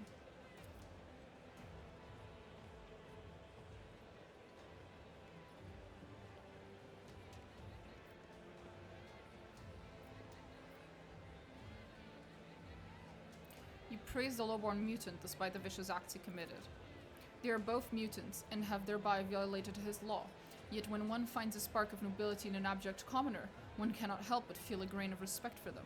This heretic may be of low birth, but he does not flout the values of Thassera the way the nobleman does, and thus honors our traditions and his will. Born into the rabble, he applied all his abilities and skills, defied the restraints placed upon him, and crushed those who stood in his path, all in order to forge a new destiny for himself. Even you, a degenerate, should know that everyone has their place in the God Emperor's plan from birth, and that any attempt to change that is a violation of his will. What do you say, Maive?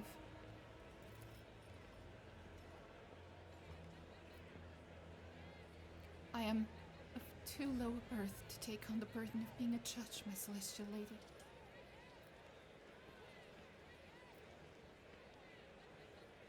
I'm ready to announce my decision.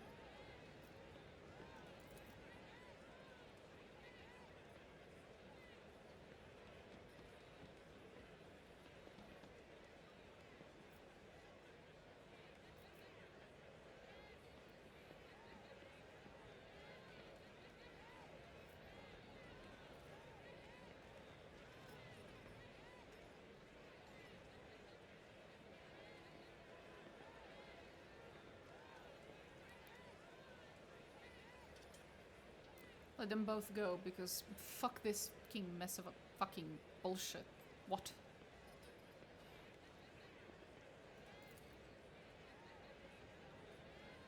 A merciful decision, Your Celestial Highness. Savor the gift of freedom bestowed on us by the holder of the key to all destinies and by his messenger. Begone, you disgusting spawn.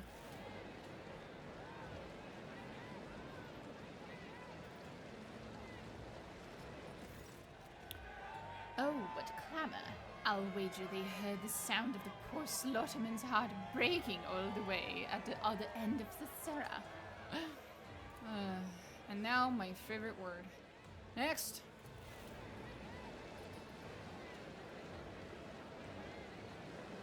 To be honest, fuck this planet. Really. I was thinking about the same.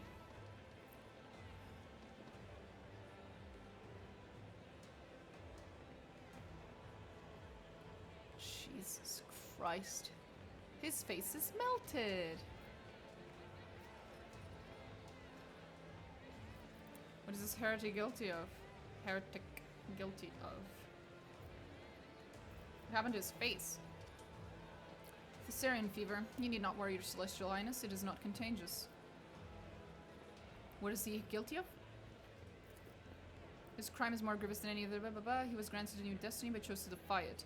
He turned away the greatest gift that can be offered to the loyal sons and daughters of Thassera. Shut up before it gets in. I won't give up. I won't give up. I won't. Oh, no, no, no. We didn't come here for the stay quiet. Squeal now and squeal louder. The crowd takes up the fool's outburst and begins demanding more screams. The game teaches you to like hating places. Oh yeah. You are not the master of your own shadow. The shadows reign over you. You are alone, while they are many. But why? Where is that blasted court fool? You glance at the crowd and suddenly see the fool, prancing and flitting among the gawkers, clearly trying not to be spotted by you.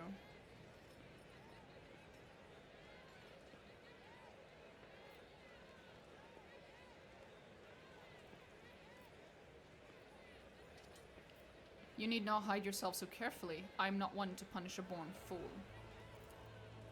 Laughter bubbles up from the crowd. The audience appreciates your gracious, yet mocking remark. The fool makes an angry sound and flees to the cackling of bystanders. Thank you, my celestial lady.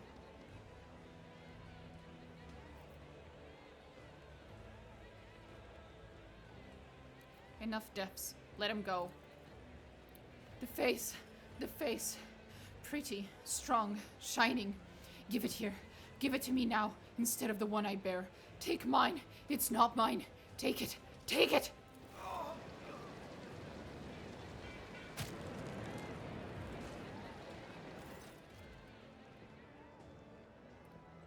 Tears off a piece of his cheek, then another, and then one more, falling to— he's just tearing off pieces of his face! Awesome! That sounds lovely. Sudden rumble draws your attention like a rock fall tumbling down a slope. The thudding of feet and mat screams overwhelm you. After a moment, you see the source of the commotion. A throng of mutants is charging straight at you.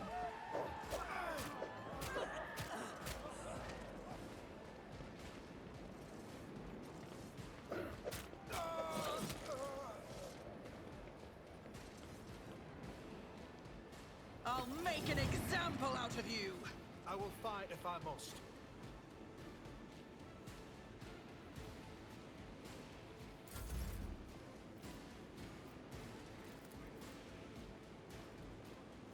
Who if not me?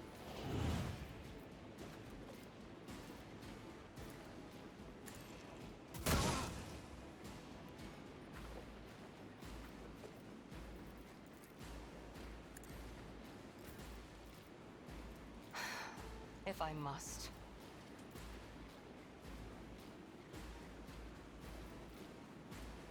If it serves your cause.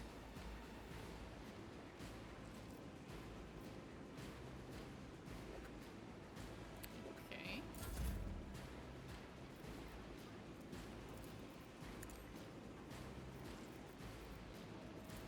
I'll see to it personally.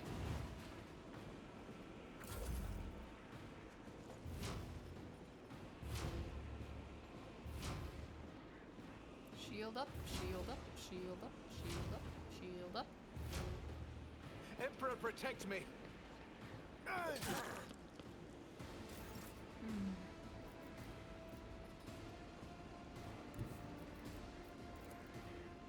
I bring mercy and retribution.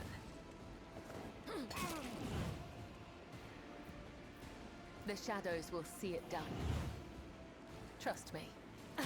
Aim for the heart next time.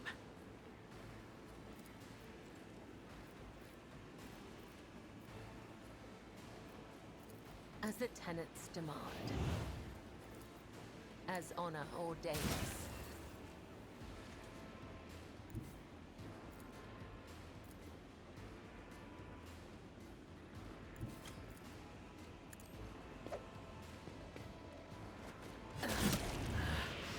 I feel nothing. Fear nothing. The shadows will see it done. As honor ordained. Killing brings me no pleasure. I shall not fail.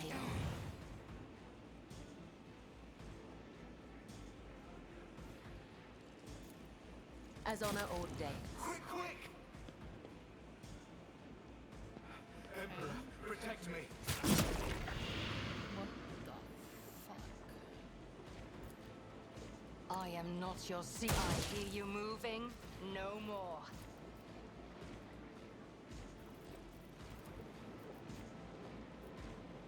I understand your intent. I will death with my hands. I am not your Xenos pet monkey.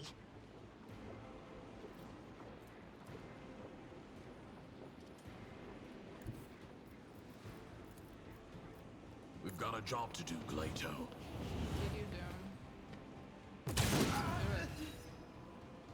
It won't take long. Accepted. Executed. One of us would be enough. Rejected. Wrong button. I just clicked on. Momentum. God damn it. I'll put my psychic abilities to use.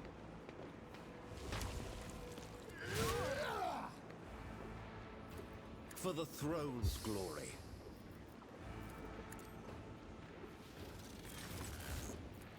Let's see to it. I won't object to it. I can't stand it. Death whispers my name.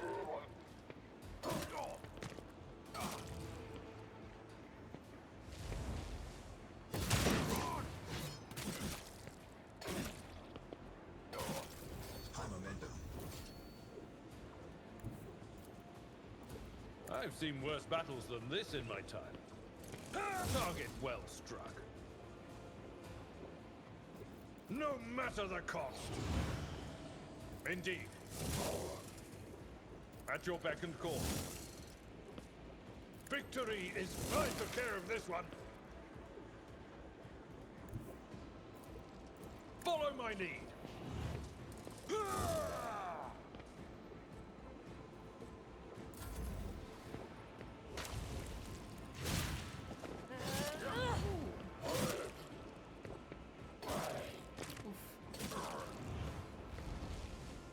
Orders supersede pain.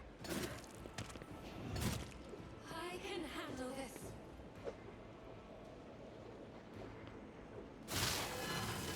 I can't stand it.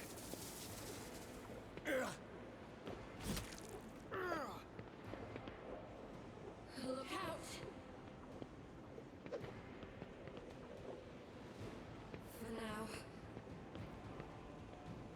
Just a minor setback. Emperor, protect me.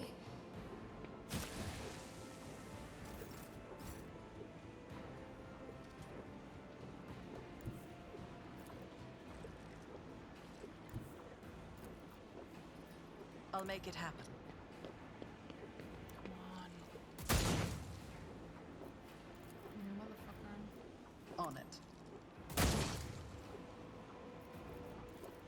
Who, if Bella, not me? honey.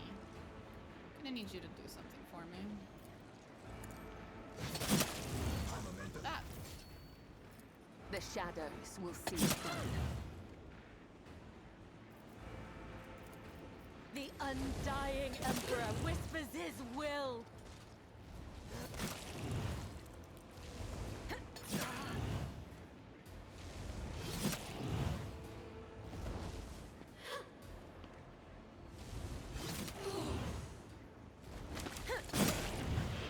Focus, Van Kellogg's.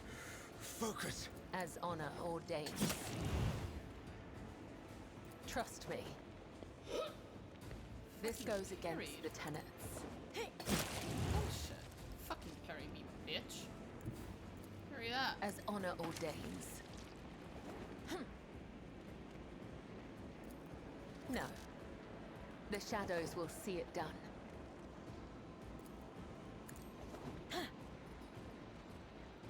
Ah, that's as far as I can go. Shame.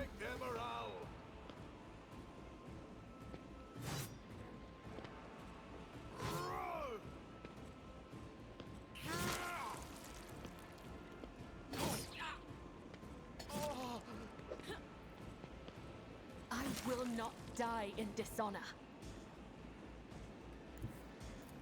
I am your blade and shield.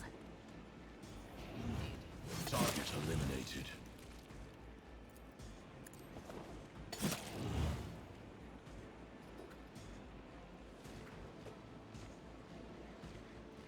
I will leave footprints of scarlet.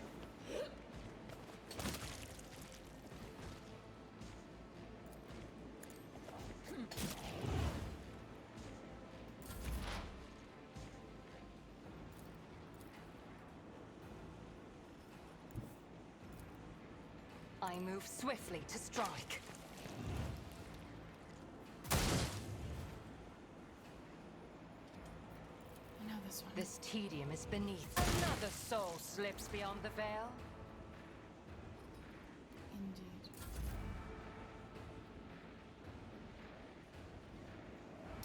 There's only one person left, and it's that fucker over there. I won't go down easy. Get me a target.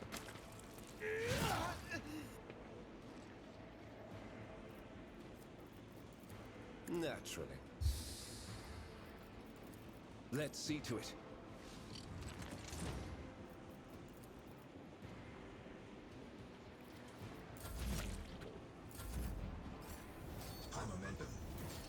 I'll make it happen.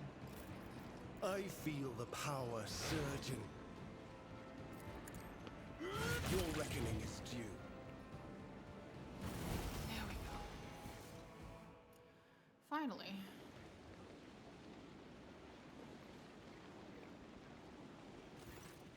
Your Celestial Highness, apologies for my late arrival.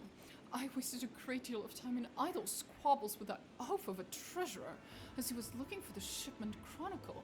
I only heard about the attack after it already begun, and the elevator might as well not have been moving at all. It was so slow. The treasurer, the elevator, who are you going to blame next, Governor? Are you the ruler of this world or a casual onlooker?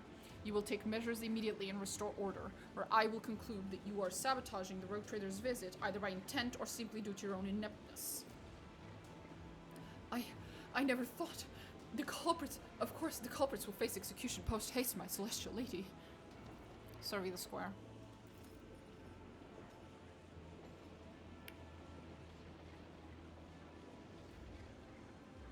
Find those responsible and bring them to me. The condemned mutants broke loose and attacked the townsfolk. It has been a long, long time since anything like that happened, Your Celestial Highness. They may have sniffed out that today's a special day. The commander was responsible for guarding them. He got careless. I am Lucra, Commander of the fortress, I can attest that the ungodly mutants were restrained properly. It's the Phasmophorius. The smoke whipped the brutes into a frenzy.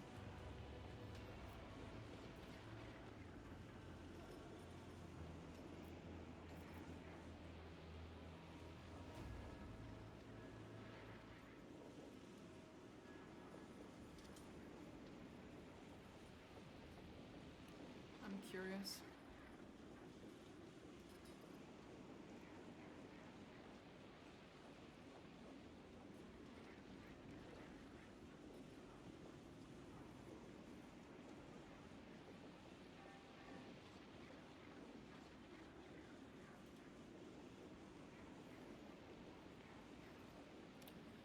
It is either the commander or the executioner, is it? Then I shall now make my decision. I swear on my life that my knights and I did everything we could to keep you safe. Who could have foreseen that the blah, blah, blah, after gorging itself on miscreants, would start driving the mutants mad with its smoke? Lies, blah blah blah blah.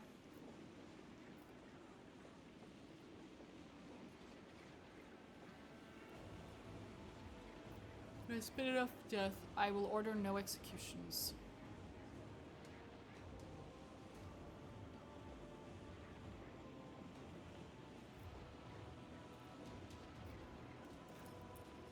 The commander and the executioner stop their bickering and turn their eyes to you in astonishment. They quickly recover, however, and offer you their deepest bows, maintaining a solemn silence. You are our savior today, your celestial highness, and in gratitude, please accept this personalized sword from my treasury. Fatebringer, once decided the outcome of one of our feuds. It killed a rebel leader, and peace has reigned on the planet ever since.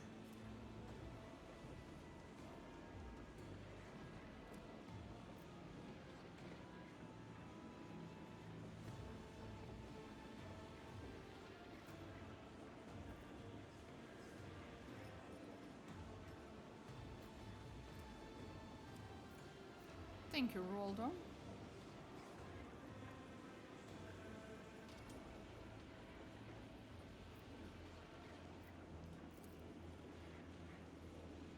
Look at Maive. After pulling herself in order, Maive catches your eyes and looks away shyly. Her lips bear a poorly concealed smile of relief. It appears the celebration is over, Governor. Not in the least. I will not let some beasts ruin everything we've worked so hard to prepare. I suggest we distance ourselves from this place and return to our corner of revelry and peace. By your leave, I will be waiting for you at the head table. Your God Emperor, give me strength.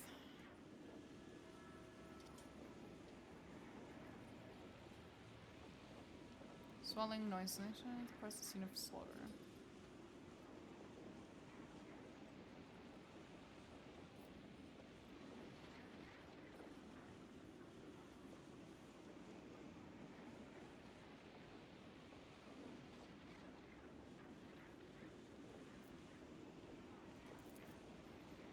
It amazes me that it had just underpaid the tide and did not somehow lose the whole planet as well.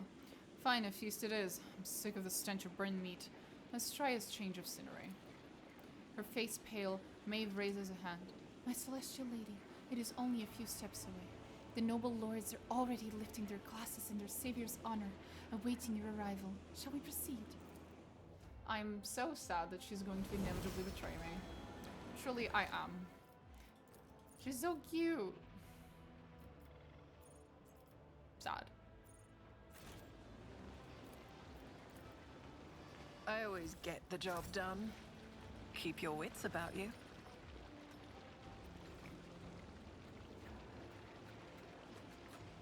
Ew. Okay. Hey, puppy. Go and grab something. Hey, good boy. Good boy. Good boy. Later, you are a very good boy.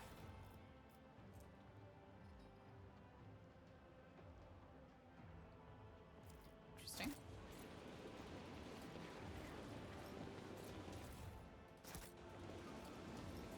What is it? What is it indeed? Always keep your eye on the prize.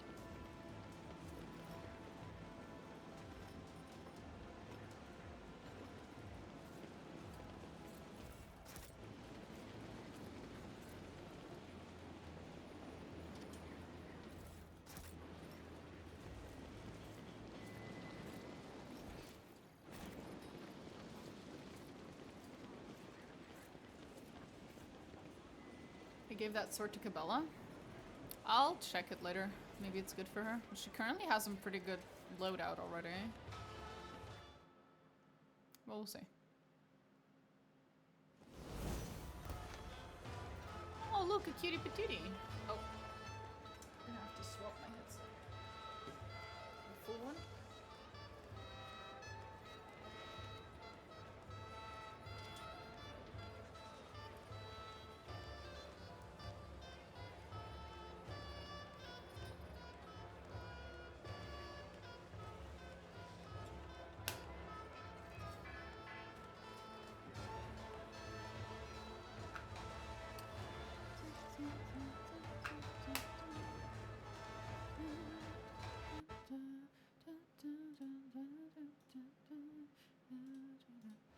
Bringer was the 100% armor penetration that made my eyes pop. Yeah, I did notice that. I did look at that and go, oh, ooh, oh.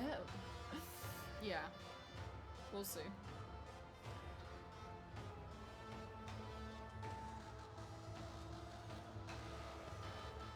That is a very cute boy. Look at that boy. Gara. Let us not dawdle.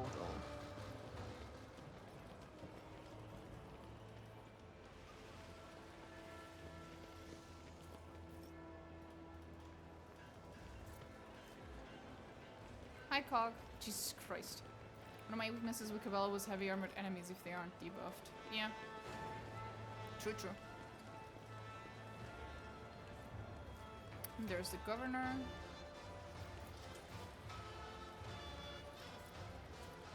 I always have a backup plan.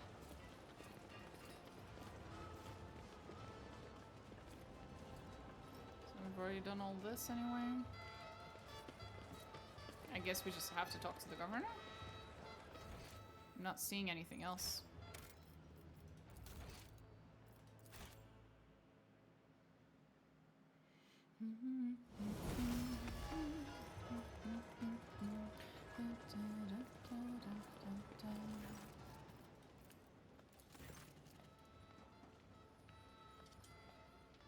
Maeve, bring me a cup of amasec and make sure it's filled to the brim.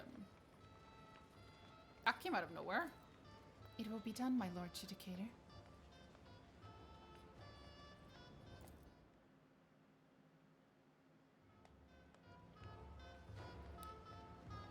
Solmorn waits until Maeve is some distance away, then turns to you. I wanted to talk to you about without the observer they have attached to us overhearing. Do you get the sense that what is happening raises questions that lack coherent answers?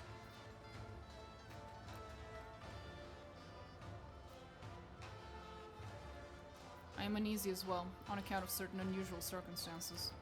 Which ones in particular?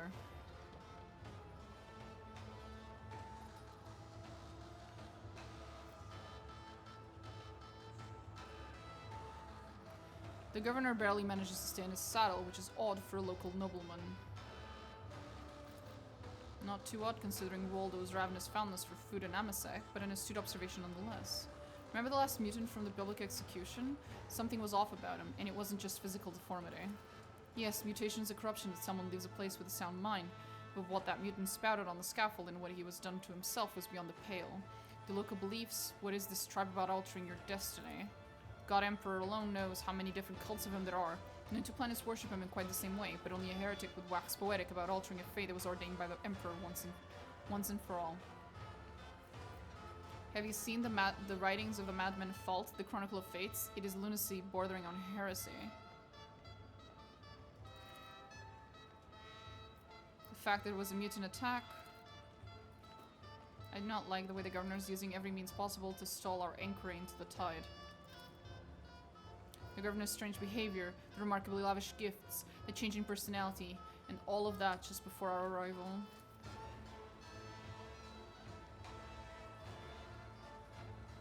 She needs her unconditional trust to ensure that she does something, or on the contrary, remains uninvolved at just the right moment. I'm officially on vacation for 2 weeks. I'm gonna game until moss grows on me. Based. On my way, remember that what happens if you murder hobo everyone you see? I cannot, unfortunately, murder hobo everyone here.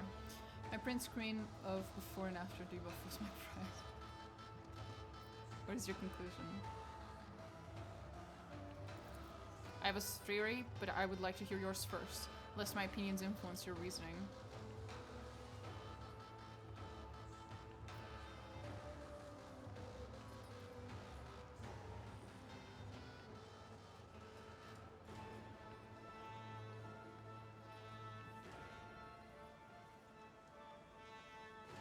Thassera is not what they're making it out to be.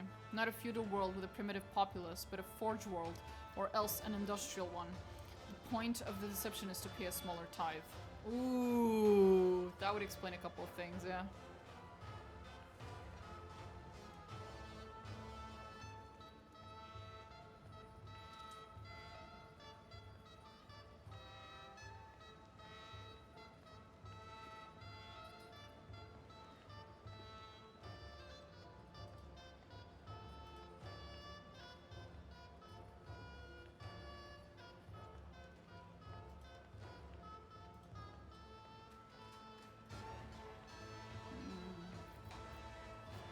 Being led into a trap of some sort.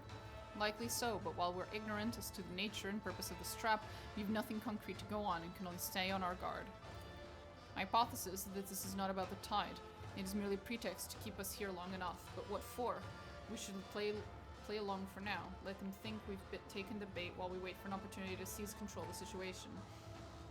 For that, we need to agree on a signal to launch a coordinated attack.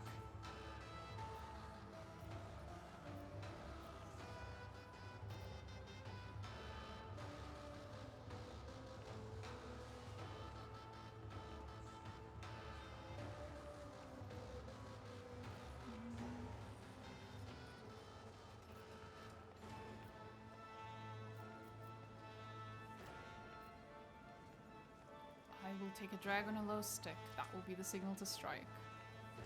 I guess. Understood.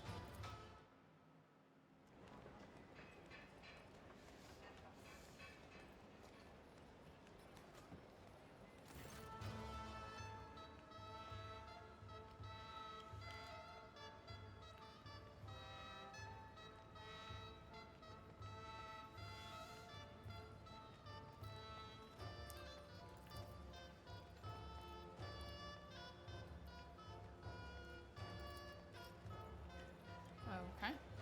Hey, Maive.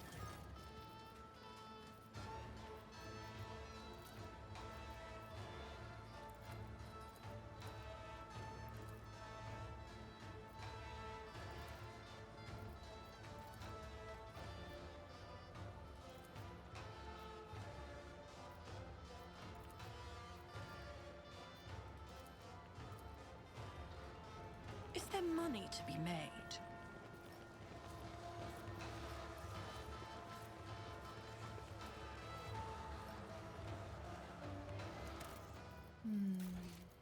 I don't know how I feel about all this. This is all very suspicious, bro. Everything's so suspicious. Today is a very nervous day, Your Celestial Highness. And when I feel nervous, I eat and drink and eat again. That is just the way I am. But Emperor, have mercy, the food today is to die for. Would you like to have some? Noble blood runs in your veins. Yep. Fried Alcedon, here we are, some fine tail, blah blah blah blah. We'll follow it with some amasec. That's a lot of food talk.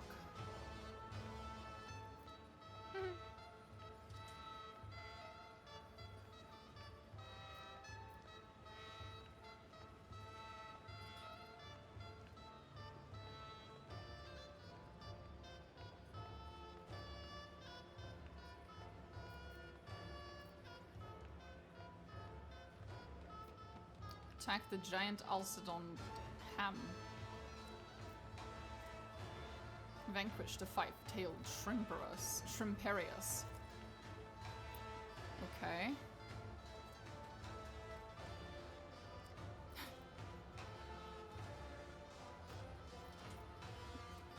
Attack the giant Alcedon ham. Nailed it.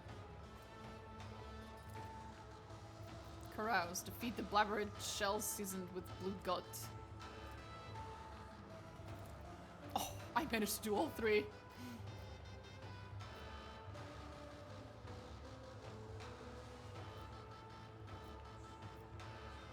Solomon, will you dance with me? It would be my honor. Solomon's face is an impenetrable glower. He takes your hand, his palm firm and covered with calluses from his weapon grip. Aww. We get to dance with my boy. So sweet. Oh, they're even playing a different song. Playing it just as poorly as they play all the other songs.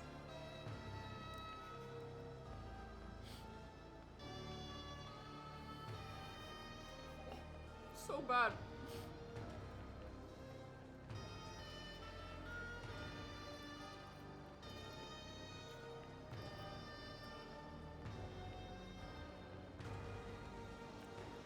Is something wrong?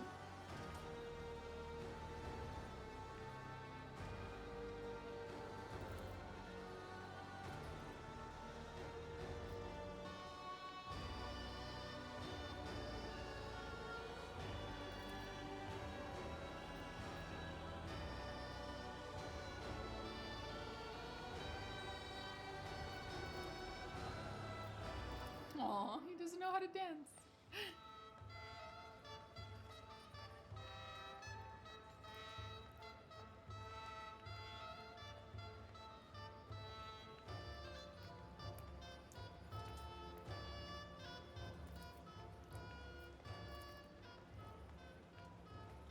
Temperance is the best cure for your ailments. I fear that you've disobeyed his wishes again today.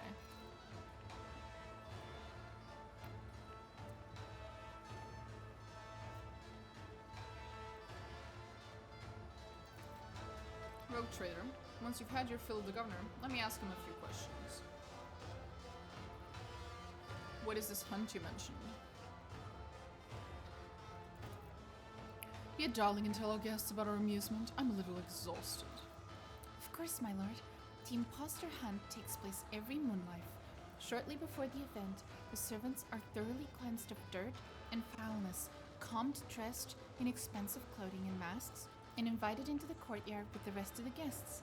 The nobles hide their faces as well, and then they try to guess who the imposters are. Telling one from the other is quite a challenge sometimes. And that is the best part. I highly recommend you try.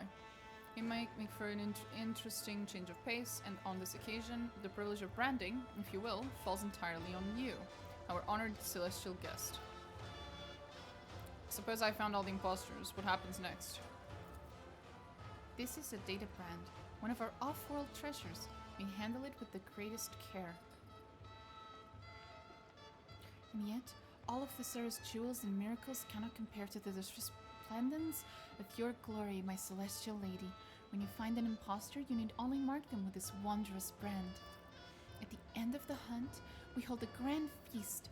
If you guess at least one of the imposters, you will also win a fine prize.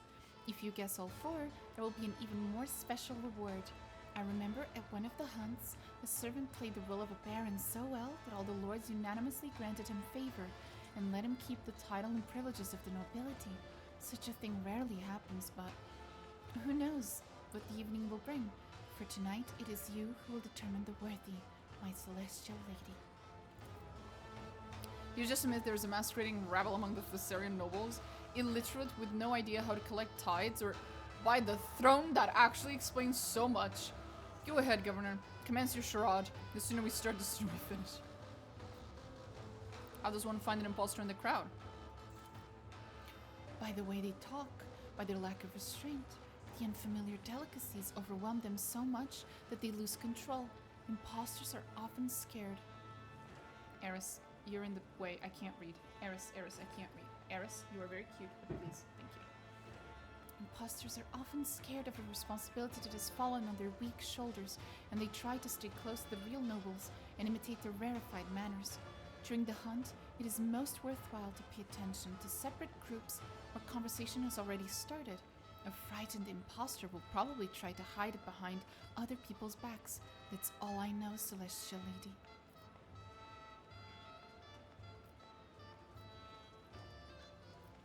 Solomon, you may ask the governor your questions. I've always wanted to try my hand at casual small talk. Tell me about the Laceraxes, Governor. Such fascinating creatures. Where did you get them from? I cannot tell you off the top of my head. Are there not many planets that have Laceraxes? I received these beasts a long time ago as a gift.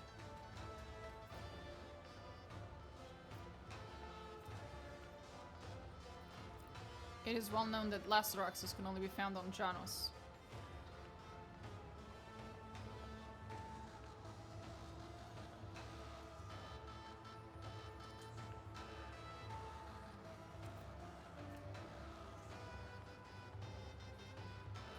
Sure, this is small talk and not interrogation, blah blah blah.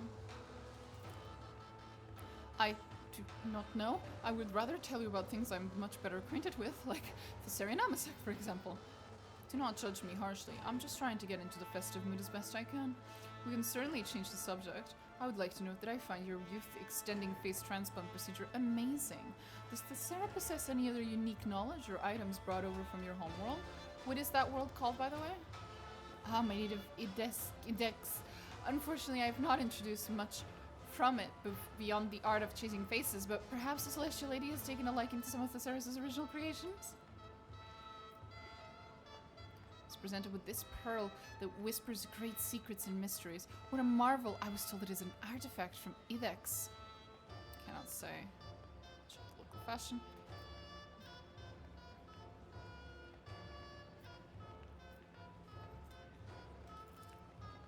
Oh yes, the famous Idexian Pearls of Revelation. I often use them myself to keep my mind receptive to new ideas. I was interested in the musical servitors. They could only have been brought to you by the Crimson Priests, correct? Can you tell me why they visited a planet? I think they were the Red Robes who arrived to celebrate the ascendance of a new governor. That's me.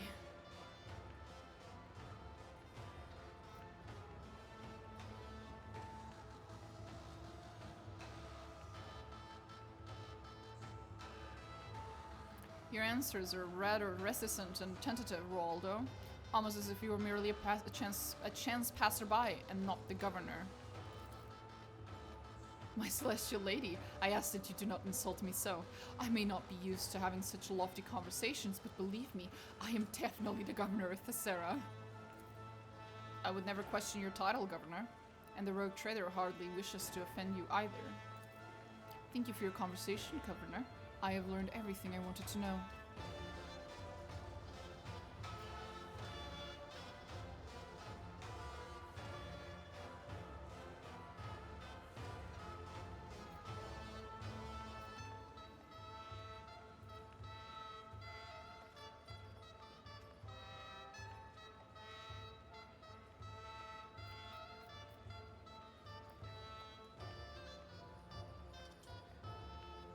I guess I'll participate in the hunt.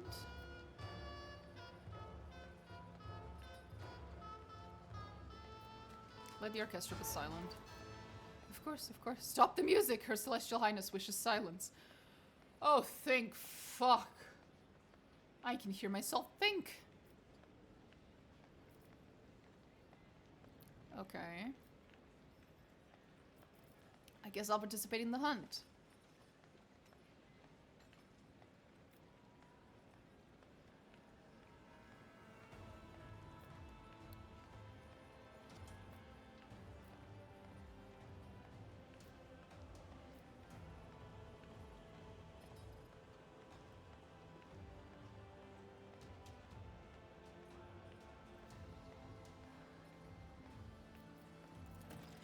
Marvelous. As soon as you are done with your search, I will be... Perhaps you should stay here, my lord? I feel you may be right, Maeve. I will be waiting here, surrounded by savory dishes and plentiful amasek. Have a fruitful hunt, your Celestial Highness.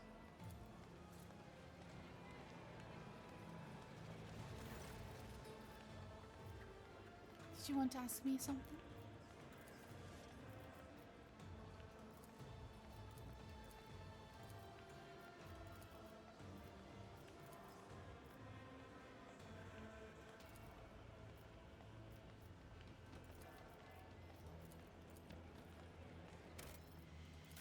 So confused.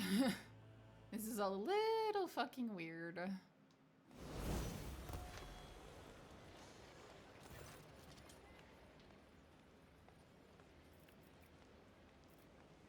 Gara. My darling pet. She's guarding the Shrimperiuses. Every once in a while she gets an allowance in the form of an Alcedont bone. What has it done wrong? She almost ripped off my finger along with a slice of Alcedont. It's my fault for forgetting their predators, albeit domesticated ones. You have reduced a beast born to kill and hunt to a domesticated pet without purpose and discipline. Both men and animal alike are destined for degradation. See? This is the level of obedience and dignity we should strive for. You see a beast devoid of free will as an example to follow. All I see is a broken spirit bound in chains of cruelty. If your blade does not obey your hand, it may one day pierce your throat.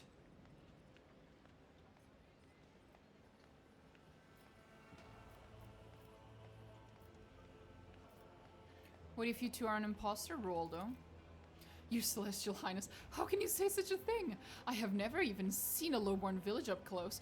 They're cowering down there, think the God Emperor. Fetch us more Amasek. Now, what are you looking at? Go, go. Useless layabouts.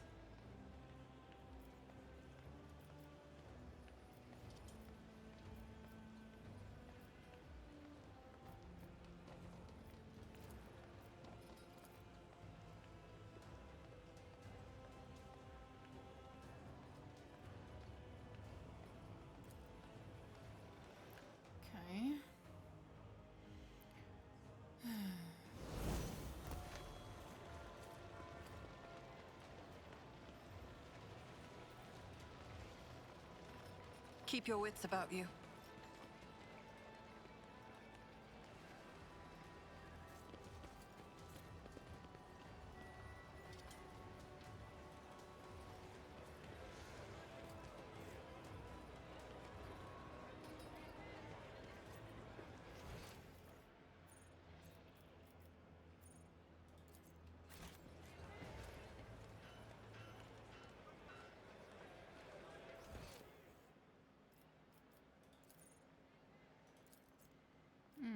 There's a bunch of people. Okay.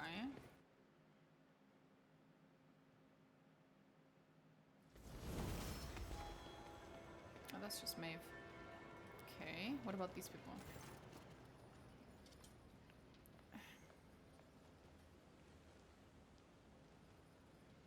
A few nobles have gathered around an older man in a fine jacket. His eyes dart back and forth between them. I come from an honored dynasty. You can't...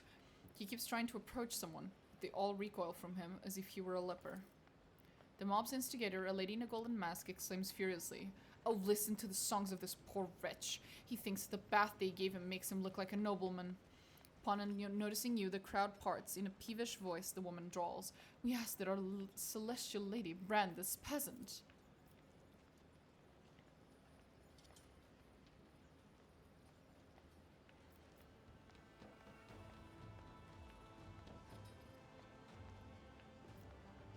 Explain to me, what exactly is going on here?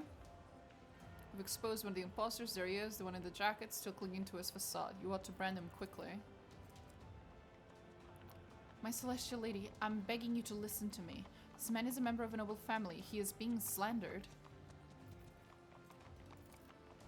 The old man is terrified. His hands are clutching an expensive cane, bearing an intricate family coat of arms. Address the young woman. Why are you standing up for him? I'm just a commoner in a fancy dress, milady. This man is my master.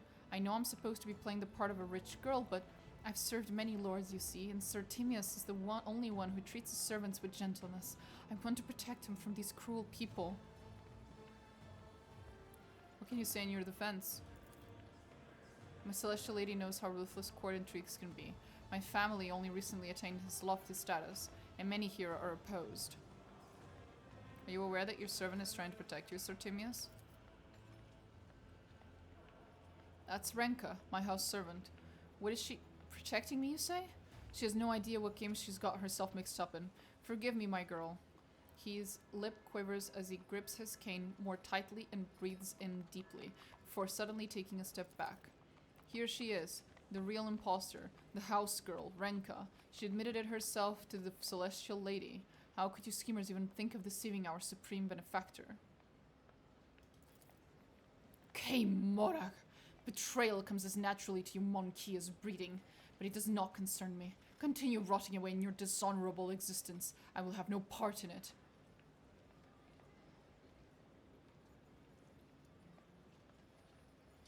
Yep. Do you truly believe this man to be a commoner in disguise?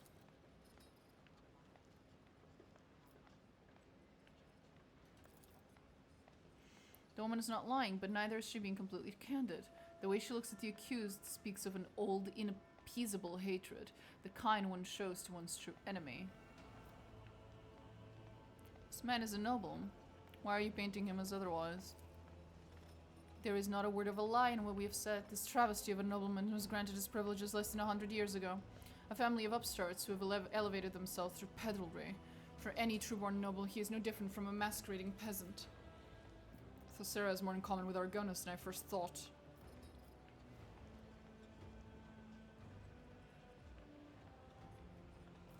I'm ready to brand the imposter.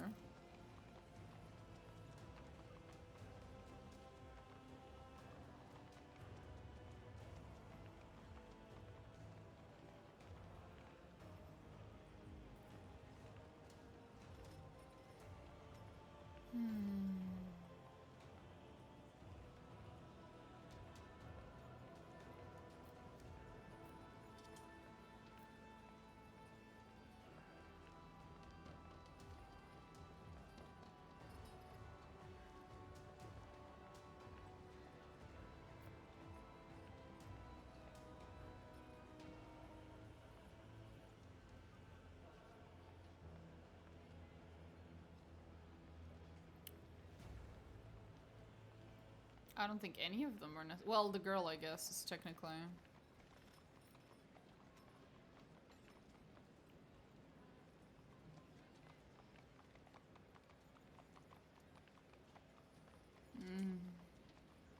Well, this is annoying.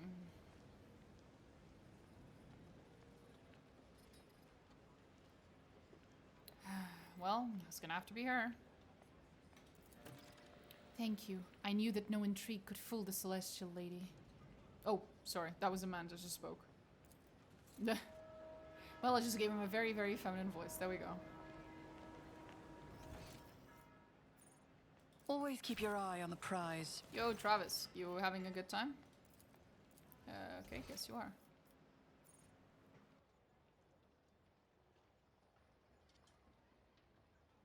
That was a strong sneeze.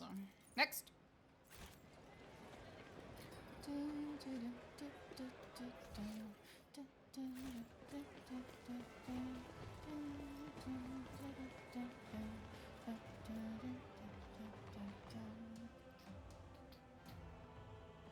Okay, the priests. What's up?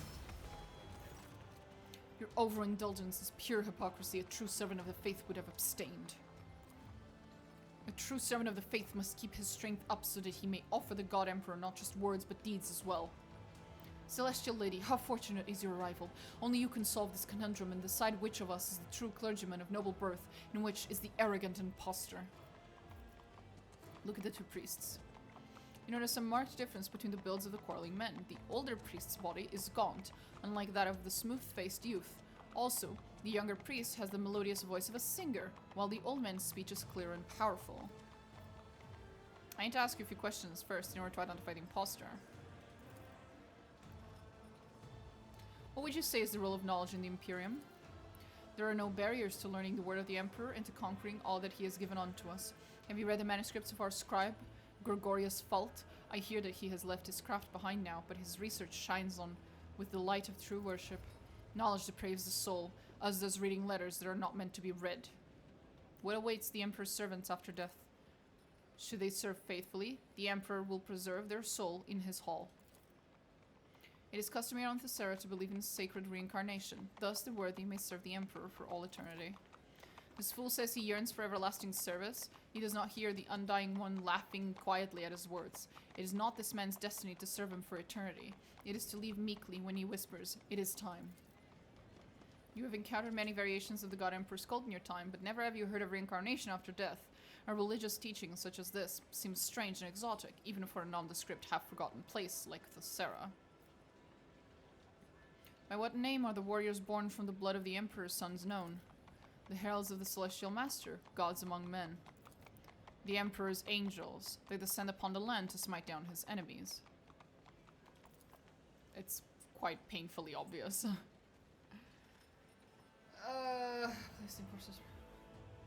Oh, shit.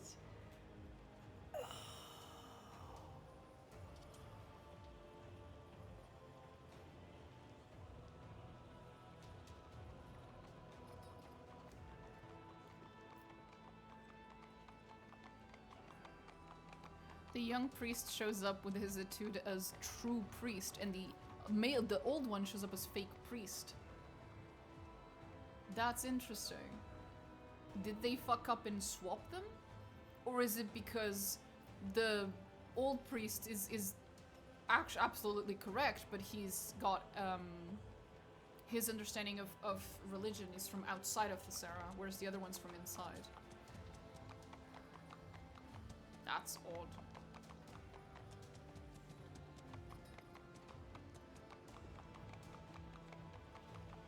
Interesting. My blood may be fouler than coal, but at least I've earned my robes.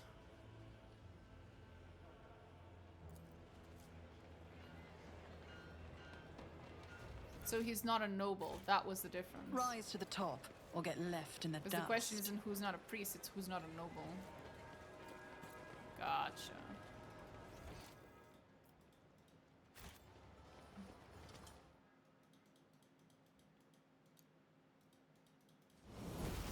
Edictka. Who are you? Just let me go, please, for throne's sake. I'm done. I just can't take it anymore. You're our celestial lady, aren't you? Yes, I am, but you do not look much like a noble lady. I'm Edka, your graciousness. I'm not a noble, not one bit. I just do the laundry and bleach the linens. I've never mixed in high society in my life. Forgive a fool, your graciousness. Why are you telling me this? According to the rules, you're meant to pose as a noble. Then you get your reward. But I don't want my reward, my lady. I want to get back home. Why are you trying to escape? I want to get away before they start putting those brands on us. For the tricksters. I'm no kind of trickster, can't you see? I couldn't fool a Grox. Why are you participating in the masquerade in the first place? It's not like they asked me nicely, your graciousness. They grabbed me, shoved me in this dress, and threw me in here. Nobody here was asked. But I don't want to be anybody's toy. I have 3 boys and a girl. We starch our lords and ladies' undergarments, and we work our fingers to the bone just to get enough scraps for the day. So what should I do with you?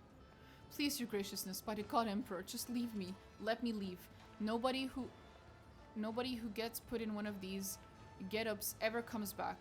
If I stay, I won't see my home again. I just know it. I haven't done anything wrong.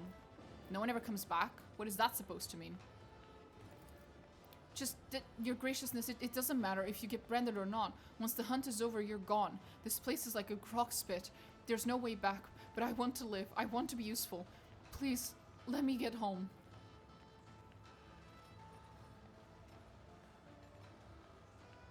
I mean...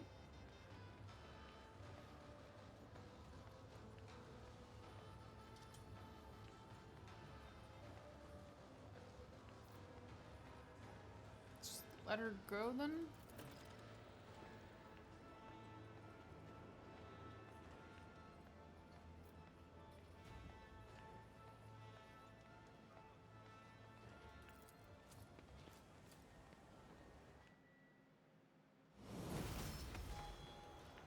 How odd. That's one thing that a quest bugged me. Aren't the nobles speak High Gothic while commoners speak Low Gothic anyway? That is also a thing, yeah. Maybe in this world they don't know High Gothic. I'm a little confused now, so... I'm not sure if what I did there was the correct thing.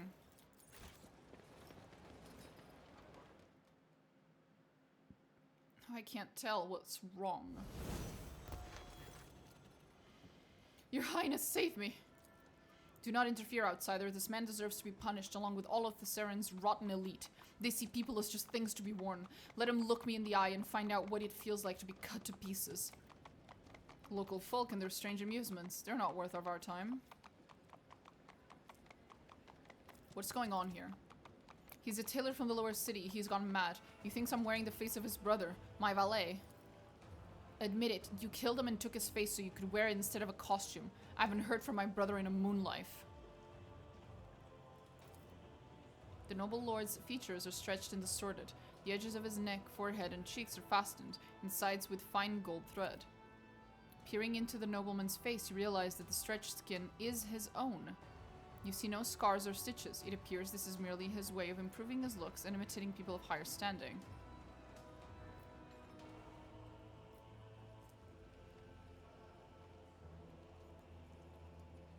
Intervene. There's no right choice, it's only hard or painful. Yeah.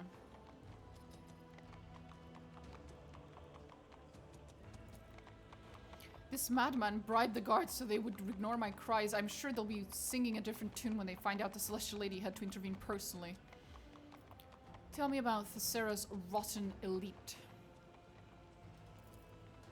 They're parasites, they tear whoever they want into pieces, these scum squeeze into a person's skin like it's a suit that's 2 sizes too small, splitting the seams in the process. Skin suits and splitting seams, preposterous. Your brother was rewarded for his talents with the best assignment he could hope for. Maybe he just decided he wanted nothing to do with you anymore. Your Celestial Highness, if such were your will, you could send servants to the dressmaker this very moment and find this man's brother alive and well. This man has never undergone the local facial replacement procedure. He's wearing his own face. Do not be deceived. Look closer. The scoundrel is simply hiding his stitches. He thinks he can trick an expert tailor, but it's a wasted effort. Tell me about this valet. Your Celestial Highness's younger brother has a way with clothes. I noticed him when I was looking for new servants, and I sent the boy to apprentice under a renewed dressmaker in the upper quarters. I thought I would make him my valet, but then this fool decided that I took his brother, not because of his talent, but to use it.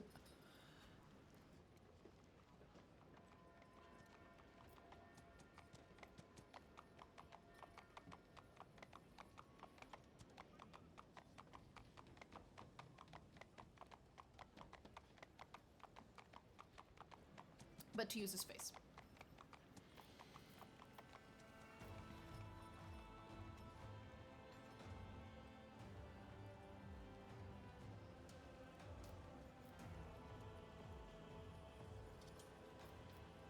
I will brand the vigilante, I guess.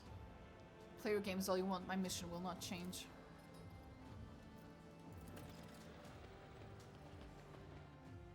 I found 3 out of the 4, but only because one of them I just keep let my her go. options open.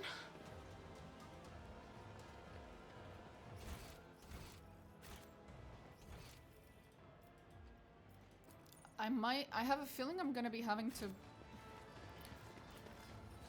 load an earlier save. Either because I wasn't supposed to have let her go and then I'm gonna have to reload to apprehend the girl that I let go, or because I'm going to have to just not brand anyone. As it turns out, the branding people's dooming them some awful fate. I have a feeling it's the latter.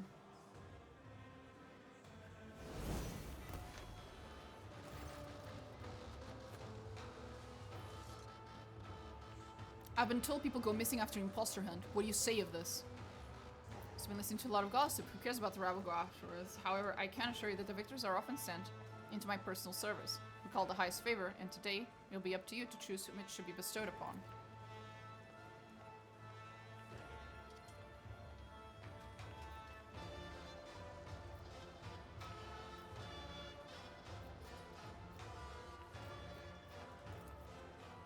I'll immediately summon the court for a final celebration of hypocrisy.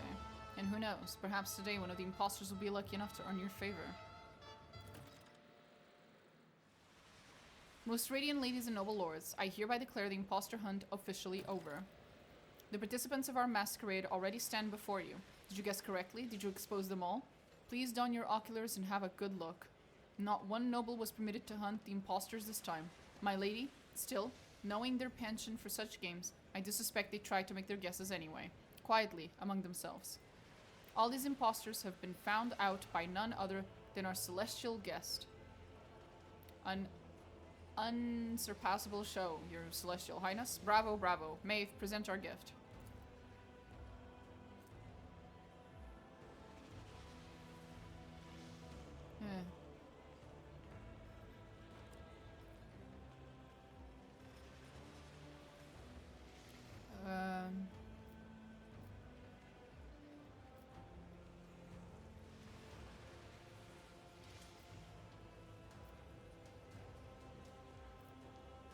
No.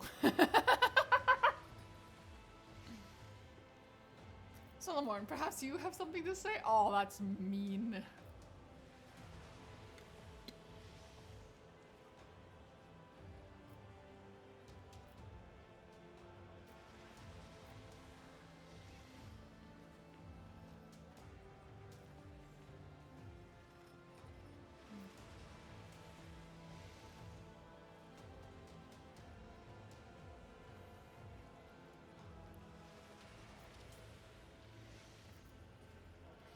I'm very curious as to what happens with these options.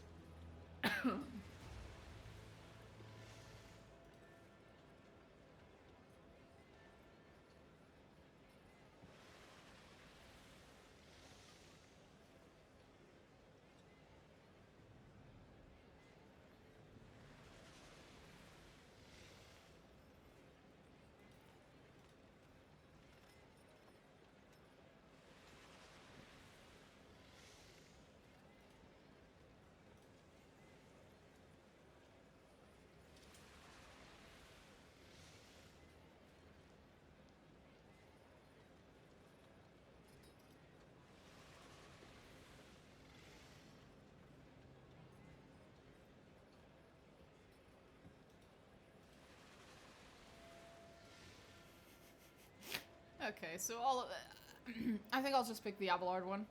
Abelard! Give that speech for me, I can't be asked. Her ladyship, rogue trader Domina the Hunters von Valencia's ruler of the greatest protectorate in the Cronus Expanse, wishes rapid growth and many centuries of prosperity upon your homeland. Remember your duty, and may you labor tirelessly for the glory of the mighty Imperium. That was a grand speech. Thank you. And now, good lords and ladies, the time has come to make the fateful decisions. There is naught but one true reward, the highest favor, that any branded impostor desires. Please, your celestial highness, tell us, is there among those people one worthy of the rogue trader's favor? What is the highest favor?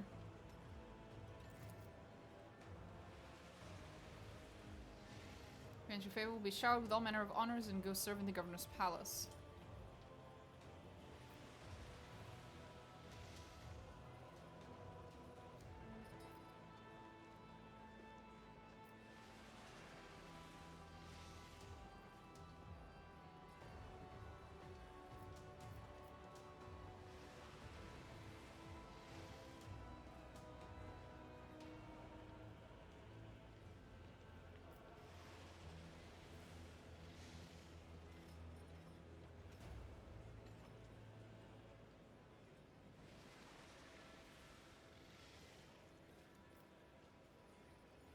No.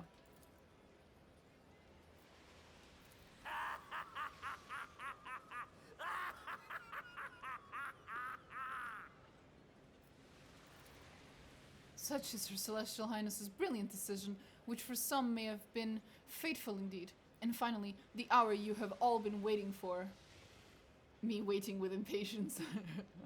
The concluding part of our conclusion. The great feast. Lacerax's dinner is served. What? The sight of Lacerax's lumens glow blood red. Before the condemned can even scream, the beasts pounce on their prey with hungry snarls.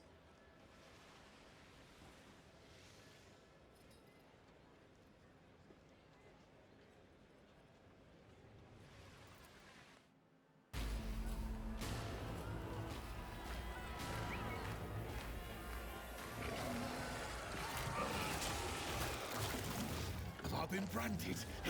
He tricks me. Gotta stop! I'm the master. Maeve, help! Maeve, I'm sorry.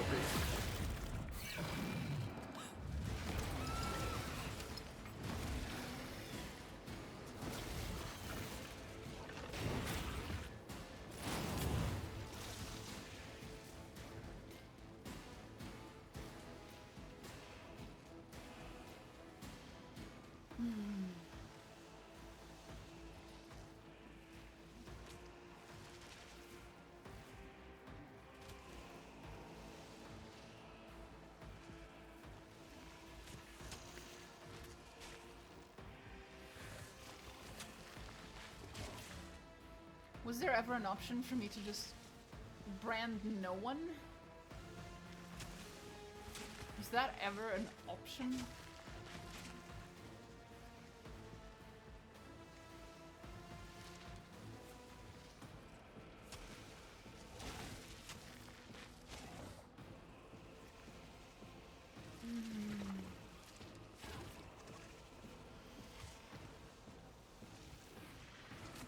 So the lady, I've loaded twice, same outcome. Is there really, so someone always ends up there. Like even, I saved one of the 4, right? I let the lady go. So we only had 3 people instead of 4.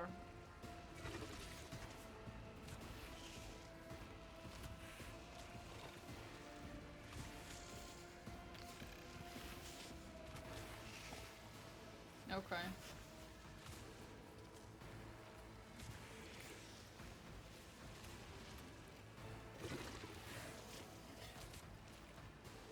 Best I could have done was picked one of them for the highest favor, then maybe only 2 of them died. Either way, someone always ends up dead and it's fucking stupid.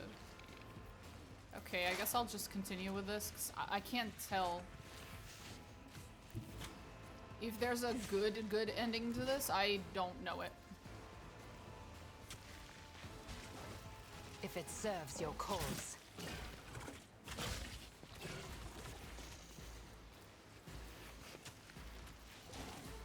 I understand your intent.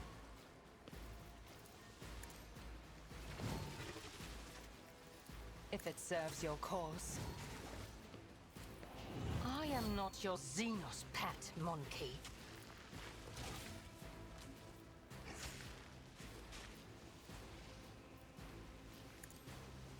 Fortune favors the swift. Ancestors guide me.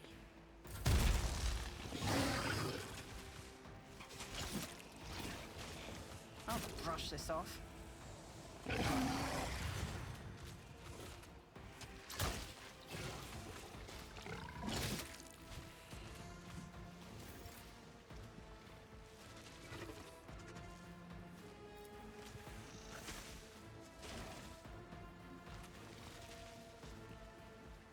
The guilty will fall.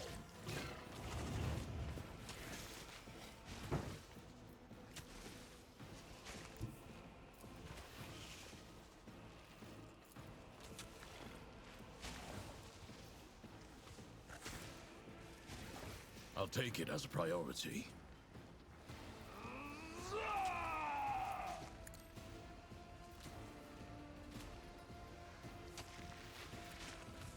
Understood. It won't take long. Understood.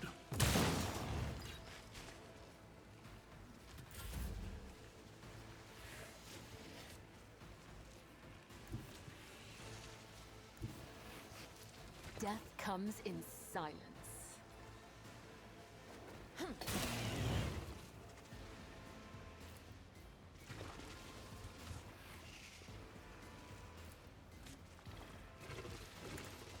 on your side, remember? I shall not fail. Well, that was a waste of a med kit.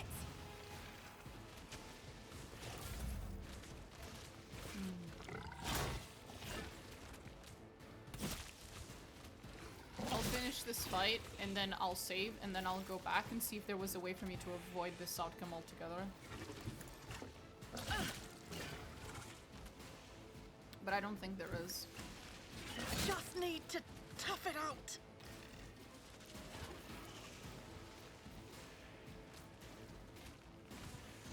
Really appreciate your fun stream. Can't wait for the next one. I'll catch you at the end of the VOD. I'll catch you at the end of the VOD. Okie dokie. Have fun. Enjoy. Rest of your day. Nice to tag the noble, I guess. I guess, yeah, maybe.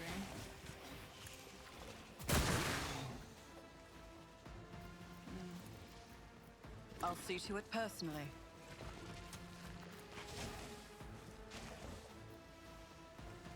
As the tenets demand. That was a little better.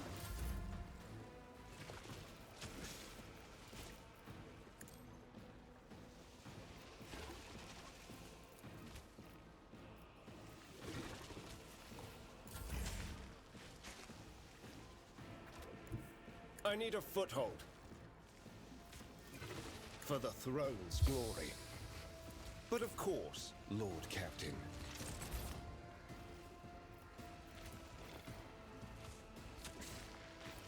Naturally, the Inquisition sends their regards. I won't object to it. Vengeance will be swift.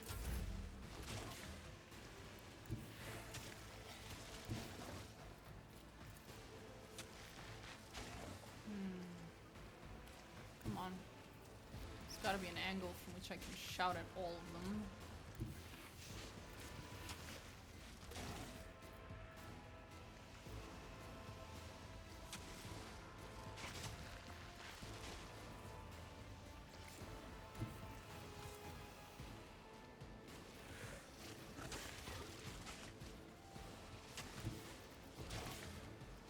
Tried and tested tactics are the best ones. Taunting stream. It will be done. I will do my duty.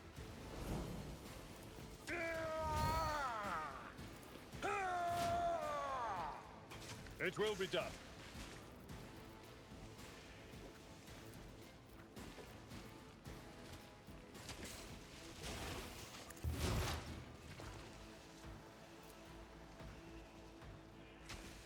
This tedium is beneath. No weakness is hidden from my sight. I understand your intent.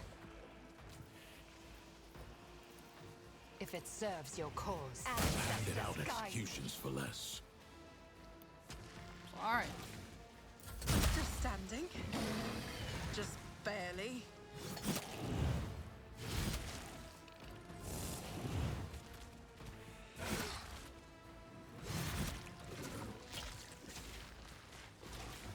I've been given no order to die.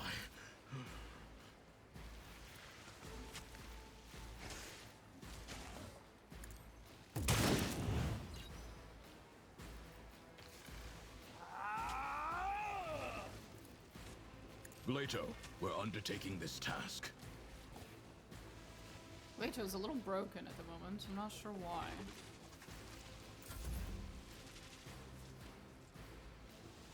A dance of blades and shadows. One less. High momentum. Let not the righteous fear. May their blades be sharp.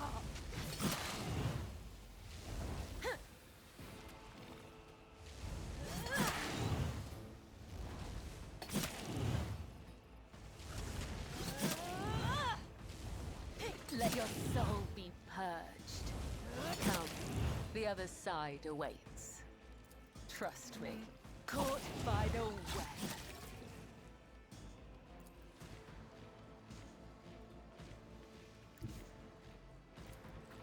Just one more.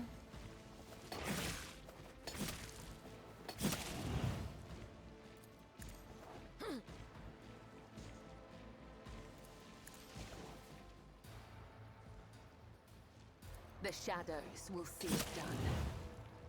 I cannot serve you in this way.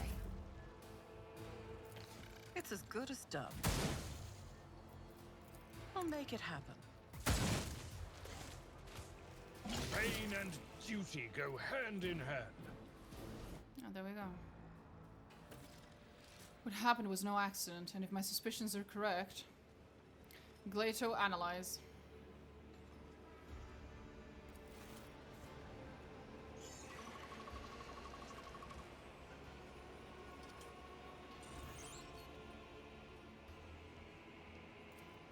A data brand. The court fool put it on me when he shook my hand. Then the Lanceraxes attacked everyone who had been marked. However, the beasts were not all eager to tear you apart, Rogue Trader. It appears you are wanted alive, but without my protection.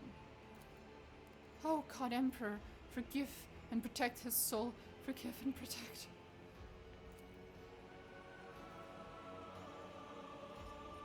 As she released from his cage, its fur is clumped and sticky with blood, its vicious eyes glazed over. Giving its own life to protect another was a stunningly human act for a beast. He did help me.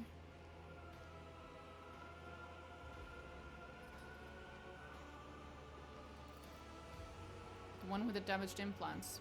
Perhaps they were the reason the beast defied the orders that the rest of its pack followed, to destroy all bearers of data brands. Or maybe it was a fine animal that was unlucky enough to have bad masters. This is the first creature I've met on Thassera that has been worthy of respect. My Lord Judicator is fond of animals, is he not? I never would have thought you had a kind side like that. Or maybe I just cannot stand people. Beast.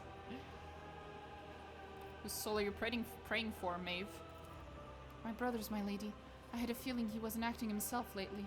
If I'd known he had fallen in with the scoundrels, I would have found them and strangled them with my own hands. What reason could your brother have to want to get an arbitrator's blood on his hands? It's a mystery to me too, my celestial lady. I think about it, and I can't even imagine why. But lately, it's like he's not himself. He keeps muttering these awful rhymes about blood and fate, and it's like he's waiting for something. But I just can't understand what. I have a feeling that the governor imposter dude was actually her brother. In which case, I can't think of any way in which I can get him to survive. Waldo mentioned before being branded. Can you scan him too? He was branded too. He couldn't have known, or else he would not have doomed himself like that. I assume this is likewise the work of the buffoon. He was acting of his own accord. Called your name before he died. I have no idea what's going on. I'm so confused. Is this a horrible nightmare? Could it be I'm just dreaming? For a second there I thought, no, I'm sorry, it's impossible. You thought what? I thought it was my brother calling my name, not Lord Roldo. But Dina wasn't there, meaning I just imagined it in my fright. If you think back to Roldo's last moments, it is hard to tell for certain, but it really did seem as though his voice had changed, that he sounded younger and less strained, as if he had cast off a mask.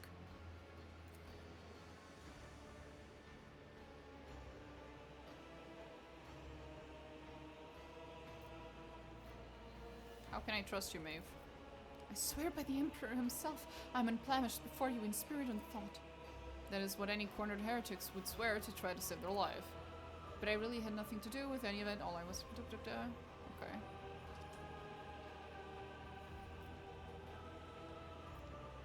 I need to look around. As you wish, my celestial leaf.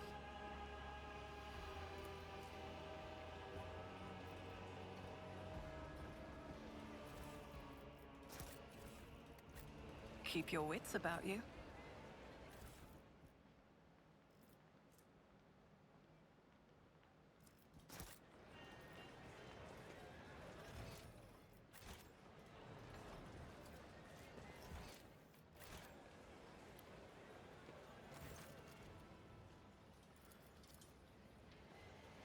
I don't understand. Was there any way I could have prevented this, though? That's my only question. I'm okay with the outcome if that's just the way it is, but was there any way I could have prevented the dude's death?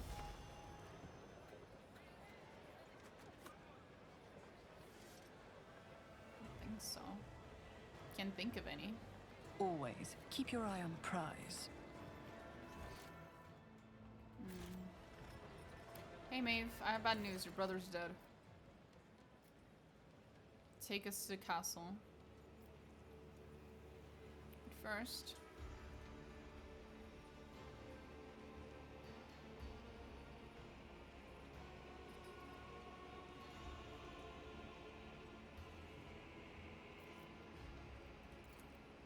I hear and obey, my celestial lady.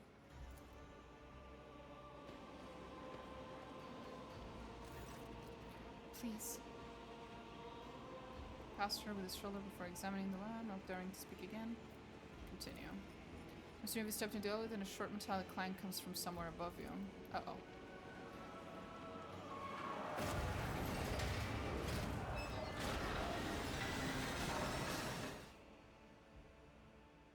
Guess I'm going alone with just Maeve and the dude. Solomon. Oh boy. I hope you enjoyed my bloodthirsty menagerie. You instantly recognize the spiteful voice and the cocky smirk of the fool's mask. The arm that was mauled by the summer mastiff at their first meeting hangs limply. He has not even bothered to bandage it. Still acting the buffoon. Some people never learn. Pulsing light draws your attention. Against the far wall, an old man stands behind an ominous-looking altar. The heavily augmented man stares in wonder at the flashes of blue light snaking through the veins of Thassera in the floor and walls. The crystals in his eye socket gleam and go dark in time with the flashes. And once you recognize him as a sculptor who offered to carve your visage out of Thassera, the old man does not seem to notice you. All his attention is focused on a strange altar. Adwa, the executioner, stands behind the fool and gives you a crooked smile.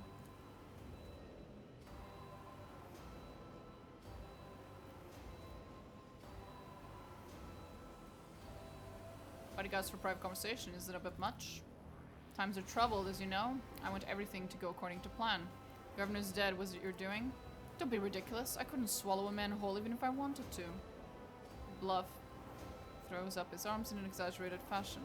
The last Rax fool, you unleashed it on the governor. Don't try to deny it. It seems humor is not part of the vocabulary of the Emperor's servants. The truth should be. You see, the governor was a fraud, a fake. Not worth crying over. The true governor of Thassera stands before you, esteemed guests. Dane, come on. Don't say things like that. It's not right. It's... Shut up, you idiot. You can't even do as you're told.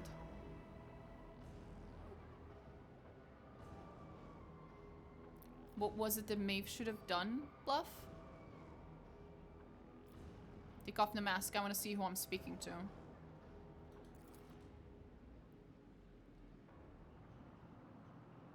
Wrapping his hands around the mask, Bluff begins to slowly put it away from his face, scrumming and sobbing theatrically. Suddenly, the moans turn to gurgling laughter. The fool removes his hand from the mask. A jest.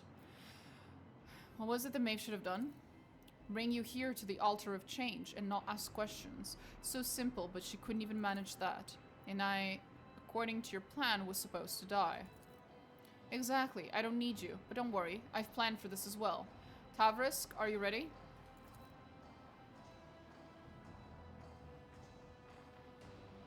Stall while the Cyber Master gets into position. Oh boy.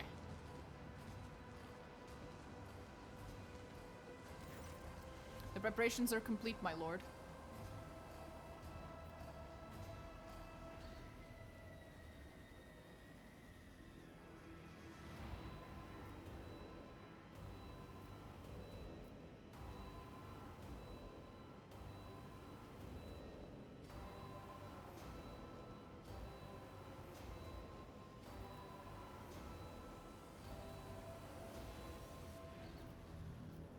Your scribe, Gregorius Fault, left some intriguing notes behind. In them, he appeared to be describing the switching of bodies. Is that part of your plan? Wait a second. Thassera's not your homeworld. I see you've already found me out, huh? That's right, I was born and raised on Idex, the greatest world in all of Imperium. I'll never forget that mist of plasteel and ferrocrete, the glitter of proud spires, and the eternal humiliation of my appointment. Why were you sent to Thassera? To serve the Imperium faithfully and honestly. Why else? Our all-knowing administratum benefits if the feudal throne is occupied by someone with an intelligence level higher than a Grox. A golden shove for all my diligent service on Idex. I packed my bags and came here to govern this backwater. What a joke.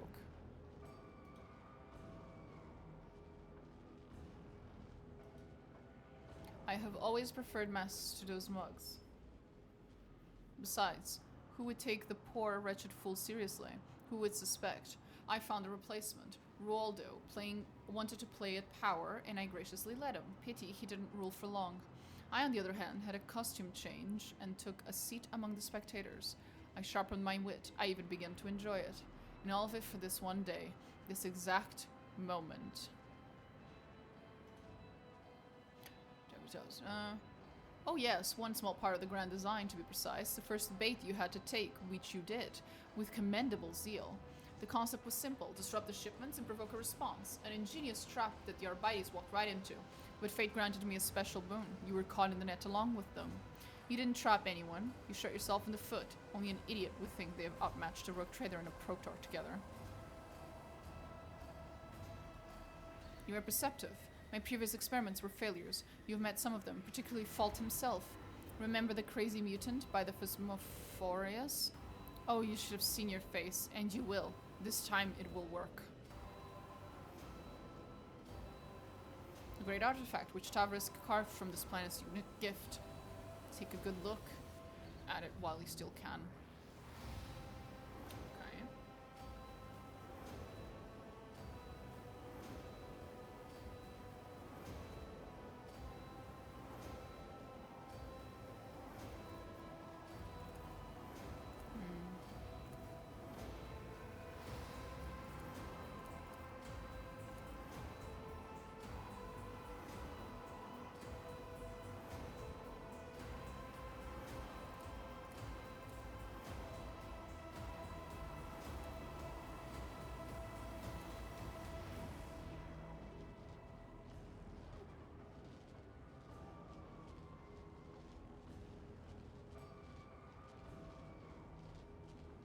If you grovel before me, I will be merciful and let Solomon finish you off quickly.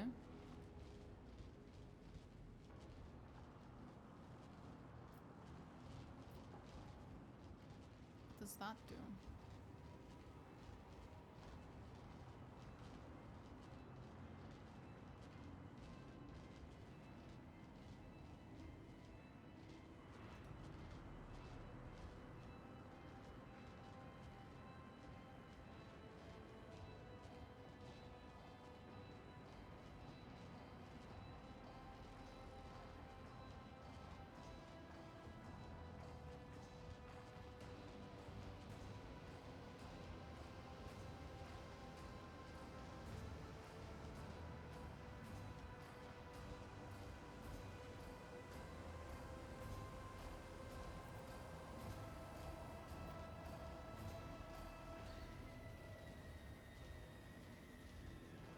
Governor, fool, or perhaps you're just a madman, Bluff.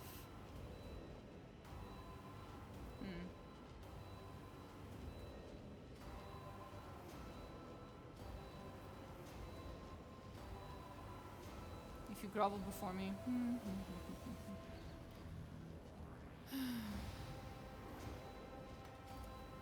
Do I have to be any one thing? A lovely piece, isn't it? Bluff ignores the arbitrator, his gaze fixed on Maeve, more specifically on the necklace on her chest. A lovely piece, isn't it? You see someone's hand signal out of the corner of your eye.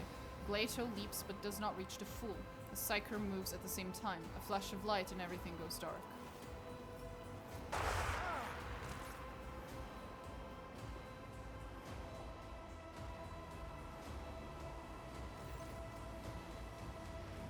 You are surrounded by the smell of old rust. The darkness reluctantly retreats. The pain comes first, throbbing in your head, then the metallic taste in your mouth, and finally, the feel of the hard floor, chafing your stinging cheek.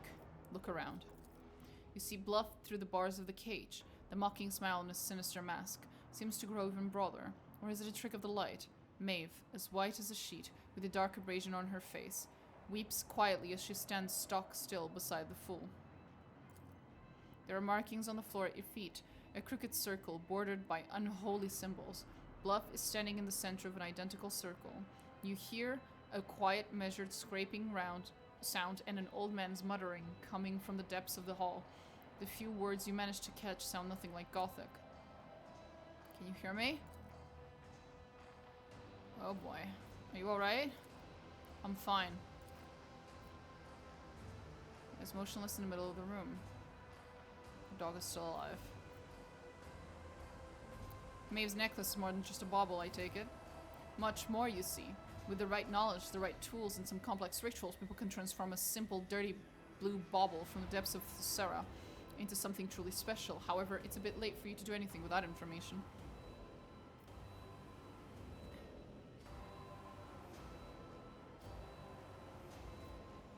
When I get out of here, you're fucking dead. Enough chit-chat. Tavrisk, begin. Man with streaming eyes. Okay. Maeve's gaze leaps from you to Bluff in alarm. Tear-reddened eyes widen as she realizes what is happening. Dane, stop! Her slight form crashes into the fool, pushing him off the center of the circle. Oh boy. The world explodes into shards, soft with a blinding light suffused with a blinding light that burns out your eye sockets, incinerates the air in your lungs, and makes your heart judder in your chest. And finally, darkness descends, impenetrable and absolute, encompassing everything. It cradles you, dissolving everything that was once you, everything that once was. You are bobbing like a boat tossed upon the waves. Colors and sounds meld into a cacophony, stirring up nausea in this exhausted body. You blink, and the patches of color fall into place. Or do they? Across from you in the cage, you see a frightened, disoriented face, an expression you have never seen in a mirror. At your feet lies a gaudy mask that has fallen from the fool's face. Covering his wrinkled visage with both hands, the ugly and enraged governor of Thassera rises hastily on trembling legs. Staring daggers at you, Waldo shrieks, "Seize her! Seize Maive!"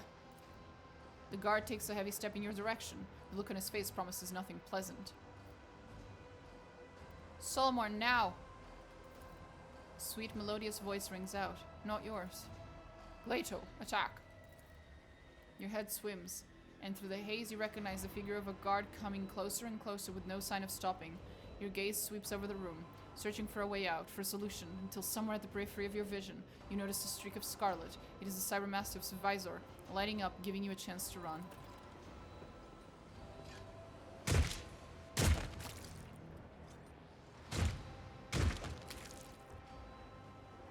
Oh god, I have become Maeve. No, my poor Maeve. I'm sorry, sweetie. I'm sorry, I thought you were a traitor. It turns out you're actually not that bad. For once. Your mind is a loose shard, cast out into nothing, screaming in the voice of thousands of lives. Are they your lives, or do they belong to another? The blood cracks branch out, biting into every scrap of disjointed thought, ravaging, hungering to shatter what little of your own self remains. A cry gurgles in the depths, a plea to make the torment stop and let you dissolve in unconsciousness, but something has sunk its claws into you, keeping you in place, fusing you back together piece by piece. Methodically and tortuously, it continues to skewer the shreds of your identity onto the thread of existence in an attempt to outplace the all-consuming void. Your memory of the last several minutes are incoherent and painful. The flash of sorcery, the leap into the unknown, Solomon shouting something. He gave Gleito an order, but what order was it? Any attempt you make to process what happened only pulls you deeper into unconsciousness. You are wrenched suddenly out of oblivion by a blunt, merciless bite. You try to breathe and hear your own ragged wheeze. Sight gradually returns to you, and an angry horse's head emerges from the mist. You are back, you are alive.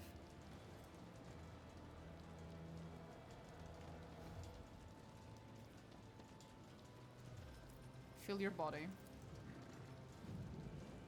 Fairview lost in the flow, but it turns out to be nothing more than a Thessarian necklace. Okay.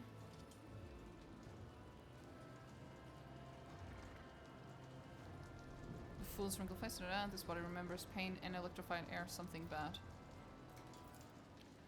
Strange flesh obeys you reluctantly, as if receiving your command. The animal snorts and tosses the hand away with ease. Focus your gaze. Yep, that's where we are, next to a horse. Shout. Your shout is as thin as a death cry. Still, it's just strong enough to make the creature stop trying to bite you and back off. Memories that are not your own tear into your mind, replacing your thoughts. It occurs to you that someone else used to scare all the monsters away. A big brother, so funny and always smiling. With some effort, you manage to force his gentle face out of your head. Roll to the side. I failed. Rise to your feet. You dig unfamiliar nails deep into your thin skin, trying to scrape someone else's face off yourself. This may not be your body, but it can still prove useful to you. Complete the picture. You have no choice but to look into a nearby water, throw at your reflection. You see familiar features. Those lady in waiting. Now that you have spent some time in the stable, you feel a little more accustomed to your new limbs. But where is your own mortal shell? I have become the girl. Okay. Oh my god. Gleito! No! Aww.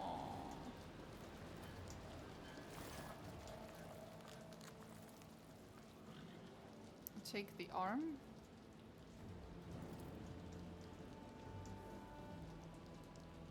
Pick up the pitchfork. This is a weapon. Step away from the heap.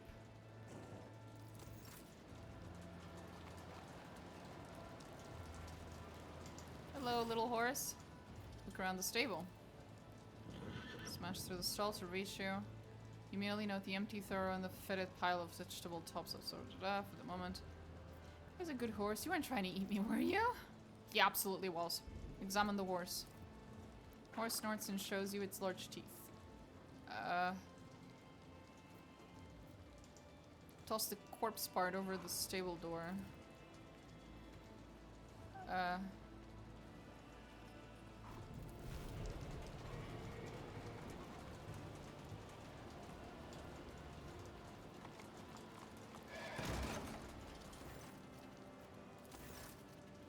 Not so noisy anymore, are you, you little wench? I'll skin you alive. Call for help? Your voice rings pitifully. This cry may be your last.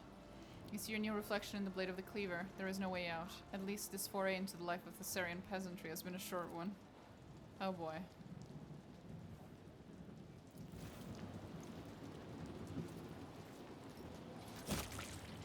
Oh, thank fuck Leto's alive.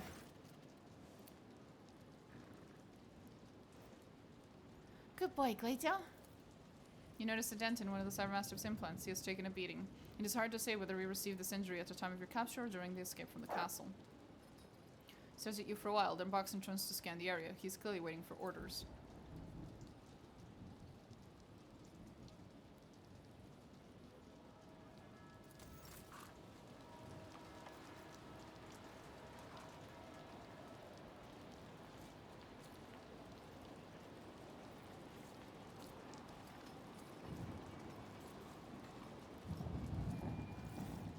What the fuck is going on, bro?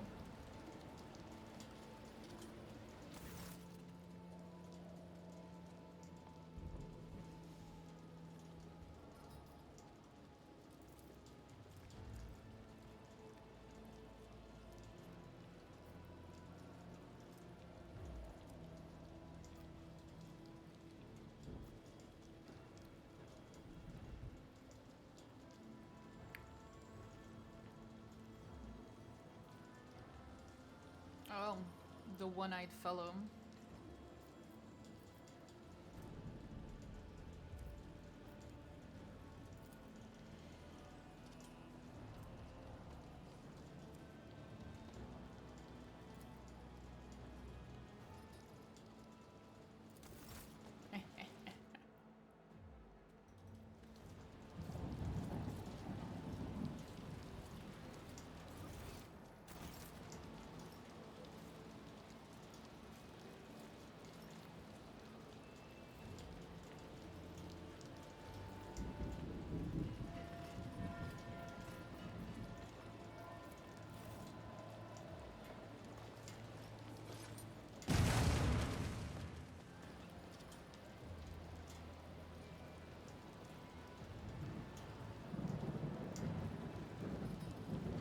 It's fine.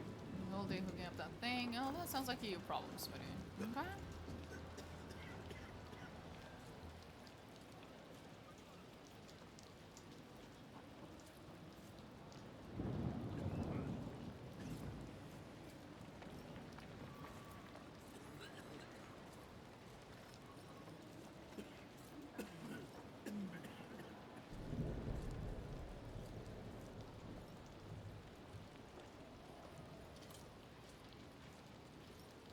I don't think there is a way in which her brother doesn't die. I'm still trying to think of a way to avoid her brother dying.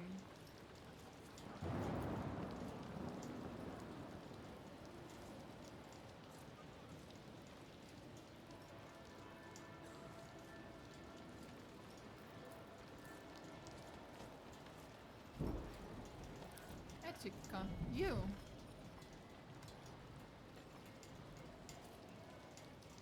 Never forget her good heart. Yeah, I guess. I did save you, at least.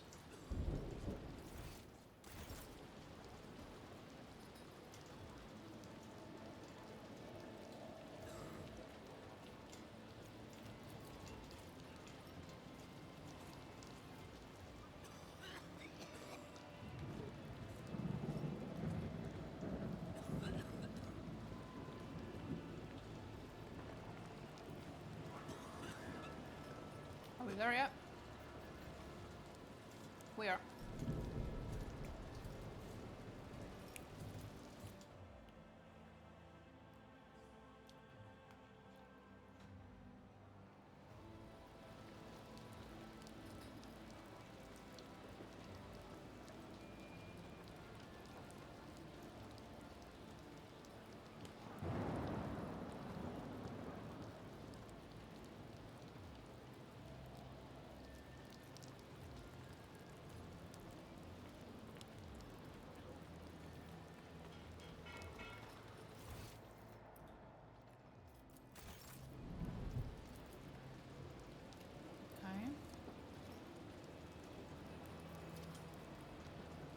Guess not. We'll walk there then.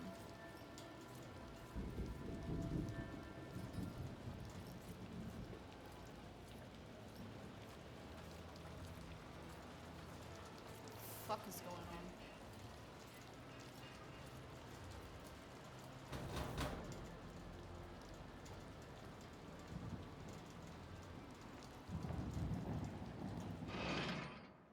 Thank you.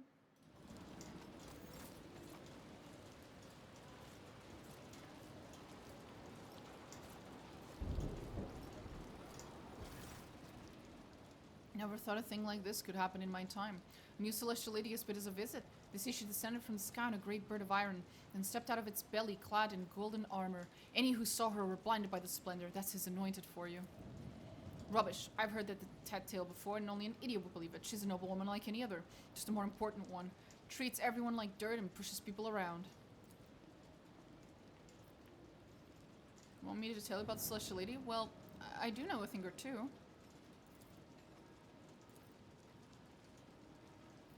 You people all feast on gossip, but I'm telling you the celestial lady was never dirty her hand with worldly affairs. She is above all such petty things. How could she not be when she rules over 1,000 worlds?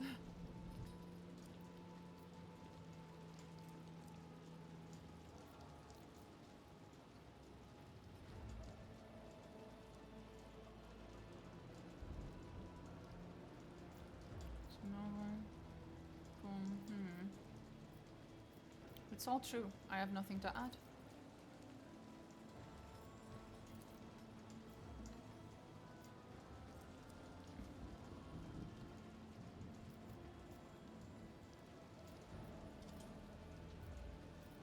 It was just like you said. You also to her than anyone else. How did she treat you? She was amicable and kind to me.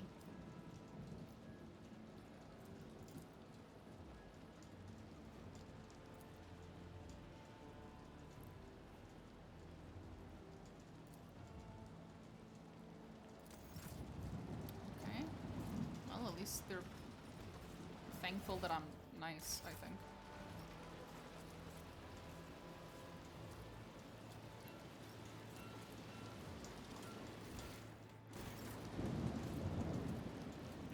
Oh my god, how are they gonna react?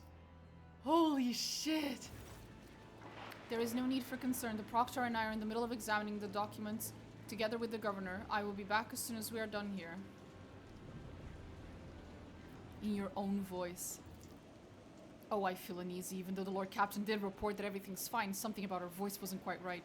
Then again, the Proctor is there too. I could be wrong, seeing as this accursed planet has too many sources of warp energies, but I seem to sense an echo of the materium coming from above. Okay, Morak, am I the only one who can hear the strange notes in the Elantak's voice? We must head to the top. Every moment spent away from the Daemon is another defeat for me. Pent-up irritation, then outright hostility. I need your help. They take no notice of you at first, but after a moment, one by one, they turn their gazes to you. Silence falls over the street. My dear. Oh no! Oh, I feel so bad. My dear, were you not the one assigned to watch over the rogue trader? Warp emanations, strong ones at that, sorcery at work before our very eyes. Oh boy.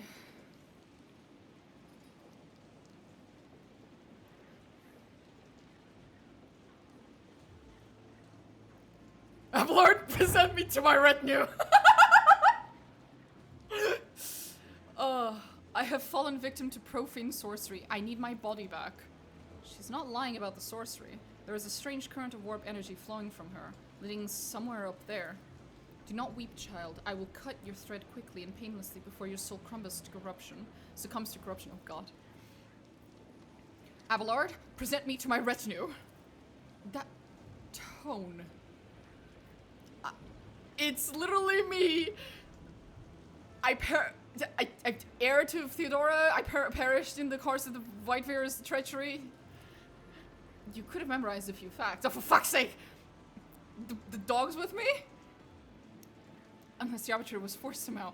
We need to get upstairs. Just trust me on this. You will find the rogue trader at the top. Tell the shuttle pilot to take us there. He won't listen to me. Suggestion to stop puzzling over your identity and start acting seems to have had an effect. At least no one's arguing with you anymore. Thank you! Jesus.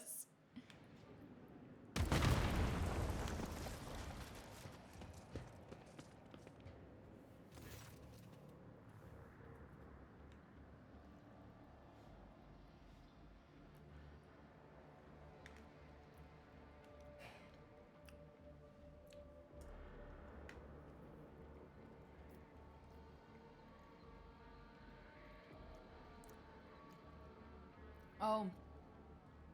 And now I'm gonna be Maive. Your face is awash with tears, your lip is split, Solomon. Upon seeing you and Glato, the proctor straightens.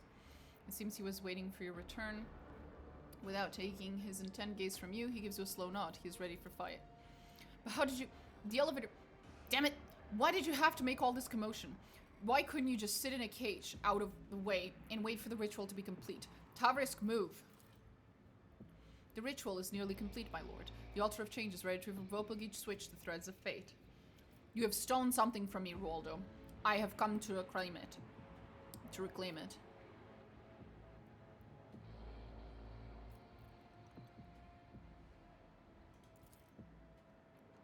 And how, may I ask, do you intend to do that? Only Tavrisk and myself know how the ritual works. Certainly, he's the only one who can perform it, and it just so happens that we don't feel much inclined to cooperate.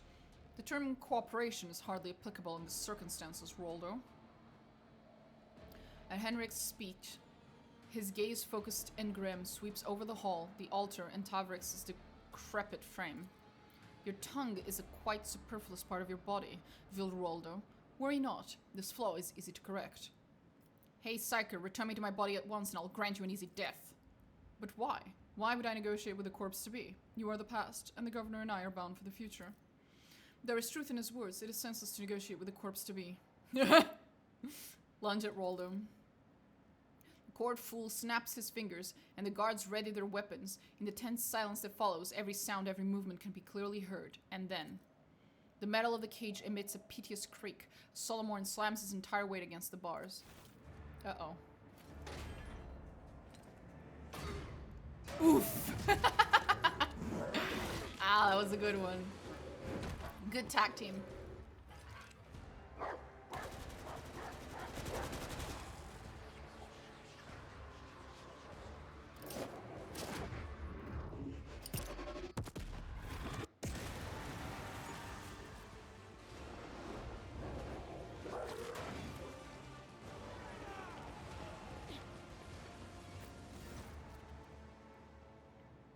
You move hand on each muscle.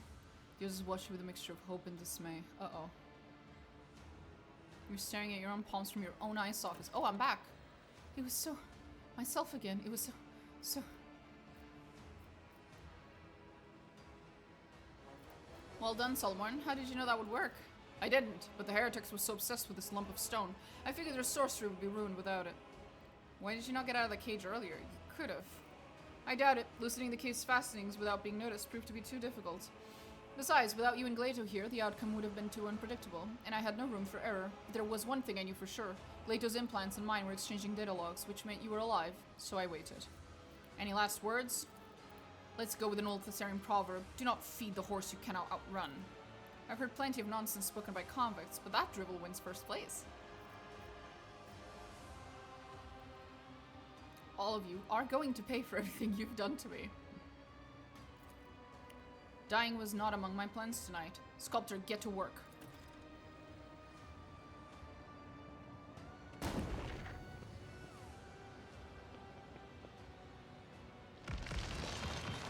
Oh boy. You will beg for mercy, Blood red, but sickle I of the will moon, will you grant me one last none. boon? Shadow whispered, fair and true. Death is coming after you. Well, fuck.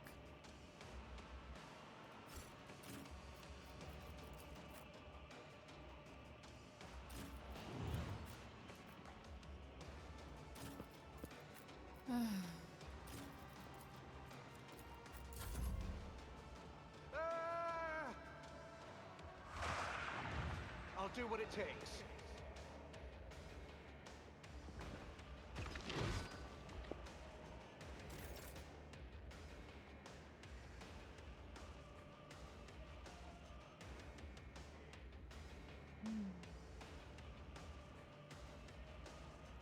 Someone...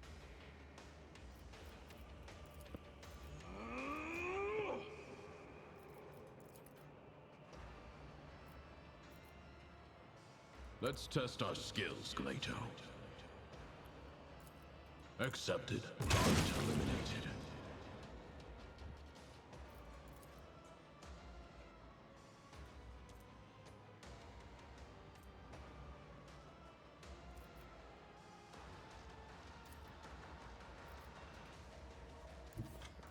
The order is clear.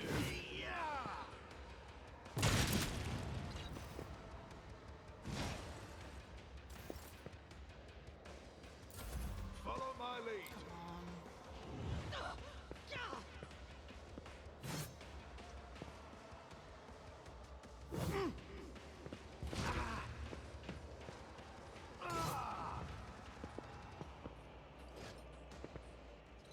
Don't touch me.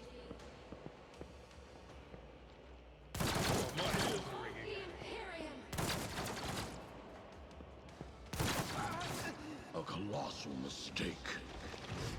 Oh.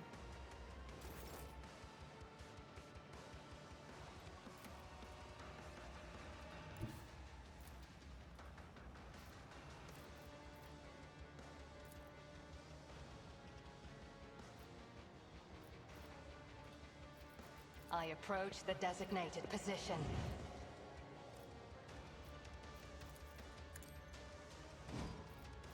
I am not your Xenos pet, monkey.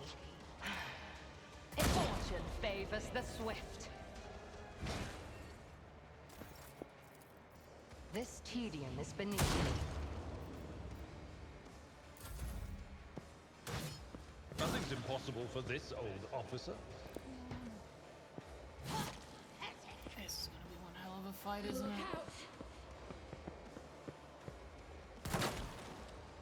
Yep.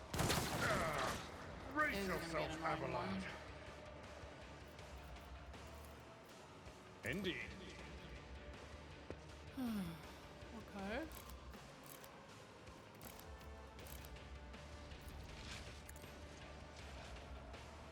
Grey hair, sure hand.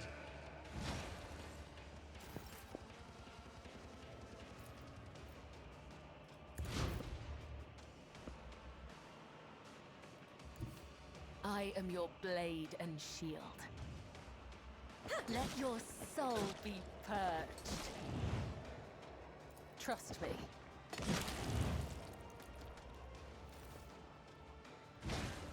Oh.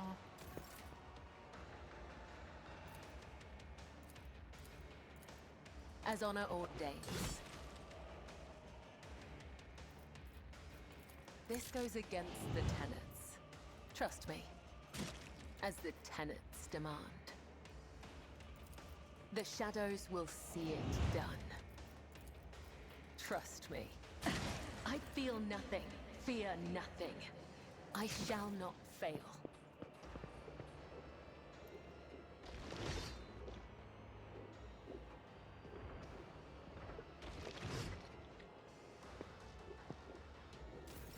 High momentum.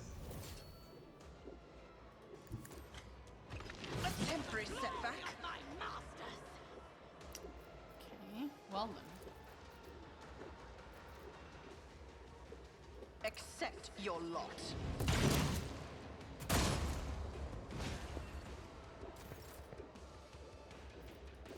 I'll see to it, personally. I understand your intent. Fucking soul. You cannot force me, Alantak.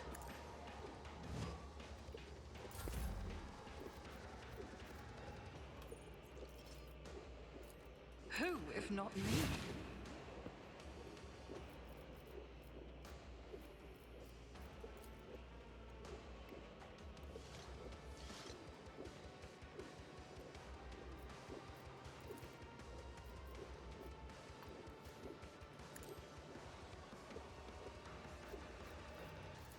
It's as good as done. How's that fight going? It's going. Hold on. It's going. Not the easiest fight I've fought, that's for sure. Let's see to it. I won't object to it.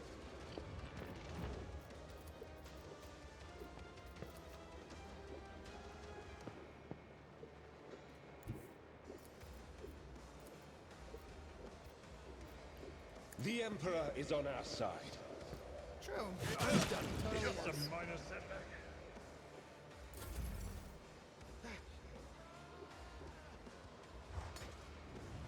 Quick, quick!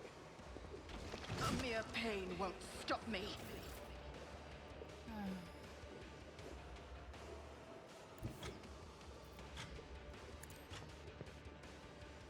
What a rush! Another scar for my collection.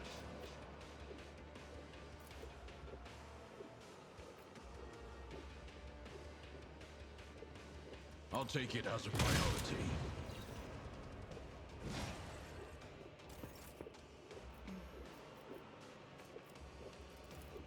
One of us would be enough. Weapon at the ready. Yeah! Yeah! Ah! Ah! Yeah! You suck. Come on. I have to take care of these annoying ones. Aim for the heart edges next time. of the fight. They're just going to be annoying the whole time. High momentum.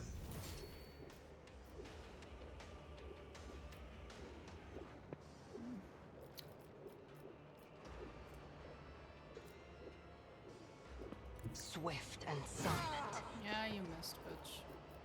I am not your Xenos pet, monkey. If I must. Fortune favors the swift.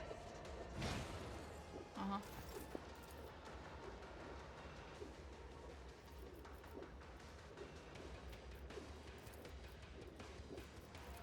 Fall, creatures!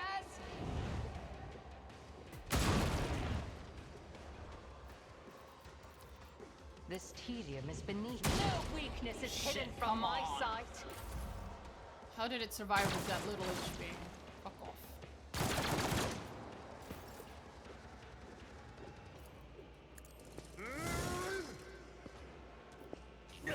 I'd rather not.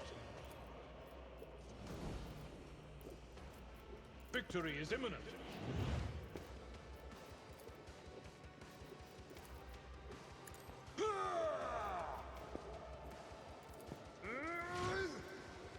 I will do my duty.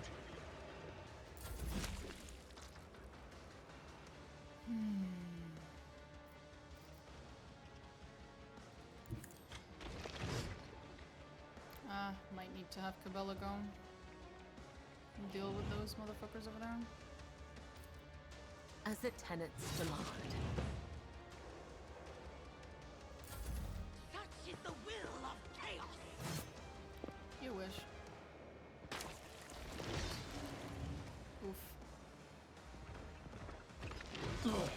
Bruh. Rude.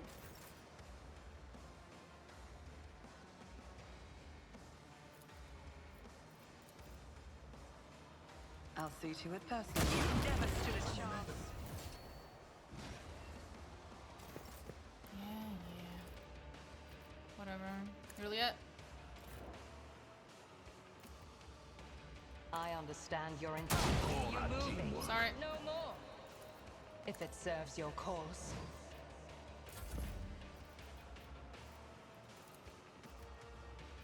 Here's my perfect moment. I'll deal death with my hands. Teehee.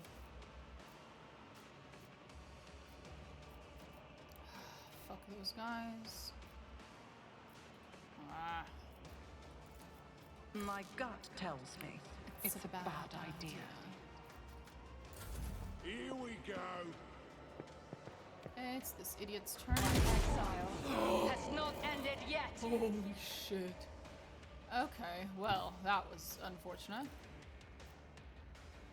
Everyone, step aside. Let's see to it.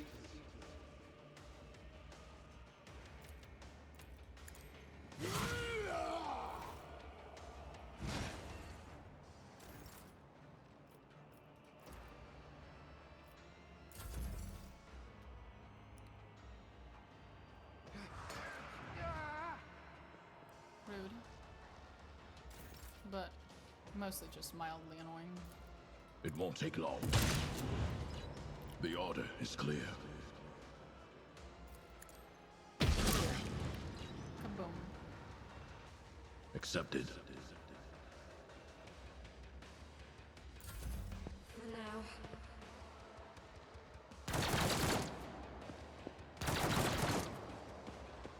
Beats worse than they. Yeah, kill each other. That's good, that's good. Just kill each other. Dumbasses.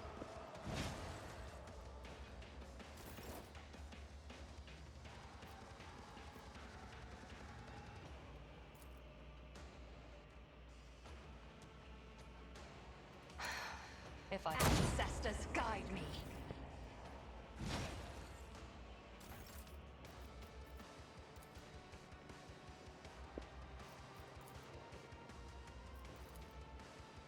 I am not your scene. Fortune favors the swift. Fuck, she keeps getting so unlucky with that.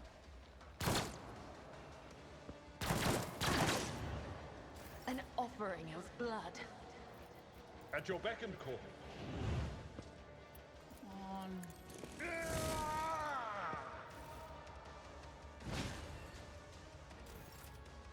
Whatever. There we go. 3 down. That should be helpful. High momentum. Very helpful. I bring mercy and retribution. Trust me. As honor ordains,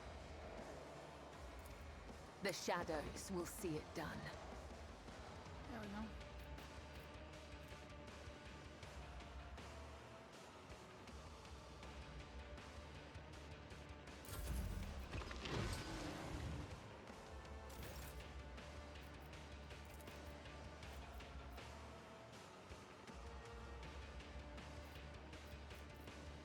You should feel honored to witness this. No weakness is hidden from my sight. Almost. I'll make it happen. Should be enough to kill it. Juliet. Darlin. The last If it one. serves your cause.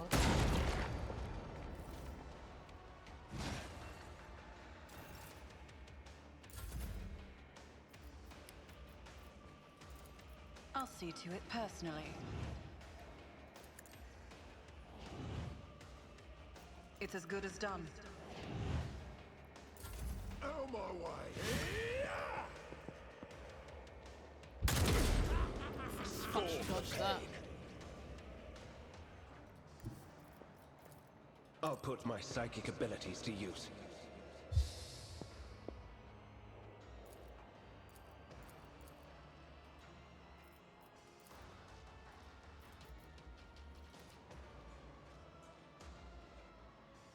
I won't object to it. Naturally.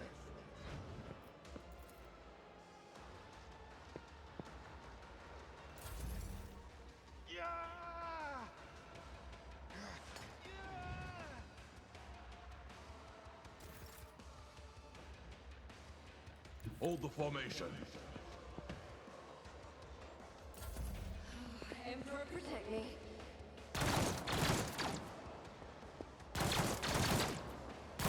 Pain and duty go hand in hand. Another soul slips beyond the veil. Couldn't have said it better myself, Juliet. Couldn't have fucking said it better. Where's that piece of shit? Oh, there he is.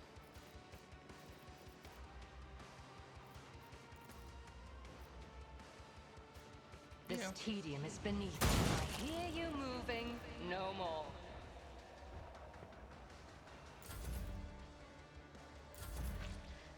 A broken blade has no use.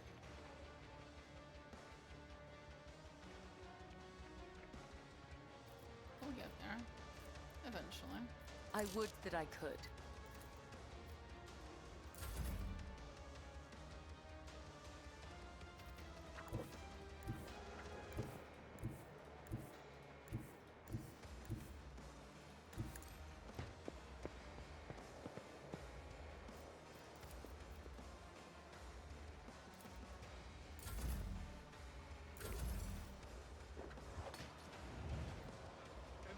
A little annoying because they're all really far from my reach. Understood. Mark the target.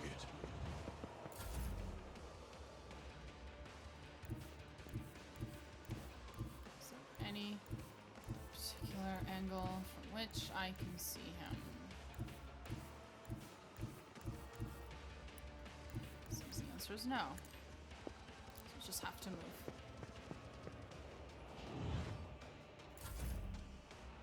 A tactically sound approach.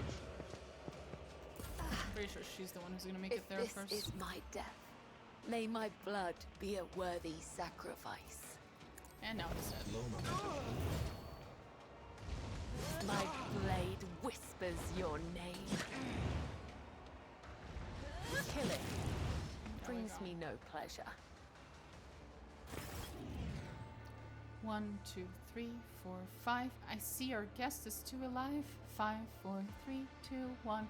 Start the gutting. Start the fun. The ugly shambles that is Raldo's face dissolves into a semblance of a smile.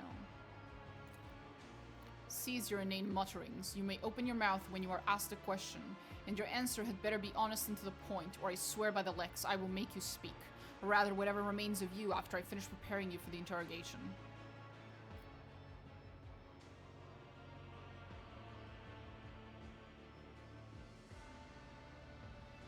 Hand the governor a low stick. The irony, the last one is always the sweetest. Are there any other victims of your ritual? That survived? No, and I didn't count it dead. The ritual is a complex one to perform, so it took Tavrisk and me a long time to prepare it, and you were the one it worked on. To think of all the possibilities that opened up, using the Altar of Change I could have worked my way up to a Lord of Terror. What are you talking about? The very suggestion, you sick degenerate. As my father was to say, if you've come a long way, keep going. I'm a dead man as it is, so I might as well dream a little. Thassera, what are its properties? This wretched little world held nothing worthy of attention, save for Thassera. When I started having dreams about it, and about changing bodies, I thought I was going insane. I share this with my sculptor, the now late Tavrisk. He helped me to understand the essence of the mineral. Experiments and studies followed, mostly carried out by Tavrisk. I don't have his gift, but oh, the things I could do if I were a sorcerer. In the end, he released Thassera. He realized Thassera was a potent psi-focus. After 1,000 cursed attempts and a combination of powers, energies, and sacrificial victims, Tavrisk managed to create his finest sculpture from it. The Altar of Change, a magnificent artifact, a door to eternity. No more limitations imposed by our mortal bodies, no ailments, no injuries. If your flesh is worn, just swap it for new flesh. Don't like your lot in life? Choose from 1,000 others. No longer just a dream, but its more perfect realization, immortality in stone. What a monstrously twisted notion of eternity. What was the point of the whole masquerade with a fake governor? A governor attracts too much attention, and I wanted my hands to stay untied, so I offered my court fool a fair bargain. He would become me, ruling the planet, living the good life, getting whatever he wanted, while I would be out here, flying towards the stars. We traded faces, clothes, and lives. Because I had gotten the local nobles into the habit of sewing other people's mugs on their heads, the switch went unnoticed. The switch was only the first part of the deal. Naturally, I didn't mention the second part, the removal of witnesses. If someone is going to turn against you the moment there's a knife at his beloved sister's throat, you can't afford to keep him alive. The plan was simple and elegant. Thassera starts underpaying its tithe, the Abites swallow the bait and send their messengers here. That's when I spring my trap. I change it to the body of the arbitrator or proctor who lands here, back up the altar, board the Arbites ship, and wave goodbye by this ball of dirt to this ball of dirt swinging in the void. A rogue trader would have been even better, but greed has a way of spoiling a good game of regicide. The plan has not changed, Vilruoldo. The Undying One has whispered your name, and the execution of his will is nigh. Of course, this game involved one key piece, the embodiment of freedom of choice, my magnificent altar. So much accumulated potential from years of experimentation. It is damaged, but it still beckons, waiting to be used. I advise you to keep it safe. Who knows how many thousands of lives it will claim if something happens to it, unleashing all that power.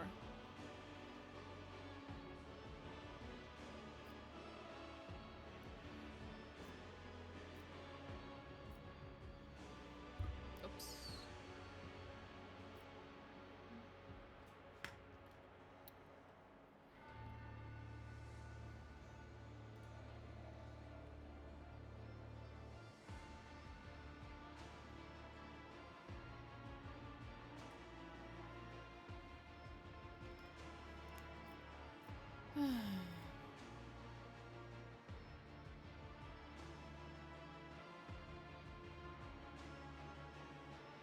I've learned all I need to know. You may execute the heretic, Solomon.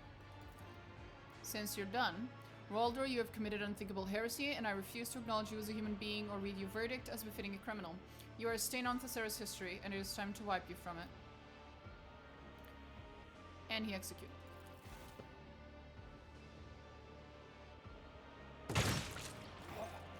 Maive opens her eyes and immediately jumps at her feet at the sight of the bloodied corpse.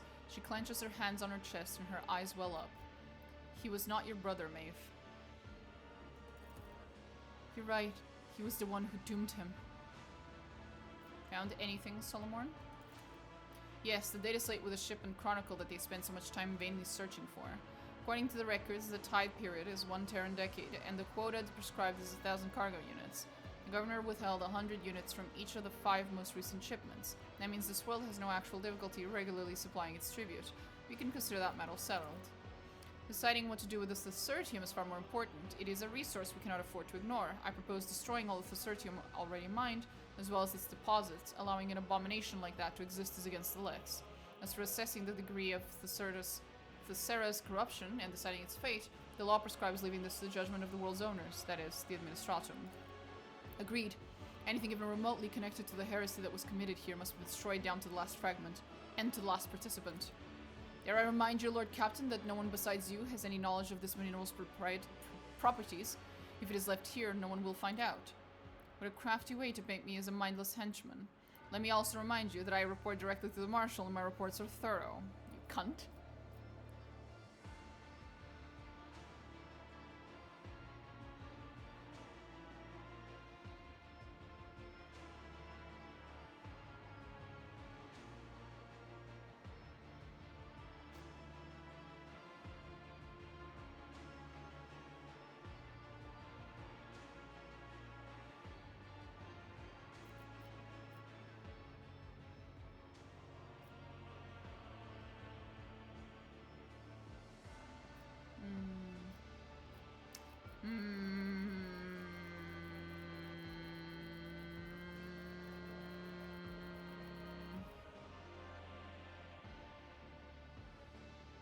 Fuck it.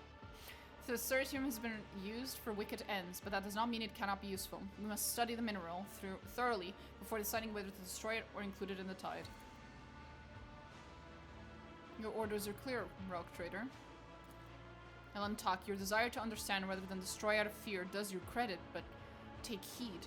The minds of Monkey are fragile and ill-equipped to withstanding something with such a strong connection to the Veil. My celestial lady, what am I to do now? And not a sliver of remorse. Just flee for her own skin. Not be swayed by criminal steers. I have seen plenty of them. She hasn't done anything. What the fuck are you talking about? What can you do? I can brew recaf. I can do sweet with a foam of cream or strong with special spices. I can dance and sing and carry scrolls and data slates.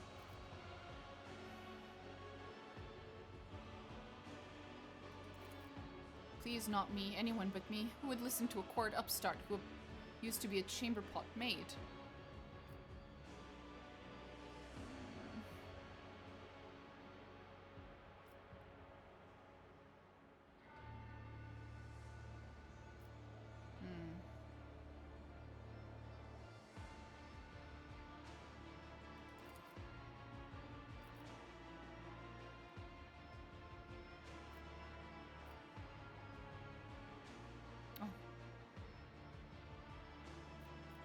You should come with me. Thank you, my celestial lady. You are my savior. Oh god, I have no idea how this is gonna go. But she's just so adorable. You're going to trust a heretic with brewing your recaf? Abso-fucking-lutely. Then you ought to take a dozen local commoners along as well to taste anything the criminal has handled. Shut up. Then Thassera's fate is decided, and there is no point in staying here any longer. The heretic mentioned that destroying the altar would risk deaths among the local population. Whether he was lying or trying to manipulate us is irrelevant. The abomination must be destroyed. As for any casualties, the Emperor will know his own.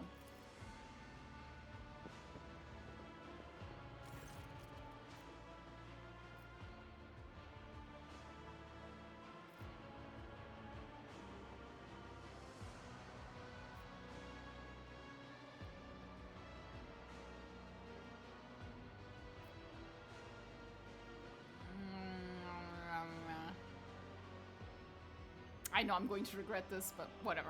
We'll see it at the end of the game when I get some end game shenanigans that are going to tell me this was a terrible idea on my part.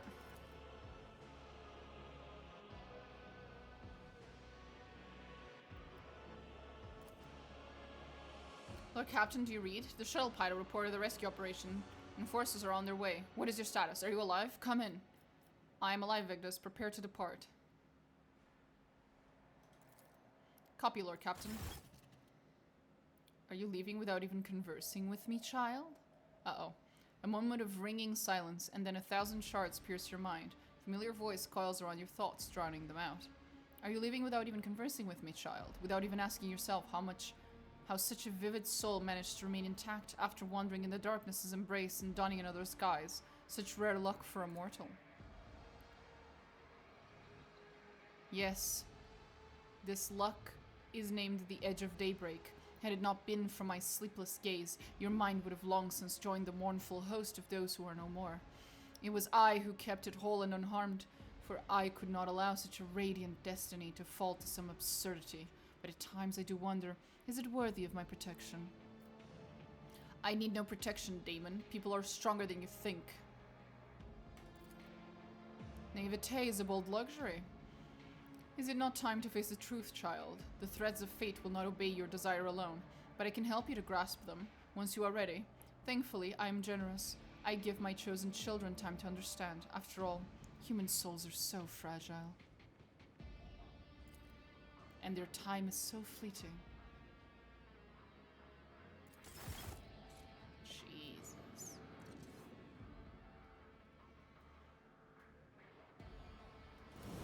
Just as I planned.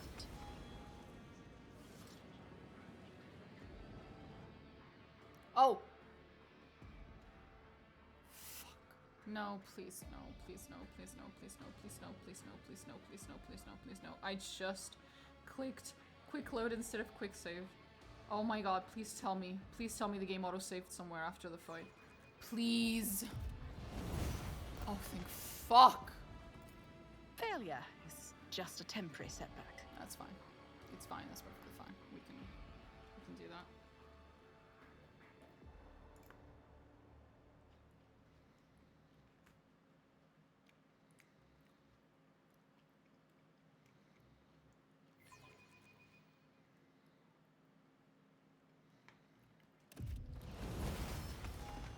Success is the only outcome I accept. Okay. Rise to the top, or get left in the dust.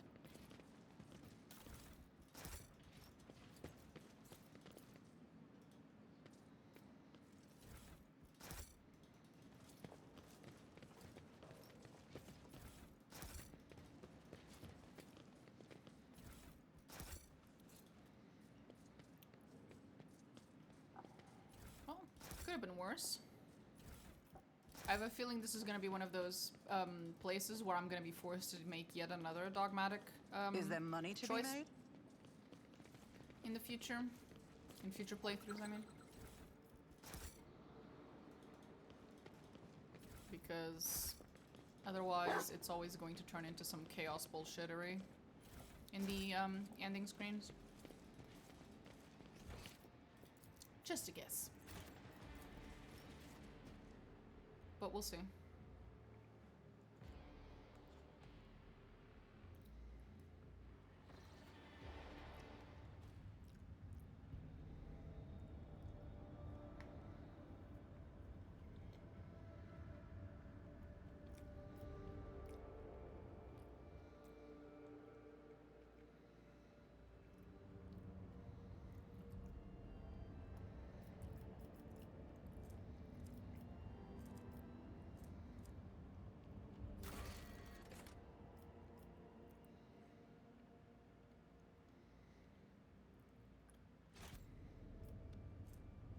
Well, this was an absolute fucking mess.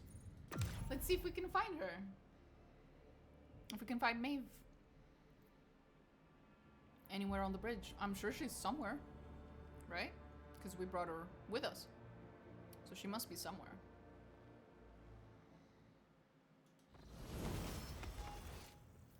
Just don't know where.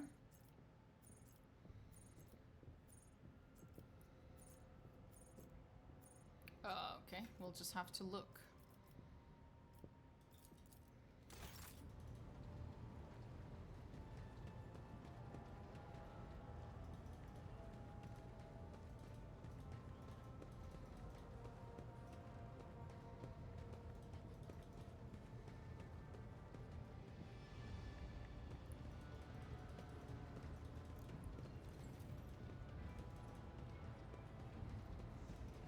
Is she in my chambers? Is that why?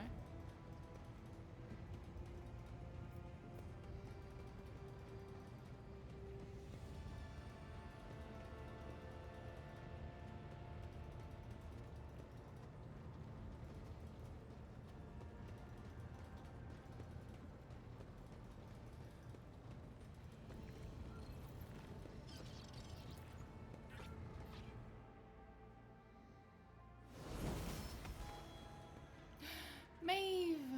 This could be an opportunity. Would you care for a cup of freshly brewed recap, my celestial lady? Oh! Oh.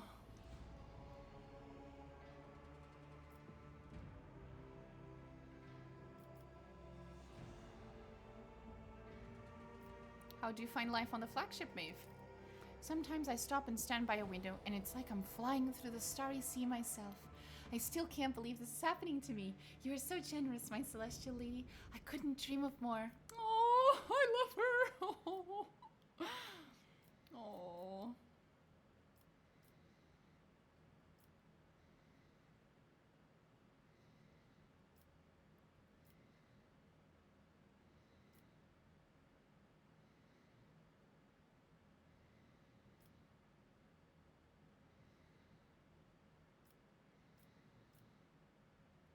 You are not feeling lonely here, are you? I have you, Master has been very kind to me. Sometimes it brings me all kinds of amazing things. Here today, it was a book for little nobles. I learned from it that the stars are so huge, too big to pick up and hold between your fingers, or even to hug with both your arms. And when they dance together, they form entire galaxies. Oh, she's so fucking adorable. I'm dying.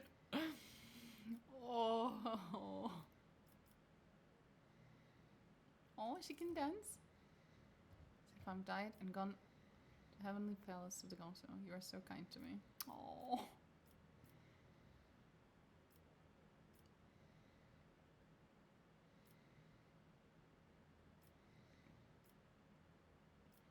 A Froth recaf. Extra sweet. Too heretical. Oh, shut up. Keen spices sweetens it and the whipped. Gives it a special airy soft. In the tender sweetness. Oh. So fucking sweet. Ah.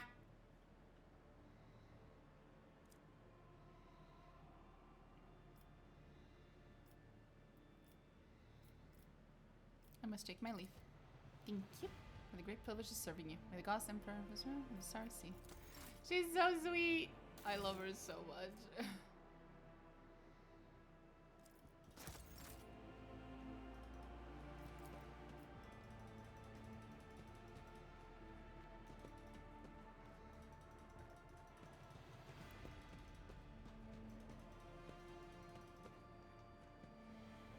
Okay, I think I'm done here for today.